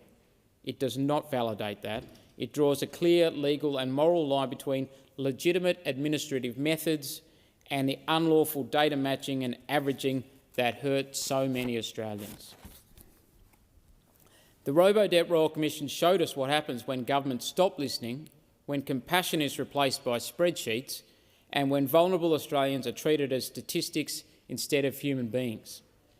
This bill is part of the Albanese government's ongoing effort to rebuild trust in our social security system. It will make sure that people are treated fairly, that debts are based on fact, and that those who have been wronged received a proper resolution. It also establishes an income apportionment resolution scheme. This is a process that will allow the Commonwealth to make resolution payments to people whose debts were affected by these technical issues. That scheme will apply to debts between September 2003 and December 2020, covering the majority of cases that may have been impacted. The aim is to give clarity and closure to prevent years of appeals and uncertainty and resolve matters quickly and fairly. But beyond these technical changes, the bill takes real steps to make the system more compassionate. The bill standardises and indexes the small debt waiver threshold at $250, recognising that chasing very small amounts often costs more than it recovers. This reform has been welcomed by the Australian Council of Social Services, who say, quote, "Reform is the small debt waiver provisions is sensible and improves fairness. Currently, the Commonwealth can recover debts as small as $50, with the small debt waiver provisions having remained in place for over 30 years. Lifting the small debt threshold is long overdue, not only to reduce stress and hardship experienced by people receiving income support, but to also reduce the administrative burden for Services Australia. It also expands the special circumstances waiver provisions across multiple acts, including where a person is facing domestic or family violence, serious illness or other exceptional hardship. In doing so, it responds to Recommendation 58 of the 2024 Parliamentary Joint Committee of Corporations and Financial Services Inquiry into Financial Abuse. And I congratulate Chair Senator O'Neill for the work of that committee and the report. Acting Deputy Speaker, the Special Circumstances Waiver Reform has also been welcomed by ACOS, who said, currently someone who underreports their income to Centrelink because of coercive control and is then found to have a debt cannot be considered to receive a special circumstances waiver for that debt because the person knowingly gave false information. Part 1 updates this schedule to allow for consideration of other circumstances like coercive control and family and domestic violence that led to falsely reporting income, and allows the decision-maker to waive a debt that arises in these circumstances. Acting Deputy Speaker, it's small, incremental reforms like this that make me proud to be a Labor senator within this government. These special circumstances waiver isn't going to apply to millions of Australians, but for those that it does affect, it impacts them greatly. And to those people, government is saying, we hear you, we see you, and we're taking action to help. We're also aligning the provisions across the Social Security Act, the Paid Parental Leave Act and the Students' Assistance Act. So no matter which system you interact with, the same standards of fairness apply and the same standards of compassion apply. In a similar way, the bill proposes to enable certain Commonwealth payments and concession card to be cancelled where a person is subject to an outstanding arrest warrant for a serious offence. Currently, there are no provisions to cancel an individual's payments or concession card in circumstances where there is a warrant issued for the arrest of an individual with respect to a serious, violent or sexual offence and they are evading arrest by police. I think most Australians would agree that it is inappropriate for these individuals to be in receipt of benefits provided by the Australian government. And I note the advice given by the Minister for Social Services in the other place that we propose this new power to be used only in the most serious circumstances and only following a thorough and considered decision-making process. So some stakeholders have raised concerns about the retrospective elements of this bill, particularly the validation of past administrative practices. Look, that's an important debate and the government has approached it carefully. Retrospective legislation should always be justified. It should be exceptional, and in this case it's justified to prevent years of uncertainty, to ensure consistent treatment of recipients and to protect individuals from unnecessary distress. Without this bill, tens of thousands of Australians could find themselves trapped in appeals or reviews over technicalities that have no bearing on whether they were entitled to their payments. This legislation closes that door, and it does so transparently with clear exclusions for any practices found to be unlawful. The bill complements the broader work we're doing to restore integrity in government through Services Australia reform and through the ongoing implementation of the Royal Commission's recommendations. And it fits squarely within Labor's mission, building a fairer society where no one is left behind in our social services system. At this point, we should recognise the efforts of Government Services Minister Senator Gallagher, whose leadership has really resulted in shorter waiting lists at Services Australia. Shorter waiting times is what it's all about. If people have entitlements, they shouldn't be delayed in receiving them and receiving the help they need to access what those entitlements lawfully are for them. So, Acting Deputy President, the bill may be described as technical, but its effects are deeply human. It offers compassion to those facing hardship or violence. It offers closure to those whose lives have been upended by administrative uncertainty. And crucially, it draws a line under the same shameful chapter in our social security history by reaffirming that the Australian government must always act lawfully and always treat people with dignity. For all these reasons, I commend the bill to the Senate. Thank you. Senator Allman-Payne, you have the call. Thank you, Acting Deputy President. The social security system in this country is in crisis, and instead of confronting that crisis, this bill represents yet another attempt by the government to sweep it under the rug, to quietly tuck it away. The government will tell you that this bill is a win. They'll claim that it delivers justice for people affected by income apportionment. But it's not a win, it's not justice, and it certainly doesn't adequately address the harm caused by the government's actions. Income apportionment was used to calculate social security payments when a person's work period didn't align with their instalment period or when it wasn't clear when income was earned. This method was used from 1991 until 2020, 30 years of unlawful practice. It's yet another example in a long line of unlawful actions by successive governments in the social security system: income apportionment, robo-debt and the targeted compliance framework. And the pattern continues. There's now a class action seeking compensation for 20,000 Aboriginal and Torres Strait Islander people forced to work longer hours and do harder labour than city workers under the Work for the Dole program. The second class action alleging racial discrimination in that scheme. Every few weeks there's another crisis. Just last month, 44,000 people were found to have overpaid their debts, some by more than 20,000. These are not small mistakes. Hundreds of thousands of people have been affected.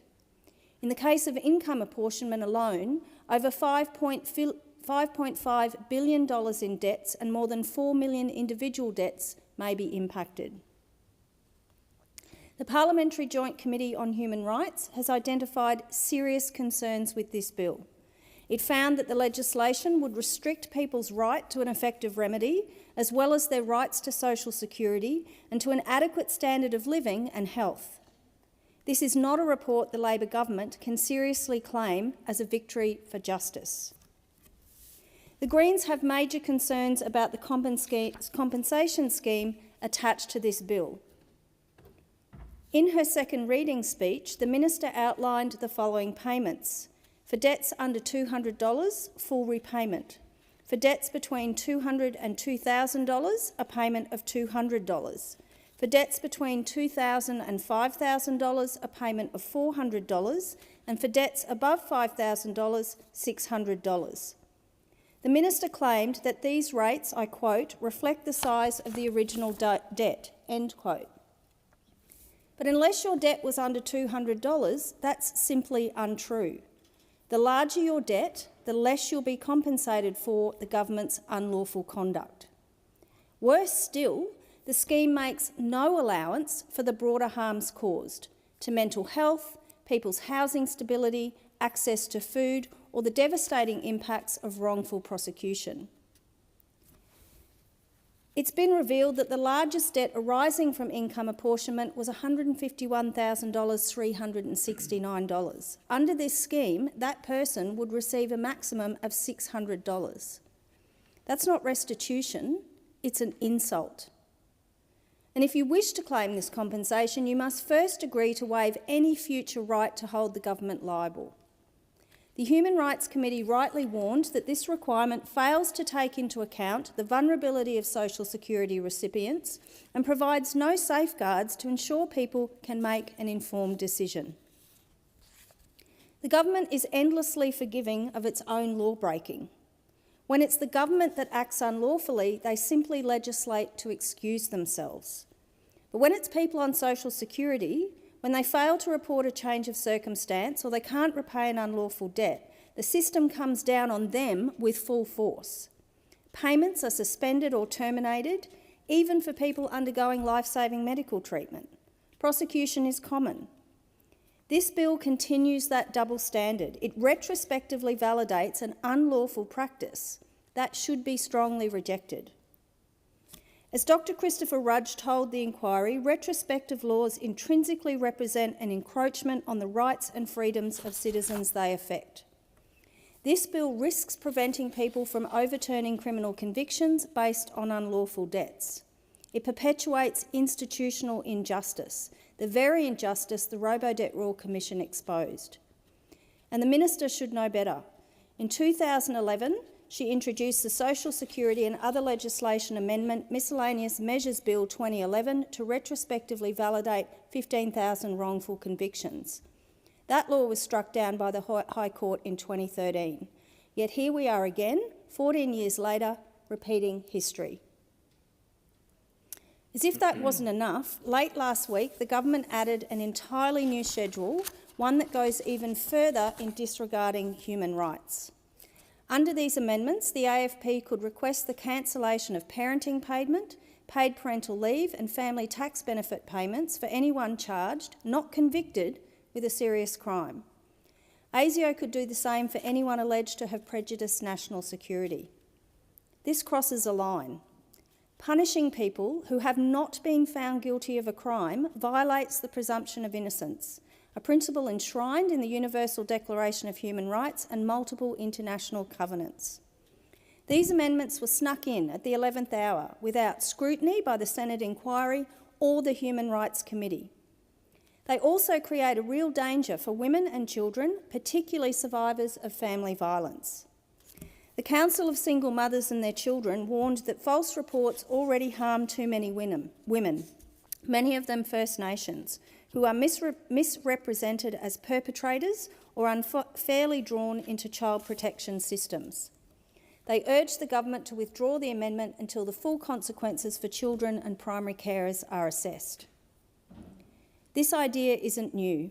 In the 2018-2019 budget, then Prime Minister Scott Morrison proposed similar powers to suspend welfare payments for people with outstanding arrest warrants. And now, Labor has decided to copy the playbook of Scott Morrison, the very architect of Robo-Debt. The same man behind the targeted compliance framework, another dodgy system Labor refuses to halt. Scott Morrison's social security policies are not the test paper Labor wants to be copying from. Following these last-minute amendments, the Anti-Poverty Centre released a joint statement opposing them, signed by nearly every major community, advocacy and legal organisation consulted by the government. The signatories included the Anti-Poverty Centre, Anglicare Australia, Anti-Poverty Network South Australia, ACOS, the Australian Unemployed Workers Union, Community Restorative Centre, Consumers of Mental Health WA, the Council of Single Mothers and Their Children, Disability Advocacy Network Australia, Economic Justice Australia, Everybody's Home, Mental Health Lived Experience Peak Queensland, NATSLS, New South Wales Council for Civil Liberties, Queensland Advocacy for Inclusion, Single Mother Families Australia, Warringah Bayer Aboriginal Women's Legal Centre and the Law Council of Australia. When every single expert and advocate the government consulted says this is wrong, the government should listen. There are some small bright spots in this bill. The first is the increase in the small debt waiver amount, but we make the observation that even that hasn't kept pace with inflation. Advocates and experts told us at the inquiry that if the government was going to increase the waiver so that it had kept pace with inflation since it was introduced, it would be closer to $440. The Greens also welcome the introduction of debt waivers for people affected by domestic violence or financial coercion, reforms that the Greens have long called for. But even these long overdue changes have been cynically bundled into legislation that potentially harms women and children in other ways. No doubt Labor and the Coalition will once again team up to pass this bill, because on this issue they're not that different. Both parties have a long history of perpetrating institutional injustice against people who rely on our social security system. This bill continues that legacy. It excuses government wrongdoing, it entrenches inequality, and it undermines human rights. For all these reasons, the Greens cannot support it unamended. I move the second reading amendment standing in my name on sheet 3501. Thank you, Senator Orman-Payne. Senator Brown. Thank you, Acting Deputy President. I rise to speak on the Social Security and other legislation amendment technical changes number 2 Bill 2025. A bill grounded in two of Labor's most enduring values, dignity and fairness. Those values are at the heart of why Australians built a social security system in the first place, to make sure that when life takes an unprecedented turn, no one is left without help. The Albanese Labor government believes that dignity should never depend on circumstances, whether it's a job loss, illness, caring responsibilities or simply bad luck. Every Australian deserves a system that treats them with respect. This bill is about restoring that respect. It fixes long-standing flaws in a way that our social security debts are managed and strengthens protections for those who have been harmed by coercion and financial abuse. It draws a clear line under the mistakes of the past and builds a fairer foundation for the future. Before I get into the detail, I want to pause on what this means in human terms. When we talk about debts or income apportionment, it can sound dry or bureaucratic, but for the people affected, these are not abstract concepts. They are letters that arrive unannounced, phone calls from private numbers, and sleepless nights spent worrying about how to pay back money they should never have owed. In my own state of Tasmania, I've spoken to people who still feel anxious every time they see an unknown phone number on their phone, because they've lived through years of being chased over minor or mistaken debts. Many were older Tasmanians, carers or people living with disability who had done their best to comply with complex rules that even experts struggle to understand. That is why dignity matters, because when bureaucracy forgets compassion, real people suffer. This bill ensures that that never happens again. We all remember the harm caused by the unlawful robo-debt scheme. It was a national disgrace, a cruel policy that replaced fairness with automation and compassion with indifference. The Royal Commission into robo-debt made that clear. It was not just a technical failure, it was a moral one. Our government accepted in principle all 56 of the Commission's recommendations. 75% are already implemented or well progressed. We ended the use of external debt collectors, we strengthened oversight within Services Australia, and we placed dignity, transparency and respect at the centre of service delivery. This bill continues that work. It delivers on recommendation 18.1 of the Royal Commission that debt administration must be ethical, proportionate and focused on the needs of individuals. It ensures that we learn from the mistakes of the past and that never again is not just a slogan but a commitment written into law. The first major reform in this bill is the overhaul of how small debts are managed. Until now, the threshold for automatically waiving a small debt was just $50, a figure set more than 30 years ago and never indexed. In today's term, it's meant Service Australia could spend more time to recover a $70 debt than the debt was worth. Under this bill, the threshold rises to $250, and for the first time it will be indexed annually to the CPI.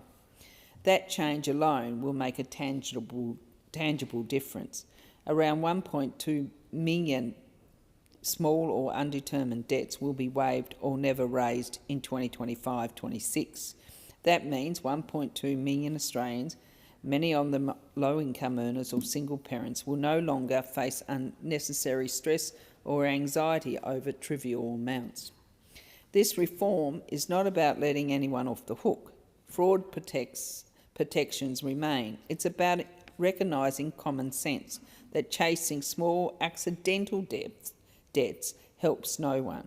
It's about using taxpayers' money responsibly while treating people decently. The bill also expands the special circumstances waiver, giving Service Australia the discretion to waive debts in cases involving coercion, family violence or financial abuse. This matters deeply. For too long, women fleeing violent partners have found themselves burdened with debts that were not theirs to begin with. Debts incurred because the perpetrator manipulated their finances, accessed their online accounts, or forced them to make false declarations under threat. These reforms say clearly that survivors of financial abuse should not be punished by the very system meant to protect them. Alongside fairness, this bill also includes a measure to strengthen community safety, the introduction of the benefit restriction notice. This change allows, in limited and serious circumstances, for payments or concession cards to be suspended when a person is subject to an outstanding arrest warrant or a serious violent or sexual offence and is actively evading police. This is not about punishing poverty or policing disadvantage. It's about ensuring taxpayers' funded benefits are not supported for those who pose a risk to the safety of others. The process is tightly controlled. A benefit restriction notice can only be issued on request from a senior police officer and with the authorisation of the Minister responsible for the Australian Federal Police. The Minister for Social Services must also consider the likely effect on any dependents before approving a notice. These safeguards mean that compassion and safety work hand in hand. It is a rare power expected to be used only in exceptional cases, but an important one to protect integrity of the system and the safety of the community. Another key reform in this bill addresses the long-standing issue of income apportionment. Between 1991 and 2020, Services Australia and its predecessors used a method of spreading reported income along multiple fortnights when calculating entitlements. The intention was to be fair to recipients whose pay cycles did not line up neatly with Centrelink reporting periods. But as the full federal court confirmed in the case of Chaplin v Department of Social Services, the method was inconsistent with the law as written. Our government has never used income apportionment, but as the government responsible for restoring integrity to the system, we must resolve the legacy issues it created. Without legislative certainty, millions of old cases, some dating back more than 20 years, could be reopened, causing chaos and distress for people who believe their debts were long settled. This bill retrospectively validates the old calculations to provide legal certainty, while at the same time recognising that some people may have repaid debts they should not have. To address that, the Income Apportionment Resolution Scheme will offer payments of up to $600 to those affected between 2003 and 2020. Economic Justice Australia and ACOS will receive funding to help people navigate the process. It is a balanced and compassionate solution, acknowledging a genuine administrative mistake without reigniting trauma or diverting scarce resources from the front line. Tasmania has one of the highest rates of social security reliance in the country. In some suburbs of Hobart and Launceston, more than 1 in 3 households receive some form of income support. When debt rules are unfair or inflexible, the impact lands hardest on small communities like ours. In Glenorchy and Moona, I have met parents juggling part-time work, study and caring responsibility. A missed payslip or a delay in reporting an income can easily lead to an accidental overpayment. For families already counting every dollar, even a small debt notice can cause enormous worry. By lifting the waiver threshold, this bill gives those families breathing space. It allows Services Australia staff to focus on helping people find work or access training rather than processing minor debt adjustments. The expansion of the special circumstances and waiver also means that Tasmanian women escaping violence, those supported by services like the Hobart Women's Shelter or Women's Legal Service Tasmania, will have better protection against being left with debts tied to abusive relationships.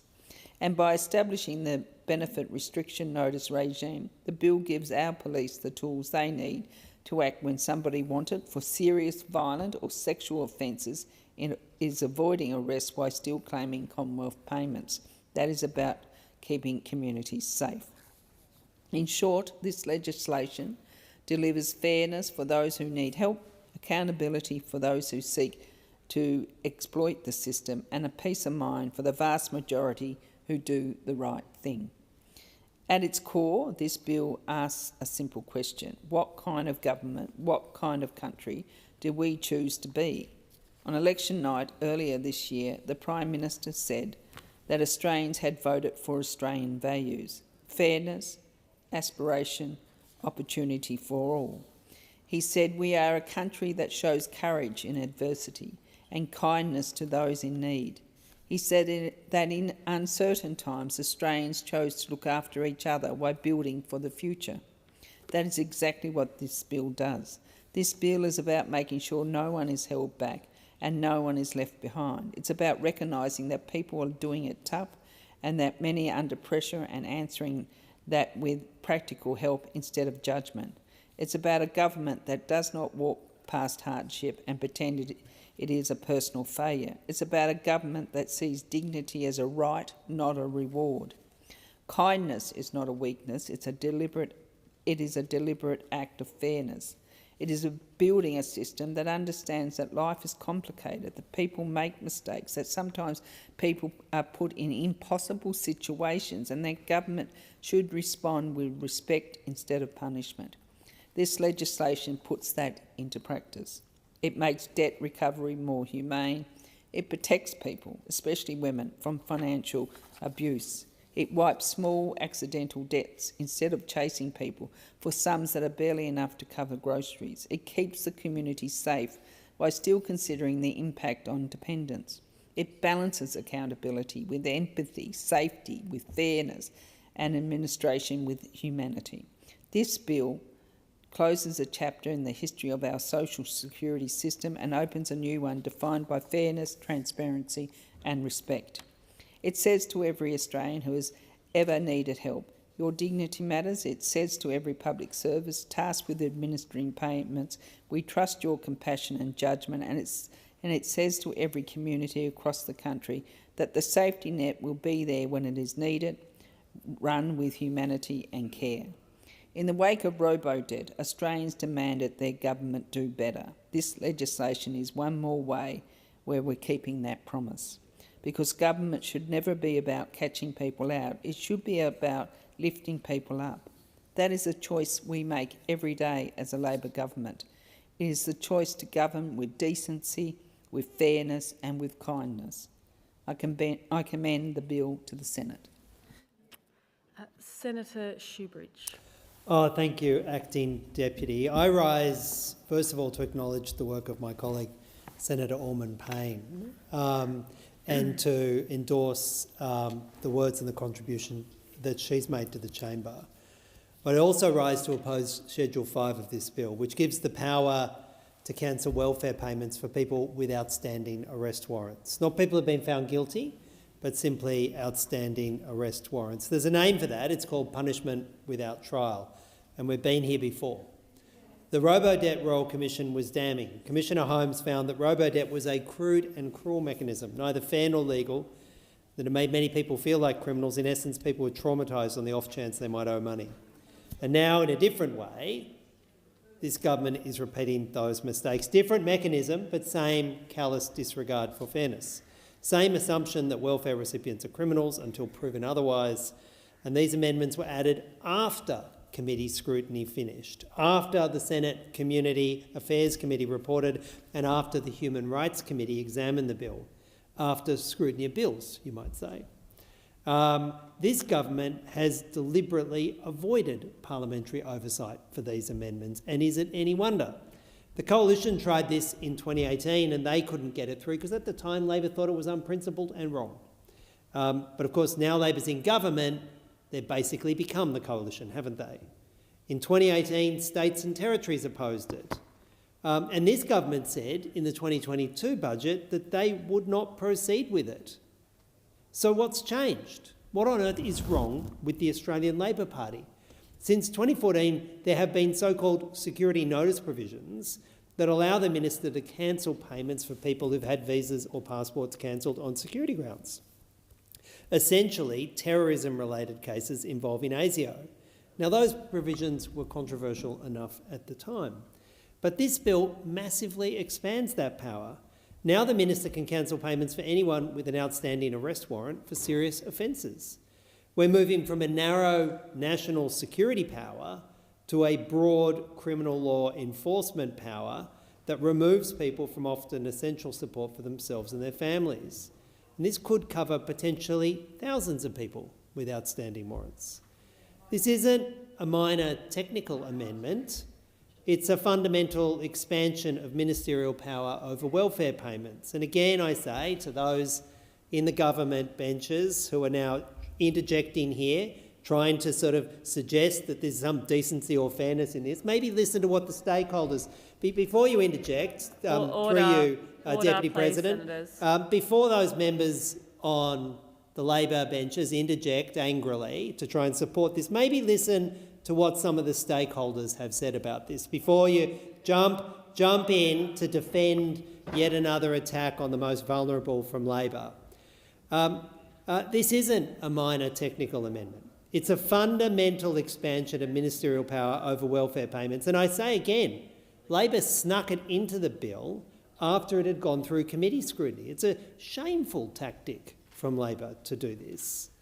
Because a warrant is not a conviction, it's not even a charge. Yet this bill strips people of critical supports before they've had their day Senator in court. Shoebridge. Senator Roberts, are you seeking a point of order? Oh, okay. Senator Shoebridge, please continue. It's the senator's loftiness getting in the way again. A warrant is not a conviction, it's not even a charge, yet this bill strips people of critical supports before they've had their day in court.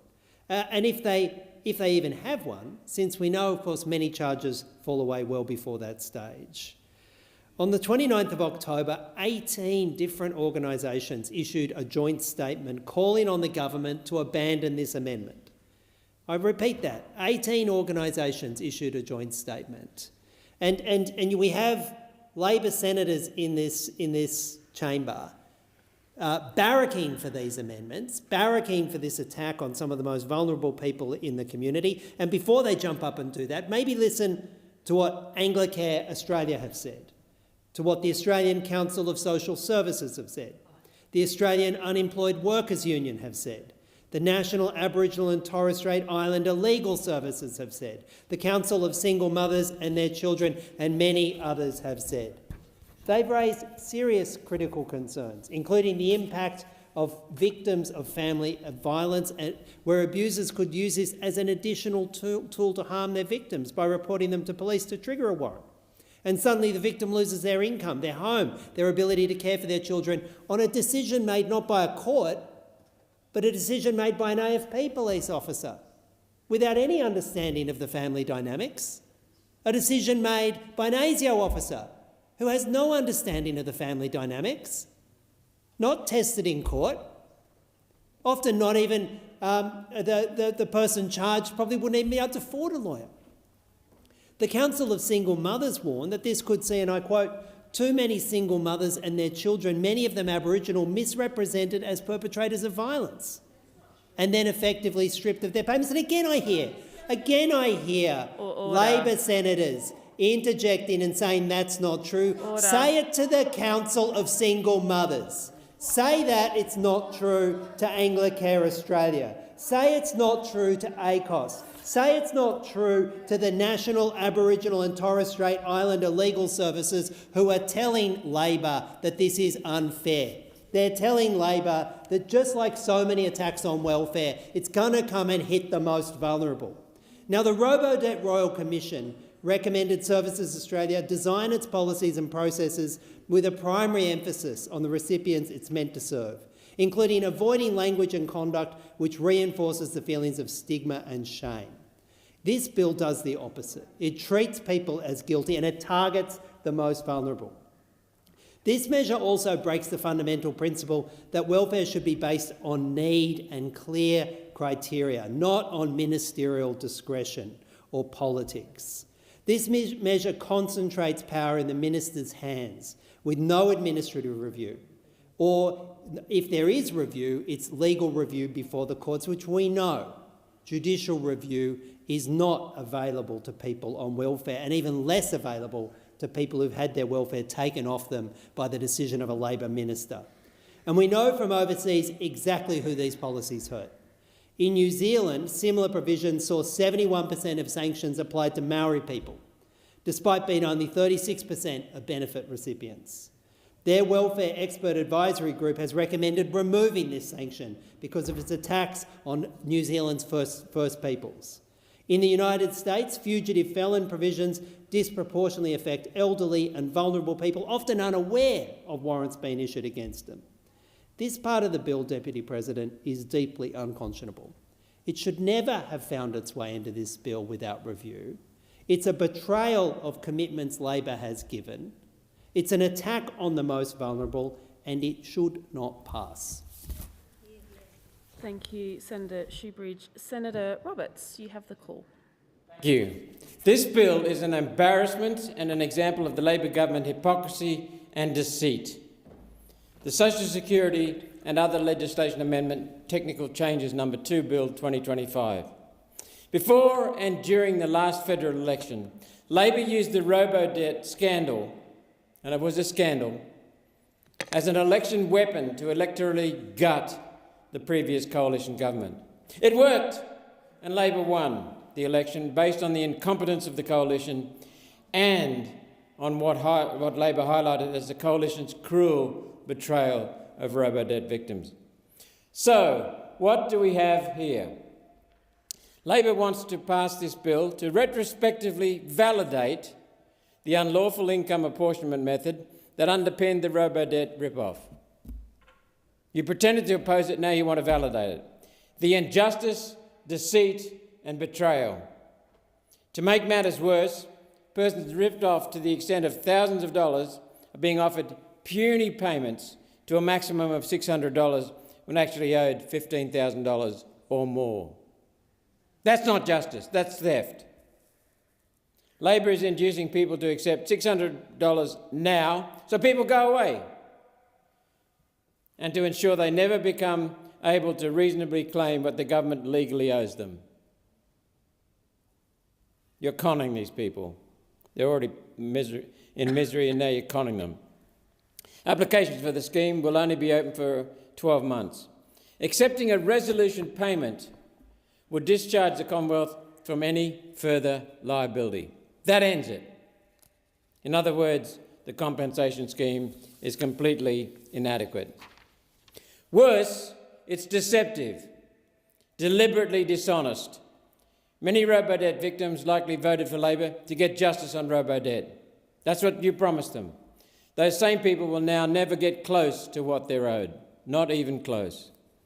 The government is blatantly cheating robo-debt victims out of thousands of dollars, in some cases tens of thousands of dollars. This is not just an uncaring government, and on this issue, its approach is not just lazily getting around paying lawful entitlements. No, this government is working hard to rip off innocent, vulnerable taxpayers. These faulty assessments extend back to September 2003, 22 years. Instead of paying back exactly what each victim of the unlawful robo-debt calculations is owed, the government is trying to introduce retrospective legislation to make what was unlawful then now lawful. And you wonder why we're upset. This sneaky new bill is making what was illegal legal, the very reverse of your promise before the election. It will try to validate debts which were unlawful when they tried to collect them. With potentially millions, I'll say that again, in fact, this bill will try to validate debts which were unlawful when they tried to collect them. With potentially millions of unlawful debts to deal with, the government is using this bill to welch on its debts to innocent Australians, victims of government dishonesty. There's been little consultation with this bill, and it shows. There's little detail about how the scheme should work, and in some areas, detail is totally missing. Instead, much of the detail is left to the minister's use of future legislative instruments to bypass Parliament, to bypass scrutiny. Now there's Labor's cat's cry. Bypass scrutiny. Two words that tell us all about Labor in government at the moment. The complete opposite of transparency. Bypass scrutiny.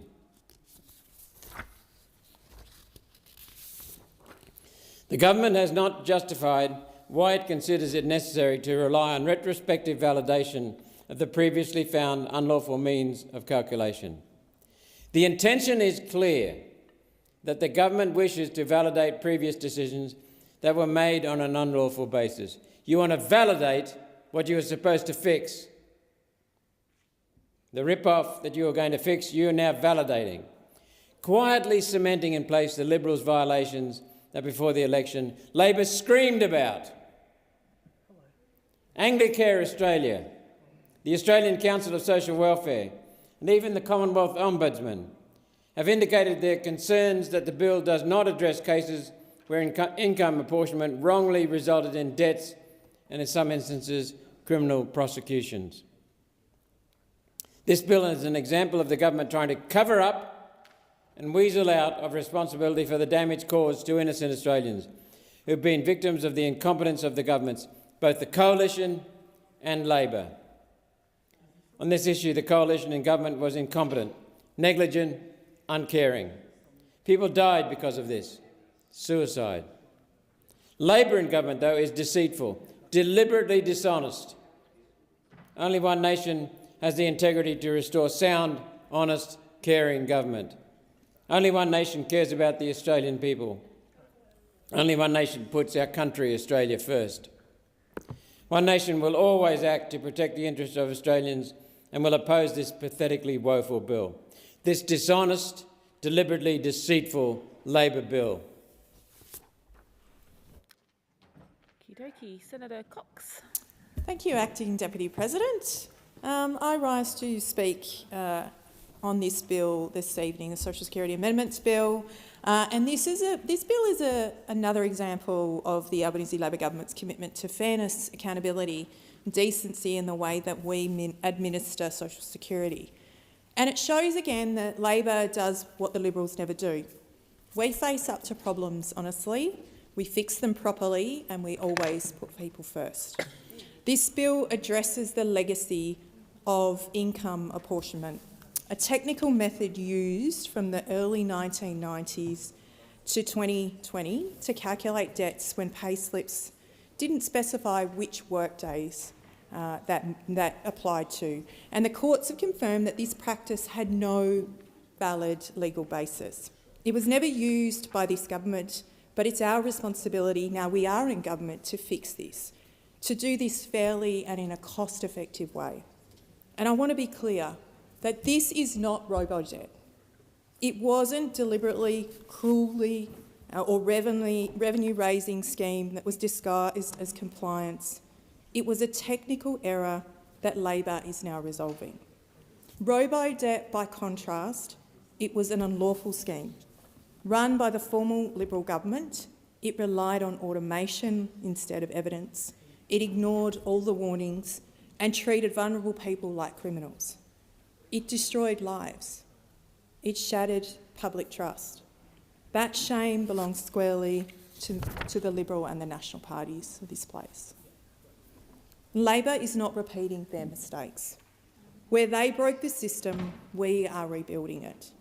Where they acted with secrecy and arrogance, we're acting with transparency and compassion. This bill reflects careful, evidence-based work by the Community Affairs Legislation Committee and the Department of Social Services and Services Australia, and turning it into a complex legacy issue into a fair, workable solution. And on that note, I would also like to acknowledge the Minister for Social Services, Minister Plibersek, on her leadership for this piece of legislation. And that actually shows what good government looks like. It's grounded in evidence, guided by compassion and focused on the results. This legislation is about respect for the people caught up in a confusing system and for the idea that Australians doing it tough deserve fairness. They don't deserve to live in fear. Behind every debt notice to a person is a family. They're not a statistic. And this bill introduces a proportionate resolution scheme. Depending on the size of your debt, affected Australians will receive between $200 and $600, while debts under $200 will be wiped entirely. Now, this will affect more than 6,000 people who will see their debts cleared altogether. To ensure fairness reaches people, the government is funding the Economic Justice Australia and ACOS to help build people's understanding and access to their payments so that, in fact, no one is left behind. This bill also clarifies the law so we don't waste years and billions recalculating tiny decades of old debts. That's responsible fiscal management, fair to people and fair to taxpayers. For the first time in over 30 years, the small debt waiver threshold will rise from $50 to $250. Let me repeat that we are raising that small debt waiver threshold from $50 to $250, preventing 1.2 million petty debts from ever being raised. And that's amazing. Australians will no longer be chased over amounts that cost more to recover them than they're actually worth. And Services Australia staff can focus on helping those who truly need support. And I think that that's what we can agree to across this place. Together, these reforms strengthen integrity, efficiency and humanity, making the system work better for people that it serves. Those opposite talk about value for money, yet under their watch, they saw the most wasteful, cruel welfare administration in Australia's history. Hundreds and millions were spent defending robo-debt in court, and hundreds and millions more on compensation once their own illegal scheme collapsed. Labor is rebuilding the capability they destroyed, restoring the professional public service and ensuring that decisions made about people's livelihoods are being made by trained public servants, not algorithms. Our goal is clear: a social security system that is fair, transparent and efficient, delivering good outcomes for both its recipients and for taxpayers. This bill delivers exactly that. It ensures that Australians who've done nothing wrong aren't left in limbo because of administrative errors from decades ago. It gives Services Australia the clarity it needs to move forward and demonstrates that this government deals with the legacy issues quickly, fairly and also very sensibly. As a proud Yamatji Noongar woman and as a Senator for Western Australia, I know fairness must reach every corner of our country, from the city, the suburbs to the most remote communities. And I've spoken to people who rely on social security to care for their family, who recover from illness, and to get back onto their feet. For them, even a small debt can mean sleepless nights and shame, made worse in remote or Aboriginal communities by language and distance. And that is why this bill matters. It delivers fairness, it rebuilds trust, and it reminds Australians that their government sees them, we value them, and we will never weaponise the social security system against them. Labor will always protect the integrity of the system without punishing those who rely on it. We will work to fix what's wrong, and we'll do that fairly. And that's the Labor way: responsible, compassionate, and focused on the people. And for those reasons, I commend this bill to the Senate. Senator Pocock. Thanks, Acting Deputy President. I rise today to talk about the Social Security and Other Legislation Amendment Technical Changes Number 2 Bill. This bill contains a number of measures, some of which are very welcome. I recognise that designing an approach to respond to income apportionment is difficult, as it could require the government to recalculate potentially millions of debts over many, many years. The retrospective application of this bill to validate income apportionment is a very serious thing for this chamber to do, as it will potentially deny justice and rightful compensation to those that have been impacted by this unlawful scheme. However, I do note the establishment of the income apportionment resolution scheme as a means to provide some payments to those that have been impacted. It is a difficult balance of circumstances to weigh, and I think it challenges us to consider what is just and what is fair. There are some genuinely very welcome measures in this bill, and in particular I want to thank Minister Plibersek for the changes that are being made to debt waivers.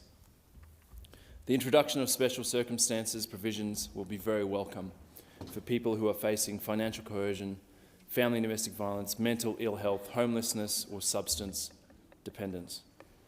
I also welcome the increase in the small debt waiver threshold to $250 with future annual indexation. However, I do note that if the $200 threshold had been indexed all along, it would now be over $440. This has been a very difficult bill to consider, but I do recognise that the government is presenting a solution in good faith.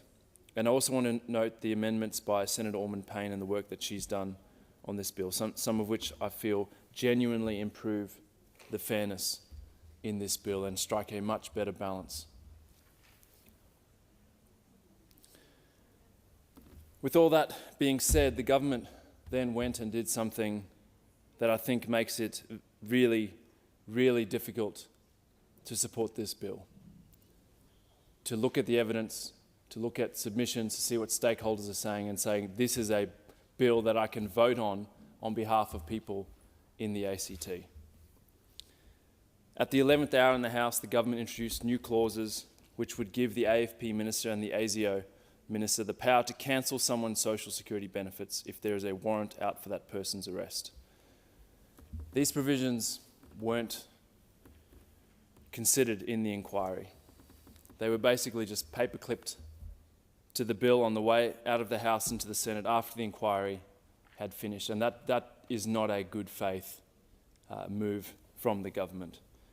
And I don't know if the government thought that no one would notice or whether it was some sort of deal to get support for the bill, but I really think it is poor faith and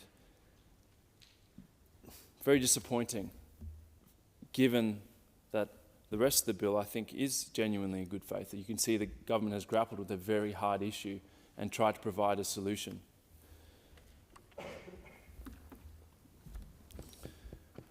I'm most disappointed, though, not because of the sneakiness of trying to insert something at the last minute that hasn't actually been through an inquiry, but because I think this is yet another example of a government treating people on social security like criminals.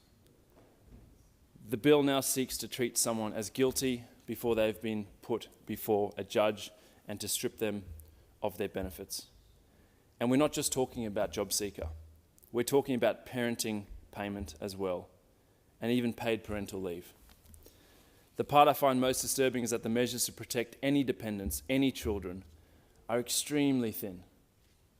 From current reading, the Minister's Department has to seek advice on whether a decision the Minister makes would impact a person's dependence.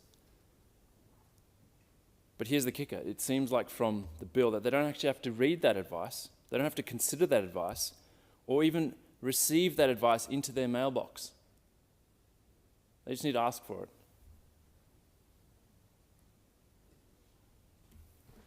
This is not a protection, and this has the potential to harm children. It is something that I simply cannot support. No matter if someone is being pursued for a serious crime, it is not fair, it is not proportionate, it is not reasonable, and it is not ethical to put their dependents in harm's way or to leave them without the basic necessities of life. To quote the Aboriginal Legal Service, New South Wales and ACT, under this legislation, people's benefits could be stripped away simply because they are unaware police have issued a warrant for their arrest and without any opportunity to access legal help. The proposed amendments will inevitably have a greater impact on Aboriginal and Torres Strait Islander people who are grossly overrepresented at every stage of the criminal process. Cutting off people's Centrelink payments will not only impact those individuals, but put their children and families, too many of whom already live below the poverty line, at risk of homelessness and child removals. Such a controversial proposed legislative change should be the subject of considered consultation with community and legal experts. We call on the government to withdraw this proposal." End quote. And this is from the Council of Single Mothers and Their Children, who also raised that powers such as these have every possibility of being weaponised against partners. Council of Single Mothers and Their Children are perturbed by this proposed amendment, which has the potential to cause further harm to women and children who have already been subject to family violence. We have plenty of evidence that perpetrators of such violence are often skilled at using government systems to weaponise their violence. False reports of child abuse and of violence already see too many single mothers and their children, many of them Aboriginal, misrepresented as perpetrators of violence or taken into child protection.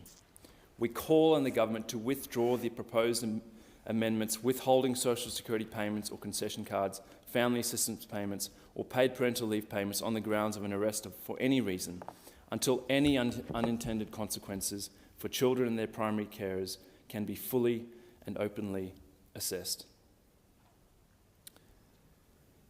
Go to Anglicare and what they've said, and again, to quote directly, "Cutting off someone's income before they've been found guilty of any crime is punishment without conviction. We should not have to explain why this has no place in a fair society. This is a shocking overreach of police powers into the social security system. We've seen too many times what happens when governments rush through changes without thinking through the consequences. Robodebt should have been warning enough. We're calling on the government to withdraw these amendments and commit to a system that upholds people's rights and dignity, not one that tears them away." This is incredibly disappointing of Labor. And on reading the bill, as I said, I think much of it is in good faith, and then you've tacked on this amendment that clearly has no support from organisations who are actually working on the front line with people who will potentially be affected the most by it. And I note that the Labor Party actually opposed these measures under the former government. In the first instance, I'm proposing that we split this schedule back out of the bill, put it in its own bill and send it to an inquiry. As Senator Little said earlier in this debate, it is entirely inappropriate that these measures were not put before a committee.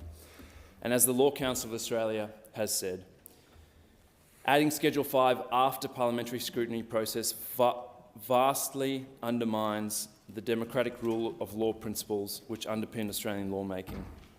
The Law Council urges the Senate not to pass the bill with Schedule 5 included. Instead, Schedule 5 should be separated from the rest of the bill and referred to a parliamentary committee for proper and careful public scrutiny. And I urge the Senate to heed the advice of the Law Council. Pass these powers if that's what you really want to do, but at least do so after an inquiry where we can actually interrogate the measures, where stakeholders can have their say, and we can ensure that we're not putting a single child in harm's way. I will also be proposing a smaller amendment to make sure that the AFP Minister must seek and crucially consider how any decision they make under these laws will impact a person's dependence. I think this is really the bare minimum, and I really hope that the government and the opposition see the sense in ensuring that a decision cannot be made if a dependent is going to be put into poverty, put into danger, or left without the basic necessities of life. Just finally, I just want to come back to the Robodebt Royal Commission, because I think the more you look at Commissioner Holmes' comments and the recommendations in the report, this is a golden opportunity for this Parliament to actually act on the maladministration and the secrecy we saw that had devastating consequences. And one of the things that really struck me in Commissioner Holmes's remarks was the way that politicians, the way that the Parliament talk about people who are receiving social security payments. And she urged us to do better. She urged us to change the way we talk about people in Australia who are receiving support, that they're entitled to, that as a community we've decided we want to live in a country where if you need that support, you're going to get it. And yet tragically here we have a bill that's not in line with that. That's saying that before you're proven guilty, we're going to strip that away. Because in our mind, you're either a criminal or you're a dole bludger. It's just not good enough. And I urge the Senate to reconsider these sorts of things, which when you add them all up, is exactly what Commissioner Holmes was talking about. Minister, are you going to sum up? Thank you very much, Acting Deputy President. Well, I really do and sincerely thank all senators for their contributions to this debate. With the passage of this legislation, our social security system will be stronger, it will be fairer and more responsive to the needs of the Australian community. I do want to touch on some of the very important measures this bill contains. The bill expands access to the Special Circumstances Waiver to protect victim survivors of financial abuse and coercion. These debt reforms will make a big difference for many women who have suffered financial coercion and abuse.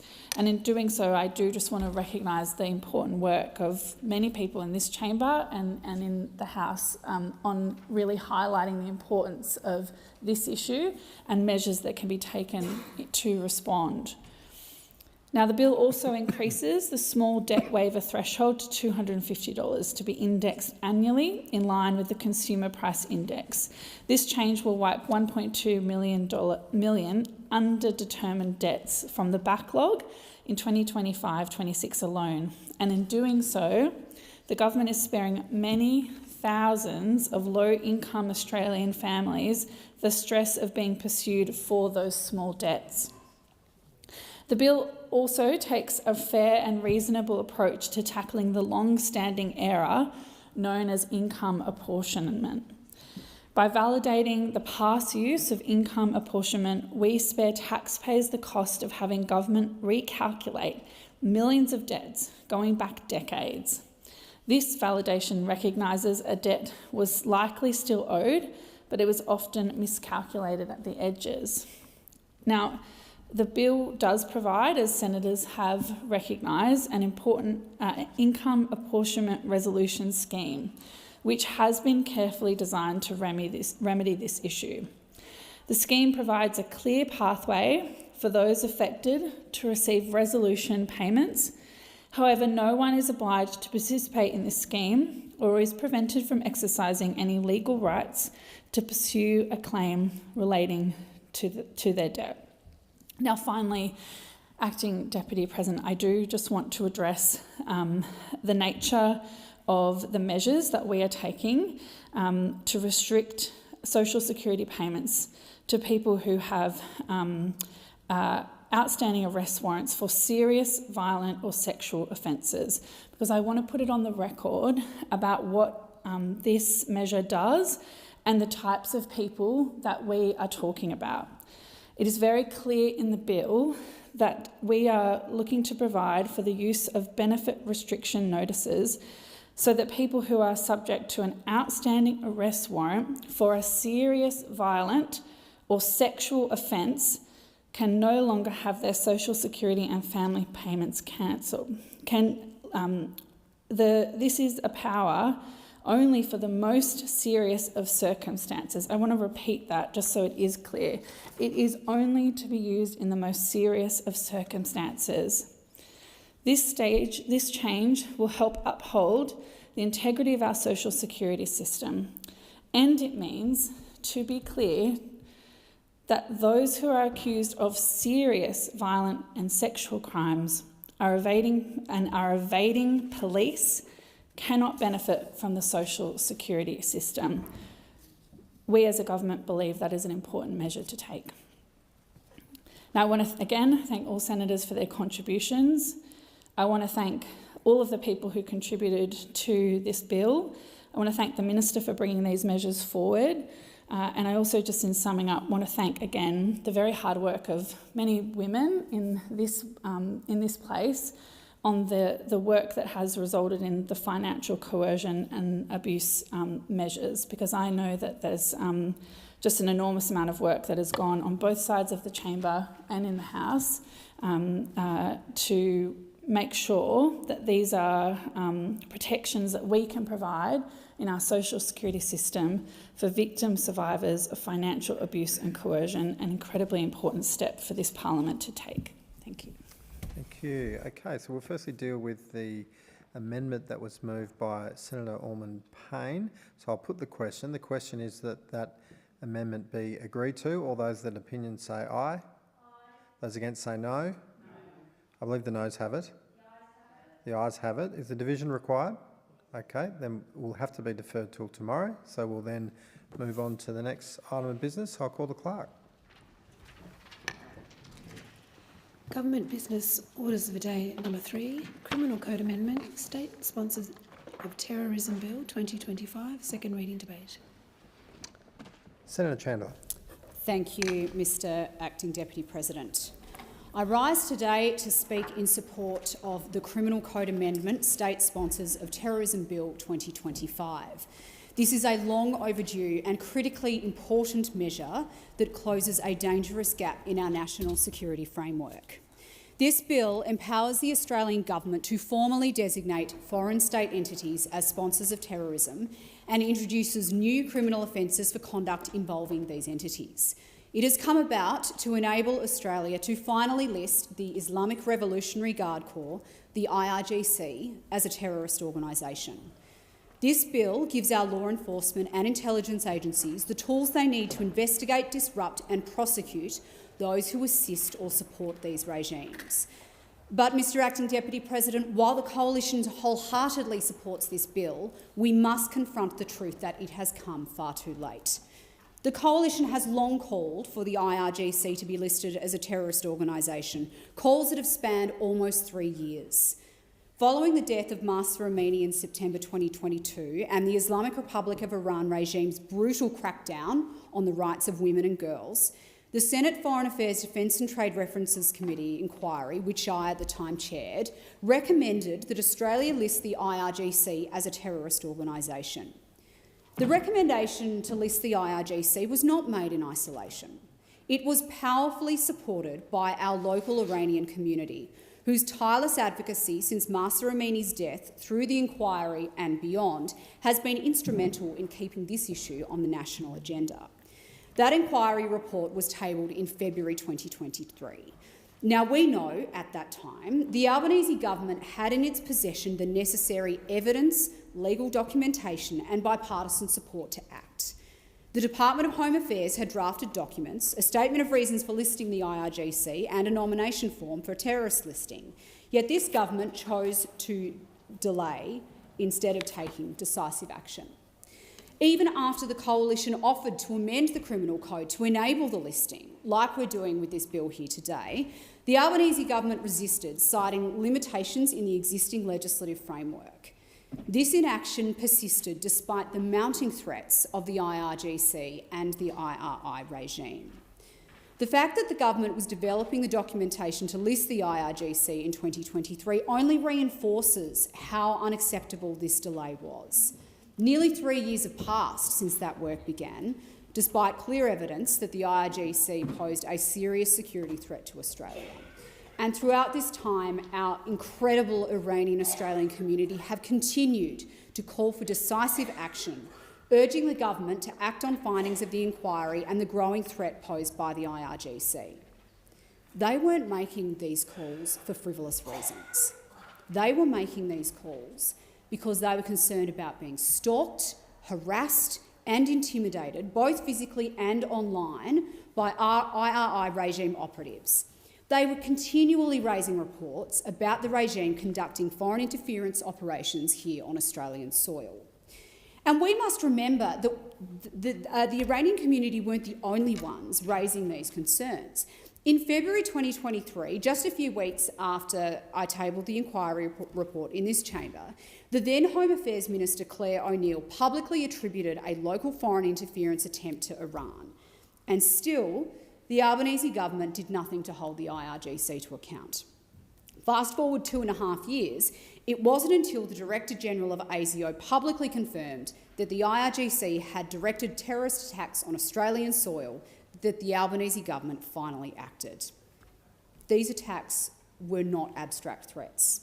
They were real, they were targeted, and they were devastating. In October 2024, the IRGC orchestrated the firebombing of Lewis's Continental Kitchen in Sydney. Just weeks later, the Adass Israel Synagogue in Melbourne was set ablaze, causing millions in damage and endangering lives. These weren't isolated incidents. They were part of a deliberate campaign by a foreign regime to stoke division, intimidate communities and undermine our sovereignty. Mr Acting Deputy President, this is state-sponsored terrorism from an abhorrent authoritarian regime which should have been held to account for its actions far earlier than now. The IRI regime uses its proxies, like Hamas, like Hezbollah, as well as its military arm in the IRGC, to spread terror throughout the Middle East and throughout the world, including here in Australia. Our country must not be a safe haven for such conduct, and we must not hesitate to confront state-sponsored terrorism wherever it occurs. This bill sends a clear message. If you are a foreign government that supports terrorism, you will be held accountable. Your agents, your proxies and your collaborators will face the full force of Australian law. Mr Acting Deputy President, the legal architecture of this bill is well constructed. It introduces a new Part 5.38, the Criminal Code, establishing a framework for listing foreign state entities as sponsors of terrorism. The listing process requires the AFP Minister to be satisfied that the entity has engaged in or advocated terrorist acts targeted at Australia, written agreement from the Foreign Affairs Minister and a briefing to the Leader of the Opposition. This ensures that national security and foreign policy considerations are weighed together, and it also provides a mechanism for delisting entities if circumstances change, with oversight from the Parliamentary Joint Committee on Intelligence and Security. But let me be very clear. Under this legislation, if you are a foreign entity engaging in or preparing an act of terrorism on behalf of a foreign regime, you will face prosecution. If you provide or receive training to carry out such acts, you will be held accountable. If you fund, recruit for or associate with listed entities, your actions will not go unnoticed. And if you possess materials or documents intended to facilitate state-sponsored terrorism, you'll be prosecuted under Australian law.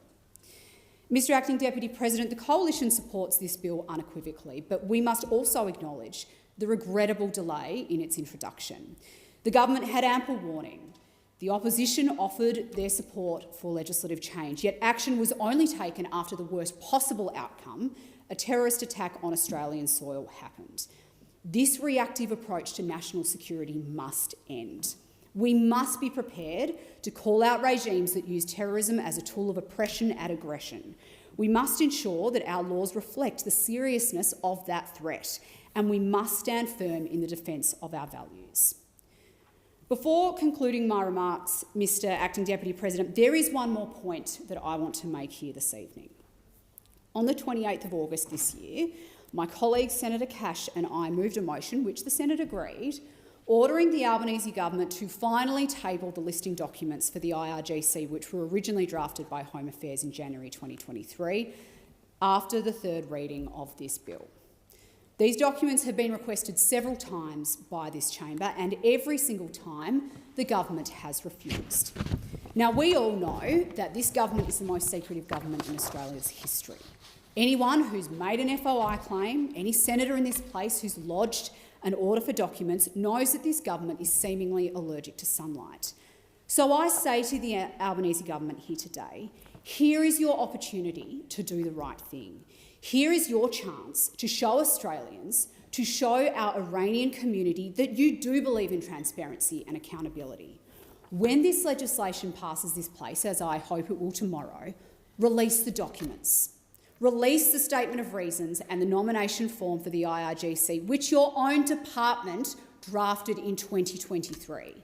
Because it is time for this government to be upfront about just how dangerous the IRGC is and when they knew about it.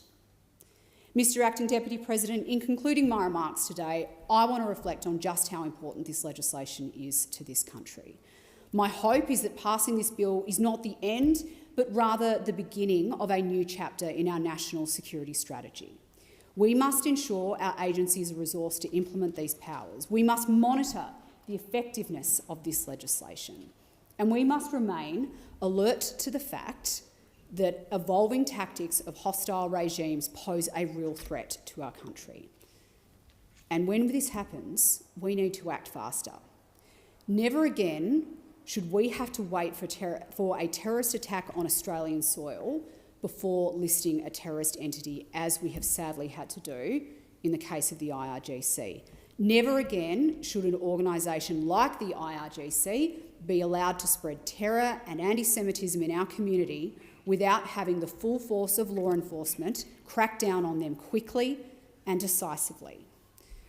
The Criminal Code Amendment, State Sponsors of Terrorism Bill 2025, is going to be a vital tool in our fight against terrorism.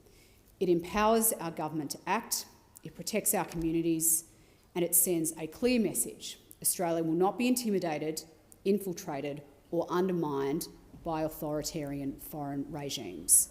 Mr Acting Deputy President, I commend this bill to the Senate. Thank you very much. We will... There we go. Now that it is 7:30, I propose that the Senate now adjourn. Senator Polley. Thank you, Acting Deputy President. After a decade and more of Liberal leadership, we are rapidly approaching a staggering $13 billion in state debt in my home state of Tasmania. This isn't just a number on a government balance sheet. It's a burden, heavy and real, that every Tasmanian will bear for generations to come. It will shape our future, define the choices we can make and limit the dreams we can pursue. When we talk about the state debt, we're talking about the money borrowed to pay for government spending, whether it's hospitals, schools, roads and public services. And what we can tell is they have the same issues as what the opposition had when they were in government: no investment in health, no investment in schools, not the investment that we need in housing and affordable housing for those who need it. And what we've got now is some of the worst figures for chronic illnesses in the country. We have our school children who are not getting the education that they need because that investment has not been made in teachers. And in fact, you've got the teachers out on strike, as you have with other public servants. So what we're seeing now is that excessive borrowing has put us into such a state where future governments will have to pay the price. It is going to be ordinary Australians. It's our children and our grandchildren and every hardworking family struggling to get ahead. Debt at this level means more of our taxes will go towards interest payments, not to improving our schools, our hospitals and our kids' future. It means less flexibility to respond to emerging challenges, whether that's a natural disaster, a health crisis or economic downturn. It means we are mortgaging our future, and more importantly, it's mortgaging our kids and our grandkids' future, and it's narrowing their options. The Tasmanian Liberals are responsible for this mess, just like those on that side, having spent almost 10 years on government benches, left us mess after mess after mess to clean up, whether it was around not building enough houses, whether it was cutting funding to hospitals, whether it was cutting TAFE and training, whether it was allowing and not doing anything to keep manufacturing on our shores. That's the methodology that's been followed by the state government. They're very poor financial management.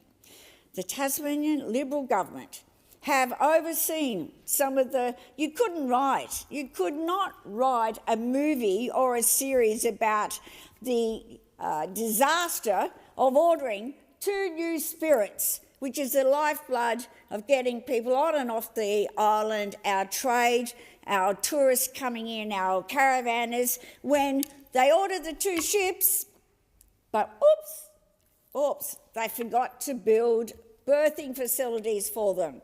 And so what they did, they spent tens of millions of dollars having them anchored up in Scotland. So we now finally have one back in Tasmania, which is a constant reminder when you go to Hobart of the disaster, the financial mismanagement and the arrogance of this government, that they have spent tens of millions of dollars, in fact hundreds of millions of dollars, and we've got nothing to show for it except we're the laughingstock of the nation. And that doesn't go anywhere near talking about the icebreaker that was built under their watch, the icebreaker, our connection to the Antarctic. What did they do? They didn't check to see if the ship was going to be able to go under the bridge in Hobart so it can refuel. So what has to happen? Costs more money to go all the way to Burnie to refuel. That's the competence or incompetence of this government. They have taken what they thought was the short-term fix, political expediency, at the cost of Tasmanian taxpayer. We now an economicist. Sol Estlake has been vocal on this issue. He has pointed out that the Tasmanian budgetary position is now worse than any time since the early 1990s. Estlake notes that the size of the debt is not just a reflection of COVID-era spending or one-off infrastructure investments, it's a result of persistent deficits year after year under Liberal mismanagement.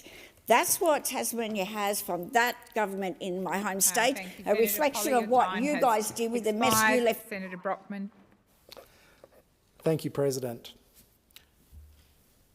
Well, what a farce we have seen this week in Canberra. We've had Premier of Western Australia, Roger Cook, and his Deputy Premier and Treasurer, Rita Saffioti, over here, supposedly lobbying this Prime Minister, who they trust, about the GST arrangements that only a coalition government could deliver.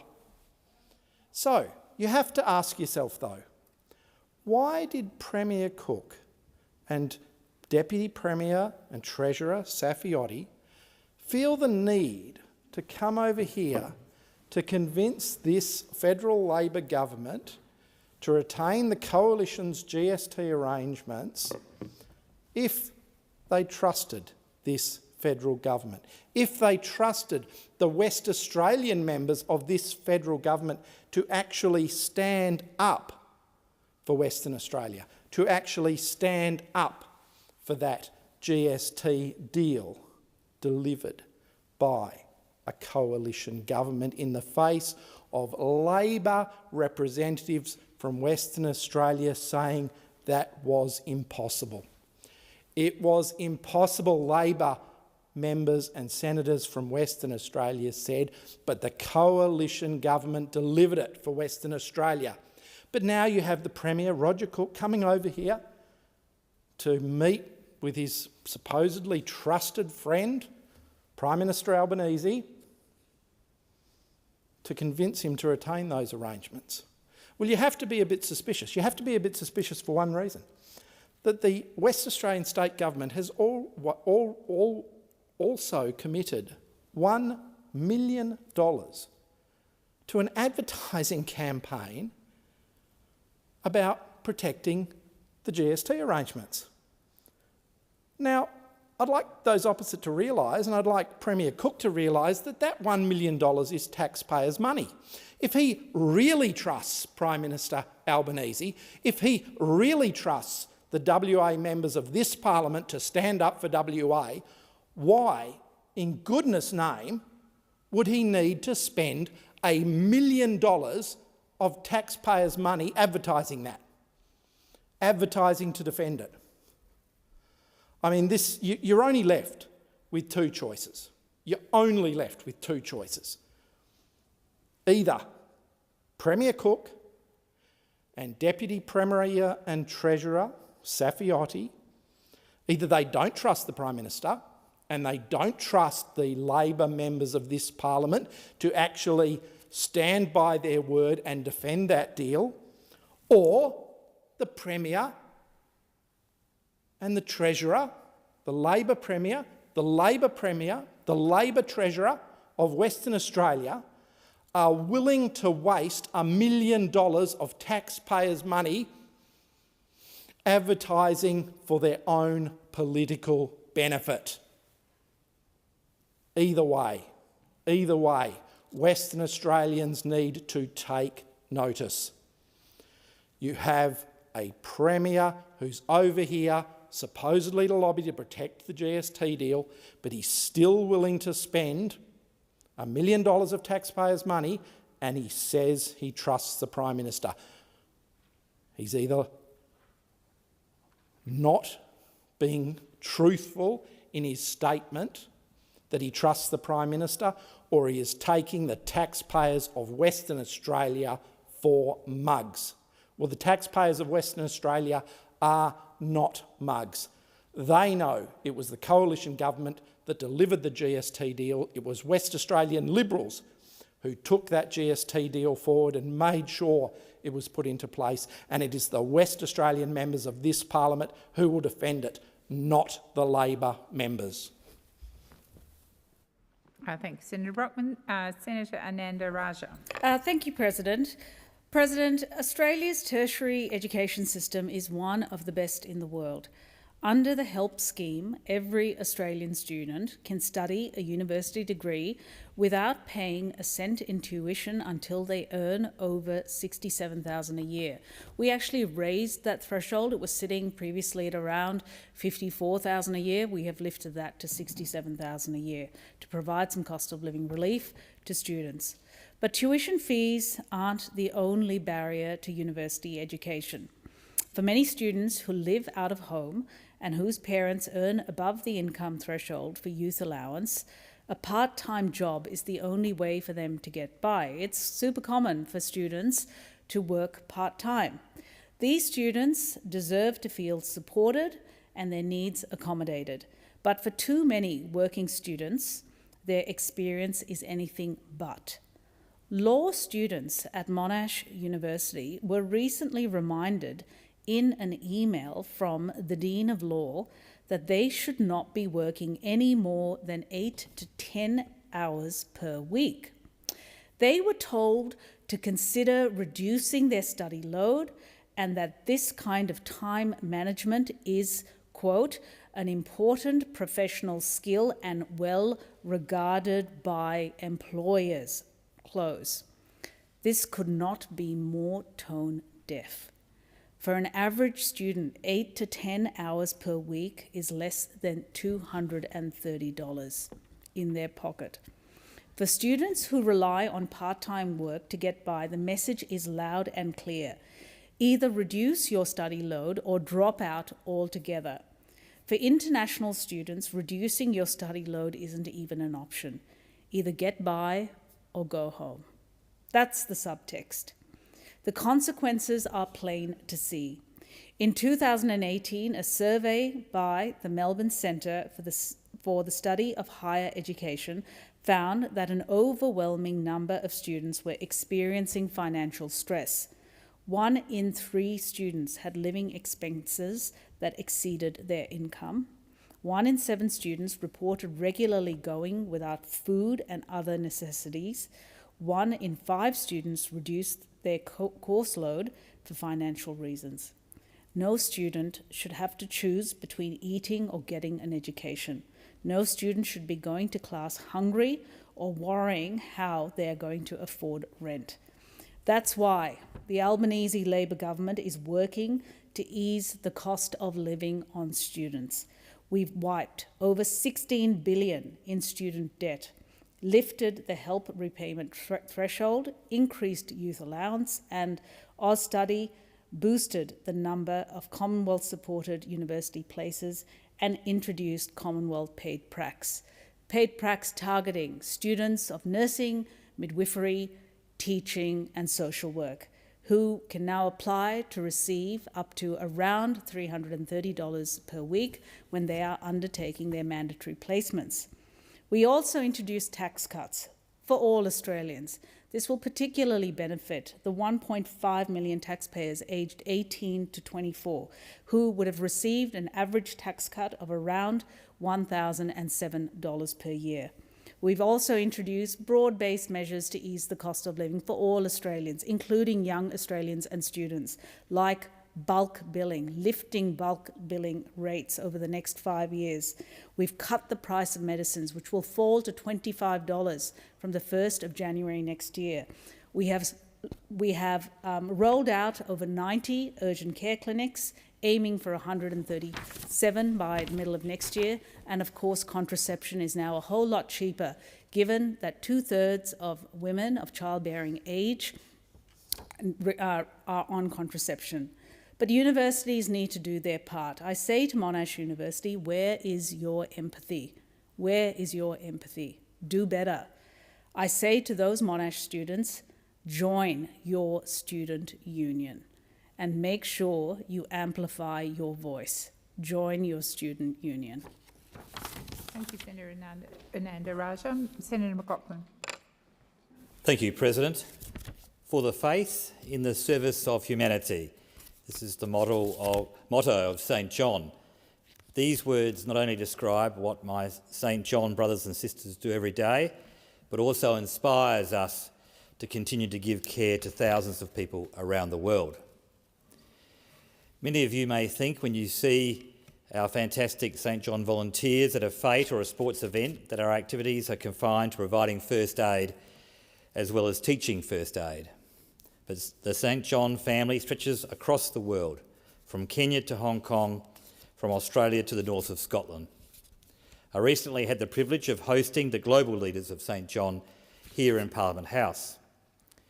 They are an exceptional group of women and men who have dedicated themselves to the service of others. It was especially wonderful to spend time with my brothers and sisters from the Pacific. St. John's work was discussed at the forum, and in particular, the hospital founded in Jerusalem. In 1882, St. John took the courageous decision to found a hospital in the Holy Land. This endeavour was inspired by the highest humanitarian aim to alleviate the suffering caused by eye disease and was the first of its kind in the world. The now styled St. John Eye Hospital Group continued to grow and now has clinics in Palestine and the occupied territories. The global St. John family raises the money to fund this incredibly important work. This year, the Eye Hospital opened its newest daycare centre in Nablus, the commercial and cultural hub of the northern West Bank. The hospital brings much-needed services to over 1.2 million people. Since opening, the hospital has treated over 2,500 patients, including 450 children. The new facility stands as a symbol of hope and progress at a very difficult time for the region. In nearby Gaza, despite the challenges, 28 brave members of staff are continuing to provide care under the most difficult circumstances imaginable. The St John Hospital in Gaza has treated more than 30,000 patients since the war broke out. Our hospital was damaged in the war. It has now been renovated and is operational. This Herculean task was achieved in an environment of extreme danger and scarce building resources. Surgical services have recommenced in Gaza City, making St John the only provider of retinal surgery. Treating St John's patients in such distressing conditions is a stark reminder of the imperative of our work in the service of those in need. I thank the leaders and staff of the hospital for their courage and commitment during this dangerous time in the Holy Land. You never leave my thoughts and prayers. In the written history of the hospital, titled Beacon of Hope, Psalm 146 was given special prominence. I'll read it to you. Praise the Lord, who executes justice for the oppressed, who gives food to the hungry. The Lord giveth freedom to prisoners. The Lord opens the eyes of the blind. The Lord raises those who are bowed down. Thank you to everyone in the St John Hospital and satellite hospitals in the Holy Land. Thank you, Senator McLaughlin. The Senate stands adjourned and will meet again tomorrow at 9 a.m. Good night, Senators.